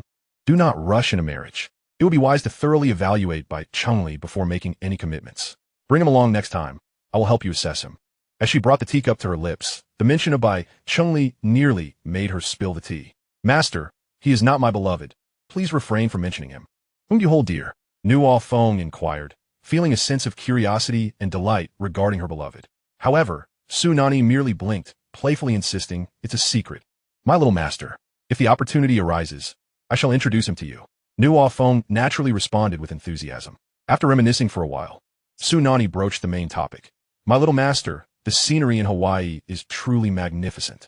I intend to rent a vacation villa here. Do you have any recommendations? The area where Chi resided was entirely a resort zone. Nuo Feng couldn't help but contemplate introducing Su Nanyi to Chi, considering they were both in the Imperial City and were among his most cherished individuals. It seemed logical to keep such connections close, especially since he suspected Chi's affection for Miss Su was unreciprocated. Indeed, I could take you to see some villas right now, he responded. After a half-hour drive, they arrived at a coastal area where the vacation villas were extraordinarily expensive. The agent awaited them at the entrance. Emerno Feng Misu. There are plenty of properties available. Let me show you around. After viewing several houses, Su Nanyi expressed her dissatisfaction. This one doesn't offer a sea view.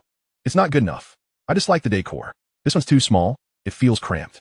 After inspecting no less than 10 properties, Su Nanyi, with her enchanting eyes wide open, asked, "Is there truly no exceptional vacation villa? Money is no object for me." The agent, gritting his teeth, was determined to close this deal. "There is one villa that I'm certain you will find satisfactory. It boasts an excellent location, exquisite decor, and splendid views. However, that entire area has been reserved by a mysterious individual, and I cannot show it to anyone. Nonetheless, Mr. Nuo Feng has previously communicated with me. Apart from the villa occupied by this enigmatic figure, I am permitted to show you the others." Finally, the agent led her to the villa closest to Huo Siyu. "This'll do. I think it's perfect. I'll place a deposit immediately."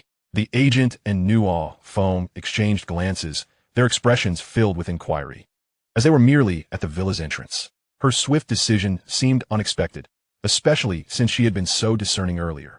Yet, seeing her satisfaction, Nuo Feng refrained from questioning further. This villa was ideally situated, being the nearest to Chi's residence, allowing for leisurely evening strolls that would take only half an hour to reach him. Unbeknownst to Su Nanyi, however, these villas were not available for rent. They could only be purchased outright. To facilitate a connection between Su Nanyi and Chi, Nuo Feng had already made arrangements with the agent, paying the full amount and instructing the agent to collect a nominal rental fee of 1 million as a formality. "Thank you for accompanying me to view the properties. My little master, allow me to treat you to dinner," Su Nanyi offered. Nuo Feng, wishing to invite Chi as well, replied, "Certainly. How about tonight? A friend of mine has just arrived in Hawaii. He also hails from the Imperial City. You might even know him." Su Nanyi was not averse to meeting new people, but she felt it might not be feasible that evening, as she still needed to run into Huo Siyu. Thus, she suggested rescheduling for the following night. Su Nanyi sought to procure some daily necessities, but a delivery truck halted nearby, its driver evidently acquainted with Nuo Feng. "Mr. Nuo Feng, here are the items you requested." Several individuals disembarked to unload an array of household goods. Her little master remained as attentive and considerate as ever. Whoever eventually became his partner would undoubtedly enjoy a blissful life. Moreover, Nuo Feng was renowned worldwide as a physician. A smile danced in Su Nanyi's eyes as she said, "My little master, I'll be bringing someone with me to the gathering tomorrow. He suffers from a rare illness. Would you be able to assist him?" Nuo Feng, naturally agreeable, inquired, "What sort of rare condition are we discussing?" "My little disciple is quite the medical prodigy. Even you cannot assist him?" Su Nanyi chuckled softly. She too wished to cure Chi, but her capabilities were, unfortunately, insufficient at this time. As dusk fell, and Ru Jin arrived at the vacation villa. "I have found the person you requested. Just wait until 8 o'clock tonight, and I assure you, you'll have an unexpected encounter with Chi." Meanwhile, Huo Siyu had just awakened. Nuo Feng knocked on the door. "Chi, could you spare some time tomorrow evening? My little disciple has arrived, and I would like to host a welcome dinner for her. After all, you both come from the Imperial City. Wouldn't it be nice to meet?" Huo Siyu had heard of Nuo Feng's young disciple, another individual from the Imperial City, but he dismissed the notion without further thought. "You have a day off tomorrow. Go meet your disciple." Mbusa. Anticipating such a cold rejection, Nuo Feng added, "My little disciple is exceptionally beautiful, and, coincidentally, she shares the same surname as your beloved. How delightful is that? Another Su? What an extraordinary coincidence. It must be Su Nanyi." Huo Siyu replied, "I have a meeting tomorrow evening. I cannot cancel." Without another word, he retreated to the bathroom, the sound of running water echoing. Nuo Feng sighed and left, lamenting that such a wonderful girl was overlooked by Chi. At 8 o'clock that evening, Su Nanyi procured a bicycle and leisurely rode along the coastline until she turned onto the path leading to Huo Siyu's villa. From the shadows emerged several tall ruffians, who whistled at her with lewd grins. "Beauty, where do you hail from? Let us, your local brothers, show you a good time." Su Nanyi spat, "Get lost. Have you never seen a beautiful woman? Believe me, I'll report you to the authorities. Ah, feisty, aren't we? Grab her, brothers. Let us teach her a lesson. As the ruffians approached, they seized her bicycle, forcing Su Nanyi to abandon it and flee. Help! There are ruffians! Capture them! She shouted, her gaze fixed on the lovely villa in the distance. Light streamed from its windows. At this hour, Huo Siye was usually working. If she raised her voice high enough, he would surely hear her. Huo Siye despised noise. He would definitely come out. The ruffians pursued her relentlessly. Beauty, don't run. You can't escape us. Beg for mercy, and we'll treat you well. Get away. Don't chase me. I don't know any of you. My husband is right up ahead. He is incredibly strong and could easily take you down. If you don't want to die, get lost. The ruffians, hearing her threats, merely smirked. Where's this husband of yours? You're clearly alone on this vacation. It's dangerous out here for a beauty like you. We're just here to protect you. As they encircled her, the moment they reached out, Su Nanyi shot them a glare, causing them to retract their hands hastily. The ruffians exchanged glances. What should we do now, boss? They were hired to play the role of ruffians, waiting for the hero to come to the rescue. However, after all this time, there had been no sign of any man, let alone a hero. Su Nanyi, feeling frustrated, thought to herself that if Huo Siyu did not show up soon, she would hold a grudge. Help! Is there anyone who can save me? After a few desperate cries, she finally heard that familiar voice. Laced with irritation, do you all wish to die? Huo Siyu emerged from the garden gate, dressed casually, his face etched with anger. The night had fallen, and a crescent moon hung above the treetops. Beneath it, Huo Siyu exuded an otherworldly beauty. Su Nanyi gazed at him, mesmerized, but quickly remembered her predicament. Husband, save me. She dashed towards him, taking advantage of the moment to wrap her arms around his waist. Then, pointing at the ruffians, she exclaimed, Husband, they attempted to harass me and even stole my bicycle. The few rascals, upon being Siyu'd, hastily fled for their lives, exclaiming, We are sorry, we were wrong. We shall never dare again. This synchronized escape, coupled with the cunning glimmer in Su Nanyi's eyes, did not escape Huo Siyu's keen perception. He pinched her nose, displaying a hint of dissatisfaction. Is it amusing, Miss Su? Su Nanyi was momentarily taken aback, and before she could gather her thoughts, Huo Siyu had tugged her along into the room. His rigid posture conveyed his displeasure. Without hesitation, Su Nanyi rushed to catch up. Seventh Master, are you avoiding me? Have I done something wrong? I can change, if you would allow it. Huo Siyu paused, turning to see the faint blush at the corners of her eyes. Her beseeching gaze filled with humility. He felt a surge of self-reproach, questioning his own actions. Her demeanor of such meekness and carefulness was not what he wished to witness. He grasped her shoulders, his tones softening considerably. Miss Su, do not overthink it. I am here for work, not to evade you. At last, her fluttering heart found solace as she threw herself into his embrace, resolutely refusing to let go despite any protests he might voice. Her voice, low and tender, resembled a playful plea. She confessed, Seventh Master, I have made many mistakes in the past, causing you much harm. Only recently have I come to terms with my feelings. I like you. I understand that you may not feel the same way now, but please allow me to pursue you. I promise not to disturb you for long, just for a year. If, after a year, I cannot win your affection again, I shall withdraw and no longer trouble you. As she spoke slowly, pouring out her heart and determination, she gazed into his eyes. Seventh Master, may I have a year? After a prolonged silence, she awaited his response. Their gazes locked, and he saw himself reflected in her enchanting doe-like eyes, a sight that had previously held the Su family, Bai Chengli, and countless unrelated figures, but never himself. Yet this time, he truly saw himself within her gaze. Dazed, he muttered, all right. Su Nanyi's smile blossomed like dazzling fireworks, tightening her embrace around him, inhaling the delightful scent of his presence. For the first time, her heart found a place of tranquility. Huo Siyu rested his chin atop her head, fully aware that he had always loved her. They had agreed on a year as a limit, a time frame he set for himself. He would conquer the nightmares of his past life, gather his emotions, and love her wholeheartedly, believing that a year would suffice. Huo Siyu arranged for dinner to be brought in while he busied himself at his computer, and she sat beside him, eating her meal. Occasionally, she would lean over to glimpse his focused work, only to retreat quietly to continue dining. By the time he finished, she had nestled beside him, comfortably asleep. Huo Siyu bent down to lift her, and the slightest movement roused her. Rubbing her eyes, she asked, Seventh Master, where are we going? I'm taking you back to your room to sleep. Su Nanyi grinned widely, but he added, You will sleep alone. She pouted, resigning herself to the idea that all things must progress step by step. In the future, there would be times when he would ask her to sleep with him. Humph. Seventh Master, may I have a good night kiss? Upon reaching the room, he placed her on the bed, but she clung to his neck, her intentions unmistakable, without a kiss. She would not release him tonight. Huo Siyu found it amusing. Her tenacity was indeed relentless. He had intended to leave a simple kiss on her cheek, but she deliberately tilted her head, their lips meeting unexpectedly. He quickly straightened, a faint blush creeping to his ears. Su Nanyi watched intently, captivated by that slight flush, perhaps the most beautiful hue she had ever seen. The next day, Su Nanyi stretched languidly.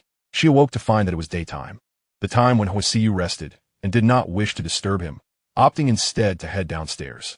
In the kitchen, she noticed a busy figure. Was it a man?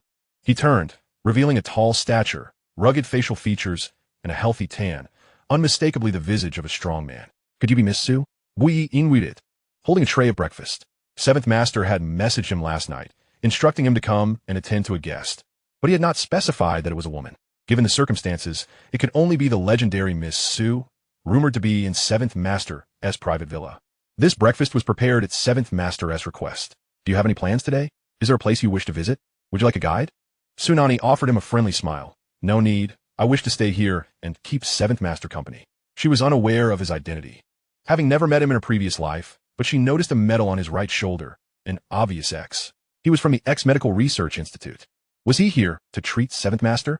She stood and chased him to the door, but he had already walked away. Chapter 61. Her every action is willingly given. Su Nanyi's heart was restless, astonished to encounter someone from the Medical Research Institute in Hawaii. She hurried to find her little master, Huo Siye, who had been well established in Hawaii for many years, hoping he might know something about the Institute. Little master, do you know anyone from the Medical Research Institute? In a villa, Huo Siye held his phone with a broad smile.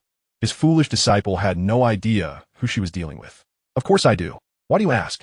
Are you seeking their medical assistance? Su Nanyi quickly typed. It's not for me. It's for someone dear to my heart. Can you help me get in touch with someone from the Medical Research Institute? Naturally. Huo Siye was always ready to assist her, so he contacted Gu Yi, who had just arrived and was sipping tea. Help me out tonight. My little disciple is in trouble. Her boyfriend has a rare illness, and it is said that even the doctors in the Imperial City cannot cure him. We need someone from the Medical Research Institute. Gu Yi had no objections, only muttering, if so many excellent doctors in the Imperial City can't treat him, it can't be a common ailment. What is your little disciple's name? Her surname is Su. Gui Shuruk. Pondering the peculiar coincidence of so many individuals sharing the surname Su. That evening, Su Nanyi arranged to meet at the villa she had rented. Knowing that Huo Siyu preferred tranquility and disliked too many visitors encroaching on his domain, she suggested, Seventh Master, I've rented a room next door. After dinner, would you accompany me there? I have 2 friends you don't know. They're quite skilled in medicine and specialize in difficult cases. Huo Siyu did not refuse.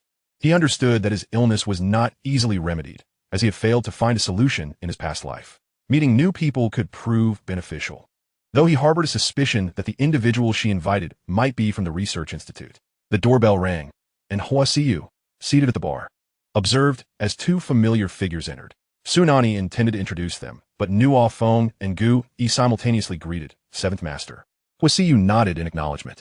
At that moment, Su Nanyi was left bewildered, gazing at the 3 of them. You all know each other? She asked. No thanks, Su Nanyi. So you are the one pursuing Seventh Master? He is your beloved? That makes perfect sense. The one Seventh Master loves has the surname Su, and you are indeed Su. He had intended to introduce this little disciple to Seventh Master, but they were already mutually enamored, rendering his efforts unnecessary. So, you are all from the Medical Research Institute. Su Nanyi exclaimed in astonishment. Huo Siye nodded, affirming, indeed, this is Gu Yi. We also have 2 other members, and currently, we find ourselves at a loss regarding Lord Qi's illness. Su Nanyi felt a wave of disappointment wash over her. Her intention for joining the Medical Research Institute was to collaborate with them in finding a cure for Huo Siyu's ailment. If the members of the Research Institute were unable to help, who else could possibly heal him? She also learned that the founder of the Medical Research Institute was Huo Siyu himself. Sensing her disheartened demeanor, Huo Siyu poured her a glass of juice. Do not dwell on it too much. There will come a day when it is cured. Focus on your studies, and once you join the Institute, perhaps you will be my turning point. This show of trust reignited Su Nanyi's determination. She vowed in her heart that she would be the one to cure Huo Siyu's illness. Huo Siye chimed in. So my little disciple wishes to join the Medical Research Institute. Just mention it to Lord Qi, and he would welcome you anytime. Su Nanyi's expression turned serious. I don't need that. The selection process is fair. I want to earn my spot through rigorous evaluation. I possess the capability and do not require any underhanded assistance. Huo Siye apologized, while Gu Yi who had been aloof, interjected, "Your name is Su Nanyi?" She nodded. He gave her a thumbs up. "I recall your achievements. Even as a student, you independently discovered methods to improve the treatment of grass-grinding disease. Your future is boundless." Gu Yi was known for his stern demeanor, rarely offering a smile, so receiving his approval was akin to scaling a mountain. The four continued their conversation until Huo Siyu took her to the balcony. His gaze fixed upon her. He remarked, "Miss Su, I almost forgot to ask, in such a vast Hawaii, how did you find my location?" Su Nanyi smiled bluffily. "Lord Qi, didn't I just mention that Nuo Feng found the house for me? Who would have thought it would be so close to you? It must be fate." Huo Siyu was aware that she was not being entirely truthful. The incident from the previous night, where she was teased by passers-by, was evidently a self-scripted scene. He had checked the surveillance. Her direction was clear. She was heading towards his villa. Never mind. He ruffled her hair, muttering to himself that everyone harbors secrets. After the gathering concluded, Huo Siyu prepared to depart Hawaii, and Su Nanyi boarded his private jet alongside him. Yet this aircraft held many stories, particularly when passing the lounge and catching sight of that large bed, which caused Su Nanyi's cheeks to flush with embarrassment. She recalled that it was in this very spot where he had once forcefully dominated her in a previous life. "What are you thinking?" Huo Siyu had approached her from behind without her noticing. Su Nanyi turned her face away shyly, pushing him gently. "I wasn't thinking about anything." She quickly sidestepped. Huo Siyu gazed at the bed, recalling similar scenes. That time had been coercive. He had lost control in his madness, inflicting harm both upon her and himself. He resolved that it would never happen again. He desired her every encounter to be consensual. Why not take a rest? It's still a long way to the capital. She maintained a nocturnal schedule, sleeping at night and being active during the day, which naturally differed from his routine. However, Su Nanyi was reluctant to rest. Her body was resistant, and she felt too bashful to lie on that bed. Huo Siyu inquired with lowered eyes, "What's wrong? Is there something wrong with the bed?" Su Nanyi mumbled, No, it's perfectly fine. I'm just not sleepy yet." Huo Siyu assumed she was afraid and intentionally seated himself a bit farther away, explaining, "I don't need to rest. The lounge has only you. If you're still uneasy, you may lock the door." "Huh?" Su Nanyi looked up at him, surprised that he thought she was frightened. Would she be afraid of that? "Lord Qi, how about you lie down with me for a bit? I'm a little scared to sleep alone." Her expression was adorably innocent, which stirred something within him, prompting him to place his large hand on her head and twist her direction. "Miss Su, didn't you sleep alone at the Su family home? There's nothing to fear on the plane." After saying this, he simply stood up and walked into a room, locking the door behind him. With nothing else to occupy her time, Su Nanyi yawned and ventured to the lounge. When she awoke, she found herself already in a car. "Ling Tiantiste, Miss Su. If you don't wake up soon, Lord Qi will have to carry you back to your room." He wondered if Su Xingqiang would be infuriated upon seeing this. At this comment, Su Nanyi quickly closed her eyes again. "Lord Qi, I'm not awake. I'm still sleeping." Chapter 62. Do you think I'm kind to you? The vehicle halted not far from the Su residence, and Su Nanyi, with an air of mystery, pulled Huo Siyu aside to share a secret. Ling Tian promptly exited the vehicle, standing at a distance. Before he could inquire, Su Nanyi opened her photo gallery on her phone. "Lord Qi, it's this woman. I mentioned her last time. She was in Ling Tian's car, but I saw her at the birthday banquet, accompanying Old Master Bai." She was puzzled about the nature of their relationship. If she was Ling Tian's girlfriend, then why was she at the Bai family? She worried that those nefarious individuals were scheming again and felt it necessary to alert Lord Qi. As she leaned in closely to speak, her hair brushed against his cheek, creating a tingling sensation. The scent of her hair enveloped him, causing his fingers to involuntarily entwine a lock of her hair. Casual as ever, he stated, "This woman is named Zhang Yinlu. She has no ties to Ling Tian. She went to the Bai family to complete a task." "What task?" Su Nanyi blurted out. Raising her eyes, she found his handsome face mere inches from hers, his lips tantalizingly close, drawing her in. Su Nanyi swallowed hard and licked her lips, leaving a glistening sheen upon them. Huo Siyu's mind became clouded, and his breath quickened. Surely, Su Nanyi had come to torment him. "Good night, Miss Su," he said, turning his gaze away. Su Nanyi, feeling dejected, exited the vehicle as it drove away, waving at its rear. She could not fathom what had come over Huo Siyu. Did he dislike her inquiries? If that were the case, she would refrain from asking so many questions in the future. After all, she had finally established a modicum of goodwill in his heart. She hoped a single question wouldn't undo it all. She opened her phone and sent him a message. "Lord Qi, I'm sorry. I won't ask random questions anymore," accompanied by a sorrowful emoji. There was no reply. Su Nanyi decided to redirect her focus, pondering over Zhang Yinlu. That face seemed vaguely familiar. Where had she seen it before? She tapped her head, and then it clicked. Zhang Yinlu resembled Old Master Bai's first love, She had seen a photograph of that first love at the Bai residence in her previous life. Now it all made sense. Lord Shi must have sent Zhang Yanlu to the Bai family to confuse old Master Bai. A beauty trap? As soon as she stepped into the Su residence, Su Xingxiang was descending the stairs. So you do know how to come back. I thought you were lost out there, gallivanting about. Raising a daughter like you is truly shameful. Which wealthy family would dare to marry you now? He shook his head as he descended, as if she had truly brought disgrace upon the family. Su Nanyi had nothing to say to him. She was weary and merely wished to go upstairs to rest. Yet, Su Xingxiang called out to her, wait. During your absence, old lady Huo's Meng Wanqing came looking for you. I told her you were ill and could not meet with guests. Be careful not to slip up. Su Nanyi let out a cold laugh. What if I slip up? Wanqing is my good friend. She wouldn't insult my character like you do, simply because I've been away for a few days. Su Xingqiang continued. Insulting your character? What character do you even possess? If it weren't for me, you might have starved to death in the countryside. If it weren't for me, you wouldn't even be living in the Imperial City, nor would you have the chance to meet Lady Huo. Do you really believe you have any capability? You're merely riding on my coattails. Su Nanyi remained silent, while Rujin, carrying a suitcase behind her, stepped into the Su residence just a moment later. She had overheard everything. It was not the first time Su Xingqiang had spoken to Nanyi in such a manner. It was time to teach him a lesson. The very next evening, Su Xingqiang failed to return home after work. Lin Huihui, who had been staying at the Su residence for a few days, grew increasingly anxious as the hour grew late and he still had not returned, especially since she could not reach him by phone. If he were merely busy with work, it would be one thing, but if he dared to rendezvous with another woman, she would not let it slide. Tell me, did your father mention where he was going tonight? She inquired of Su Nanyi.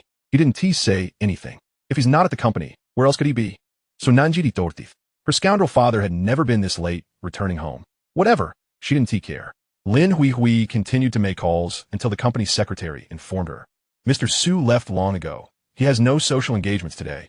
A wave of panic washed over her. If he wasn't out for business, he was undoubtedly consorting with some temptress. Men were indeed untrustworthy. She knocked on Su Nanyi's door. You should come with me to find him. No matter what. He is still your father. Aren't you the least bit concerned? Su Nanyi shrugged. Why should you be worried? Furthermore, Lin Huihui was merely concerned about his infidelity, not genuinely worried for his well-being. Lin Huihui had no choice but to curse under her breath as she set off to search for him alone. And Rujin stood by, observing Su Nanyi's expression. Upon confirming that Su Nanyi truly did not care, she smiled. Suddenly, Su Nanyi realized, Sister Ajin, could it be that Su Xingqiang is? Shu. And Rujin placed a finger to her lips. Su Xingqiang did not return until 6 in the morning, looking utterly disheveled. His coat was lost, and his trousers were torn in several places. Most conspicuously, his face was battered, his eyes swollen, a front tooth missing, his nose slightly crooked, and several lash marks adorned his skin. Sir, what happened? Who beat you like this? Lin Huihui felt a sense of relief. As long as he wasn't cheating. That was good. She pretended to call for a doctor. Su Xingqiang slumped onto the sofa, glaring at the teacups on the table, and smashed them all in frustration. After work yesterday, he had been abducted by a group of men. They gave him no chance to speak and took him to a warehouse where he was brutally beaten. They kept calling him Wang Erqiang, shouting that they were avenging his daughter for the way he treated her, denying her education, refusing to feed her, and even selling her to an old man. Su Xingqiang shouted in protest, It's not me. I am not Wang Erqiang. You have the wrong person. Yet, all he received in return was an even harsher beating. They filmed the ordeal, threatening him with the footage. Wang Erqiang, you may be a man of some standing, but you certainly wouldn't want anyone to see this pitiful side of you. In the end, they kicked him out of their vehicle and fled. Having narrowly escaped with his life, he hurried home, not daring to report the incident. Although he had been mistaken for someone else and beaten in his place, his face was still prominently featured in the video. He could not afford to let anyone see it. He had to swallow his pride in silence. The following day, Su Nanyi anticipated that Su Xingqiang would be furious, so she chose to avoid him until nearly noon before descending the stairs. To her surprise, she found him seated on the sofa, bandaged like a mummy, a sight both ludicrous and tragic. Su Nanyi struggled to suppress her laughter. Do you think I treat you well? He suddenly asked. Chapter 63. With a beautiful woman concerned, I could withstand 30 more lashes. Su Nanyi momentarily failed to respond. He continued, As your father, I should fulfill my responsibilities towards you, shouldn't I? Uncertain of his sudden mood swing, Su Nanyi merely nodded, grabbed her belongings, and departed for school. Su Xingqiang was not one to reflect on his actions. He could only sit on the sofa, lost in thought. The words of those men from yesterday echoed in his mind, calling out Wang Erqiang for neglecting his daughter, denying her food and education. and planning to marry her off to an old man. He thought of his own daughters. He provided for them well, ensuring they had food, drink, and even pocket money each month. The more he pondered, the angrier he became. He felt he had been unjustly wronged. If he ever encountered the real Wang Erqiang, he would surely take out his frustrations on him. Meanwhile, Su Nanyi arrived at school and was intercepted at the gate by Xia Yan. Her dark circles and disheveled hair indicated she had not been well for several days. After being blocked on all forms of contact and unable to visit the Su residence, she had been waiting at the school gate daily. Su Nanyi, come with me. I have a secret to share about Su Shenwan. Do you really think she considers you a sister? Her intentions are deeper than anyone else's. That day at the Su residence, she suffered great humiliation when so many discovered her promiscuity with multiple men. It's all Su Shenwan's fault. She must have spiked my drink. I confronted her yesterday, demanding 2 million to keep my silence. But Su Shenwan insisted on refusing. Then she shouldn't blame me. I want to tell you everything so you could take revenge on her. What a beautiful thought she had. Yet a simple remark from Su Nanyi left her speechless. Herein lies the information pertaining to the other 3 contestants, each a paragon of excellence, so do not underestimate them. The competition's topics will be unveiled next month, granting you a month for preparation. Immerse yourself in literature, familiarize yourself with cutting-edge research, and devote ample time to the laboratory rather than wandering aimlessly. Su Nanyi was acutely aware of the stern disposition of this little old man, who had previously vexed her greatly. She raised her hand, affirming, "All right, I promise to fulfill the task at hand." She silenced her phone, activated her computer, and searched for symptoms, an aversion to sunlight. Reflecting further, she recalled her past life when she had fled during the day, only to be pursued by him and exposed to the sun, a moment that revealed his affliction. Trembling, cold. Soon, he succumbed to a fainting spell. Uneven black spots appeared on his body, only to dissipate after more than 10 hours. Accompanying this were lapses in memory. He would struggle to recall events from the 3 hours preceding his illness. She meticulously cross-referenced each symptom with exposure to sunlight, yet found no relevant clues. There were no patients and no studies. It seemed that Huo Siyu was the sole individual afflicted by such a malady in this world. However, she was resolute that treating him through psychological means was sheer nonsense. The root of his ailment lay elsewhere. He resembled a victim of poisoning, or perhaps a subject of some experimental reagent. Who could be responsible? How had he contracted this condition? The answers likely resided in his past. Su Nanyi longed to take Huo Siyu to a hospital to subject him to a thorough examination with instruments.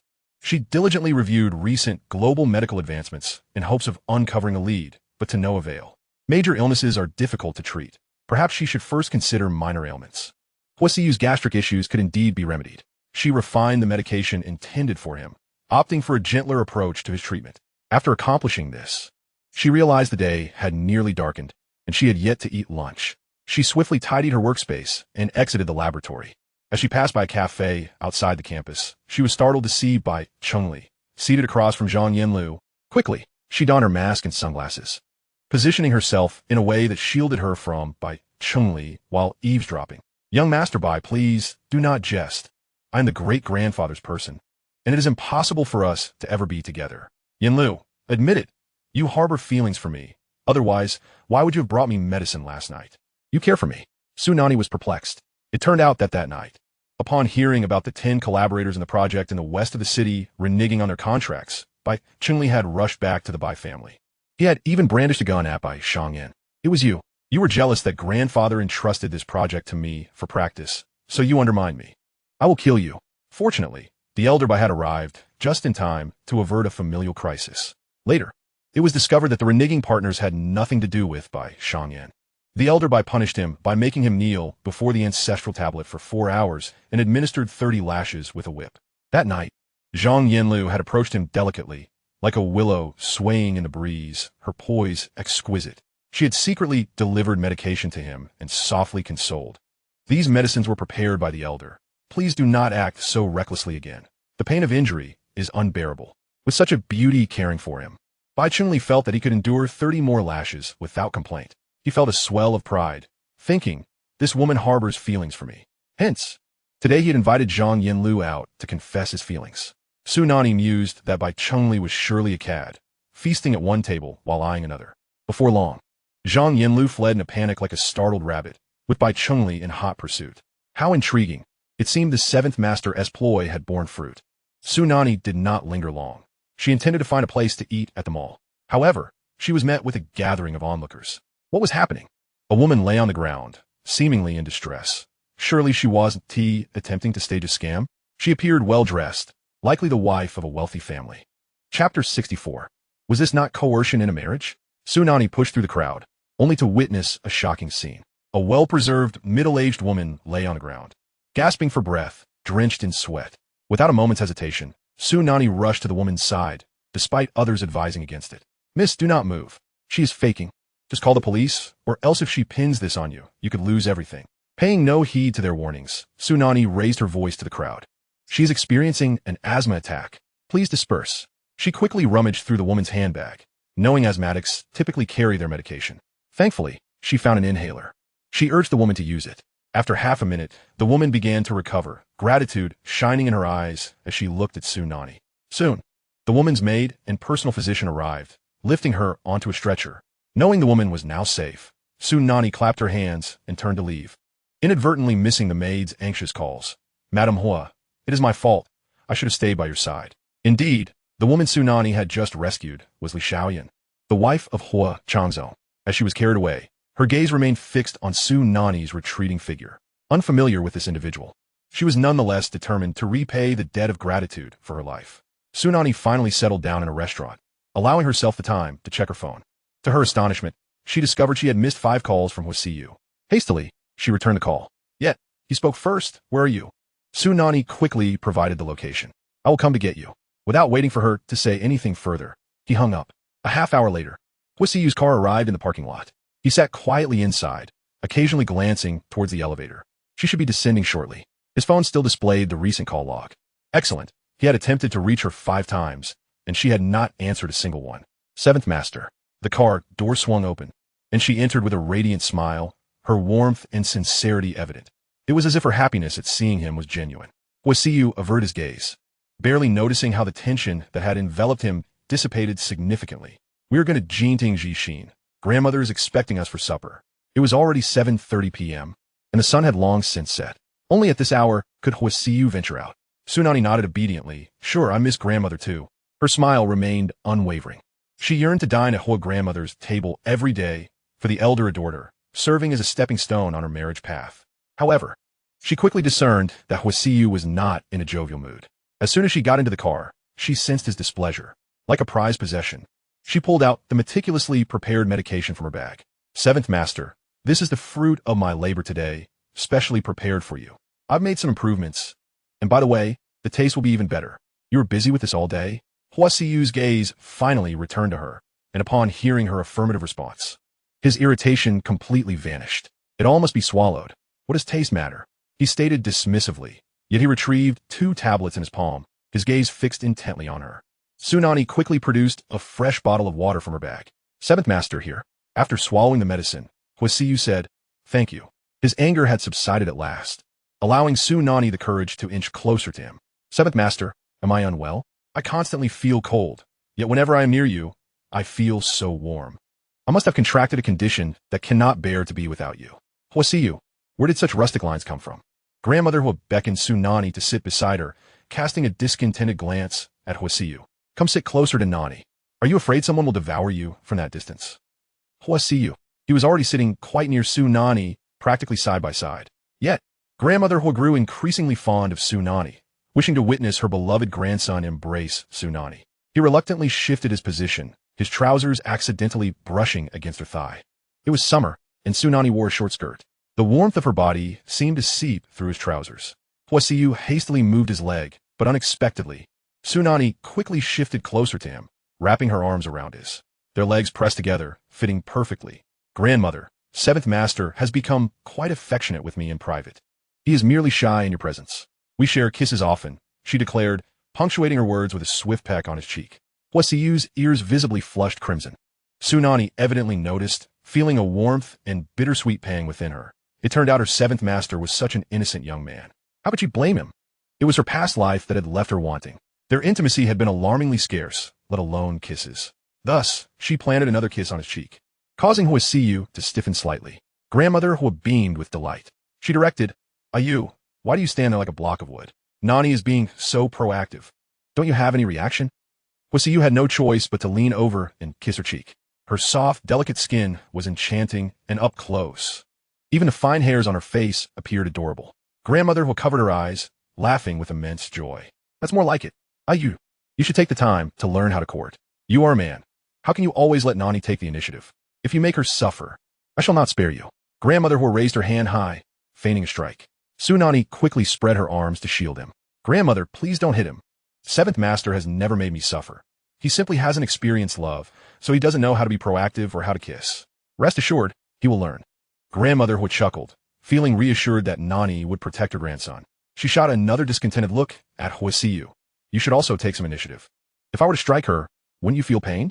Huo Siyu replied solemnly. I know you would never truly harm her. In this family, Grandmother Huo was the one who cherished him the most. Her earlier display was merely for show and never intended to inflict real harm. Grandmother Huo huffed twice before commanding.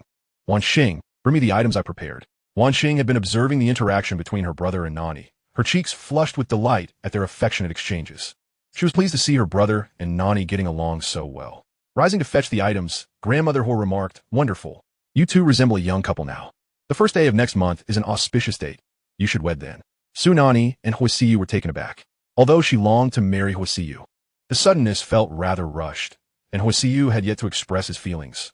Wasn't this a form of coercion? Chapter 65. In this world, is now a case of marriage before love. Grandmother Huo perused the materials handed to her by Wan Xing Nanny.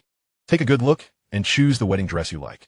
These are all creations by the most renowned foreign designers. Once you find one you fancy, I will have them make it immediately. Grandmother, but no buts. She replied with a smile. I initially wished to give you more time to get to know each other, but Wan Xing informed me that courtship is no longer in vogue. It is now a world of marriage before love. I want you both to marry directly, completely unprepared and utterly unexpected. Su Nanyi turned to Huo Siyu, leaving this dilemma to him. Grandmother, my illness has yet to be treated.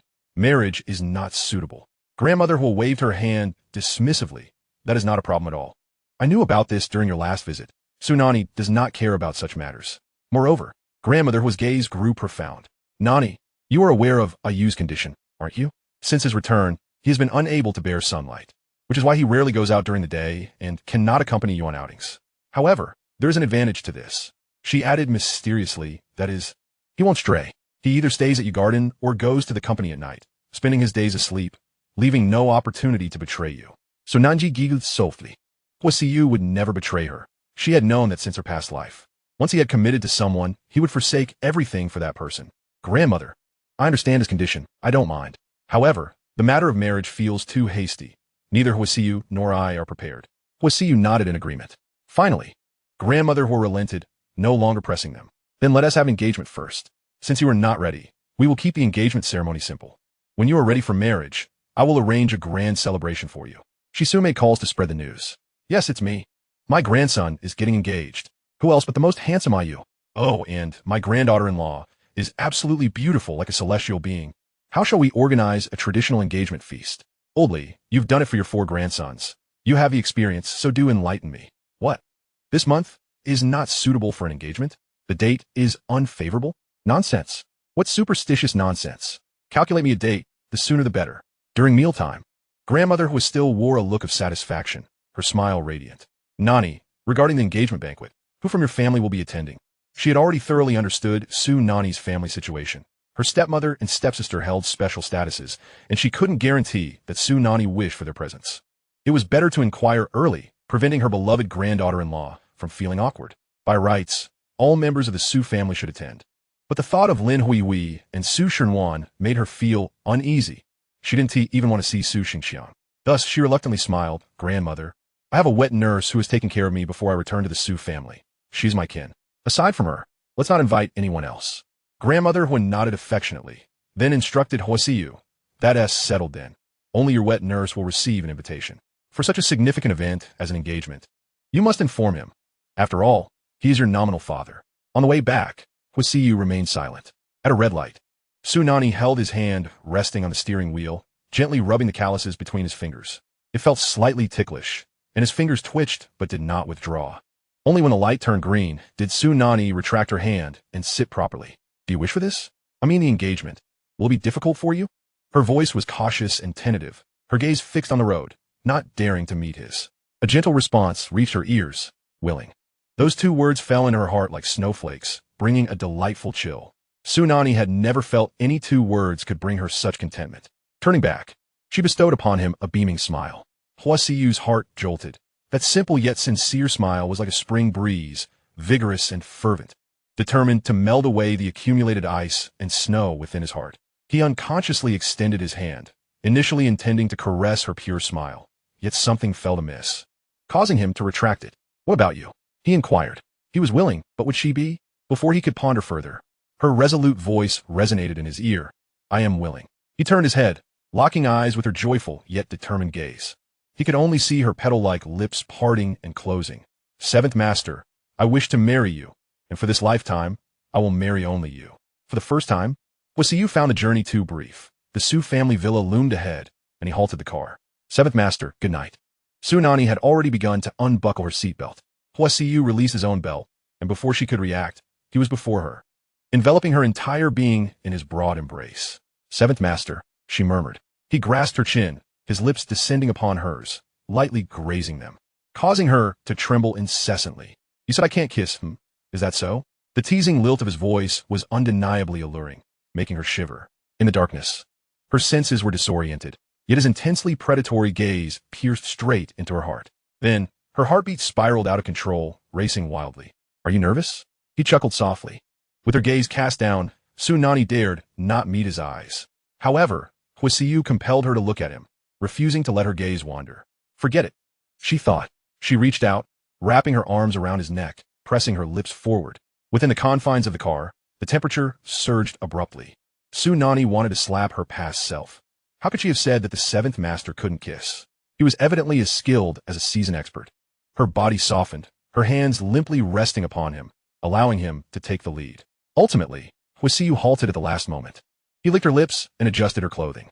"Seventh Master," she said, her eyes slightly flushed, innocently enticing. "What is wrong?" Huo Siyu ruffled her hair. "I hope you are willing. I will never force you again." Enduring the lingering emotions within her, Su Nanyi replied, "Seventh Master, I am indeed willing."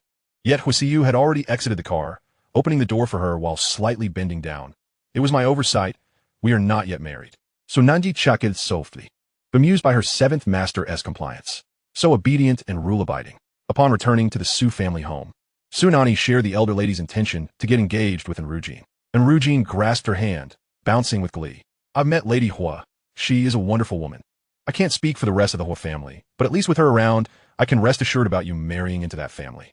Chapter 66. She is the one Huo Siyu adores. Several cars were parked outside the Su residence, and numerous bodyguards emerged, unloading boxes. Su Sengqiang, nursing his injuries at home these past few days, was startled by the commotion, fearing they had offended someone. "Who are you? What's in those boxes? I warn you, my in-laws are the Bai family, if you dare lay a hand on me. You must be Miss Su's father." A melodious and steady voice interrupted from the front. He turned around to see a regal middle-aged woman approaching. It was Lady Huo. Li Xiaoyan, what brought her here? The only link to the Huo family was Su Nanyi. This is bad, he thought, realizing Su Nanyi's boorish and uncouth behavior might have offended Lady Huo. To avoid being implicated, he quickly distanced himself. "Lady Huo, you are here to see Su Nanyi, right? Although she is my daughter, she has lived with my ex-wife in the countryside since childhood and only returned at 10. She is not close to me and rarely listens to my words. If she has offended you in any way, please feel free to reprimand her without hesitation." Li Xiaoyan replied. "Oh, is this how a father behaves?" Her previously amiable expression darkened. "Where's Miss Su?" Su Xingxiang hurriedly welcomed her inside and instructed someone to fetch Su Nanyi from upstairs. Su Nanyi, bewildered, descended the stairs and was taken aback upon seeing the person seated at the head of the table. "It's you. How is your health?" The casual tone displeased Su Xingxiang, who scolded her sternly. "Su Nanyi, this is Lady Huo, the wife of Huo Changzong. Show some respect and apologize quickly." Li Xiaoyan slammed her teacup down. "What? Su Leoi, you dare to disrespect my savior." "Savior? Su Senukiangas Damerith. I wish to speak to my savior. Su Leoi. You should go wherever you please." Being dismissed like this embarrassed Su Xingxiang, yet facing Lady Huo, he forced a smile and bowed his way out. "Me Su. Last time I was in dire straits. Thanks to your miraculous care, I have brought you some gifts. You must accept them." Until now, Su Nanyi had been unaware that the person she saved was Huo Changzong's wife. She remembered well that the one who had sought to harm the seventh master's mother was none other than Huo Changzong, his enemy. Therefore, was her enemy as well. So she replied coolly, "Lady Huo, I did nothing. Had it not been for the medicine you had on you, I doubt I could have saved you. I cannot accept these gifts. I perform good deeds without expecting rewards." So indifferent she was, and the gifts she offered were worth a fortune in jewels. Su Nanyi, who had raised such a virtuous daughter, surprised Li Xiaoyan, who regarded Su Nanyi with newfound appreciation. "Miss Su, may I inquire if you have a boyfriend? I would like to introduce you to my son." Su Nanyi nearly spewed her tea. "Lady Huo, I already have a boyfriend, and we are about to get engaged. I love him dearly and will never leave him, but thank you for your kind offer." Lady Huo appeared slightly regretful, yet she was not one to force matters. So she let it go. Su Nanyi resolutely refused to accept her gifts, but before Lady Huo departed, she handed her a business card. "If you ever need assistance, do not hesitate to call me or come to the Huo residence. With this card, no one will dare to stop you." Su Nanyi expressed her gratitude, but once Lady Huo was gone, she tore the card to shreds and tossed it in the trash. She was acutely aware that Huo Changzong viewed her seventh master as a thorn in his side. It was only a matter of time before they clashed. She could never befriend Li Xiaoyan. Meanwhile, as Li Xiaoyan settled back in her car, her assistant urgently called. "Madam, that Su Nanyi is no ordinary person. She is the one Huo Siyu adores." "What? That Miss Su is actually Su Nanyi? Keep this information under wraps. Do not let anyone know I visited her today." In the following days, Su Nanyi's life was relatively peaceful. During the day, she attended school for experiments, and, in the evenings, she playfully teased Huo Siyu in the Yew Garden. However, she was the one being teased. Her banter was merely a facade. When it came to genuine flirtation, it was Huo Siyu who took the lead. He always managed to leave her in a daze with his kisses, and when she became soft and pliable, he would smirk mischievously. "So this is your skill, huh?" After being teased by him, Su Nanyi longed to regain her dignity. Yet, a single deep kiss left her utterly defenseless. Ultimately, she decided to concede. After all, losing to her own man was not a loss at all. Su Nanyi's stamina improved rapidly. She had never neglected her training, and in addition to her exercises, she was undergoing rigorous training under the seventh master's guidance. Su Nanyi gently touched her arm, feeling a significant increase in strength. Her reflexes had also sharpened, even from several meters away. She could sense the malicious glares directed at her. The last time, that junior who she had mocked for not graduating attempted to harm her with bacteria stolen from the lab, only to be knocked to the ground by a single punch, ending up helpless and admitted to the ICU. Since then, those who once envied her for securing a spot in the competition dared not act recklessly again. On this day, upon returning home, her entire family gathered in the living room, their eyes fixated on the crimson invitation resting on the table. In the past, this was something Su Xingqiang would not have even dared to dream of. The invitation to Huo Changzong's 56th birthday banquet had somehow made its way to the Su family, though it was addressed solely to Su Nanyi. Su Xingqiang's eyes gleamed with excitement, as if fortune and prosperity were about to descend upon them. His birthday banquet represented an invaluable opportunity. Previously, Su Xingqiang had exhausted every means to gain entry, only to be turned away. "Ha ha ha, this is splendid." Even the heavens seemed to be aiding the Su family. He raised the invitation high, joyously howling towards the sky, reminiscent of a monkey emerging from the wilderness for the first time. Lin Huihui gazed at the invitation, her teeth grinding in resentment. Why should it be so? Her daughter, Nuan, was the genuine heiress, merely on the cusp of marrying into the Bai family.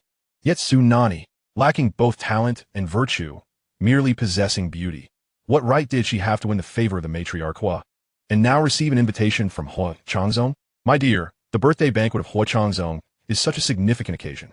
It would be embarrassing for Su Nanyi to attend. Let Nuan go instead. At least she could mitigate the humiliation." "Aunt Lin, are you blind?" The invitation clearly states it is addressed solely to Su Nanyi. She retorted with a hint of mockery. Lin Huihui begrudgingly muttered, "Let us see how long you can bask in this glory." The invitation now rested in Su Nanyi's hands, bearing the unmistakable signature of Huo Changzong. Huo Changzong, she silently repeated his name. She did not know him well in her past life. After being forced into marriage with Huo Siye, she had been confined to the Yew Garden, permitted to leave only for unavoidable family gatherings. However, all she needed to know was that he was not a good man. Chapter 67. The banquet invited only her. Indeed, you must perform well tomorrow. Huo Changzong is the former heir of the Huo family and held sway before Huo Siye rose to power. If he can catch his eye, the Su family may finally establish a foothold in the Imperial City. Su Xingqiang incessantly droned on, cautioning her to tread carefully the following day. Remember, you must win Huo Changzong's favor. His influence in the Imperial City is profound. Even a stomp of his foot could reverberate throughout the city. Su Nanyi had no desire to hear another word, seizing the invitation and retreating upstairs. Lin Hui harbored resentment. Look at her, she truly believes herself to be remarkable. It would be a disgrace for her to attend. I suggest we prevent her from going tomorrow. Silence. Su Shengqiang thundered. Do you realize the unparalleled opportunity this is? Su Nanyi could become our pillar of support in the future. Mind your words, or I shall be compelled to slap you. Within the Yew Garden. Seventh Master. This is the invitation sent by Huo Changzong's people for tomorrow's event. The 56th birthday banquet of Huo Changzong will be held at the Huo family's ancestral home. His stature may be small, yet he celebrates his birthday year after year, as if fearing he might never get the chance again. Uncle Wang, select something decent from the warehouse as a gift. Su Nanyi conveyed the receipt of the invitation to Huo Siye. I will come and pick you up tomorrow, he replied. Su Nanyi fretted, Seventh Master. I'm uncertain about what gift to bring. She soon received his reply. I have prepared everything. You need not worry. Splendid. Su Nanyi rolled on her bed, scrolling through their chat history. The Seventh Master was truly considerate, ensuring every detail was attended to. Furthermore, he had consistently followed through on every promise made. He even sent her daily photos of his meals, all because she had expressed a desire to monitor his diet. The door swung open, and Ayu entered. Miss Xiao is outside the villa, here to repay her debt. Excellent. Her 220,000 yuan was about to be reclaimed.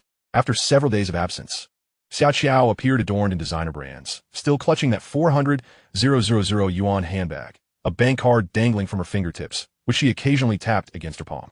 She haughtily surveyed the Su family's decor, touching the sofa and kicking the table. Su Nanyi descended the stairs. If you don't show up to repay the debt soon, I may have to send someone to find you. Xiao scoffed disdainfully, brandishing the card. This contains 220,000 yuan. No password. A gift for you. Look at your pitiful state. Even 220,000 yuan you desire. Without needing Su Nanyi's response, Ayu stepped forward and delivered a resounding slap to Xiao's face. What gives you the right to hit me? Xiao screamed, flailing her arms and legs, but none of her attempts reached Su Nanyi. Consider this slap a reminder for your foul mouth. 220,000 yuan is what you owe me. It is only just that debts are repaid. Su Nanyi seized the card from her hand, confirming the amount. Debts settled. We are no longer connected. You may leave. Her heart remained unperturbed, for what she had lost was not a true friend, but rather a leech, a traitor. Excellent. Wait. Xiao called after her. Are you not curious where this 220,000 yuan came from? Su Nanyi was speechless. I couldn't care less where your 220,000 yuan originated. It is of no consequence to me. Yet Xiao sought attention, grinning confidently. Su Nanyi, you dare not ask, do you? Su Nanyi replied. I am now wealthy, far richer than you, the pitiful heiress. Your monthly allowance of 10,000 yuan would barely catch my eye. This 220,000 yuan could sustain you for 2 years. Take it. Did she think this would wound her? Such arrogance is truly amusing. Ayu, gag her and throw her out. 20 minutes later, Ayu returned with the gathered information. Miss Xiao recently found a boyfriend. Here are his details. Su Nanyi accepted the documents, recognizing the man's face. Upon reading his name, it struck her. He's the only son of a small real estate developer. Although his family did not rank among the elite in the Imperial City, he was undeniably wealthy. He was also the husband of Wan Xing in her previous life. Originally, they were not supposed to meet until several years later when Hize married, but this time, it happened sooner. Even better, if Hize married Xiao. Wan Xing would be spared from calamity. Before bed, Rujin cautioned, you must be cautious tomorrow. Huo Changzong is at odds with Seventh Master and has prepared to embarrass you. Su Nanyi responded. Please, they have yet to meet. And Huo Changzong has already plotted to humiliate me? And Rujin nodded. Indeed, these powerful figures would not stoop to trouble you, a mere junior. However, with you bearing the title of Seventh Master's fiancé, your disgrace would also reflect poorly on him. Sister A Jing, is this information provided by one of your secret admirers? She had no doubt that if Sister A Jing wished, she could unearth the secrets of the entire elite families in the Imperial City. And Ru Jing shook her head. I hardly have that many secret admirers. This information comes from my fellow townsman, who is currently the steward of the Huo family. He cannot disclose more, as it would be considered treachery, and discovery could lead to a death sentence. Soon he gave her a thumbs up. What a remarkable intelligence network. Aside from Seventh Master, you are the second person I truly admire. The following day, Su Nanyi was urged to descend the stairs, as Su Xingchang had arranged for numerous gowns overnight. Nanny, come take a look. There are a total of 16 dresses here, all suitable for someone of your age. Try them on and see which one looks best. To ensure she shone at the soiree, Su Xingchang had indeed put in considerable effort. Su Nanyi observed the 16 dresses with a calm demeanor. They were elegant and appropriate for a gathering of elders. She selected a verdant qipao, intending to disregard the others. But upon seeing Su Shernwan's envious expression at the staircase, she generously pointed, I'll take this one. Sister, do choose one as well. Indeed, Su Shernwan had rushed over early, having heard that she received an invitation to the Huo family. Unable to contain her frustration, especially since she was engaged to Bai Changli but lacked the qualification to enter the Huo family, she protested, Sister, I don't need a gown. I have plenty. Brother Changli has bought me many, and even grandfather dotes on me. My wardrobe is overflowing with dresses. Such a stubborn attitude. Su Nanyi chose not to respond. Su Xingchang had also enlisted a professional styling team, and after their thorough efforts, Su Nanyi gazed at her reflection in the mirror. With bright eyes and pearly skin, the green qipao adorned her like a water lily emerging from a pond, her smile radiant as the stars. Even Ru Jing was left spellbound. Placing her hand on Su Nanyi's shoulder, she gazed for a moment longer, her eyes brimming with tears. Nanyi, you're becoming more and more like your mother. She was dazzling in her time. I have yet to see anyone in the entire Imperial City who could rival her beauty. What a pity, a flower too delicate to be picked. Especially one that fell into the hands of Su Shangchang, ultimately ending in a tragic early decline. As they descended the stairs, Su Shernwan's eyes widened with disbelief.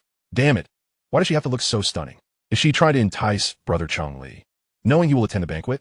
Chapter 68, Discarding the High Heels.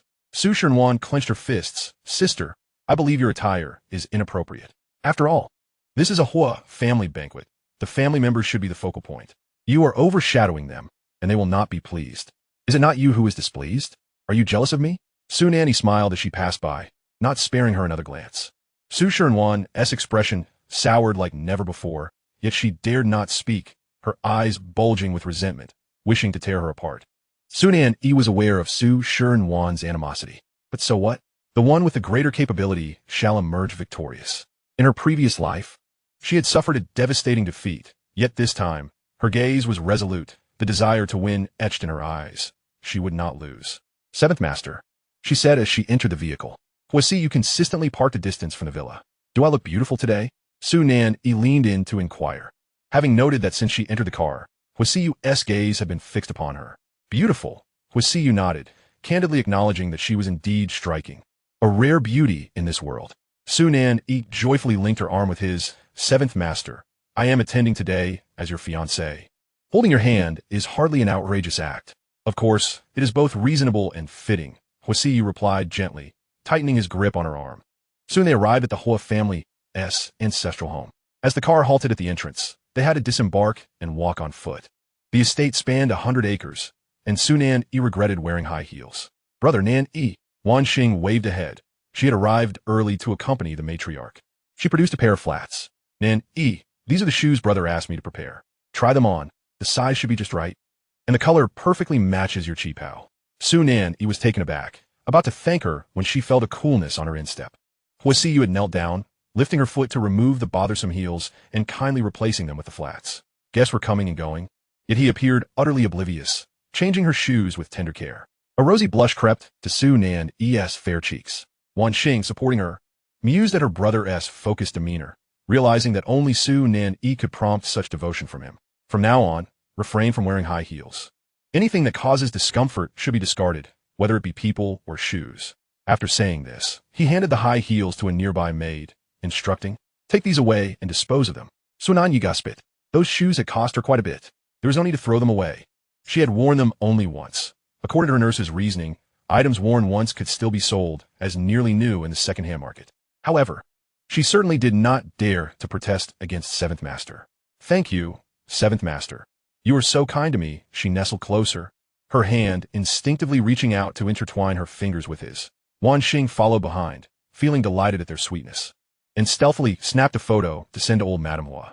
Grandmother, you needn't worry. It seems brother truly favors Miss Su. Seventh Master, the banquet has yet to commence. Please allow me to escort Miss Su to the inner hall first. The head maid suddenly appeared. The inner hall was designated for the family members of various clans, and Huo Siyu glanced at Wan Xing, who immediately understood. Rest assured, brother. I will take good care of your fiancé. You must be Su Nanyi, my brother's fiancé. As they entered the inner hall, a soprano voice greeted them. The speaker was Huo Changzong's youngest daughter, Huiyin. Dressed in a mature fashion, Huiyin, despite being around the same age as Su Nanyi, appeared to be in her 30s. Hello, I am 7th Master's fiancé, Su Nanyi replied politely. Hua Yin appraised her from head to toe, scoffing inwardly. A beauty indeed. With looks like that, it's no wonder she could attract my brother. However, I've done my research. The Su family is hardly reputable. Especially with the entanglements of both sisters with Bai Changli, I hold them in utter disdain. Su Nanyi, I didn't expect you to actually dare to come.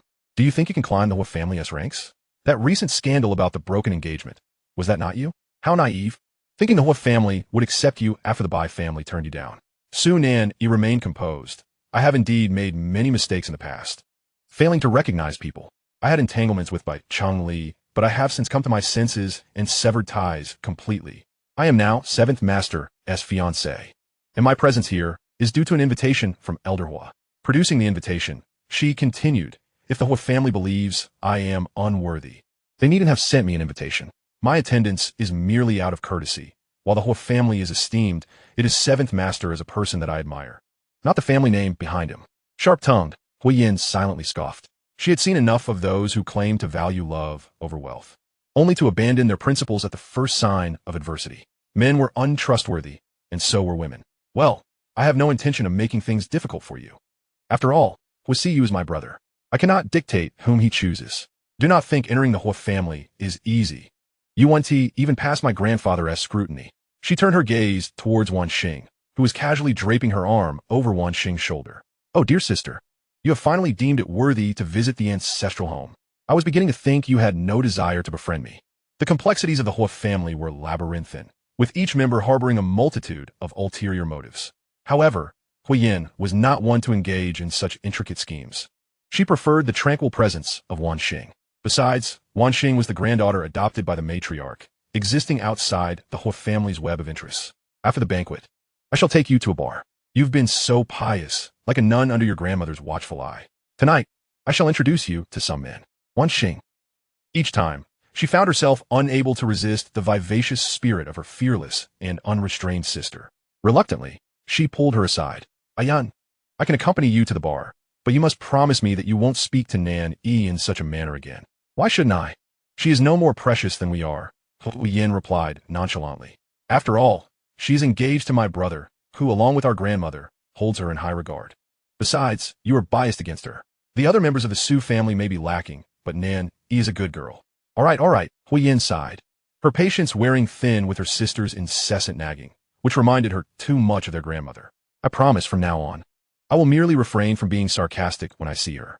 With that, Huiyin dashed off to greet others. Su Nanyi and Wan Xing settled into an inconspicuous corner, pondering the matters concerning old Master Hua. Huiyin's words rang true. She indeed felt an immense sorrow regarding old Master Hua. He placed utmost importance on family lineage and wealth, selecting wives for his sons who were of equal status and would benefit the family. His domineering, patriarchal demeanor had led to a long-standing estrangement with grandmother Hua. Although they had never divorced, they had lived apart for decades. Do not worry, Wan Xing reassured her. Old Master Hua may be somewhat intimidating, but he would not dare to act against my brother. He will protect you. Wan Xing observed her silence, assuming she was intimidated by Huiyan's words. Here, most people feared old Master Hua, but everyone dreaded her brother. As the fiancé, he publicly acknowledged, no one would dare bully her. Wan Xing's belief that everyone feared Huo Siye was unwavering. After all, he had lost his family in a tragic accident at the age of 8 and had vanished for 7 years, only to be found later. Which descendant of the Huo family had not grown up in luxury? Who could rival Huo Siyu, who had clawed his way up from the depths? His courage, determination, and indomitable spirit were unmatched. Thus, he surpassed all others and garnered old Master Huo's favor, becoming the heir of the Huo family. Young as he was, his methods were ruthless. He would eliminate anyone without remorse and had unknowingly angered numerous conglomerates. Within the Huo family, many had sought his life. If only I had met him sooner, Su Nanyi murmured. It would have been best if I had encountered him during my years of wandering. I would have treated Huo Siyu kindly and driven away those who bullied him, then brought him back to the Huo family. Wan Xing smiled in response. Destiny does not necessarily favor the early. What is suitable is what truly matters. Su Nanyi, now assuming the role of a fortune teller, playfully stated, Wan Xing, I have foreseen that your true love has yet to arrive. You must not rush into a relationship. The consequences could be dire. Only with the approval of both grandmother and your brother can it be deemed a true match. She was determined to prevent Wan Xing from falling for Huo Siye. After all, she was Huo Siyu's chosen fiancée and found Wan Xing's superstitions amusing. Clearly, someone who had not grown up within the Huo family lacked discernment. Behind a delicate screen, a graceful woman sipped tea, casting her gaze downward with a dismissive scoff, her eyes filled with disdain. This woman was Han Qinglian, Huo Siyu's stepmother, a once famous star who had retired from the limelight upon marrying into the Huo family. Over the years, she had borne children and maintained her youthful beauty and elegance. Send this cup of tea to Su Nanyi downstairs and inform her that it is a gift from me. With her slender fingers, she gracefully handed the porcelain cup to a nearby maid.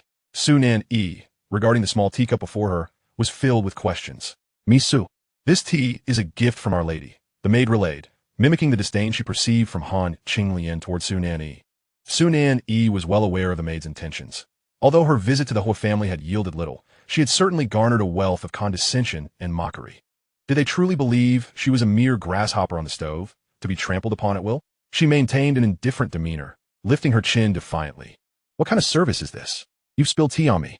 Was it deliberate? Her voice immediately drew the attention of others in the hall, who turned to see what had transpired. The maid, taken aback by Su Nanyi's audacity, could hardly believe she dared to raise her voice.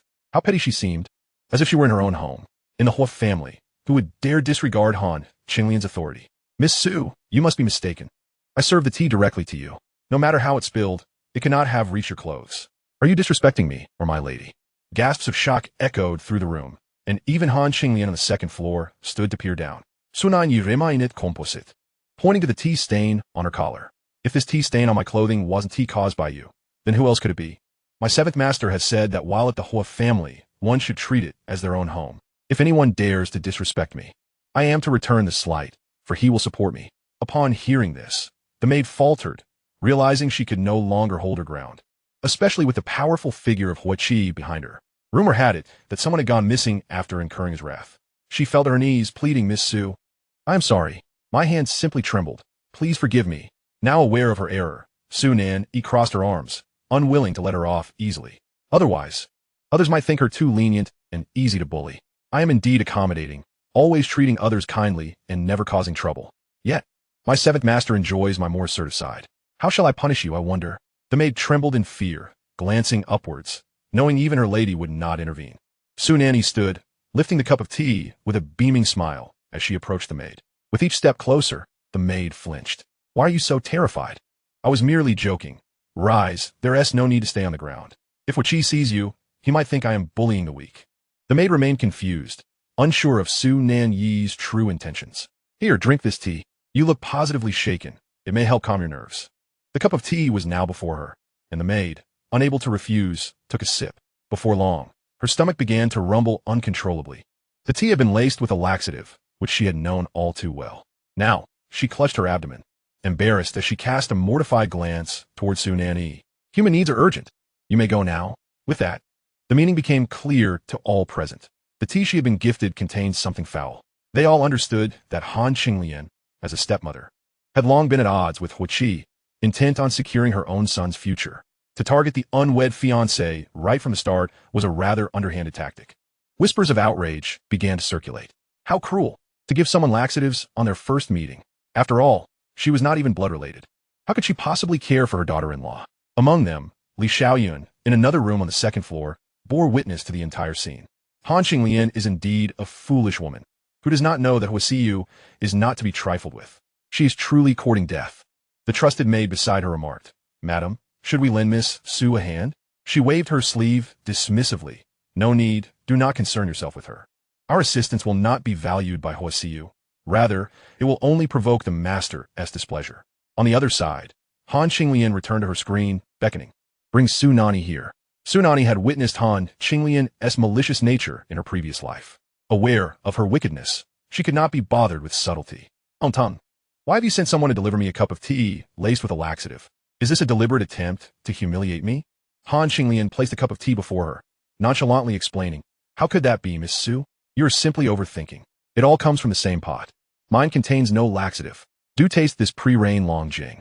Su Nanyi lifted the teacup and, without hesitation, drank it all. The pre-rain long jing was quite exquisite. Tung, what business do you have with me? Wanqing is still waiting for me downstairs. I cannot linger. Chapter 70. The Rules of the Huo Family. Allow me to educate you. With a sudden crash, Han Qinglian overturned the small tea table, tearing away her gentle facade to reveal a fierce countenance.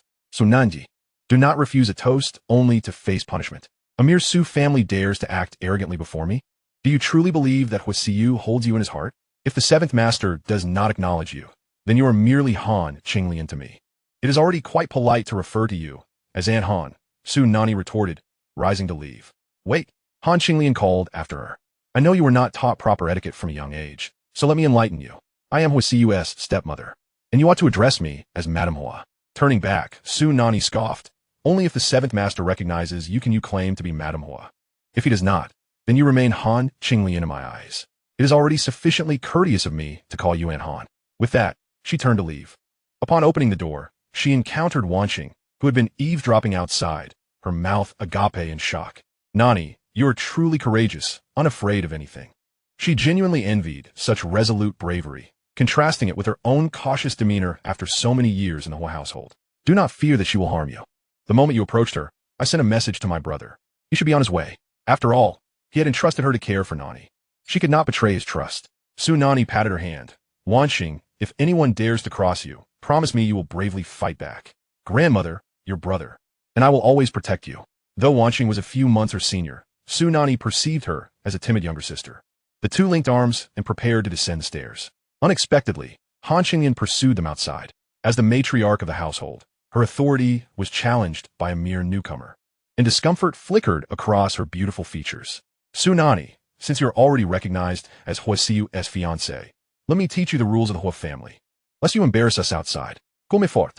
With that, a dozen bodyguards emerged. Su Nanyi understood that if she did not escape this situation without shedding blood, she would be unable to leave. Seize her. The bodyguards advanced. Wanqing, recalling her duty, stepped in front of Su Nanyi. Have you all lost your minds? Miss Su is my brother's fiancé. Anyone who dares to harm her will not have an easy time. The bodyguards hesitated. They feared disrespecting the seventh master. Yet Madame Huo had issued her command. Wanqing, I am fine, Su Nanyi said, pulling her behind her, realizing that these men were targeting her. She flexed her wrists, eager to test the results of her training over the past few weeks. Before she could make a move, she felt herself lifted off the ground, her waist encircled. Looking up, she met Huo Siyu's frosty gaze. She immediately adopted a docile demeanor. Darling, you're here. They were going to deal with me. I was so frightened. Her small hands clutched his coat, her body fitting perfectly against his, as if she had not just been ready to unleash her skills. Huo Siyu saw through her act, ruffling her hair before taking her hand and passing it to Wanqing. Go wait for me on the first floor. Having instructed her carefully, he turned, and the warmth in his eyes vanished, replaced by the murderous aura of a storm. He advanced like a god of death. Even his mere presence rendered the bodyguards breathless. Han Qinglian screamed, Huo Siyu, do not go mad. I am merely disciplining your fiancée. She is disrespectful and shouting in my presence. I was only... Her words choked in her throat as a sharp blade glided across her throat. She watched in horror as blood began to drip like broken pearls.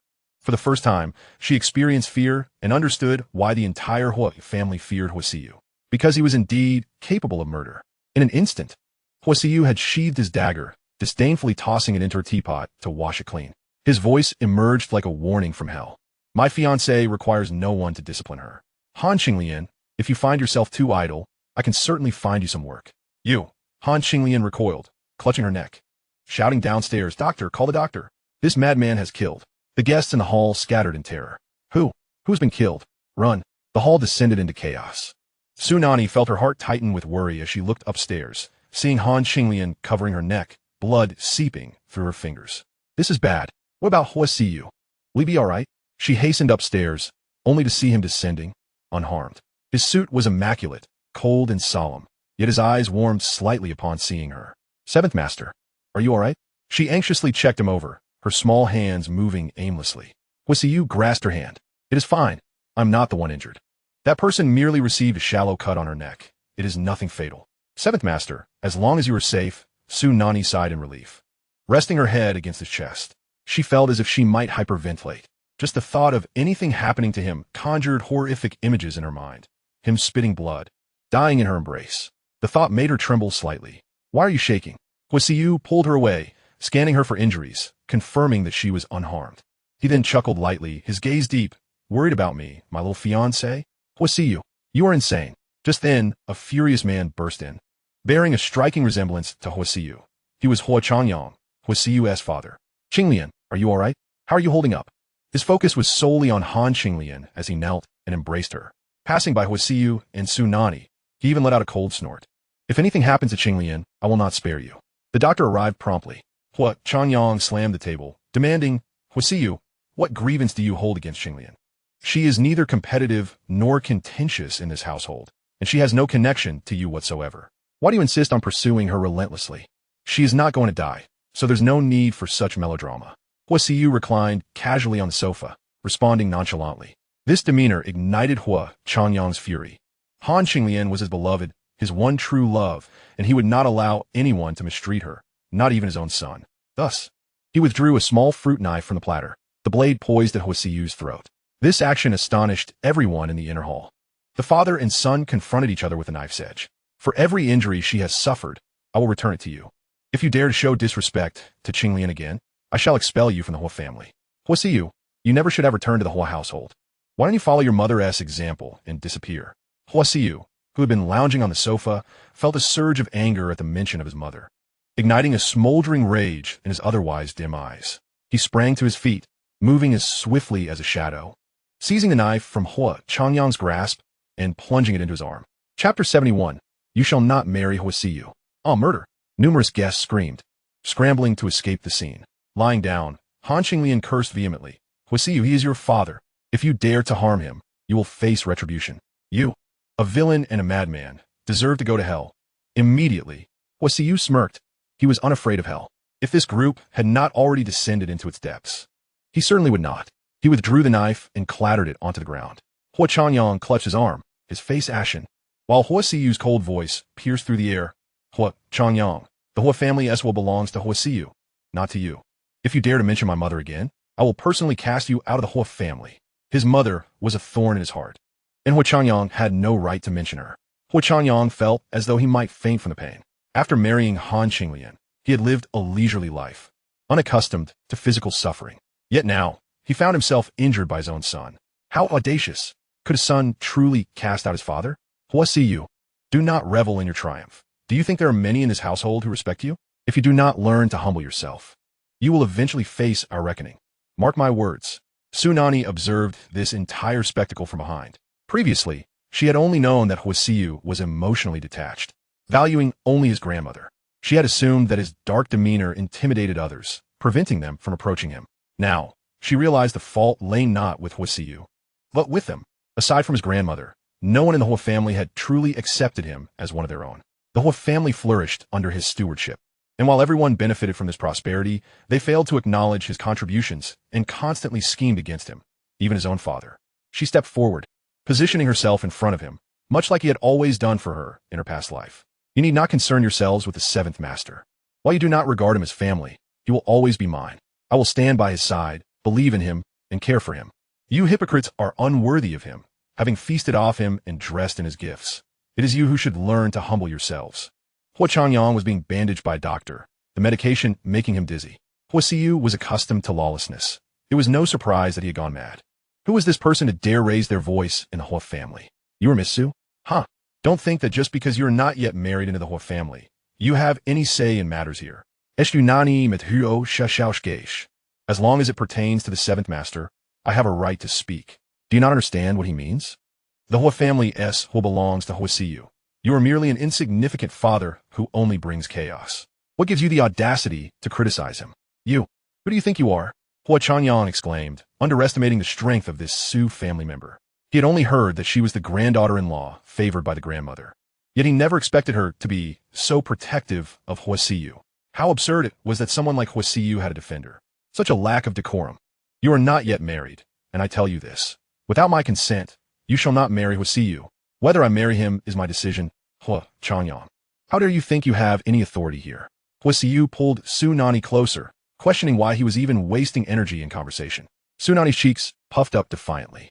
But I cannot stand to see him bullied, especially when it comes from his own father, who behaves worse than a stepfather. Huo Siyu chuckled, a genuine smile gracing his face. He leaned down to kiss her cheek, his gentle voice soothing her. All right, my dear fiancée. As Huo, grandmother, entered, she witnessed this tender scene. Ah, her lonely grandson had finally found someone to cherish him. Upon hearing of the altercation between him and his father, she had hastily made her way over, forgetting her cane. Every family gathering at the Huo household ended in discord. She knew how capable her grandson was. No one could truly harm him, but she also understood the emotional scars he bore. Fortunately, now, besides her, there were others willing to stand up for him.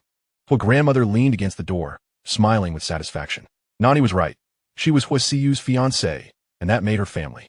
She would stand by him for a lifetime. Changyang, you must treat Nanyi well and show the generosity expected of an elder. Huo Changyang revered the grandmother, but felt exasperated. Mother, I certainly know the importance of caring for the younger generation, but have you asked Huo Siyu what he has done? Look at Qinglian. Her injuries are severe. Enough. Do you think I am as foolish as you?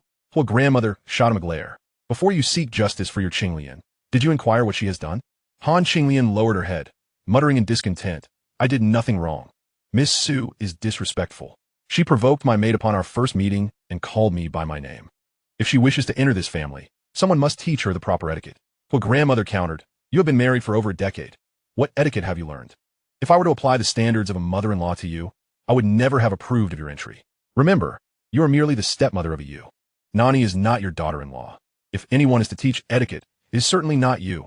An Qinglian relustantly muttered, understood. Huo grandmother insisted on justice. Is that all? Do you think I am unaware of the schemes you employed today? Why did you deliver tea to Nanyi when everything was fine? How surprising that you remain so sharp-minded even at your age. Han Qinglian thought, suppressing her displeasure as she turned to Su Nanyi. Miss Su, I apologize for my thoughtlessness today. Huo grandmother then directed her gaze at Huo Changyang. Do you have nothing to say? Huo Changyang could not lower his pride. Or did he feel he had erred? He had never liked Huo Siyu, whose cold demeanor and ruthless methods were hardly admirable, especially since he was born of that woman. He held no respect for him. Huo Siyu shared the same disdain for him. Thus, he took Su Nanyi by the hand and passed by Huo grandmother. Grandmother, I will seek your forgiveness later. Right now, I am hungry. I will take Nanyi to eat. Su Nanyi quickly expressed her gratitude. Thank you, grandmother, for your support. I will accompany the seventh master now. The taciturn Huo Changzong, the elder brother of Huo Changyang and the protagonist of today's banquet, finally rose slowly from his seat. Enough of this commotion. Let us proceed to our meal. He fixed his gaze intensely on Huo Siyu's retreating figure, harboring a deep-seated resentment for having marred his celebration. The journey to the dining area was lengthy, and Wan Xing gradually fell behind, naturally slow in her pace. She wished not to intrude upon her brother's rendezvous with Nanyi. Suddenly, a wild cat screeched, baring its sharp claws, startling Wan Xing. In an instant, a man intervened, shielding her from the feline menace. Miss, are you all right? He turned to her with a warm smile. Chapter 72. She is your sister-in-law, and that cannot be altered.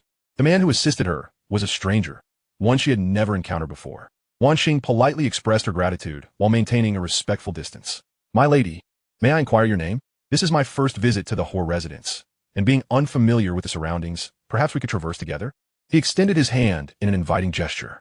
Having limited experience with men, with Huo Siyu being the only one she frequently met, Wan Xing felt uncertain about how to respond to his outstretched hand.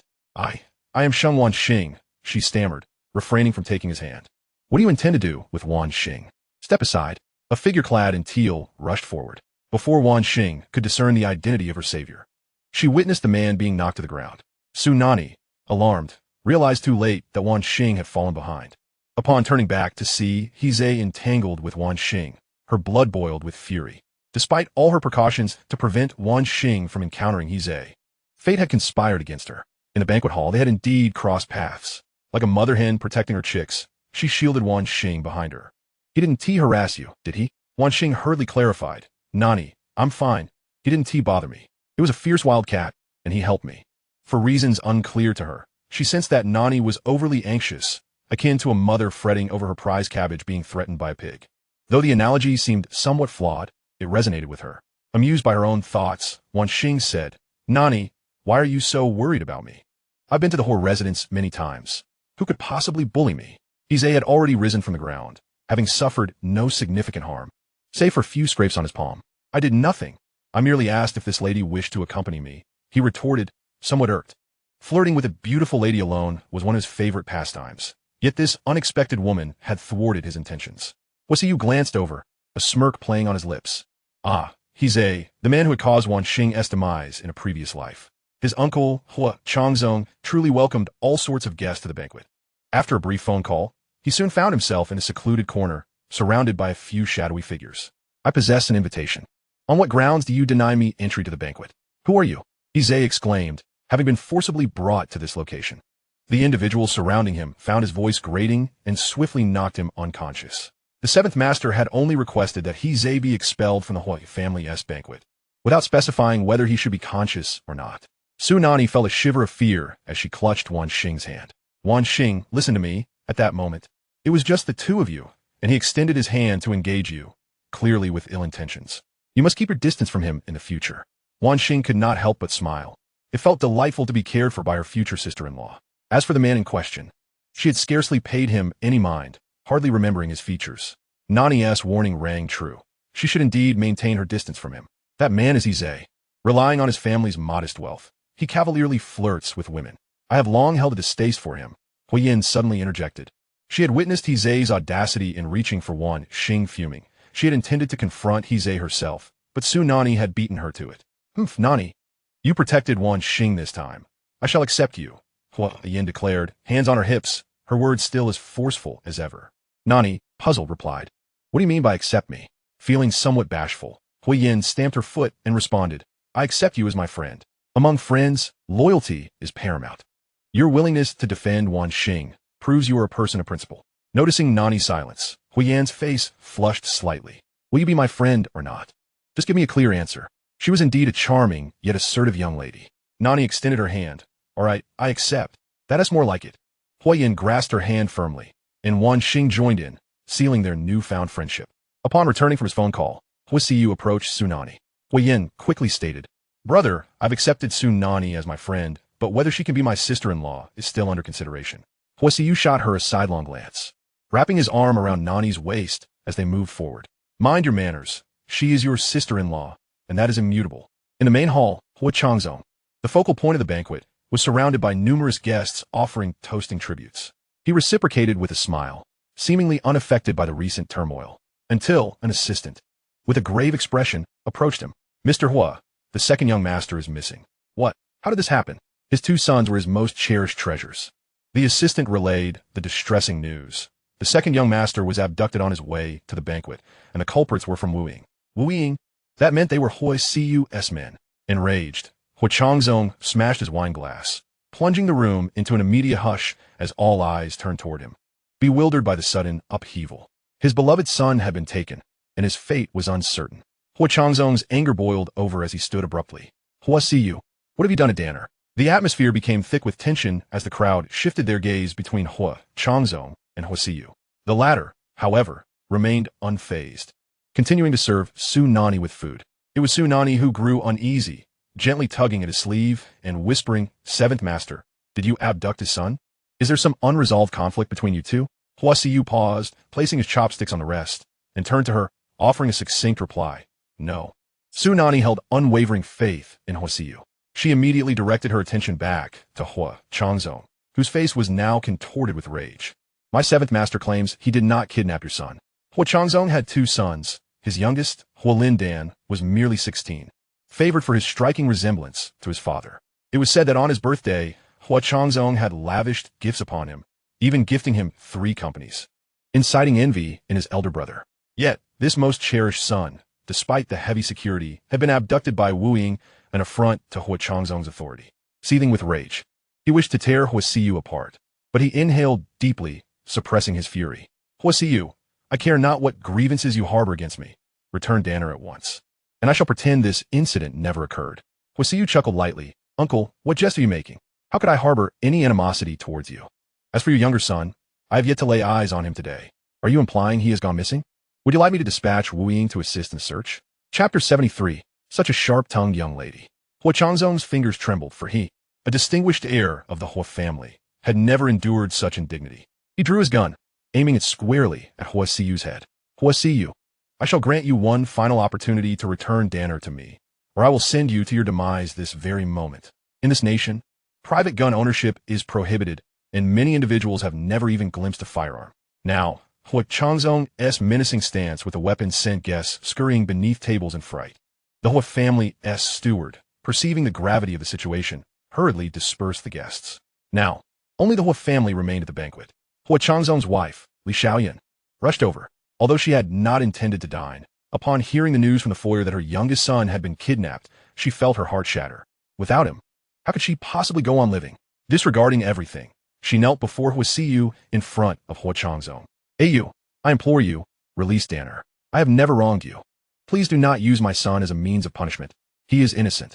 Her makeup smudged from tears, a refined and elegant matron of wealth knelt before him, causing Huo Changzong to feel utterly humiliated. He bellowed, "Li Xiaoyan, who permitted you to kneel before that wretched child? Stand up at once. Do you hear me? If you do not rise, I shall put a bullet through you." Li Xiaoyan's anger flared, usually mild-mannered, but now, with her youngest son's fate uncertain, she could no longer temper herself. "Huo Changzong, this is all your fault. Had it not been for your misdeeds, our Danner would not be in such peril. I warned you against those actions, but you insisted on proceeding. If anything were to happen to our Danner, I would choose death over living in such a world." Huo Siyu observed this farcical scene with a smile. "Aunt, please do not kneel before me. I have not kidnapped your son. If you are truly anxious, I can call Wu Ying to assist in the search right now." He reached for his phone, prepared to make the call. Li Xiaoyan crawled forward on her knees, grasping his hand that held the phone. She understood that should that call be placed, her son might not only face death but also suffer greatly. "You, I apologize to you and your mother. I know it was Huo Changzong who harmed your mother. You should not have sent people to the nursing home to kill her. I bow to you, I am truly sorry." With a heavy bow, her forehead soon reddened and swelled from the impact. Su Nanyi watched her bowing, feeling no particular sympathy. After all, her son was a human being who deserved to live. Should Huo Siyu's mother perish? Huo Changzong was displeased that Huo Siyu had become the heir, resorting to various underhanded tactics, both overtly and covertly. Previously, he had aimed his ire at Gu Jiushuang, who had been asleep for over a decade. It was no wonder Huo Siyu had chosen to kidnap his most cherished youngest son, an eye for an eye.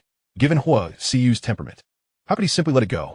Her heart ached for him, especially as she observed his sharp, chiseled profile taut with tension, maintaining an impassive demeanor in the face of Li Xiaoyun's desperate pleas.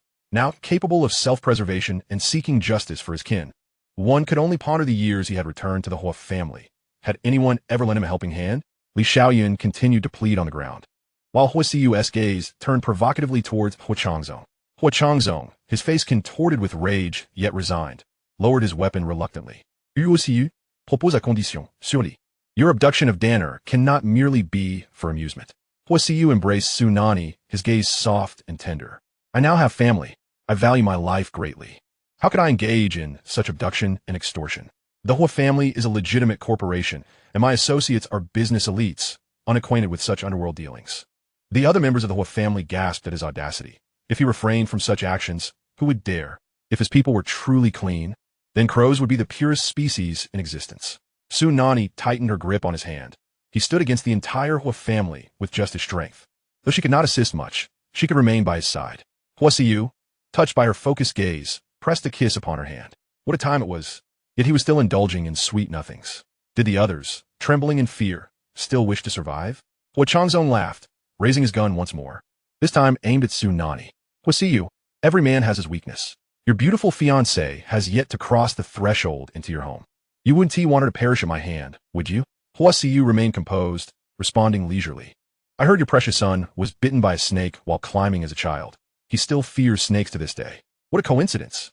I recently received a shipment of Southeast Asian venomous pythons. Tell me, would it be better for him to be swallowed whole, or to be constricted and suffocated?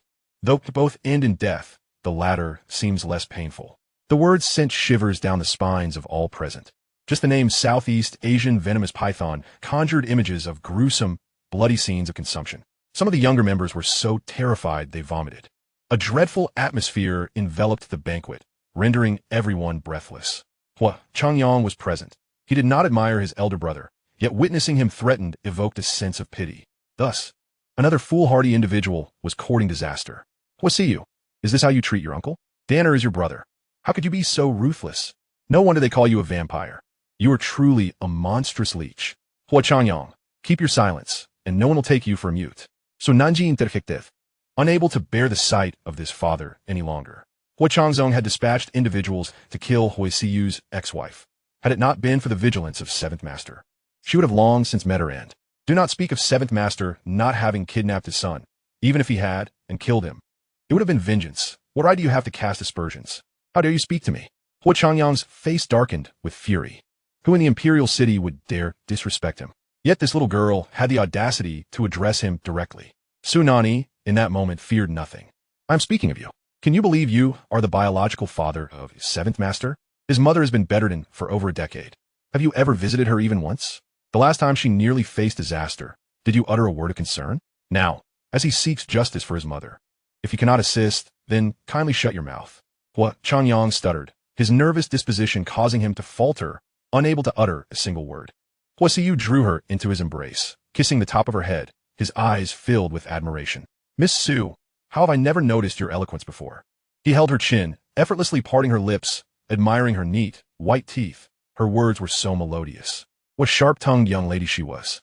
Su Nanyi snuggled comfortably against him, resolved to remain by his side for eternity. Li Xiaoyun, on the verge of tears, witnessed the brothers' continued standoff and erupted in anger. If anything happens to my Danner, Huo Changzong, I will not let you off easily. Prepare for divorce. I refuse to continue living with you. Chapter 74. Miss Su. Is it your intention to take advantage of me? The grand banquet hall was steeped in an atmosphere that could hardly be described as pleasant, particularly as everyone held their breath in silence, casting furtive glances at Huo Changzong, awaiting his decree. The Huo family ancestral residence was his dominion, with a mere command. Countless bodyguards could surge in from outside. The act of eliminating that wretched Huo Siyu would pale in comparison. Yet, his son remained inexplicably missing. He was acutely aware that the organization known as Wuying only took orders from Huo Siyu. Without his command, even if he were to locate his son, rescue would be futile. Pressured by the dire circumstances, he ultimately relinquished his firearm, bowing his head in contrition. Huo Siyu, I confess my sins. I sought to harm Gu Jiushuang. I bear no animosity towards her, nor any grievance. My only intention was to provoke you, to make your life unbearable. Is that sufficient? He glared at Huo Siyu, his eyes smoldering with suppressed fury. Huo Siyu remained unperturbed, meeting his ire with a calm demeanor, responding innocently. Though your contrition may not stem from genuine remorse, it is somewhat acceptable. However, regarding your precious son, I am unable to assist. What more do you desire from me? Huo Siyu, his veins bulged with indignation. Surely, he would not be compelled to kneel. Such humiliation was inconceivable. How could Huo Changzong ever kneel before such a man? Nanyi, I apologize that today's banquet has been less than enjoyable for you, given the plethora of unpalatable offerings. Allow me to escort you home. He extended an inviting hand, and Su Nanyi entwined her fingers with his. The two, oblivious to the surrounding crowd, began to make their exit from the banquet hall. Suddenly, a loud thud echoed through the air. Turning back, they discovered Huo Changzong had succumbed to his knees. Return Danner to me. This single demand had driven him to kneel before Huo Siyu, fully aware of the disgrace. Yet he had no choice but to comply. Huo Siyu smiled with satisfaction at this display, though. Uncle, Danner is my brother. Should I receive any news of him, I will inform you at once. With that, he strode out with an air of arrogance, leaving Huo Changzong to seethe in madness. He dares to toy with me. Wang Xing followed suit, leaving as well, while Huo Siyu instructed Ling Tian to escort her back to Jining Zixin. He, in turn, took Su Nanyi back to the Su residence. Miss Su, you performed admirably today, he remarked, noting her unexpected composure. The truth remained that he had indeed abducted Huo Lin Dan. Within the Huo family, he was the target of universal disdain, and he had anticipated that Su Nanyi would align with their sentiments, voicing platitudes about Danner being his brother, a mere child and innocent. To his surprise, she had said nothing, steadfastly standing by his side. Excellent. Truly excellent. Su Nanyi continued to astonish him. Seventh Master, I shall always stand by your side, she professed sincerely. She believed her words would touch him, and thus placed her hand on his thigh. Emboldened by the fact that he was currently preoccupied with driving and could not correct her, she had long yearned for intimate contact since her rebirth. Yet, he continually pushed her away. Their closest exchanges had only been fleeting kisses and embraces. Today, having behaved so well, surely he had no reason to refuse her further, right? As a triumphant smile spread across her face, the next moment, the car came to a halt. While waiting for the green light, Huo Siyu flashed her a charming smile. Miss Su, do you truly wish to take advantage of me? His voice was deep and seductive, igniting a flutter within her heart. Indeed, I relish the thought of taking advantage of you, she replied candidly. In an instant, Huo Siyu unceremoniously removed his tie to bind her restless hands. Su Nanyi, what is wrong with wanting to take a little advantage? Pray tell, what is wrong with that? You could always reciprocate. I would not refuse. Su Nanyi turned her head to gaze out the window, remaining silent for the remainder of the journey. She was indeed irked. The car drove along the road, leading to the Su family villa. Huo Siyu loosened the tie. Though not tightly bound, he still gently massaged her wrist. Good night. He spoke first. Before departing, Su Nanyi inquired, I heard from Ling Tian that your mother's surgery is imminent. When exactly is it? Can I accompany you? Why would you accompany me? What other reason could there be? Su Nanyi grasped his hand. Seventh Master, she is your mother and will soon be my mother-in-law. Naturally, I must be present for her surgery. Her palm was warm against his, and Huo Siyu's lips curled slightly. Tomorrow at 9 a.m. Upon returning home, Su Nanyi promptly set her alarm clock, ensuring she reminded Enrujin to wake her at 7 a.m. Lying in bed, she was plagued with worry. In her past life, Gu Jiushuang had been poisoned early on, depriving her of any chance to interact with her. Yet this time will be different. She and Seventh Master would save Gu Jiushuang together, and after the surgery, she was certain Gu Jiushuang would awaken. But what if Gu Jiushuang did not take a liking to her? Would there be a conflict between mother-in-law and daughter-in-law? Would Seventh Master be affected? Lost in thought, she gradually drifted into an uneasy slumber. At 3 a.m., a phone call shattered her rest. Who is it? She rasped. To her astonishment, it was Hui Yan's voice. Filled with desperation, Sister-in-law, please come help us. We are at Jinji Bar, and a brawl has broken out. Wan Xing is missing, and I cannot reach her by phone. Su Nanyi quickly roused herself. Have you contacted your brother? Hui Yan nearly sobbed, no. If something happens to Wan Xing, brother will never forgive me. Sister-in-law, please do not tell him. There was no way she could withhold this from Huo Siyu. Call the police first. I will inform Seventh Master. His men are numerous and will arrive at the bar swiftly. Su Nanyi donned a coat and descended the stairs while dialing Huo Siyu to relay the news of Wan Xing's disappearance. She drove over, with Enrujin following closely behind. I will accompany you. Should a fight break out, I shall be your ally. Jinji Bar appeared to have been ransacked. Debris lay scattered everywhere, with many injured individuals sprawled on the floor, some nursing injuries to their legs, others to their arms, all whimpering in pain. The fighters had ceased their skirmishes. Standing apart, as if making way for someone, Su Nanyi peered ahead and saw Huo Siyu had already arrived, with Hui Yan bowing her head beside him. Brother, I apologize. I have frequented this bar many times. I never anticipated trouble tonight. I promised never to bring Wan Xing here again.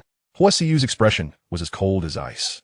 His men already dispersed to search for Wan Xing's whereabouts. Why do you not bring your bodyguards? He inquired. Hui Yan, sensing his displeasure, felt a pang of anxiety. Brother, if I had brought bodyguards, our parents would have known I was at a bar. I feared they would not permit me to go, so I dismissed them. Her voice dwindled, her head nearly buried in the ground. Only upon seeing Su Nanyi approach did she feel a glimmer of hope, retreating behind her for protection. Seventh Master, have you found Wan Xing yet? Su Nanyi Pantith. Not yet. Seventh Master, we have found Miss Wan Xing. Ling Tian emerged from the shadows, followed by Wan Xing, who limped along, supported by a man. Upon recognizing the man's face, Su Nanyi's breath caught in her throat. Hize, why was it him again? Was this intentional? Wan Xing, how is your leg? Su Nanyi rushed over, pushing Hize aside to support Wan Xing. Huo Yan shot Hize a glare, saying, It's you again. Are you harboring a grudge and deliberately pestering Wan Xing? I warn you, Wan Xing is not someone you can toy with. Hize's expression soured. He had merely been ejected from the party and was feeling disgruntled, which led him to this bar for a drink. Little did he expect to encounter two groups embroiled in a brawl. He had no interest in the commotion and sought refuge in a private room. It was Sheng Wan Xing who barged into his sanctuary.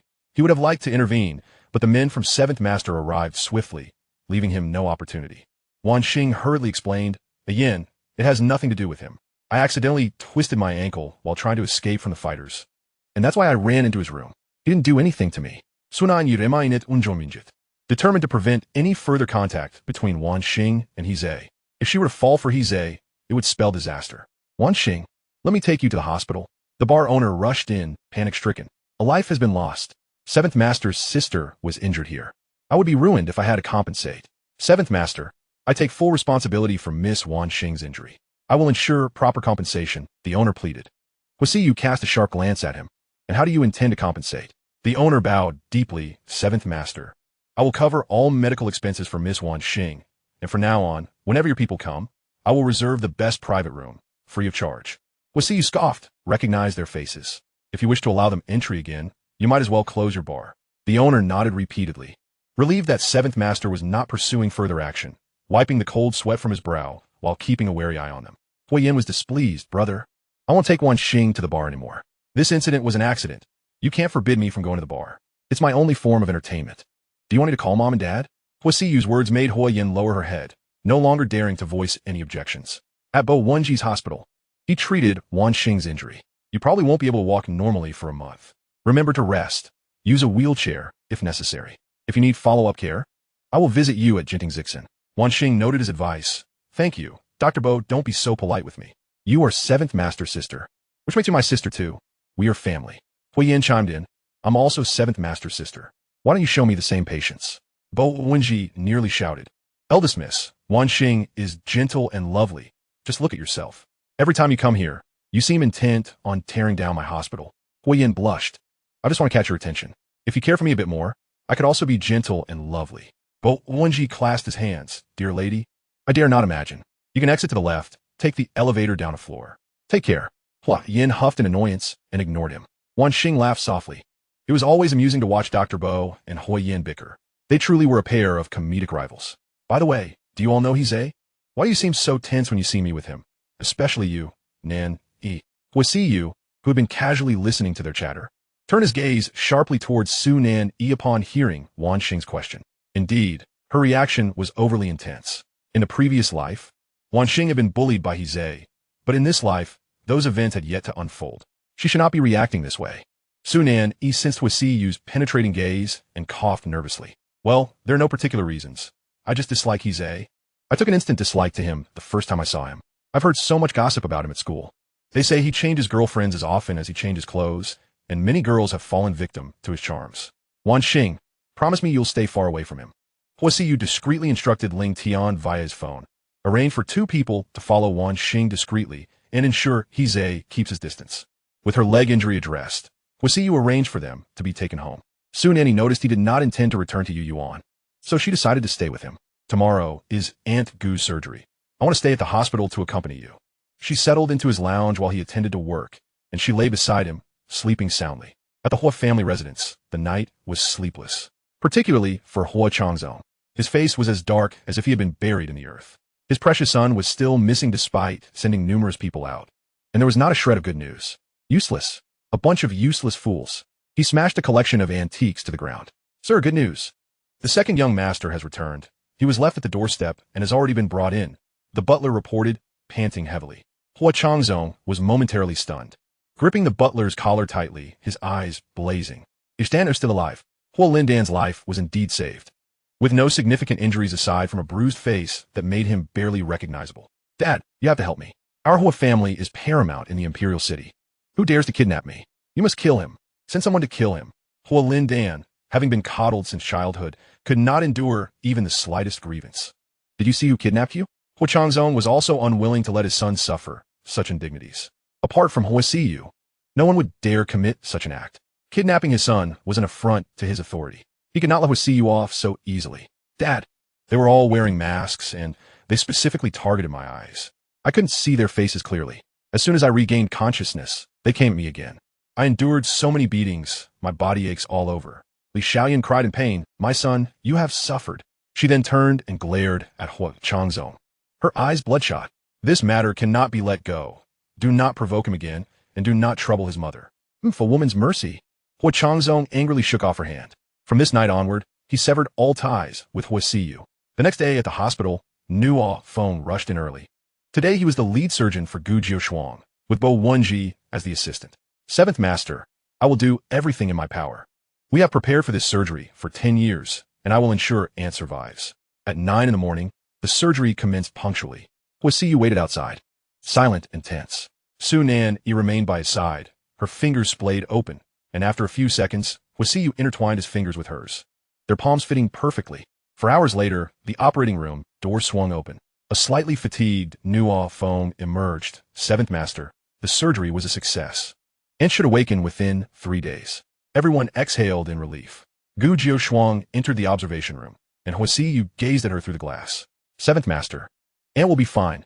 She hasn't seen the grown-up you yet. How could she bear to keep her eyes closed? Su Nanyi comforted him. Huo Siyu tightened his embrace around her, lowering his head to kiss her hair. Su Nanyi had become more important to him than life itself. With her by his side, he felt that even the collapse of the world could be romantic. Since returning from Hawaii, the frequency of his nightmares had significantly decreased.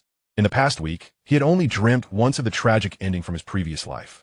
Those shadows would eventually fade. This time, the conclusion would surely be different. Most importantly, he wished for her to be part of that final outcome. If only I could meet my mother once more, Su Nanyi murmured softly. Her mother had passed away when she was merely 9 years old, and now 15 years had elapsed. Huo Siyu felt an overwhelming sense of fortune. He had been reborn, rescued his mother, and possessed a significant chance of curing her. However, Su Nanyi had not been granted the same opportunity for rebirth. Next time, I will accompany you to pay your respects to her. Really? She lifted her gaze, excitement illuminating her eyes. Of course it's true. Su Nanyi embraced him tightly, joyfully exclaiming, "My mother will surely adore you. You embody the perfect son-in-law in her eyes."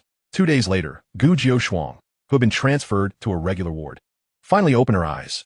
After lying in a coma for 19 years, she gazed at the room full of people, unable to recognize any of them. Seventh Master. Madame Gu may experience confusion and memory regression.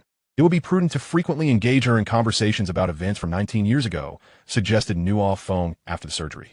Mom, do you remember me? Huo Siyu approached the bedside, his hands trembling slightly in his pockets. Gu Jiushuang stared at him, fragments of memory surfacing. She extended her hand. Are you? It's me. He grasped her hand. Mom, we haven't spoken in 19 years. I've missed you dearly. Tears cascaded down Gu Jiushuang's face, her body trembling uncontrollably. 19 years. No wonder you've grown so tall and handsome. What has happened to me? Why am I lying in this hospital? Where's your father? Huo Siyu was uncertain whether the truth would distress her, so he cautiously inquired, Mom, what do you remember? Gu Jiushuang, being astute, understood that something unfortunate must have transpired. She closed her eyes, reflecting deeply until the image of the car accident materialized in her mind. So that is how it was. 2 streams of desperate tears trickled down to her lips. Ayu, I remember, I was supposed to take you with me. Your father had someone else in his heart, and I couldn't accept it, so I divorced him, didn't I? Yes, Huo Siyu nodded earnestly. On the day I left, an accident occurred. A truck hit me. She suddenly grew anxious. Ayu, are you all right? Are you hurt? It's all my fault. If I hadn't taken you with me, you wouldn't have had to endure that accident.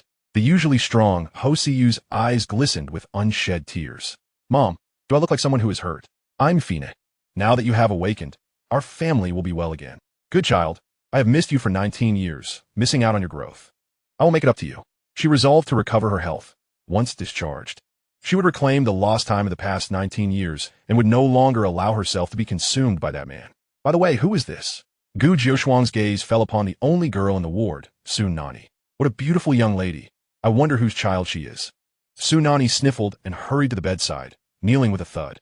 Mom. This term of endearment left Gu Jiushuang astonished, and she looked at Huo Siyu in confusion. Ayu, did I have another daughter? This was indeed puzzling. If she remembered her son, how could she have no recollection of this daughter? Huo Siyu couldn't help but chuckle softly, gesturing for Su Nanyi to explain herself. Mom, I am your future daughter-in-law. My name is Su Nanyi, and I am your son's fiancée. Gu Jiushuang finally grasped the situation. So, you truly love each other? That was her only concern. Su Nanyi nadi vermistli. Yes, I love him, and I will only love him in this lifetime.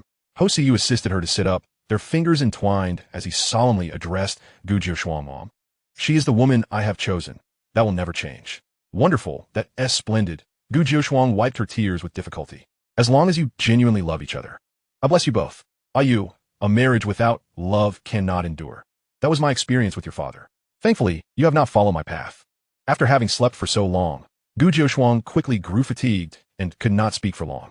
Huo Siyu led everyone out of the ward. Ling Tian approached swiftly.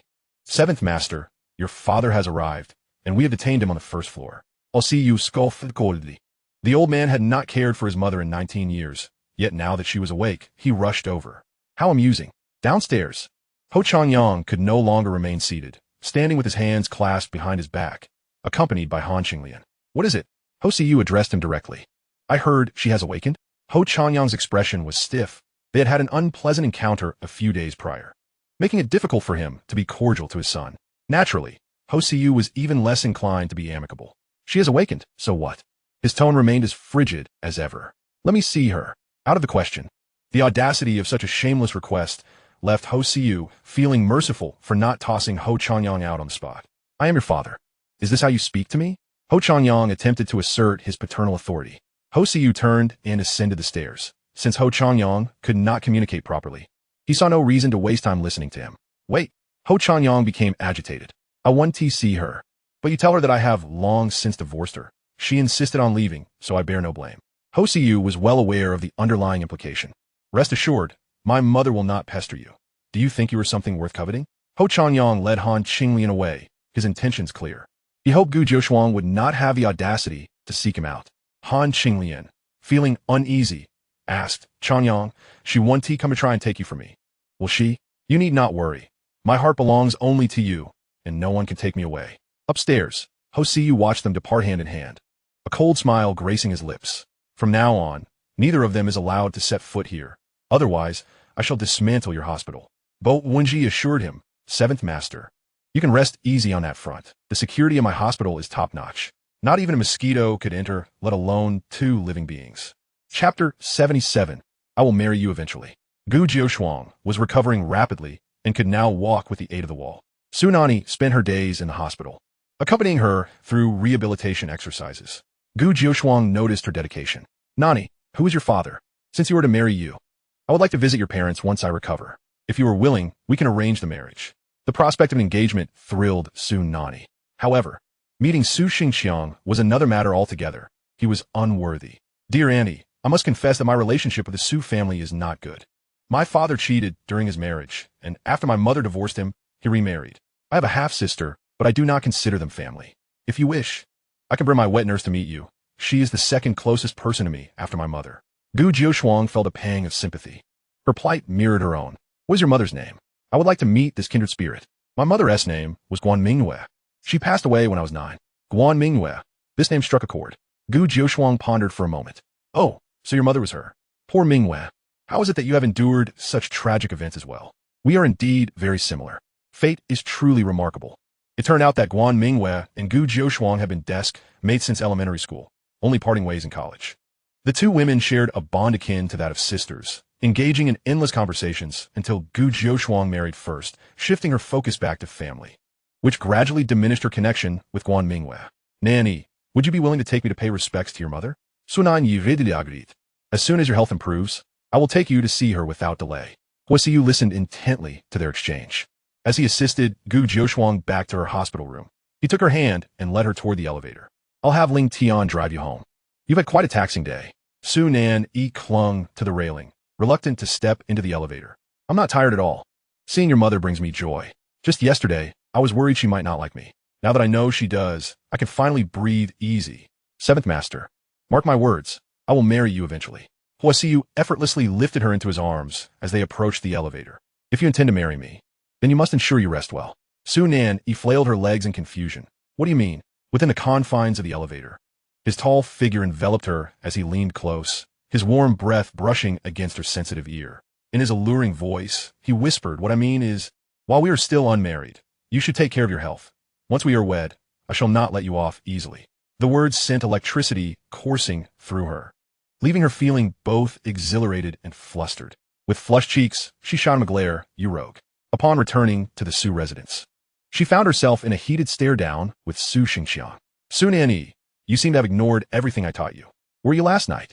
Though wrapped in bandages like a pig's head, he reprimanded her with vigor, contrary to the condition of a seriously injured person. Su Nanyi thought to herself that if Su Xingqiang dared to provoke her again, she might just follow Sister A Jing's example and hire someone to kidnap him. I was sleeping in my room. Where else could I have gone? You're lying. I was right here this morning. You never came down from upstairs. Su Nanyi shrugged, unwilling to engage or explain. Dad, you must understand my sister. She has her reasons for acting this way. Su Shenwan's voice called from the front door. Su Nanyi crossed her arms, observing her sister, who was on the verge of marrying by Chengli. It still frequented the Su household daily. Did she not see through by Chengli's penchant for infidelity? Dad, my sister's current state is our collective responsibility. We have not shown her enough care. Su Xingqiang was confused. Wan, what do you mean? Dad, I'm 3 years younger than my sister, and I am about to get married, while she doesn't even have a boyfriend. She also wishes to marry. If we do not help her find a partner, she will have to seek one out herself. Su Nanyi could barely contain her laughter at her sister's words. Oh, my dear sister, are you now concerned about my lifelong affairs? If you wish to introduce me to someone, by all means, find me a match like 7th Master Huo. Su Xingqiang grew agitated, his bandaged fingers trembling with anger. Su Nanyi, you can choose anyone but 7th Master Huo. Do you know he is a vampire? Don't think of dragging our entire Su family down with your choices. Here it comes again. Su Nanyi's ears were nearly worn out from his nagging. The true vampires were the members of the Su family, all eager to drain her of her vitality. I'm tired. I'm not discussing this anymore. With that, she turned to leave. Wait a moment. Su Shirenwan hurriedly called after her. Tomorrow, I will be taking wedding photos with Brother Chengli. You must come. I have no interest in attending. No, you must be there. Su Nanyi turned back. On what grounds must I attend? Su Shirenwan tugged at her sleeve. I've heard that having an older sister present during wedding photos brings more happiness to the bride. Su Nanyi grimaced. That's just superstition. She knew Su Shirenwan likely had some scheme in mind, and she had no intention of falling for it. Seeking solitude, Su Nanyi retreated to her room, only for Su Xingqiang to follow her in. He rushed in, asking, how was the Huo family banquet? You didn't offend anyone, did you? Su Nanyi replied curtly. The banquet was unremarkable. I offended everyone in the Huo family from top to bottom. What do you mean? You're joking, right? Did you meet Huo Changzong? What impression did he have of you? Huo Changzong was, after all, the most esteemed figure aside from the elders. Who would he give him face?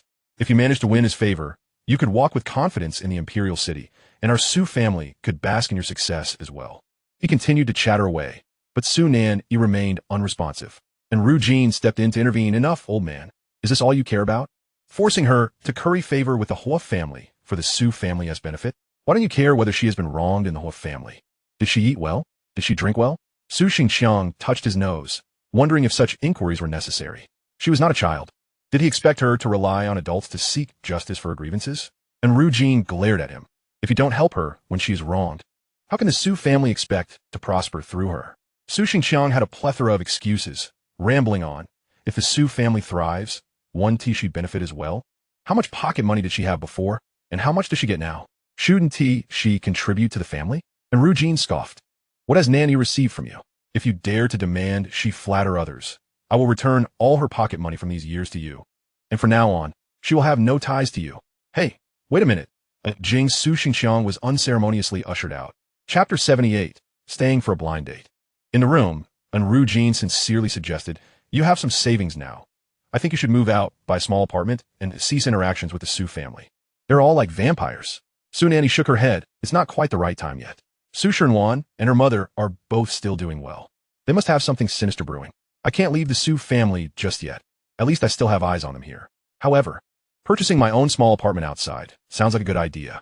She tilted her head, her eyes sparkling with the innocence of childhood. Sister Jing, how much do you think it would cost to buy a small plot next to your garden? And Ru Jin laughed at her daydreams. Don't even think about it. You can't afford it. The first time I went to Yu Garden, I checked the surrounding property prices. Combined, our assets amount to barely enough for a small restroom. Su Nanyi, well then, I suppose it was a fanciful notion. After a long slumber, Su Nanyi awoke to find the fitness equipment she had ordered had arrived. A few days prior, she had asked Yu to clear out an empty room for her to use as a gym. Once the equipment was set up, Su Xingqiang came clambering back in. Su Nanyi, what are you doing? This ISNTA gym. Su Nanyi smiled. Dad, you should be happy. Just think of how helpless you were when you were kidnapped a few days ago. If you trained a bit more, perhaps you could have fought back. Don't bring that up. Su Xingqiang's face flushed. He hadn't been to the company in days for fear of being ridiculed.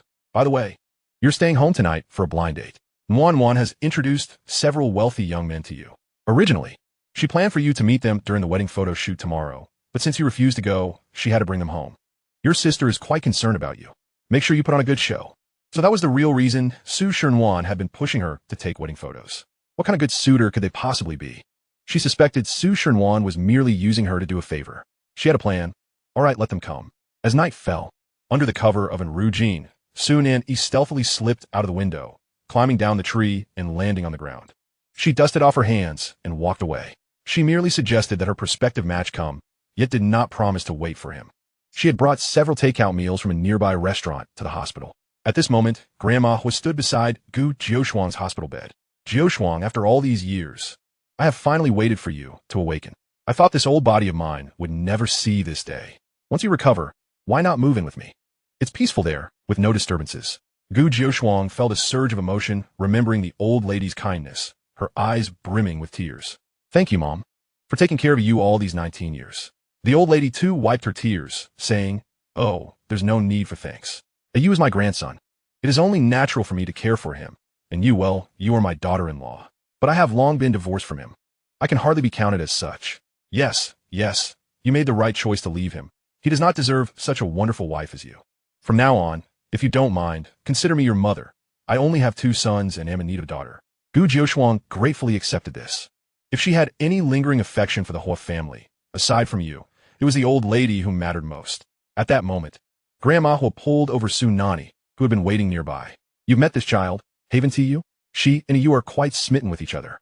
I originally intended to arrange their engagement banquet this month, but now that you have awakened, we shall wait until you fully recover so that you can attend a Yu's engagement celebration." Gu Jiushuang was thoroughly pleased with this arrangement and thanked the heavens for their grace, allowing her to regain consciousness at such a pivotal moment. She longed to witness a Yu's engagement, and in the future, to see him marry Nanyi. Huo Siyu had rested for a while in the lounge. Upon awakening, he freshened up in the bathroom. When he emerged, Su Nanyi happened to be carrying the takeout meals. "I've just warmed these. Let us share a meal." Huo Siyu dried his hair and set the table. Su Nanyi waved him over. "Come quickly. This fish is their signature dish. It smells divine. It's still early. Why didn't you rest a bit longer?" Huo Siyu inquired, naturally helping her remove the fish bones. Once he had finished, he placed the fish meat into her bowl. Su Nanyi happily savored the morsels he had served her, thinking that her Huo Siyu remained, through all lifetimes, the same patient and gentle individual. Little did she know that his kindness was reserved solely for her. He bore no such demeanor with others. Suddenly, the door creaked open, and Bo Wenji's head peeked in. "Oh, you've already started eating? I was hoping to invite you both out for a meal." "Humph, 7th Master, you're quite inconsiderate. You didn't even help me pack food." As Su Nanyi prepared to explain that she had brought the meals, she realized she had forgotten to prepare anything for him. Before she could utter a word, Ling Tian arrived at the doorway. "What are you doing? Don't disturb 7th Master while he is eating." "I was just taking a look." Ling Tian pushed him out the door. "What is there to see? Let us go. I'll order takeout for you." "Why order takeout? There's food right here." "Oh, you really don't understand, do you? Let us go." Ling Tian dragged him away, restoring tranquility to the room. "Has your stepsister been causing you trouble lately?" he asked. The matchmaking she had arranged without permission today was likely the source of her annoyance. However, it was trivial. She could handle it herself. 7th Master, rest assured, I'm no longer the naive and foolish Su Nanyi of the past. I want to be fooled by Su Shenwan again. I can see through her schemes now." Before Huo Siyu could respond, she patted her chest, declaring, "My sister Jing said I'm becoming more like my mother, intelligent and beautiful." She choked on her words and began to cough. Huo Siyu pushed a glass of water towards her and moved closer to pat her back. "Yes, intelligent and beautiful. No one could dispute that. So there's no need to rush." Su Nanyi raised her flushed face, locking eyes with him. To her surprise, his gaze held a mischievous glint, as if he were teasing her. Upon returning to the hospital room, Gu Jiushuang had fallen asleep again. Su Nanyi Ginti touchet herdims. One who had slept for 19 years would typically have experienced muscle atrophy, making it improbable for her to stand so swiftly. Yet, her recovery was remarkable, and her muscle strength remained intact.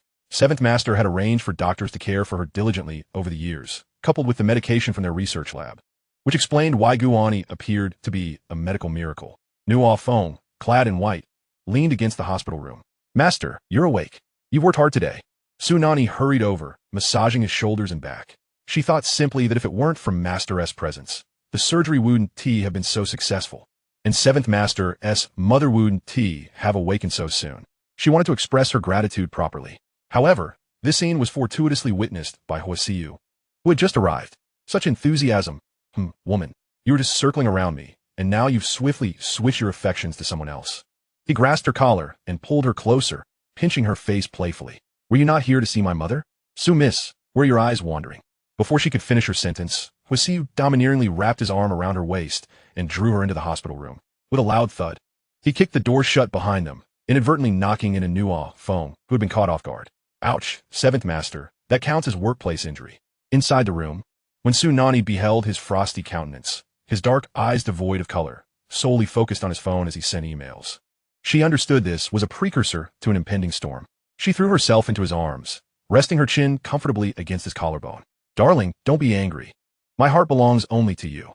I was merely helping Master with his shoulder massage because I felt he was tired from the surgery, all in gratitude to you." "Is that so?" Huo Siyu finally turned to look at her, not outright dismissing her words, but evidently appeased. Su Nanyi leaned in and planted a kiss on his cheek.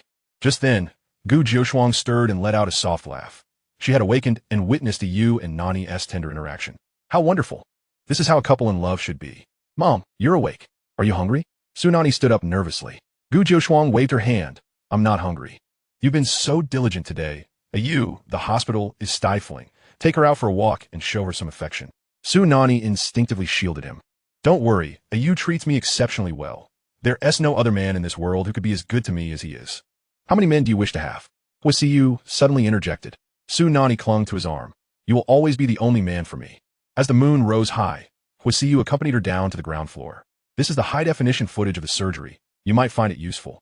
He handed her the recording. Such a complex and intricate operation was a rare opportunity for a medical student. Huo Siyu had initially intended for her to assist Nuo Feng in the operating room. He believed in her abilities and competence.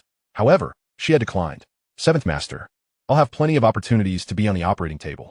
Today, it's your mother undergoing surgery. I prefer to wait outside with you. If that was her choice, he could only hand the footage to her. Thank you, Seventh Master. She rose on her tiptoes and kissed his lips before swiftly stepping back and running off. See you tomorrow. In the car, Su Nanyi finally powered on her phone. Indeed, Su Xingxiang and Su Shernwan had inundated her with countless calls, accompanied by Su Xingxiang's furious messages. Where are you? Young Master Xue has been waiting for you for 2 hours. If you don't return soon, the Su family will no longer have a daughter like you. As if she cared about the identity of being a daughter of the Su family. There was also the intel delivered by Nrujin. I had you inquire. Xue Fan, the only son of a tech magnate, is of the same age and school as you, seemingly possessing excellent prospects. However, your sister could not possibly have such good intentions. You found out that he's been diagnosed with manic disorder for 2 years. So that was the case. Su Nanyi tucked her phone away and strode into the house. From a distance, she spotted a stranger seated on the sofa. That must be Xue Fan, appearing frail and melancholic, his complexion unnaturally pale. He seemed young, yet his eyes lacked the vibrancy typical of youth, presumably affected by his illness. Having resisted medical intervention for 2 years, he managed to evade his parents' attempts to compel him to seek treatment. Upon hearing footsteps, Xue Fan turned his gaze, locking eyes with Su Nanyi. A flicker of color appeared in his eyes, but vanished in an instant, unnoticed by anyone. Su Nanyi, you have finally returned. Do you have any idea how long young Master Xue has been waiting for you? Su Xingqiang erupted in frustration. Yet, it was Xue Fan who interrupted him first. Since Miss Su has returned, allow me to speak with her. Reluctantly, Su Xingqiang ascended the stairs, casting a fierce glare at her as he turned. Why would a man of such fine standing need to go on a blind date? Su Nanyi asked directly. Xue Fan did not conceal the truth. I indeed do not require a blind date. My father compelled me to come. He heard that Miss Su possesses a healer's heart, and that marrying you could cure my ailment. My father is clutching at straws, urging me to give it a try. Su Nanyi's expression darkened. I have never stated such a thing. Xue Fan shrugged nonchalantly. Then I know not who proposed it, but reached my father's ears in that manner. I dare not disobey him, hence my presence here. It was likely Su Shernwan who had boasted this to her. The rumors surrounding the Xue family depict a complex familial dynamic, with domineering elders having driven 2 previous daughters-in-law to their demise. In the world of high society, it is said that no woman who marries into the Xue family meets a favorable fate. Su Shernwan intended to cast her into this inferno. Let me be frank, I cannot cure your illness. I am merely a medical student with a few years of schooling, not a miracle worker. I lack the capability and the desire to take on such a burden. Xue Fan laughed, a sound of relief and mirth. Must Miss Su be so heartless? We are still alumni. After all, are you denying me this opportunity? I am here for a blind date for the first time. You understand the sentiment, do you not? Su Nanyi, if she believed that this man held affection for her, would that not be a case of misplaced self-importance? I have long had someone I cherish, and the notion of blind dating was instigated by my stepsister. My agreement was merely to discern her ulterior motives. Then Miss Su should not draw a line between us. For without me as a pretext, your stepsister will devise other schemes against you. It will be better to solidify our arrangement. I am willing to assist you. Su Nanyi narrowed her beautiful eyes, sensing danger from the man before her. Thank you for your kindness, but I am entirely capable of dealing with my stepsister's malicious intentions. I already have a fiancé, and I do not wish to create misunderstandings. Xue Fan then adopted a serious demeanor. Your fiancé is not Bai Chengli, is he? I heard he is together with your stepsister. It is not him. The thought of Huo Siyu brought a smile to Su Nanyi's lips. He is the love of my life, and no matter what transpires, we will be together. Xue Fan displayed a confident smile. I relish challenges, especially the thrill of prying someone away. The latter part of his statement was enunciated with a certain intensity, sounding almost hysterical. Su Nanyi was perplexed by the audacity of this man, whom she had only met once. No one could steal my heart. Embracing challenges is admirable, but undue arrogance is detrimental. She stood up. Young Master Shui, take care. I shall not see you off. Wait, it is my first visit, and I have a gift for you. As he spoke, he retrieved a card from his coat pocket. Our family has also ventured into the medical field in recent years. I recently commissioned the establishment of a medical center equipped with advanced medical apparatus and a plethora of experimental materials. You need not vie for laboratory space with your classmates. If there is a medical expert you desire, I can arrange for you to meet them. Su Nanyi chuckled, like a tempting rose, beautiful enough to take one's breath away. Thank you for your thoughtfulness, young Master Shui, but I do not require such offerings. My man can provide me with anything I desire, not only medical research institutions, but even the stars in the sky. He would find a way to procure them for me. With a decisive turn, she ascended the stairs, leaving no trace of hesitation.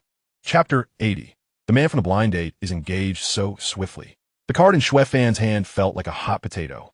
He had thought it to be a significant gift, only to find she didn't even spare a glance. Could her fiancé be that impressive? A few days ago, his father attended Huo Changzong's birthday banquet and heard that the fiancé of Huo Siye bore the surname Su.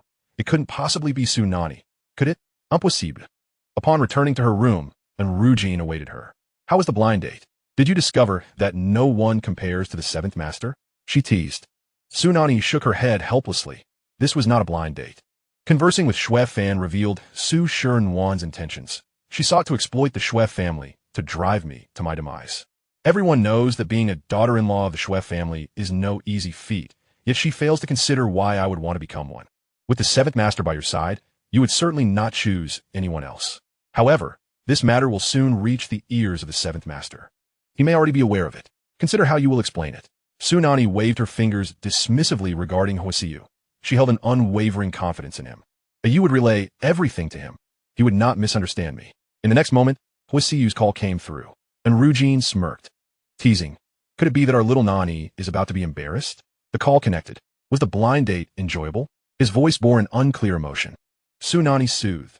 Darling, there was no blind date at all. Did he not inform you? I merely played along to see what schemes Su Shernwan was hiding.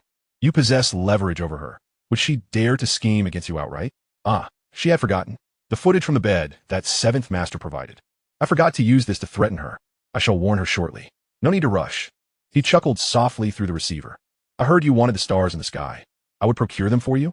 Su Nanyi felt a wave of embarrassment as he echoed her words. I was merely joking. I didn't mean for you to fetch me the stars. So now you don't call me darling? For some reason, she sensed a teasing undertone in his voice. Even through the phone, Su Nanyi felt her cheeks flush. Please refrain from teasing me. Huo Siyu was well aware that despite her ability to flirt fiercely over these past months, she remained a shy and bashful person at heart. Get some rest early.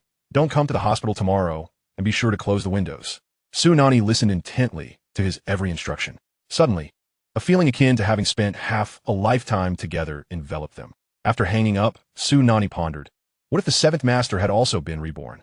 Surely, he would keep his distance from her, never wanting to see her again. Upon reflection, she felt a tinge of relief, grateful that the seventh master remained unchanged. Had he been aware of the events of his previous life, the threads of fate might have unraveled, severing their connection in this lifetime. Su Xingxiang was exceedingly concerned about the outcome of the arranged meeting and, late into the night, knocked on her door. How did your meeting with young Master Shui go? I hope it didn't go awry. Don't pay heed to those rumors. They are merely malicious attacks against the Shui family. Those women are nothing but unfortunate souls who perished, and their plight has no bearing on Shui Fan. I believe he has taken quite a liking to you. Tomorrow, I shall inquire about Mr. Shui's thoughts. You two should hasten to solidify your marriage. Su Nanyi remained silent, leading Su Xingxiang to presume her acquiescence, his lips curling into a smile. Once the lights were extinguished, the chill of her demeanor became apparent. A betrothal to the Shui family would surely disappoint Su Xingxiang. She was aware that the seventh master would intervene, and thus she drifted into a deep slumber. As anticipated, the following morning, she encountered the look of dismay etched on Su Xingxiang's face downstairs. What am I to say to you, Su Nanyi? What can I possibly say? Bai Chengli has no interest in you, and now Shui Fan has also turned his back. Will you ever find a suitable match? You truly squandered the years I invested in your upbringing. This morning, Su Xingxiang had received a call from Mr. Shui. informing him that Xue Fan was about to become engaged to the daughter of the Huang family. The Huang family was a prestigious lineage, and this alliance represented a formidable union. Yet, how could such a swift engagement transpire overnight? Was Xue Fan merely toying with him during the matchmaking? Finally, Su Nanyi found herself in peace. She sent a text to Huo Siyu. "Seventh Master, how did you manage it? Just one night, and the Xue family is set to be engaged to the Huang family? You are remarkable." After a few minutes, she received his reply. "I did nothing. The Xue family values profit, and they chose the Huang family themselves." His humility was evident. Su Nanyi turned off her phone, well aware of the Seventh Master's formidable capabilities. She took a taxi to the city center. Earlier that morning, she had received a call from her mentor, the little old man, who claimed to have prepared a surprise for her. Before her stood a 4-story building, adorned with a plaque that read Medical Research Center. Her teacher, that stern yet endearing little old man, beckoned her inside. "Isn't this research center splendid? Originally, it was scheduled to open next year, but I have some connections with its creator, allowing me to borrow it for a few months. Our school's laboratory is rather rudimentary, and you are welcome to utilize this space anytime. Focus on preparing for the selection competition for the X-Research Lab." Su Nanyi could scarcely fathom that one day she would have exclusive access to such an expansive research center. It boasted high-standard laboratories, an array of sophisticated medical equipment, and all the necessary experimental supplies. It was, without a doubt, the finest research center imaginable, infinitely superior to her school as facilities. The spaciousness was a significant advantage. She would no longer have to share a laboratory with others. She could freely use the equipment and materials, no longer needing to ration her resources. The little old man, hands clasped behind his back, held his head high with pride. "My old face still holds some value. Not only have I secured this research center for you without any cost, but Su Nanyi, you must perform admirably. If you do not win the championship in this competition, do not bother to see me again." Su Nanyi leaned in, her eyes fixed intently on him. "Little old man, just admit it.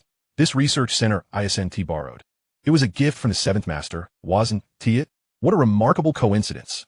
Just yesterday, Xue Fan presented a medical research center as a gift, and today you've managed to procure such an impressive medical building for me. The Seventh Master must have prepared this well in advance, spurred by Xue Fan's gift from yesterday, and thus facilitated this through you." Seeing that she had unraveled the truth, the little old man ceased his pretense.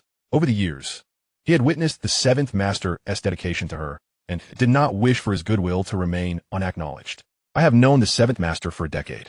He sought me out with considerable remuneration to treat his ailment, the very affliction that prevents him from basking in sunlight."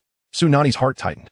She recognized the little old man's exceptional medical prowess, on par with her master, Nuofeng. Yet, he typically kept a low profile, and his upright nature had earned him enemies, resulting in his lack of standing within authoritative institutions. "Do you have a solution for the Seventh Master's condition?" The little old man sighed. "If I had a solution, I would have cured him long ago. His illness is peculiar, and despite reaching out to my mentor, we remain at a loss." Their exchanges had fostered familiarity. He was aware of her aspirations to enter medical school and had chosen to take her on as a student, but only after assessing her capabilities. Su Nanyi inquired, "Is there more to this evaluation than just the examination?" Understanding her thoughts, the little old man replied, "Let me ask you, on the day of your exam, did you not save a life?" Reminded of the incident, she recalled the homeless man who had beseeched her to assist his wife, who was gravely ill. Despite her anxiety about the exam, she had followed him to provide aid. His wife was merely suffering from a fever and would recover with proper medical attention.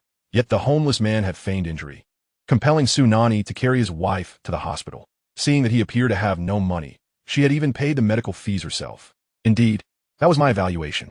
Though it may sound cliché, I value not only talent, but also the compassion of a healer. You possess that quality, which is why I accepted you." There was far more to the story than she had realized. After assessing her, the little old man had welcomed her as a student. And unbeknownst to her, the Seventh Master had orchestrated everything in advance. It was astounding to discover that someone had held her in such regard for so long. Despite their relatively brief acquaintance, all these years, the Seventh Master's kindness towards you has not gone unnoticed by me.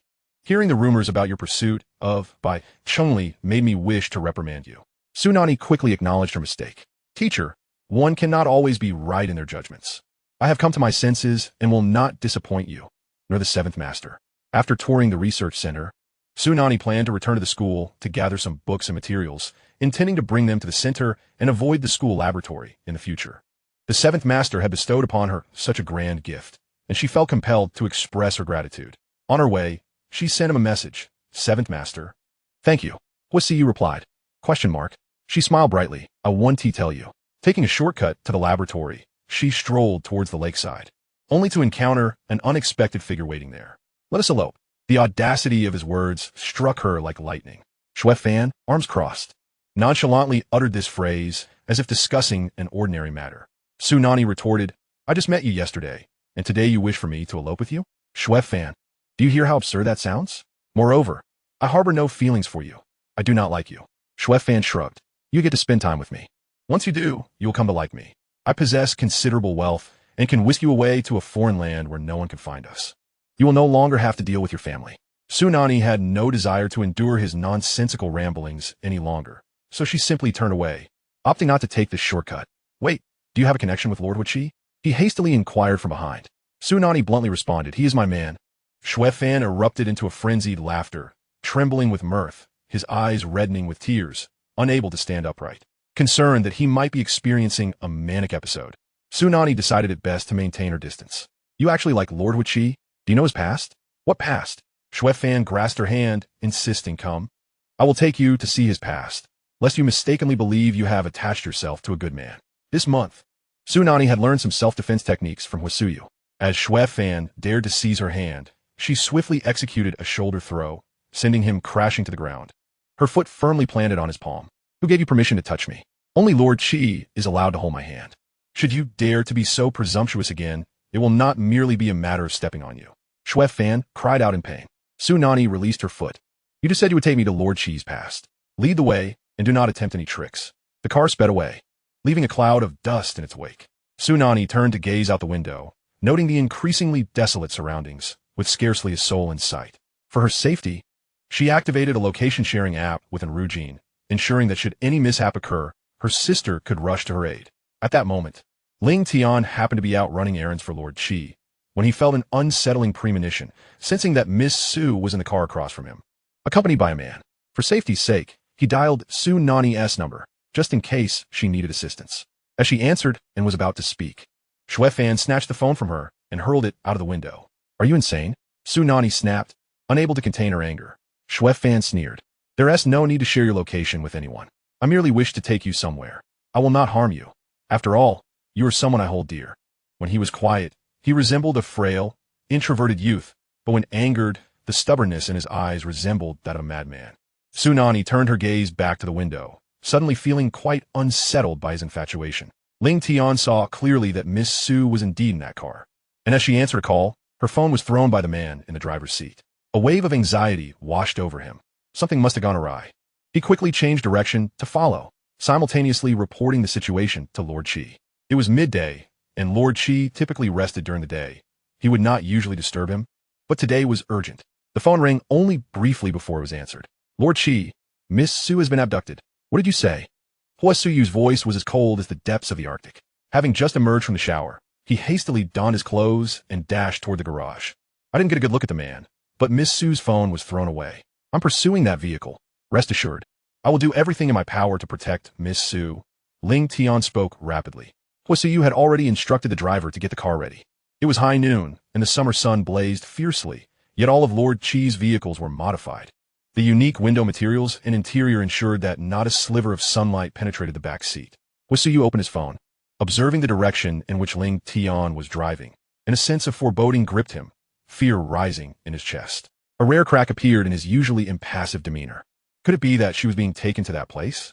Disturbing memories resurfaced from the depths of his mind, gnawing at his heart and consuming his soul, like the clawing hands of hell, dragging him back into the abyss of darkness. Chapter 82. Lord Siye's Past.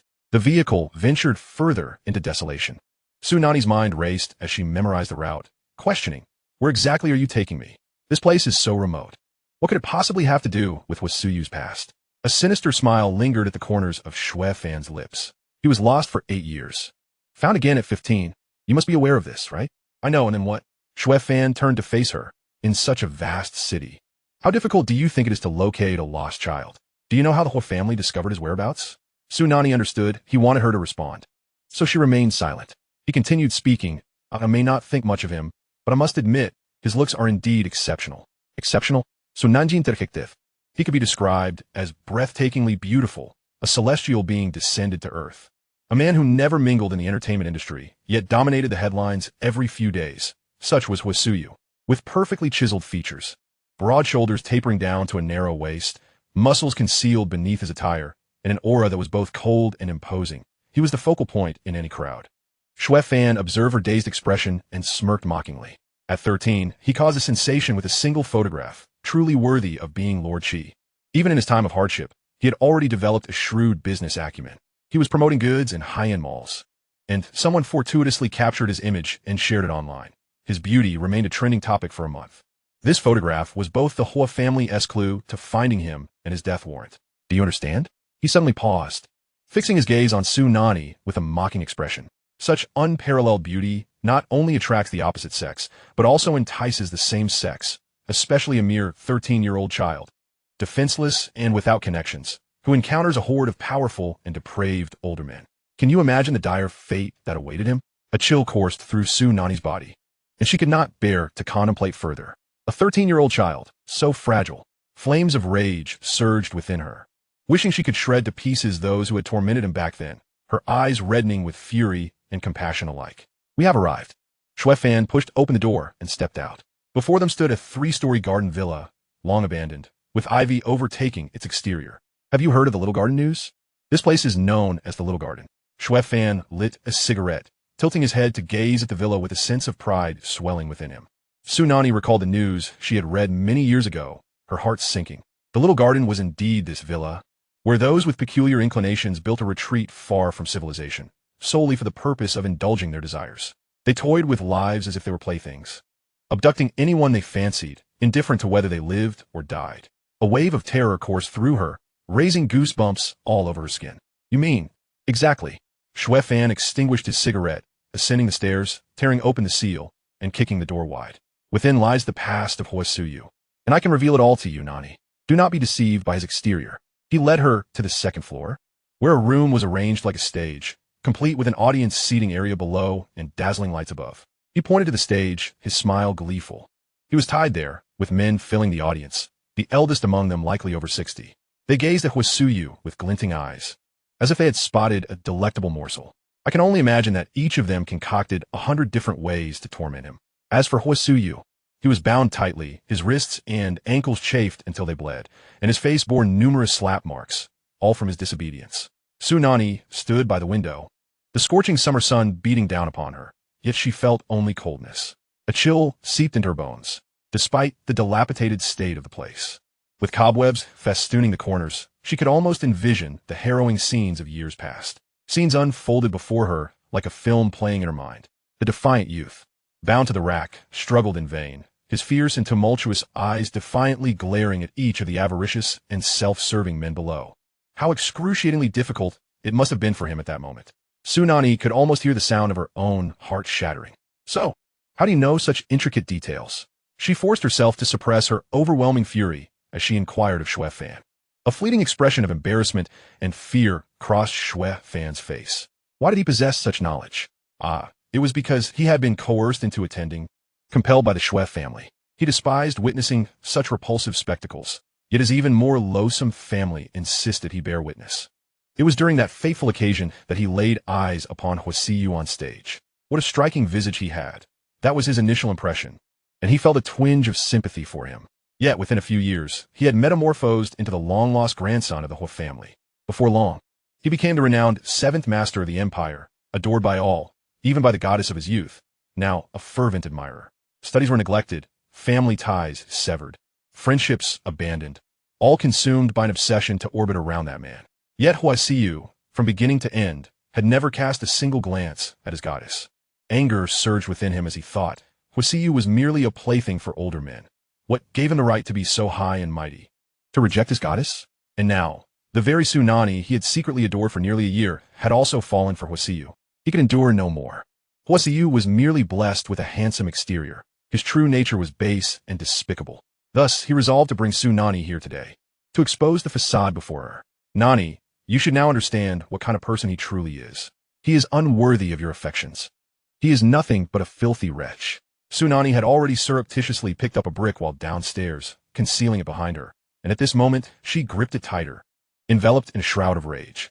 Shu Fan continued, Nani, I don't care about your past with him. Break up with him and be with me. He has secrets that must remain hidden. It's a psychological issue, and he knows he's been used by older men. In a fit of fury, Su Nanyi hurled the brick at his head. Blood streamed down his forehead as he cried out in pain, clutching his wound. Su Nanyi, what do you mean by this? You don't thank me, and yet you strike me? Have you also become as despicable as Huo Siyu? Shut your mouth. Su Nanyi seized his collar and shoved him against the window, wishing fervently to push him down to his demise. However, the sound of a car below captured her attention. She saw it. It was the 7th Master's vehicle. Huo Siyu arrived almost simultaneously with Ling Tian. This place, the one he least wished to recall, he had returned. Chapter 83. The Encounter from Years Ago. Dubbed A Little Garden, it was more akin to a terrifying hell. The voices of those men shrieked and pierced his ears. Absolutely stunning. I can hardly believe he looks even better in person. Such a youthful physique. He must be treated gently. I'll reserve this one for myself. The rest can be for you. Why should that be? It's been years since we've encountered someone like him. Let us share. He tilted his head, wishing to cast away these voices, but in an instant, he spotted Su Nanyi on the second-floor windowsill, clutching a bloodied brick. With a man's head pressed beneath her grip, the blood in his veins nearly froze. One thought consumed him. She must not come to harm. As the car door began to open, it was clear that the 7th Master was about to alight, and Su Nanyi's body stiffened in fear. The sun blazed fiercely, making the steps leading up to the entrance unbearably hot. There were still a dozen steps from the car to the villa's door. He could not face the sun. He would suffer. She shouted desperately, "Don't get out. I beg you, don't get out." Yet she still witnessed the rear door being pushed open, followed by the sight of his polished black shoes, impeccably tailored trousers, and his entire upper body exposed to the sun. 7th Master, Ling Tian, rushed towards him. "Be quiet." Huo Siyu cast a glance at him before sprinting towards the entrance. Ling Tian, filled with concern, hurried after him, assisting him just as he seemed on the brink of fainting. Su Nanyi, still holding Shu Fan hostage, began her descent. Su Nanyi, imisgaku. I thought you were merely a foolish pawn, but it turns out you're just as depraved, wanting a man like Huo Siyu, who is merely a plaything.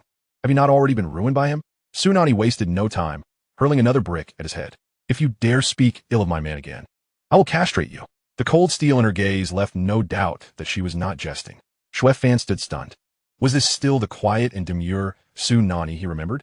She gripped him as though he were a mere chick. She dashed down the stairs, while Huo Siyu was being supported up the stairs. Their paths crossed on the staircase. 7th Master. Huo Siyu surveyed her. The blood was indeed from Shu Fan. She was unharmed, which was a relief. Then he noticed the brick in her left hand. This little object could inflict considerable harm. He had not taught her in vain these past days. Come here. He suppressed the urge to call out. Had he not been in excruciating pain, summoning all his strength just to stand, he would have pulled her into his embrace. Su Nanyi discarded Shu Fan, leaping down several steps to stand before him. Are you all right? Are you going to have an episode? We must hurry to the hospital. I'm sorry. I shouldn't have let you worry. I shouted for you not to get out of the car. Why did you still get out? She was in tears, her hands searching desperately, wanting to alleviate his pain. Huo Siyu enveloped her in his arms, burying his chin in her long hair, inhaling her familiar warmth, and finally felt at ease. All he desired was her safety. Don't cry. I'm fine. Don't worry about me. Even at this juncture, why did he still seek to comfort her? How could he be fine? Just being in his embrace, she could feel his body trembling subtly. He was someone who could endure so much. 7th Master, come with me. She felt uncomfortable in this place, recalling how over a decade ago, he had been bullied here by so many. She vowed to buy this place and then burn it to the ground. She would ensure he witnessed eternal ashes. Huo Siyu allowed her to lead him away, his gaze unwaveringly fixed on her figure as she guided him from darkness into light. Ling Tian supported the nearly unconscious Shu Fan. Once the car door was shut, Su Nanyi anxiously rummaged through his pockets. Huo Siyu remained still, allowing her to search, even leaning back to facilitate her search. At last, she found his phone in his pants pocket, unlocked it, and swiftly dialed Bo 1G. I'll be there in 30 minutes. The 7th Master is in the sunlight. Return his phone, came his teasing voice from above. How do you know my phone password? Panic surged through Su Nanyi, sending a shiver down her spine. She was merely too impatient. The password was a significant date he had disclosed to her in a previous life. It had failed to specify which date it was. 7th Master, I apologize. I once glimpsed you unlocking it. She raised her gaze to him, swiftly concocting an excuse. Huo Siyu was aware that she was not being entirely truthful. Although he had set a password, he predominantly utilized retinal unlocking. so she should not have witnessed him inputting the code. Nevertheless, he dismissed it. This little creature evidently harbored some secrets, and he had no intention of exposing her. What did Shuef Fan tell you? The vehicle sped along, his inquiry barely audible, nearly swallowed by the air. Su Nanyi gently rested her head on his shoulder. She knew he despised being regarded through the lens of pity. Within the confines of the car, her soft and soothing voice broke the silence. Seventh Master, regardless of your past, I love you. I do not mind. You are the victim, and they all deserve to perish. I would relish the thought of tearing those people to shreds. As she spoke the last words, her teeth clenched in fervent rage. Huo Siye felt her words possess a curative effect, alleviating the torment within his body. The anxieties and fears that had long been buried in his heart were swept away by her utterances. He cradled her face in his hands, warmth flooding into his palms, imbuing his pale cheeks with a semblance of sincerity and purity. He explained, nothing happened, I escaped. Please do not concern yourself. He wished for her not to be troubled. Although the escape had been arduous, nearly resulting in his near demise, he acknowledged that without this experience, he would not have encountered the most significant person in his life, this very individual before him, Su Nanyi. Later, upon returning to the Huo family, he exacted a thorough vengeance on those who had wronged him in the past, except for the Shuef family, whom he deemed still useful. But today, given that Shuef Fan dared to play tricks on Su Nanyi, there was no need to spare the Shuef family any longer. Su Nanyi leaped into his embrace, her arms tightly encircling his waist, her eyes fixed on him with an unprecedented determination. He observed her delicate lips as they parted and closed. Seventh Master, I do not mind. Regardless of whether anything occurred, I do not care. I love you, the genuine you. Her words were like celestial music, and Huo Siye returned her embrace with a fervent desire to merge her essence with his very being. He loathed this little garden. He possessed 100 ways to obliterate it. Yet, he merely allowed it to remain sealed. He needed reminders. This hidden despair constantly reminded him of how beautiful their initial encounter had been. Thank you, he whispered softly,